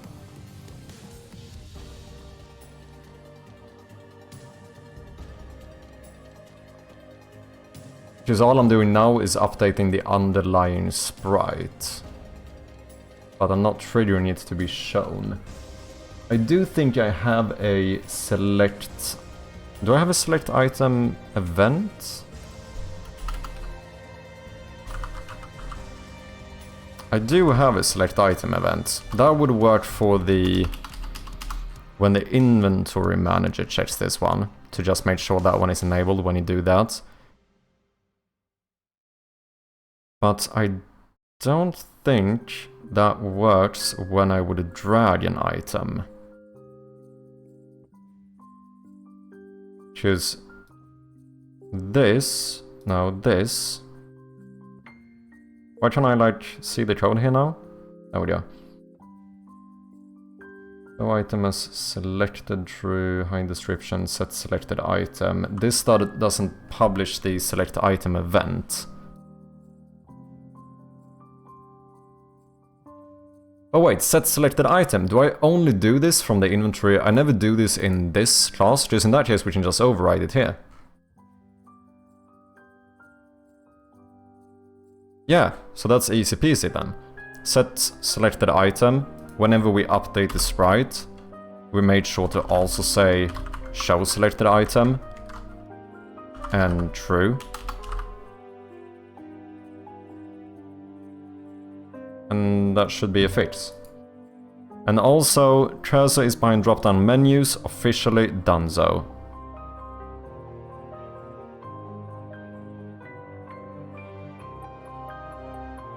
Okay, we are making decent progress today.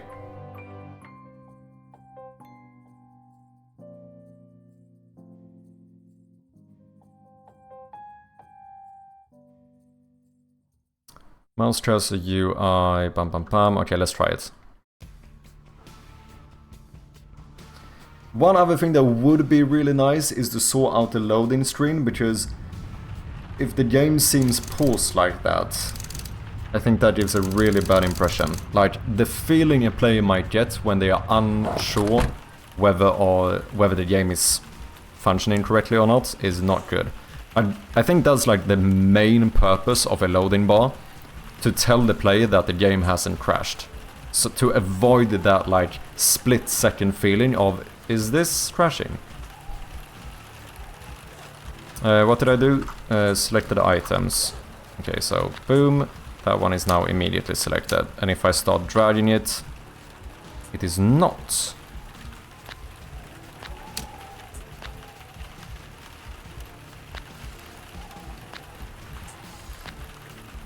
Okay, so we got half of it working. But inventory item, on begin drag, set selected item, item.inventory sprite.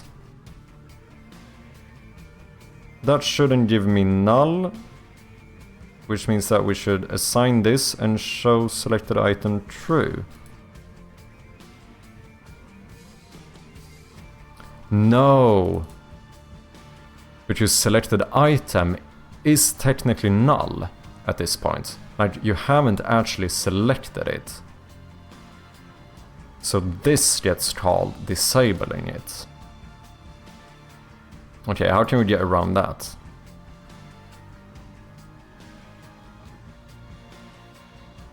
Well, we move this piece of code.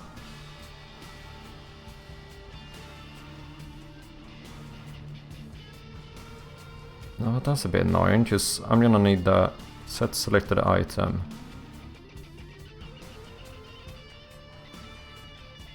No, I only need to change this. On exit hovered.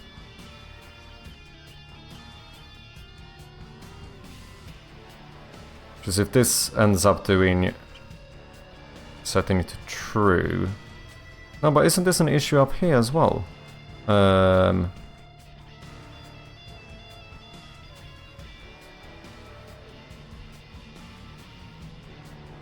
flashlight toggle. No, that's fine.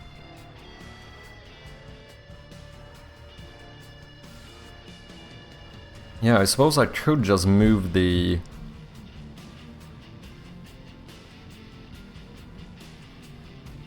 this condition down there instead.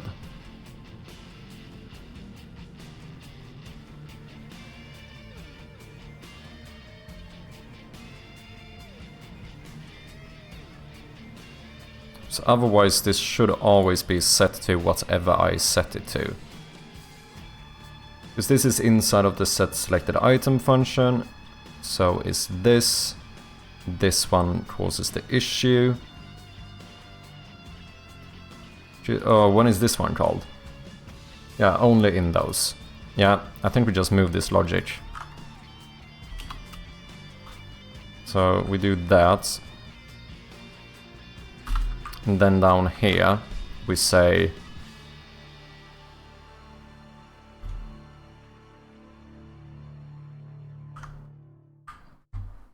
if inventory manager.instance.selected item is null, then show selected item Oh, but what happens then if I what happens if I deselect an item while hovering in exit? Should that cause some issue here? Also, this should be if it's not equal to null. No, because then once you exit... Wait, what? Opposite to show directional arrow.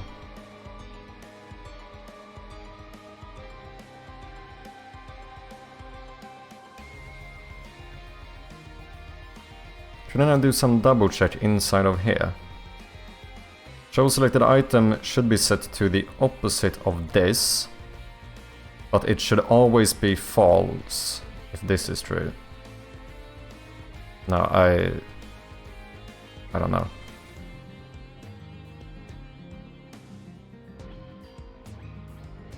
Wait, show selected item false. That will be the default. When should I show the item?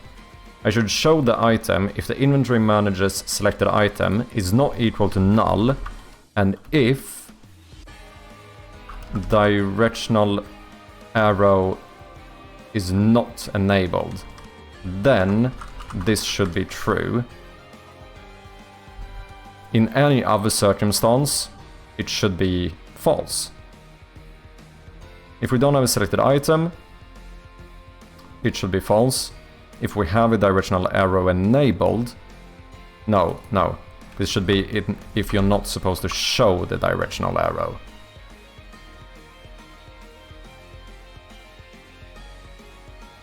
Because if you're supposed to show this, then we should hide the item. If you don't have an item, we should also hide it. So if we pass in this as the condition for showing the selected item, then we should be good to go, I think.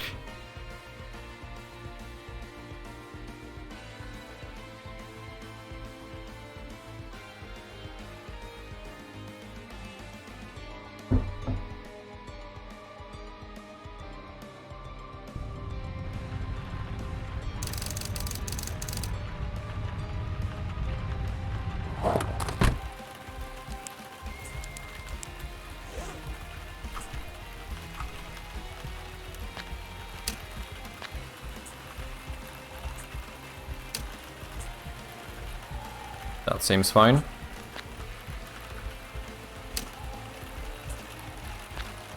And I can also drag it.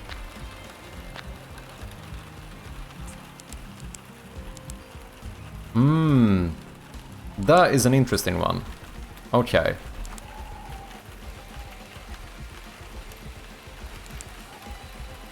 Okay, so if I have a selected item, it gets a bit messed up here.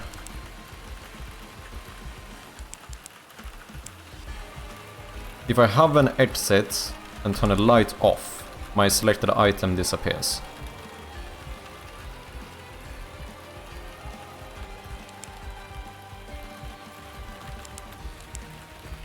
If I hold the item and turn the light on, then I still see the item. Okay, so this should be in... The problem here should be in the flashlight logic. Wherever we listen. I think we might need to do something similar to this.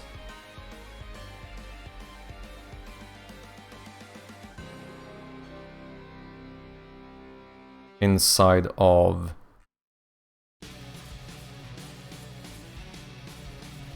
On flashlight toggled. Yeah, just we do nothing about the... Show cursor false. Well, this should also say show selected item false. If any light is on, and if you have some directional arrow enabled, then we should never show the item. Otherwise, if we don't have a arrow enabled, or if no item is on, then I guess we check. I guess we say show selected item, and then we pass in inventory manager.instance.selected item is not equal to null. So if we have a selected item, this will be true. If it is null, it will be false. I think that might be everything I need to do.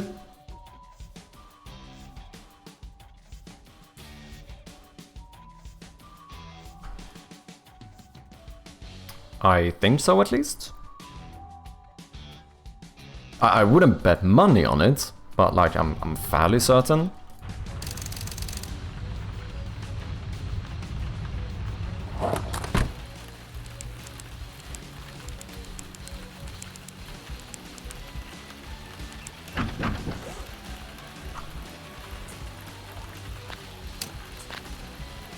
Oh?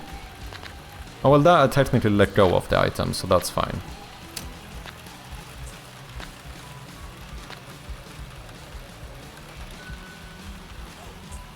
Okay, that seems fine. I can let go of the item.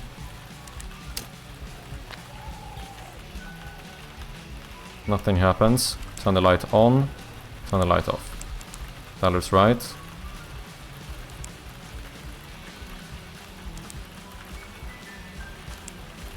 Yeah, I think that is officially a fix.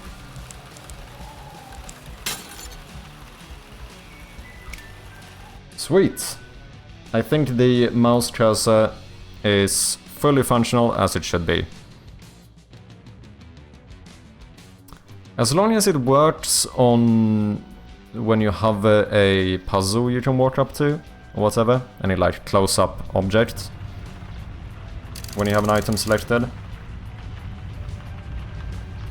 I guess that would be the last thing to double check. And if I'm holding this one, yeah, that seems fine. That also seems fine.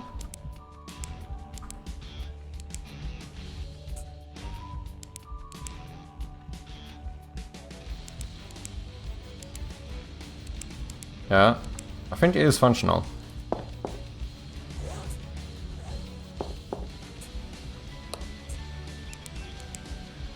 What if we have an external light on?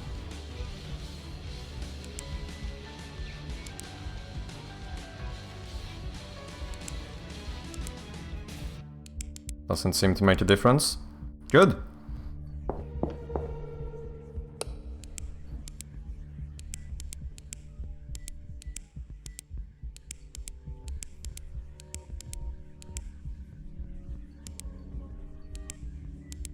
Yeah, that seems good.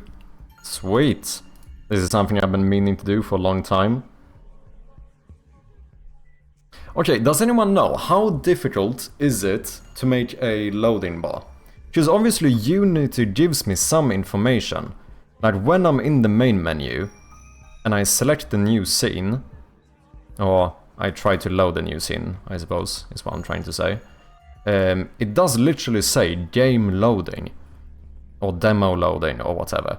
So I assume that somewhere I can read how long that one is loading, because it never deloads this scene, right?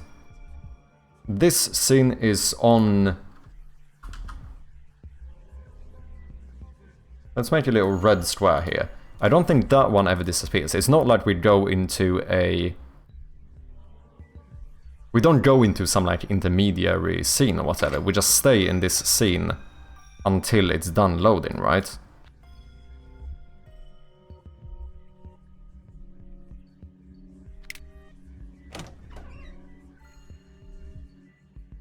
Oh shit, we have a fade out here. But it is technically still enabled, yeah. Scene loader gives you a handle that you can use to track the progress, okay. Just what does it take? It's not long, but... Oh, I can't see it. Where is this? Is it technically a don't destroy and load? I suppose that would make sense. No? Is it in a normal hierarchy? I saw it before. Yeah, there, main menu loading, it said. Ah, shit.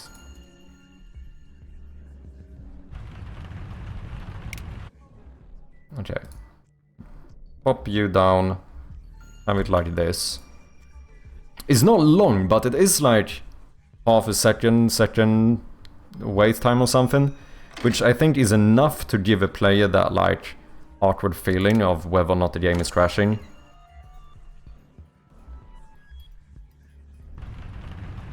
But now I couldn't see it. I'm so confused. It needs to be in here somewhere.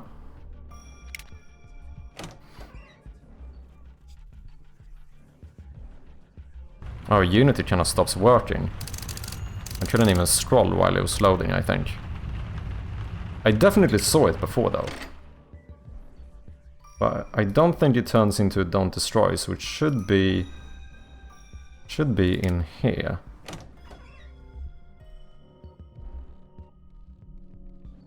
Nope.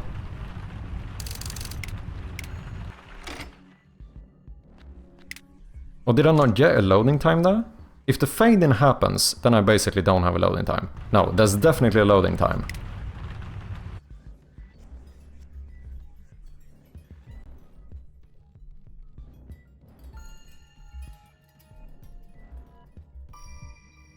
Okay, scene load that gives you a handle that you can use to track progress. So then I assume I just do that inside of like an update function. I assume that is how that works.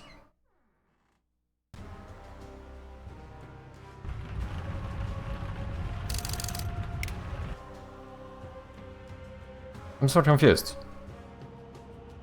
I know I saw it in the hierarchy before, show up with a little thingy as this is loading. Okay. But it shouldn't be inside of something else.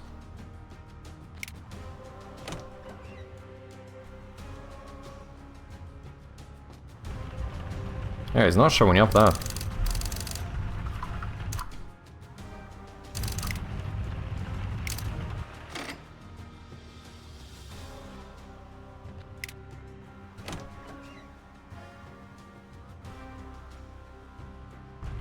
I know I saw it before.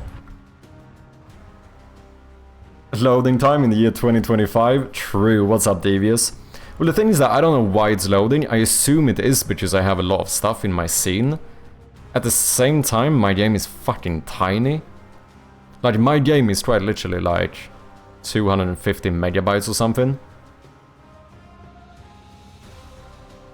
But I know it does take time to load it, because sometimes it has worked where it fades in immediately. But then now before, I even saw how it popped up in the hierarchy and said demo loading.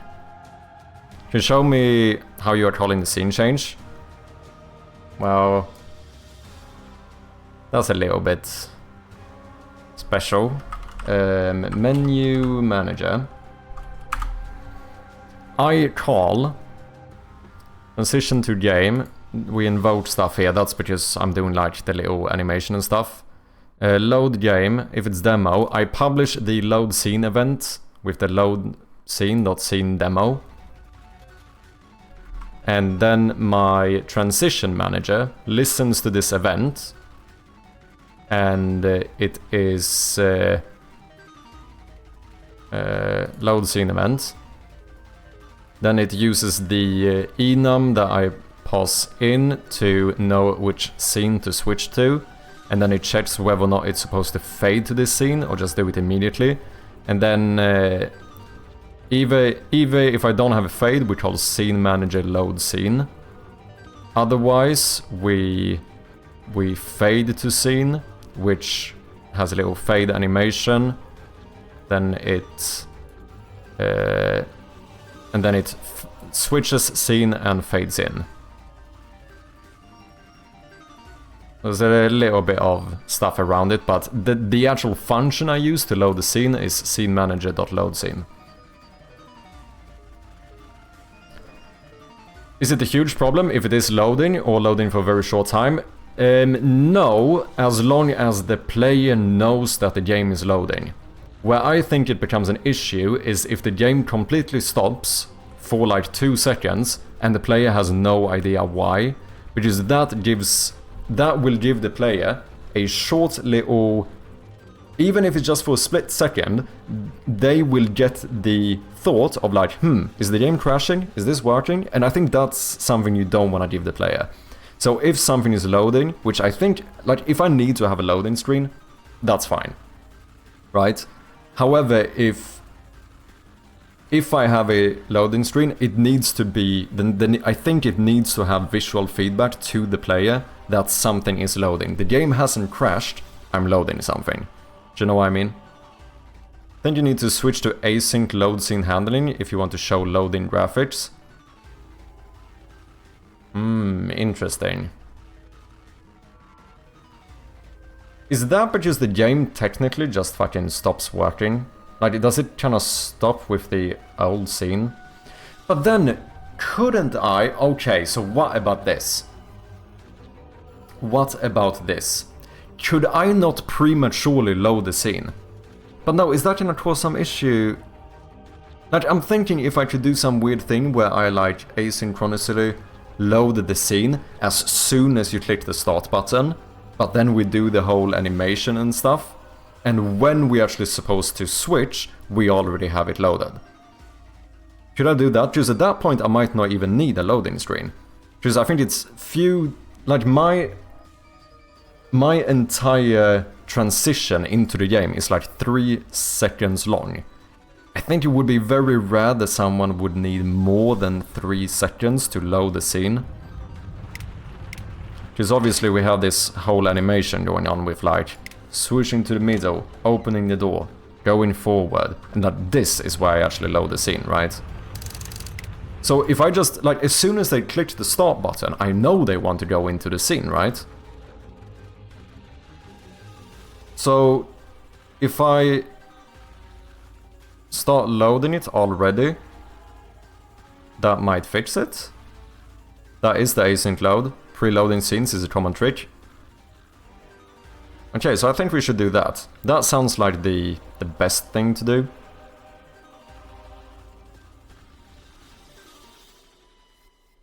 I think loading the menu, I've never seen a... It's only when I load the game it seems like an issue. Oh, preloading is different though. Is it difficult? Because otherwise, if it's too complex to do preloading of the scene, then we might just try and do a loading screen.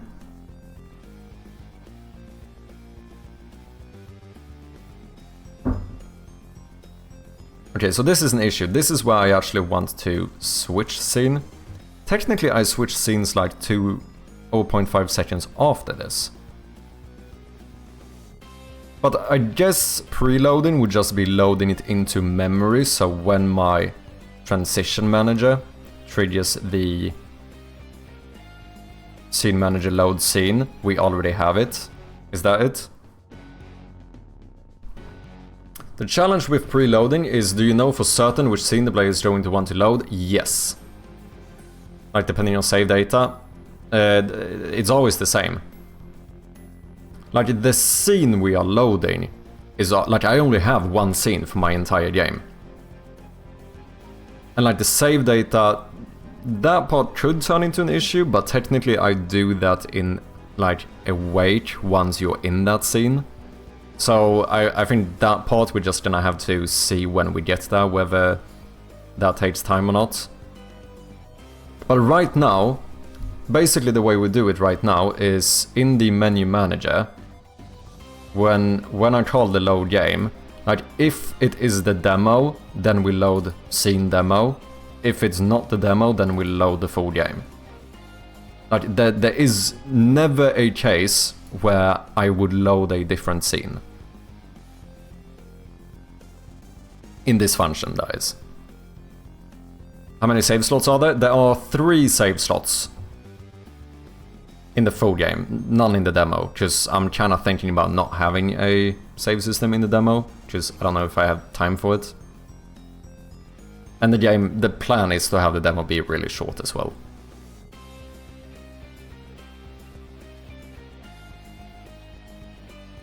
then yeah, you can async load that as soon as the game starts. Yeah, I mean, that's even better if that works. Because I assume that async loading won't have any real... Like, that's not gonna make the menu scene start, like, having trouble or anything, right? Don't need the save system in a demo. I don't think we do either. I mean, I could see it if you have a very long demo, or something that's very, like, replayable or something. At that point I could see it, but for my game... Yeah. Unless it's really long you want it to carry over. But that's the same thing. If the demo is short, I don't really see the point in having it carry over. Like, at that point, just start from the beginning, you know? It's even possible that I'm gonna do slightly different flow in the demo, which means that, you know, carrying over wouldn't work anyway. It's in memory together with the menu scene, but your scenes are probably quite light. Yeah, like I said, my entire game is 250 megabytes right now, so the full game max half, like 500 megabytes. Absolute max. I have a hard time seeing that this game would end up being bigger than that.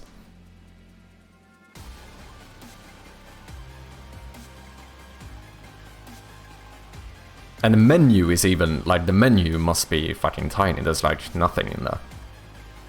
Okay, so how do I...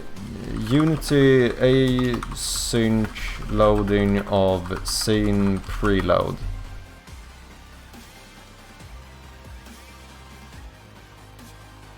Load scene async.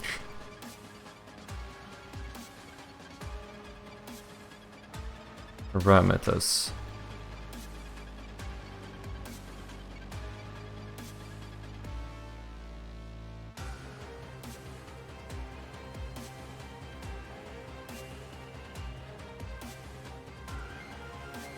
I assume that my enum corresponds to splash menu game credits demo ending. I assume that... Oh yeah, I never load initialization. Splash screen, menu, game...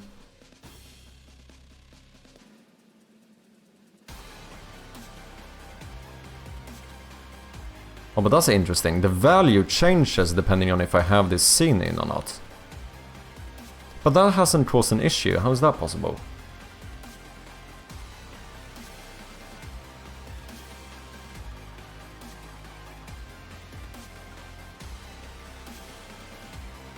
That feels like it would have caused some issue somewhere.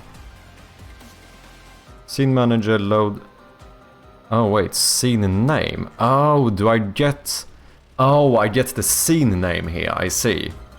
Yeah, I use the enum not as the index. I use it to find the name of the scene, and I use that to actually load it. That's a little bit annoying though. You know what? It's not. Because this is a... Is this not a singleton? Is this an old singleton? Is that what that is? Wait, how the fuck am I calling this? No, I'm calling this through an event.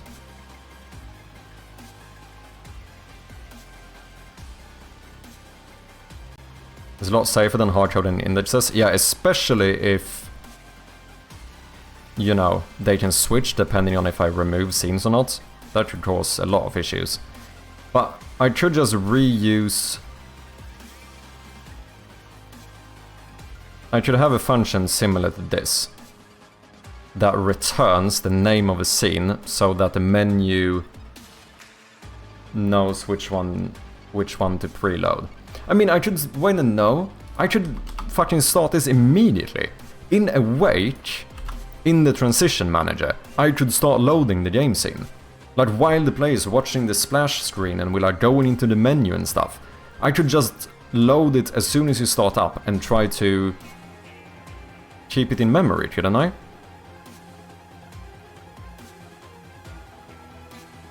Or does it stay in memory when I'm switching scenes, or is that gonna be an issue?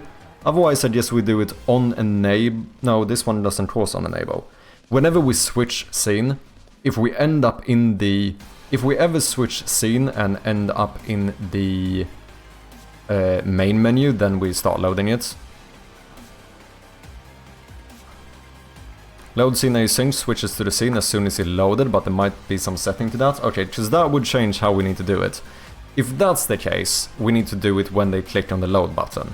Because otherwise we should theoretically load it whenever. You can pass in some parameters and stuff here though. Load scene signaled and all current scenes will be unloaded before loading. I probably want that. Structure has various parameters into scene in place except for the name and index. Load the scene asynchronously in the background. You can provide full scene path, or just a scene name. If you only provide the scene name, Unity loads the first scene in the list that matches. If you have multiple scenes with the same name but different paths, you should use the full scene path in the build settings. Okay. Scene name input is not case sensitive. Name of the scene to load can be case insensitive.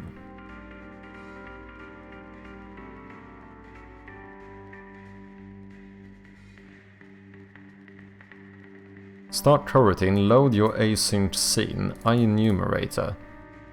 Loads the scene in the background, particularly good for creating loading screens.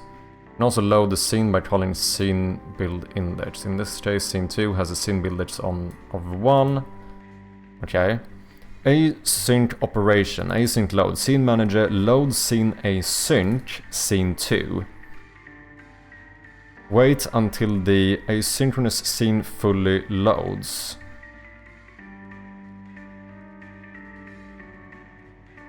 Okay, so call me crazy. Shouldn't I do this exact thing? And then wait. Instead of waiting until the loading is done, I wait until I say it's time to load the game.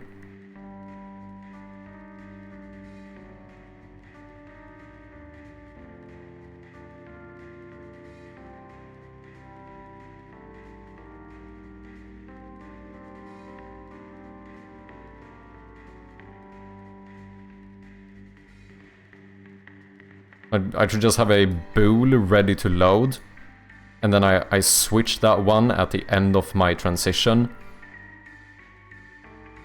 And at that point we return null. And that should maybe make us switch? No, wait, because is this still the one that switches it? Okay, I'm slightly confused. Without working a game with multiple save slots, it should have been on save A, but then switch to B. Yes, but clicking...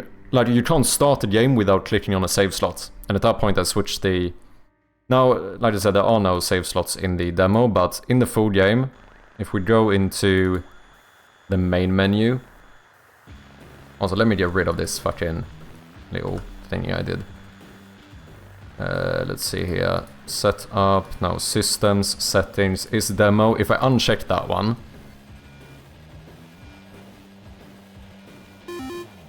Then, if we let Unity load, if you want to play the game, you get presented with your save slots. Like, clicking on the save slot is what switches, like, in this case, what turns you to the new scene, right? And at that point, I know exactly which scene you want to load, like, or which save you want to load. So I don't think that should be an issue. Because then if they do switch to B, they're gonna click on that one and that's gonna update the save system and tell that we are now going to use save slot 2 instead. Interesting, should I have called these slot A, B and C? I did 1, 2, 3. I wonder what's the most common. I just realized now that Devious, you opted to say A and B. I decided to call it 1, 2, 3. Sorry guys, we do have some ads coming up. Appreciate your patience. Where's load your async scene called? In the thingy? Or do you mean in my game? How you doing, David? Wait, that's not the thing I wanted to look at. in the tutorial snippet. It is called when you click the space key.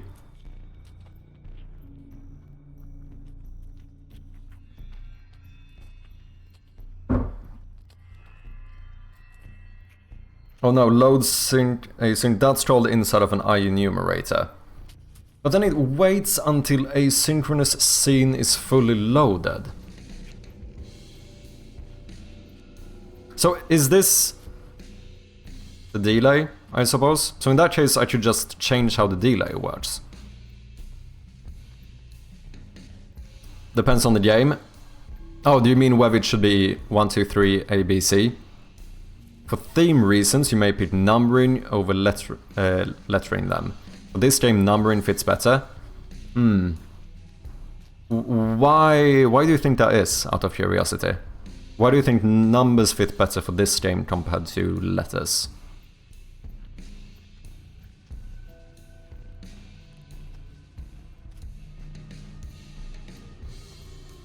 Oh no, what is the while loop delaying? That's what I'm not getting. Yeah. Just if what this means is that we're going to load the scene when this is finished, in that case I should just make my own logic for the waiting and we should be good. Or for the while loop.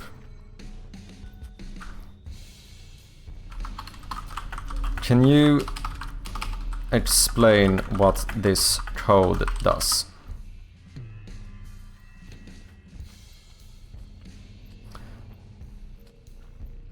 Load your scene, blah blah blah. Coroutine that loads another scene asynchronously in the background while the current scene continues running. It's typically used for loading screens seamless scene transitions without freezing the game. Starts loading the scene named Scene 2. Instead of instantly switching scenes, like Scene Manager load scene, it loads in the background. This returns an async operation object, async load. Oh yeah, async load is done. Which contains information about the loading process, progress, completion state, etc. While async load is done, the loop keeps running until the scene finishes loading. Async load is done will be true once the scene has completely loaded and is ready to switch. Yield return null. Inside the loop, this tells Unity, pause here, come back in the next frame. This prevents the game from freezing while waiting and allows other game logic like UI updates animations to continue running. Okay. Okay, so my question is when exactly would the scene switch happen? In this case. That's what we want to know.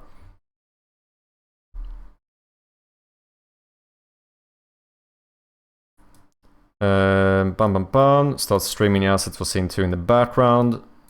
Over multiple frames, Unity keeps filling in the scene's data. While this is happening, your loop yields each frame, yield return null. Yeah. So the current scene keeps running. Finalization. By default, async load dot allow scene activation equals true. That means as soon as the scene finishes loading, when the progress bar reaches 1.0 internally, Unity automatically switches to the new scene. The actual scene switch happens the moment async load dot is done becomes true. In practice, this means that Unity will finish loading everything in scene 2, then on the next frame, task down the current scene, activates scene 2, calls await start on objects in the new scene. So in your case, the switch happens automatically as soon as loading completes. There's no pause in between load completion and activation. Okay.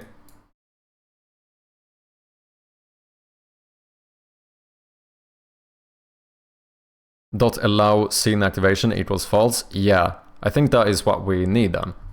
Yeah, exactly. You can stop Unity from auto-switching by doing this. Async load.progress will max out at 0.90%. That's interesting. The scene is fully loaded in memory, but not yet activated. Why couldn't you load 100%? Out of curiosity. Why would it stop at 90? That seems arbitrary, but this could just be me not understanding things. When the scene is fully loaded in memory but not yet activated, when you're ready, play process button or loading bar finishes, set async load allows scene activation true. At that moment, Unity will switch to scene 2.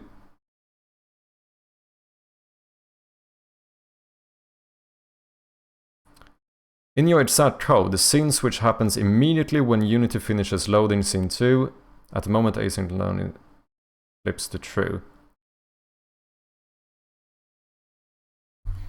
So, to make... Oh, wait. Oh, I need to call this async operation, don't I? I guess 0.9 is the last intermediate step before the load complete bool is set to true. Oh yeah, maybe it is. Letters feels more whimsical, friendly, kindergarten-y. Horror is flat, serious numbers. Yeah, I guess I kinda... Yeah, I think I see your point. You could definitely argue that numbers feel a bit more cold compared to letters. I kinda see that. It's a small detail that doesn't really need a lot of thought, unless it does for theme reasons. Yeah. Yeah, that's the handle. So basically, I will need access to this to be able to call it.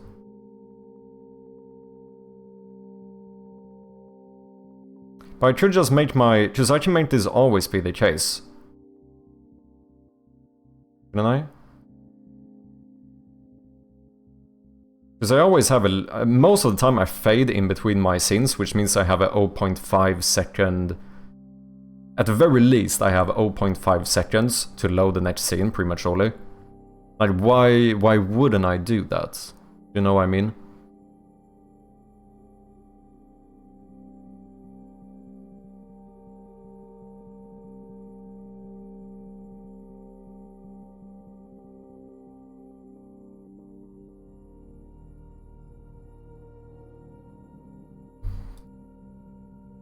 So to make myself have control of when it switches, how would that change the entire code?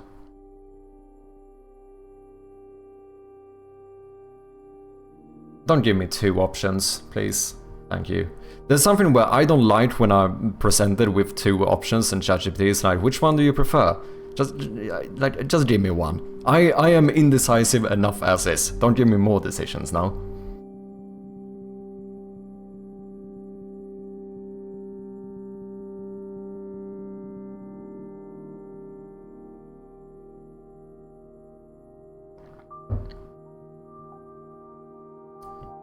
Yeah, private async. Okay, so we actually get a... So I could even make this static, to be honest.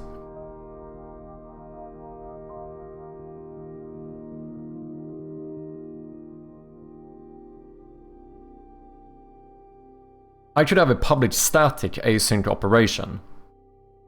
So that I could set whether when this is okay, like anywhere.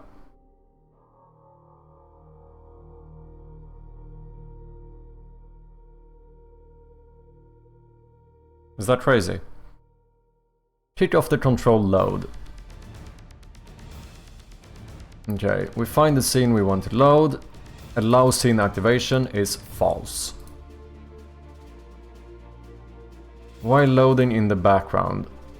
So this is if I want to update some bar or whatever.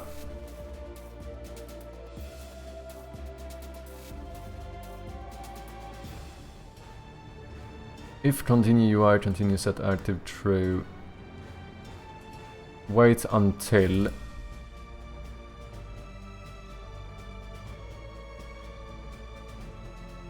Set this to true. Optionally wait until the activation is complete.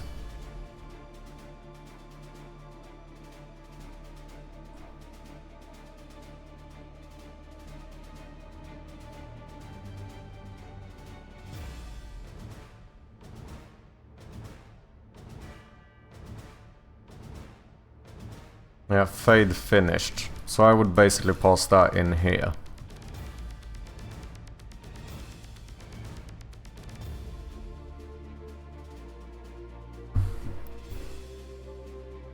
The reason why I used letters though was because I saw the starting scene and coincided and thought cassette tape size. Interesting. Was that while loop condition? It was the same one as before. At the end it says optionally wait until the scene activation is complete.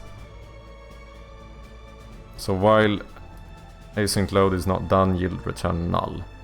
So that's the same thing we had in the first piece of code, wasn't it? It's basically the same thing. Oh no, the earlier? Oh, do you mean... Oh, you mean this one?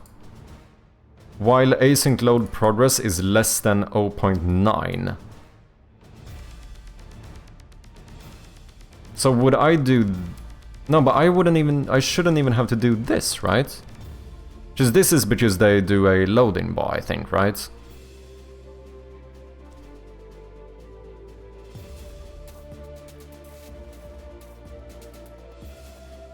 While loading in the background, progress bar goes from 0 to 0.9 while loading. So if I don't have a loading bar, I shouldn't need this, should I? Like, all I would need is something like this.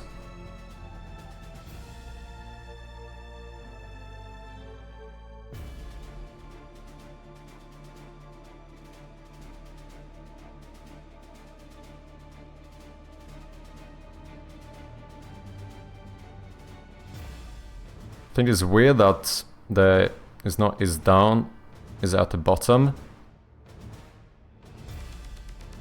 But isn't that because this is kind of the same thing? Like async load progress less than 90% means that it isn't done.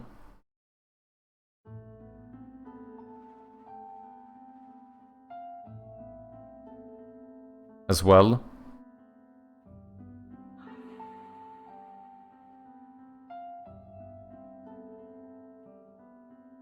Because didn't they say that 0.9 was basically the... Yeah, async load progress will max out at 0.9 and stay there. That is what happens when you don't allow scene activation. So they basically here, they show the loading bar during that time. And then they wait for the player to press the key. And when that happens, we set this to true and we go on as we always have. But can you hit 90% without still being completely loaded?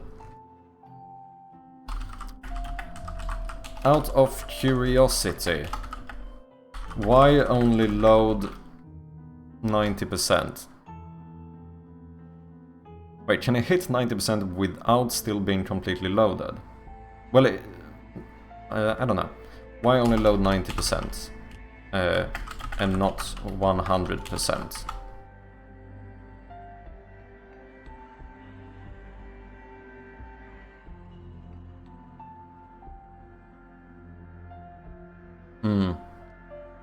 The last 10% represents the moment when Unity unloads the old scene, activates a new scene, calls a wait, final setup.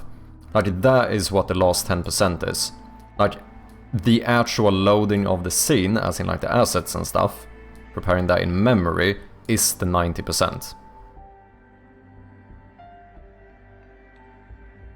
So yeah, basically over 90% means that we are now switching scene.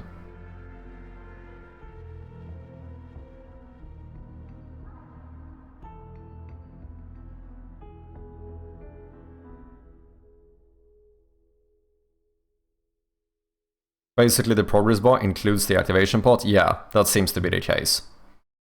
The last 10% is the actual activation of the scene. So then the code is correct? I think so. So the question is, how do I make this work with my code? Since obviously I'm technically switching scenes inside of my transition manager. But this one only has a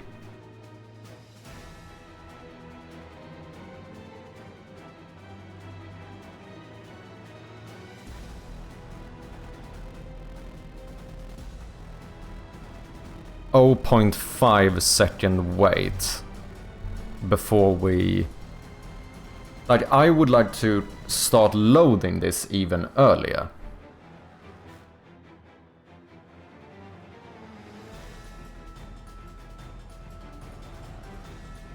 Is it only me, or do you just hear, like, make it a singleton, like, on repeat in your head?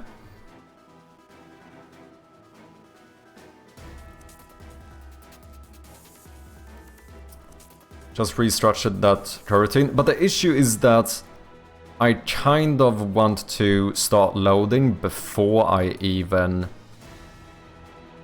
start this coroutine, because this one only has... Sorry, this one only has a 0.5 second gap, but like when the player actually clicks the start button in the menu, I have like 3 seconds until the scene actually switches. Or something like that. Funny Slam, what is up, how you doing? Cheers.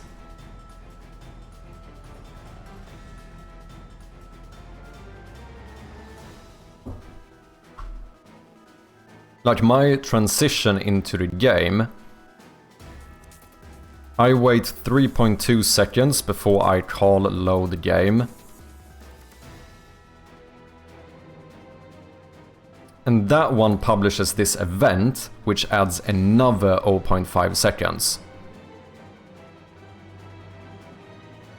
Then that scene load should be handled differently than other scene loads. Yeah, we could do it that way, to be honest.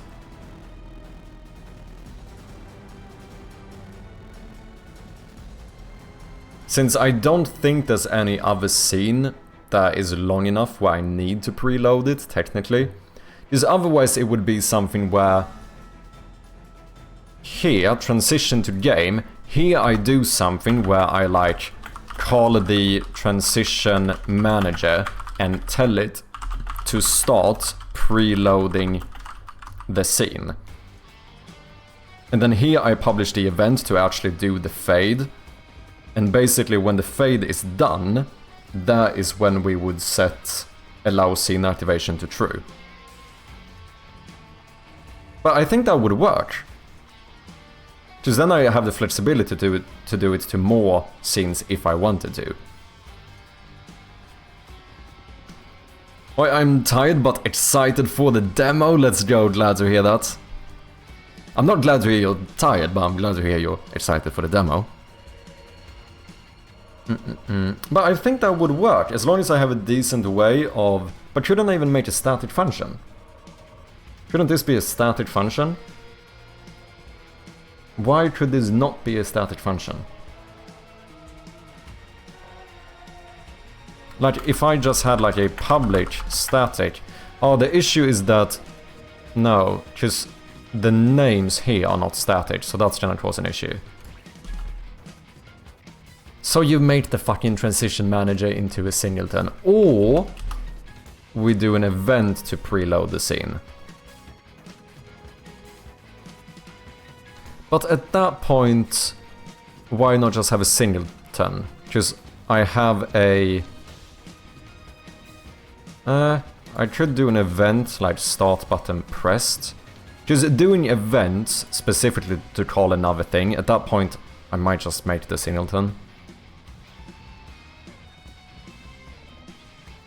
Like, I'm thinking that we would have something like a public void preload scene. Sounds like you've made singletons too damn easy for yourself. True. That is true. Wait, does this need to be an async? No, it doesn't. This is where I start the coroutine, right? And then I would have a private IE numerator called load scene async. And when you trigger preload scene, I mean obviously we need to pass it in.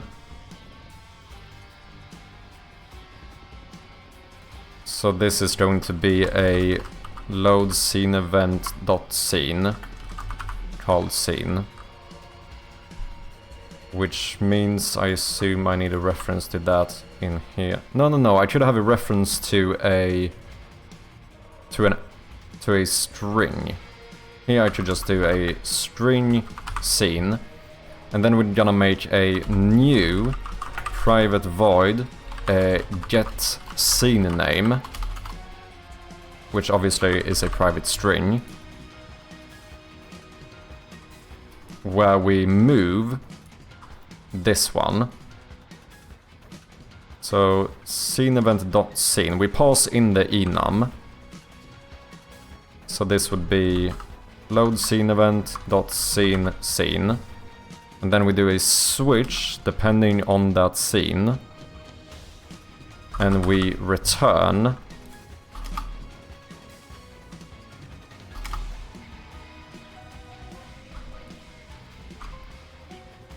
the variable instead.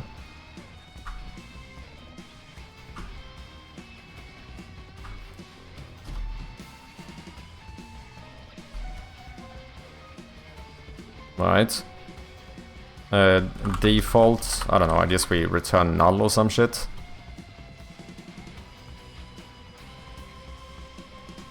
So now, we no longer need this here. Instead, we are just going to say...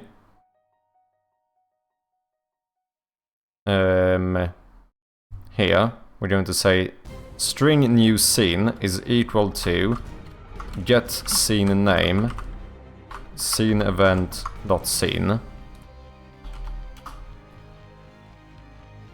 Return equals jank still in there. Oh, sorry.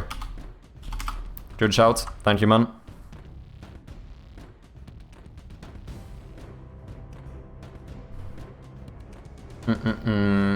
So then here we can just use this function to get the scene name. Oh, I missed the jank. Also, I've stopped doing this. I don't like doing this anymore. I like my squiggly brackets.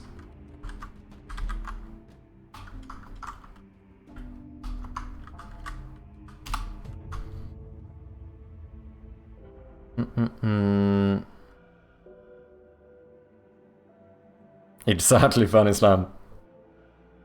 Okay, so now we want to have a new private async operation. Let's call this async scene load. And whenever you want to preload a scene, well, here we just want to start the coroutine load scene async, and then we're gonna pass in. Is it weird to do a function inside of that? Maybe. String scene is equal to string scene to load is equal to get scene name scene, and then pass that in here. So now you know which scene you're supposed to start loading. Okay. This feels like it could work.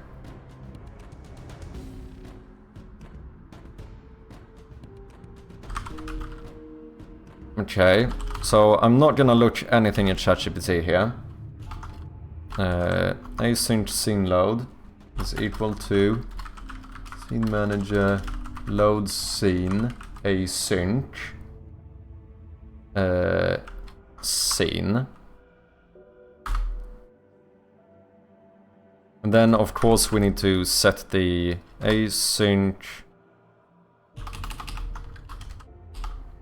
scene load dot allow scene activation should be set to false.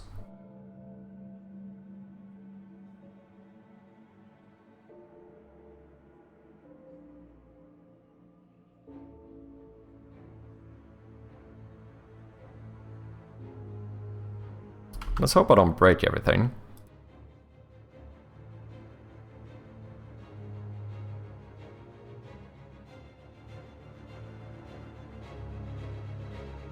So, I shouldn't... Do I even need this?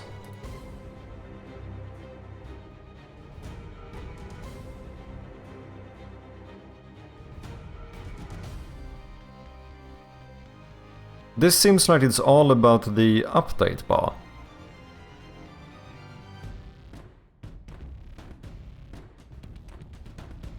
No, all I need is this.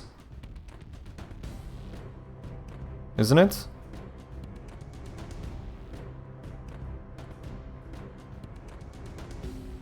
Because this is going to start loading. And since this is set to false, if you want to wait for it. But isn't this... like, it's still not gonna load it until I set this to true.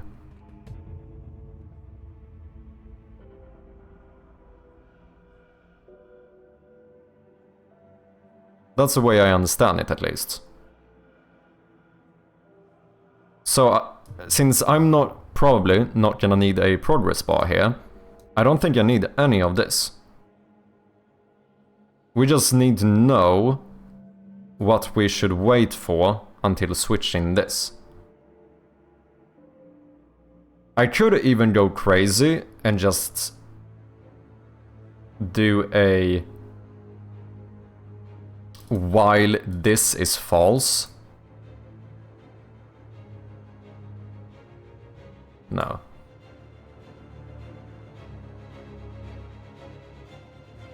We could just have our own... we could have our own bool. I think you just want to delay allow scene activation until your door animation is done. Yes.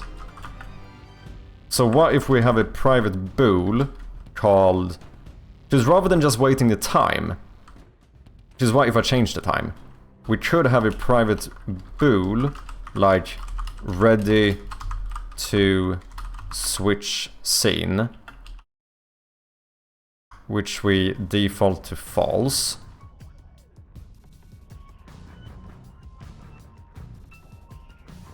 And then fade into scene.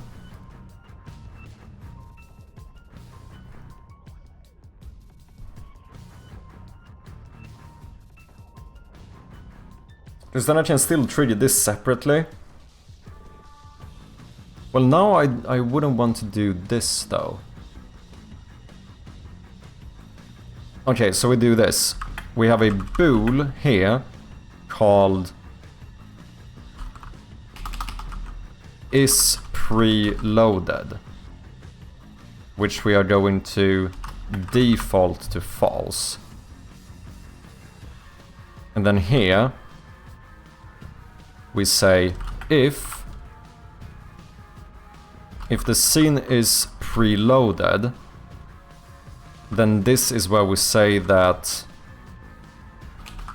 ready to switch scene is equal to true, and this is what we wait for.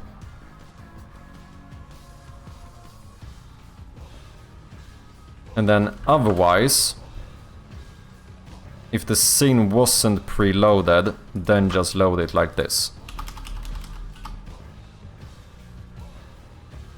Do you know what I mean?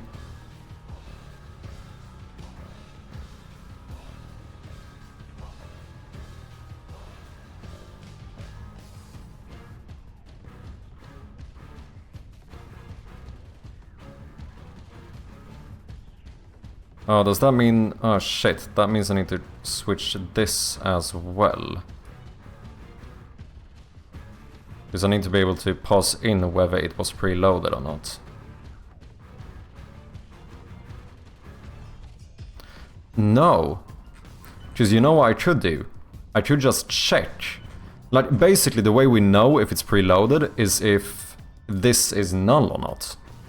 If we have an async scene load, that means we have preloaded the scene. I don't need to pass it in. As long as we made sure to, at the very end of this one, I assume I would need to say that async cload should now be equal to null.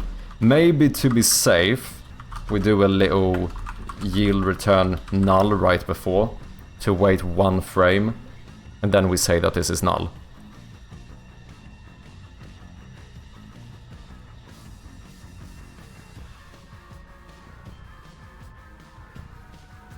Because now, down here, I don't need to pass this in.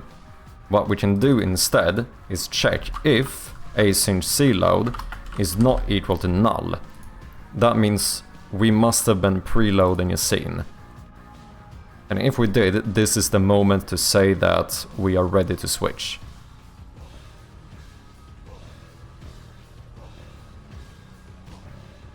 Does this make sense? I feel like this kind of made sense.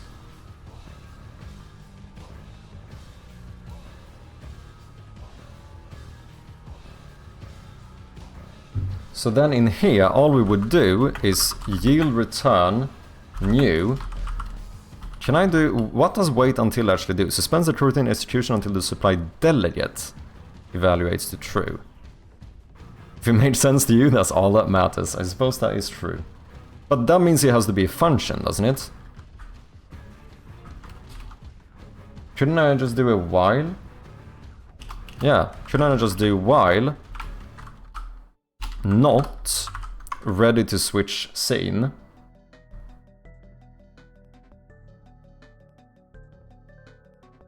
While you're not ready to switch scene, just yield return null.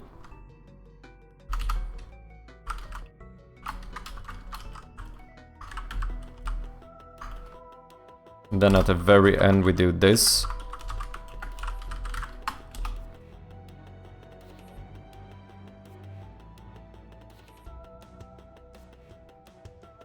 I think the wait is kind of doing it for you.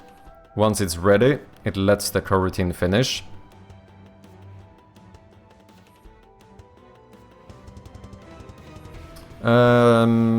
Wait, what you mean?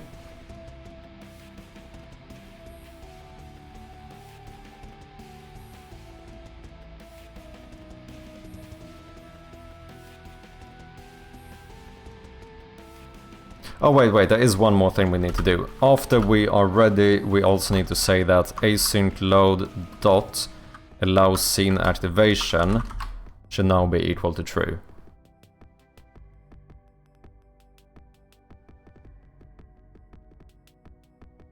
This is where I kinda felt like, couldn't I just say, yeah, why do I even need this bool? It says wait for this, then continue.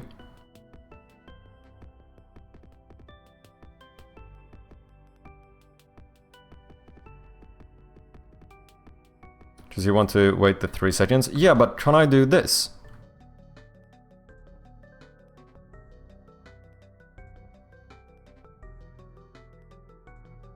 While scene allows scene activation is not ready, just wait.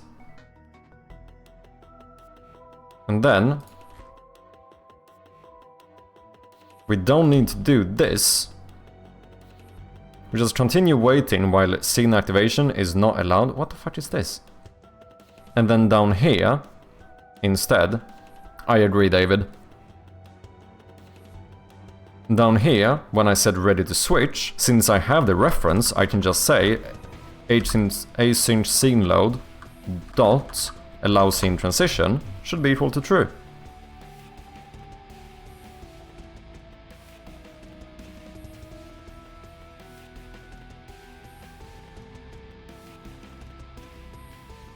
Now that will wait until I say that we are ready. And then when we do, let me actually call this one. No, I won't have a reference, I can't call that first. We wait until it's done. We wait one more frame and then we set this to null. Damn, what a long stream. Yeah, we're getting there. I do need to head out pretty soon.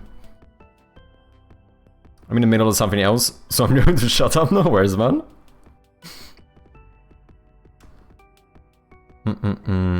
What are you up to, Jazz? I feel like this could work. So the fade out still always runs? Yes. The only place where this wouldn't work now is if I don't use the fade out. Load scene. If scene went fade, we call fade to scene. We start the routine, fade into scene.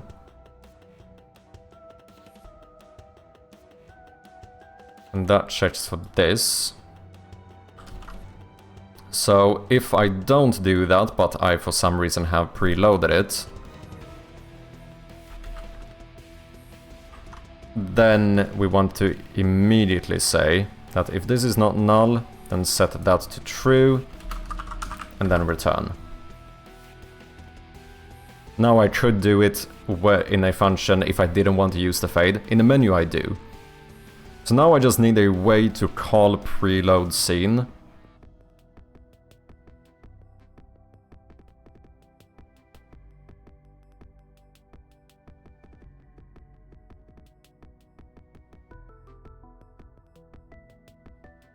"40 references? Do I call load scene event 40 times?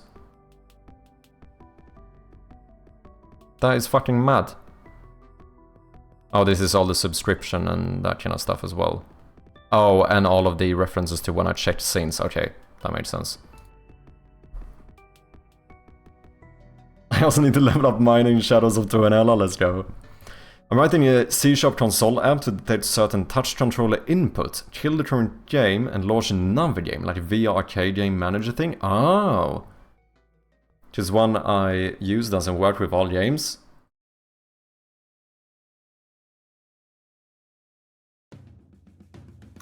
Damn, that sounds pretty badass. Okay, since you didn't like singletons, let's make an event.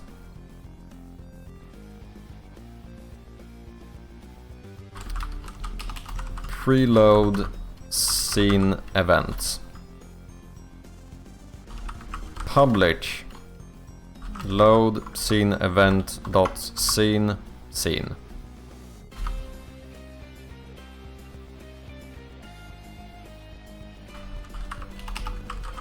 Public preload scene event scene scene.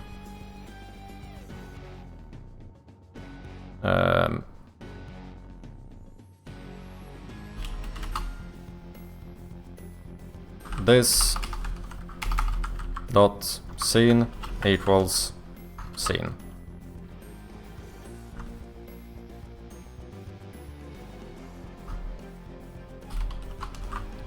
Preload scene event. Preload scene. Preload scene event. Preload scene. Preload scene. You instead should now have the preload scene event. Preload event. And then here we are going to pass in preload event.scene. Now, whenever we want to transition into the game, we want to publish a new preload scene event, and we want to pass in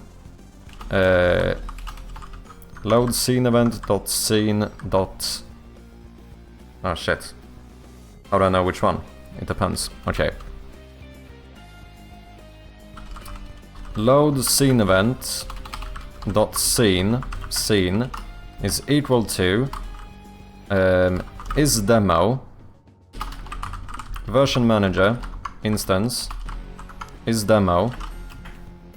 If it is the demo, we want to load the demo. If it isn't, we want to load the game.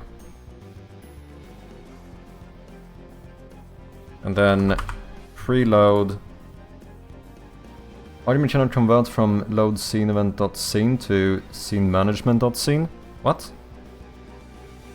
What are you on about? Did I mess something up here? I did. Load scene event.scene.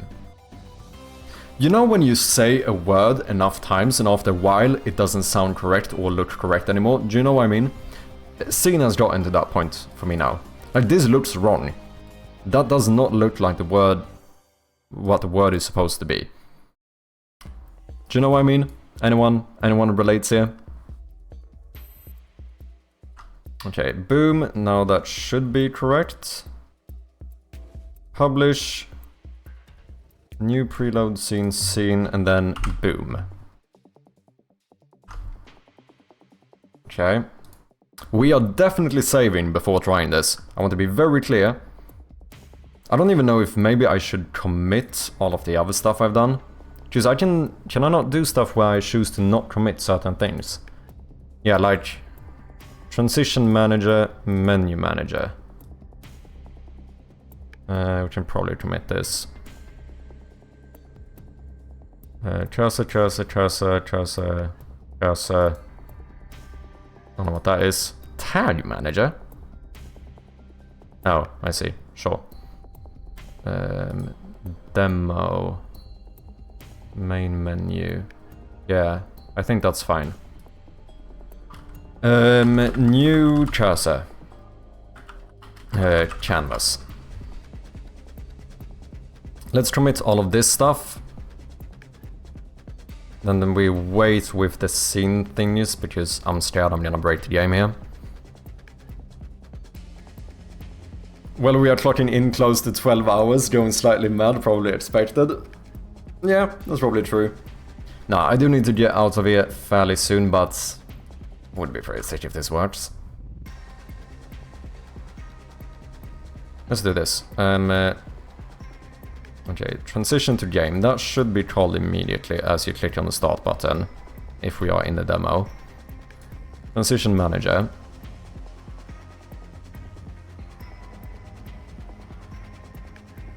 Ah, you know what we can do? We can even debug log this. While async loads scene allows scene activation. Well, that is not the case. Debug log.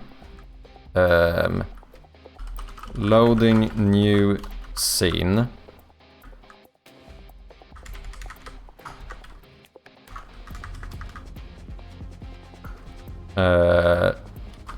Async scene load dot progress. What, times 100?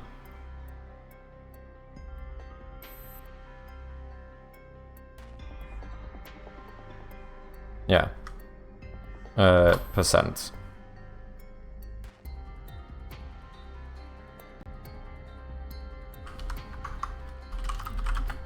Loading scene. Run to int probably.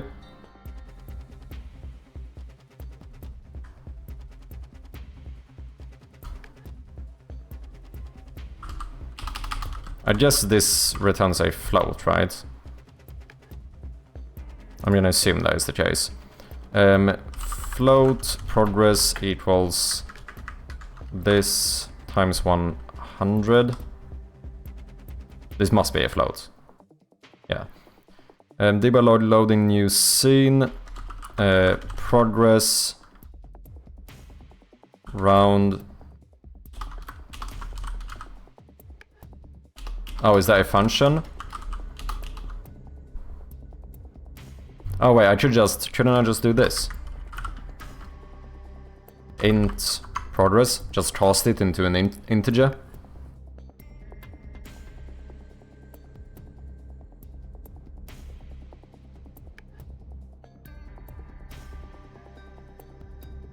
Just another little way of checking whether this works or not.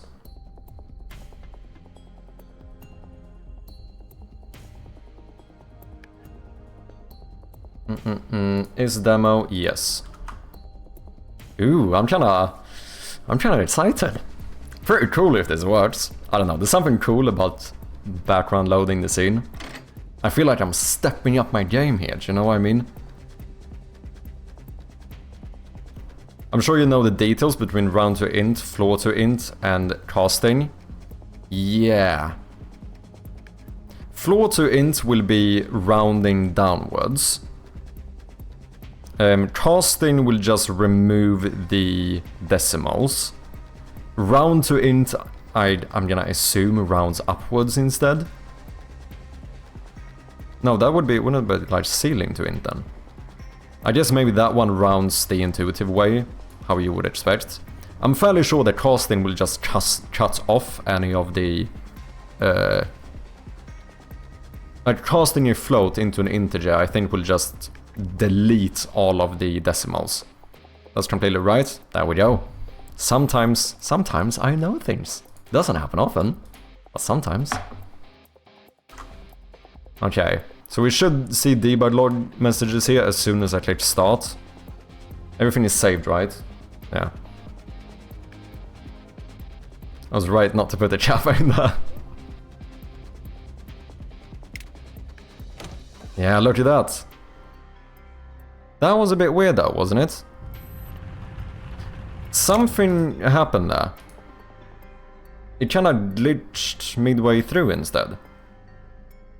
Did I just move where the freeze is? No, I think it's fine. I think I'm just being silly.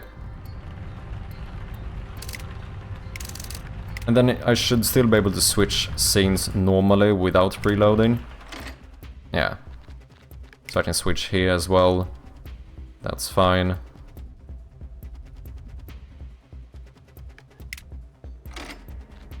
But then whenever we go into the game, start preloading it. And then boom. That is pretty fucking sweet, isn't it? Bass sounds, welcome in, man. Is that not pretty cool? I don't know why I'm so hyped about preloading a scene. But, I mean... It fucking works, doesn't it? No errors either. Holy shit, it actually worked, first time.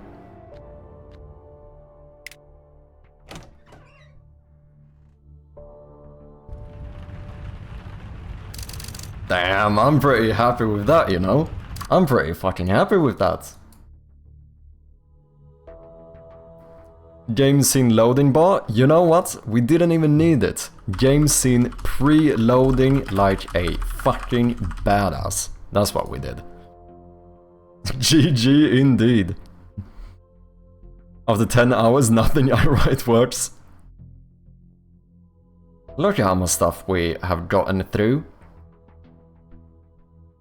Fucking amazing, isn't it? Did I add something here about updating my localization sheet? Because I definitely need to do that before doing any official build.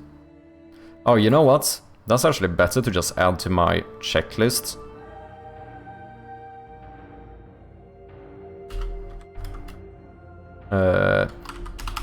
Localization. Yes, I do have a massive checklist to know what I need to do every time I build a game.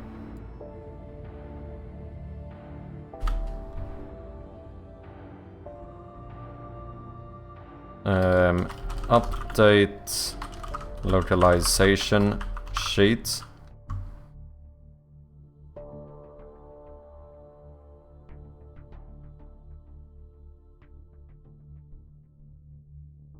Yeah, that is all the stuff I go through every time I update the game. Oh, that's so nice. Way better than a loading screen as well, because I doubt there's a lot of time it would take more than 3 seconds to load my game.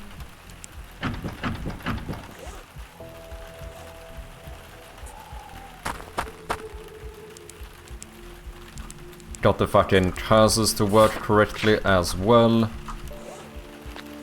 Even when holding an item and toggling the flashlight, it always shows correctly.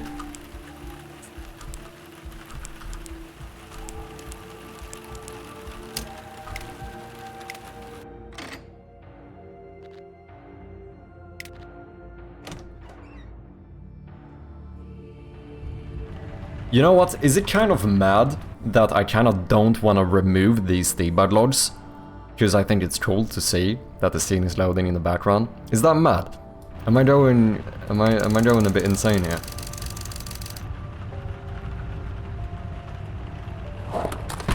Maybe I should just put a big text as soon as you click the start button that says preloading scene now, just so that players know that we are preloading the scene. Like a fucking badass. Because now I feel kinda... Now I kind of feel sad that the player don't know what a fucking genius we are. Do you know what I mean? I'm joking, people. One other nice thing would be to make sure that the highlight system always updates correctly. That would be pretty neat. We're not gonna do that today, just bloody hell, I need to get out of here. But should be one extra nice little polish thing before the final demo version. Which, of course, if you guys didn't know, you can wishlist the game right now on Steam.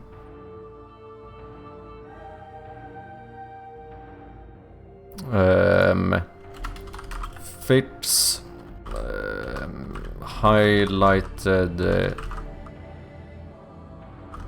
objects while toggling flashlight. That doesn't fully make sense, but I will get it. We are getting fucking close, people. I mean, obviously we still have a lot of this stuff to do.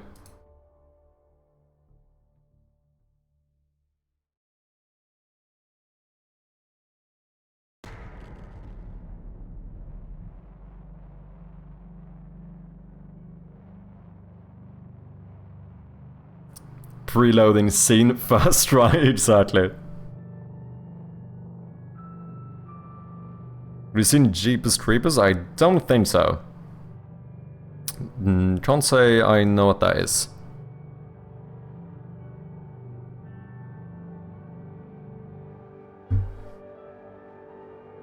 Okay, preloading the scene, I don't know why I'm so excited, but I truly am. Like, I am unreasonably excited about preloading a scene.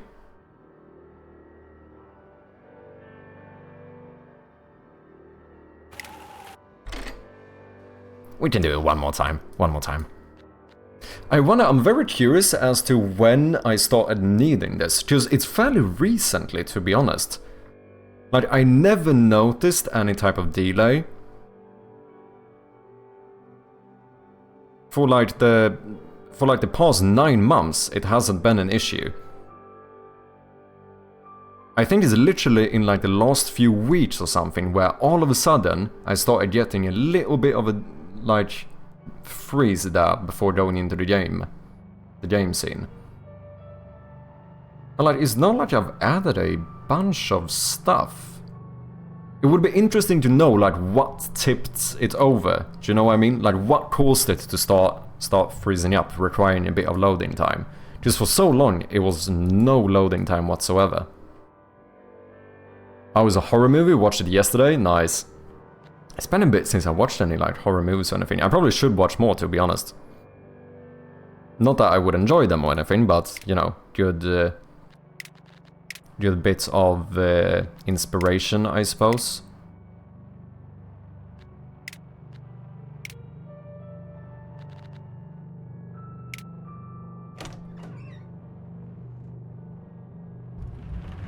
That is so fucking smooth.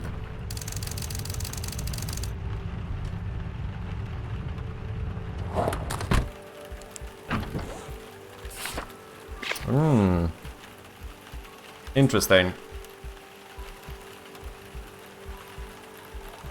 The Chinese localization is the font I have, I think, is a little bit taller, so it actually almost doesn't fit. You can see how the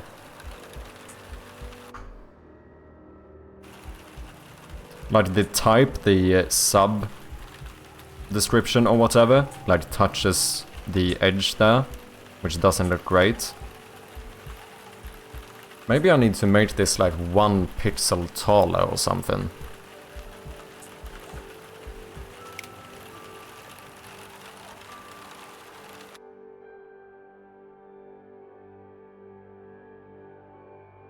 Which, let's be honest here, people, is super easy now, since I don't even have to change the sprite anymore.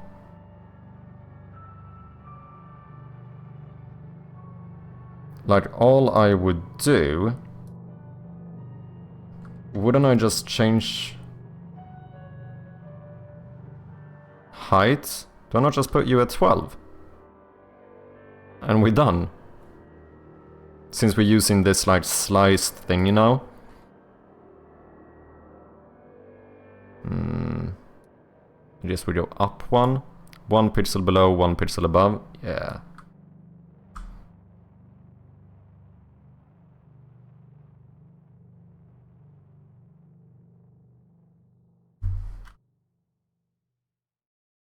Yeah, I see the purpose of having sliced images. Pretty fucking useful.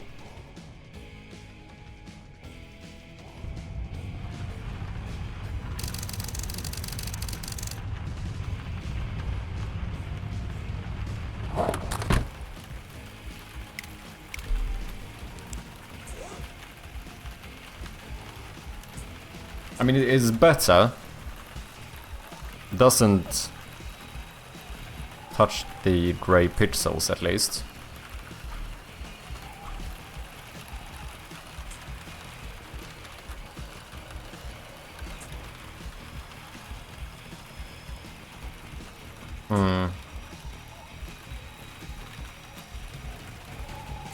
I guess I could also make the top font slightly smaller if the language is set to Chinese.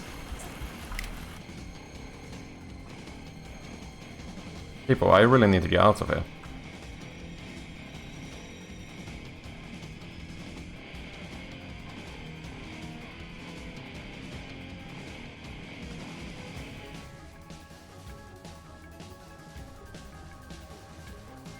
But couldn't I quite literally do that?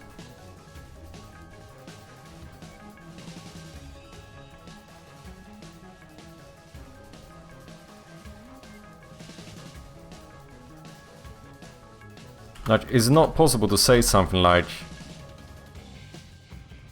I mean, I could just change the value too. Can I check localization... settings? Do I have, like... instance? Wait, is this my own one? Or is this Unity's? This is not mine. Has setting selected locale. That sounds pretty good. If that is equal to locale. Okay, I don't know how to check for it. Let's not worry about this right now. We need to get fucking out of here, people.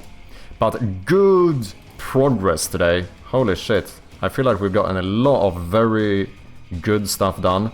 A lot of like small bugs and stuff that's been annoying me for ages. Sorry guys, we do have an ad coming up. We'll get out of here before the ad. So yeah, overall I feel really good about it. As always, thank you guys for watching. Make sure to go and wishlist the game so you know when the demo releases. If you want to connect more with the community, go ahead and join the Discord. Please stick around and let's see if we can find someone to throw a little raid at. Wait, I can snooze this ad. Never mind. No ads. Get away from here. Who should we head out to today? India. Who should we go to? Let's go to... Who haven't I raided in a while? I feel like I've raided everyone.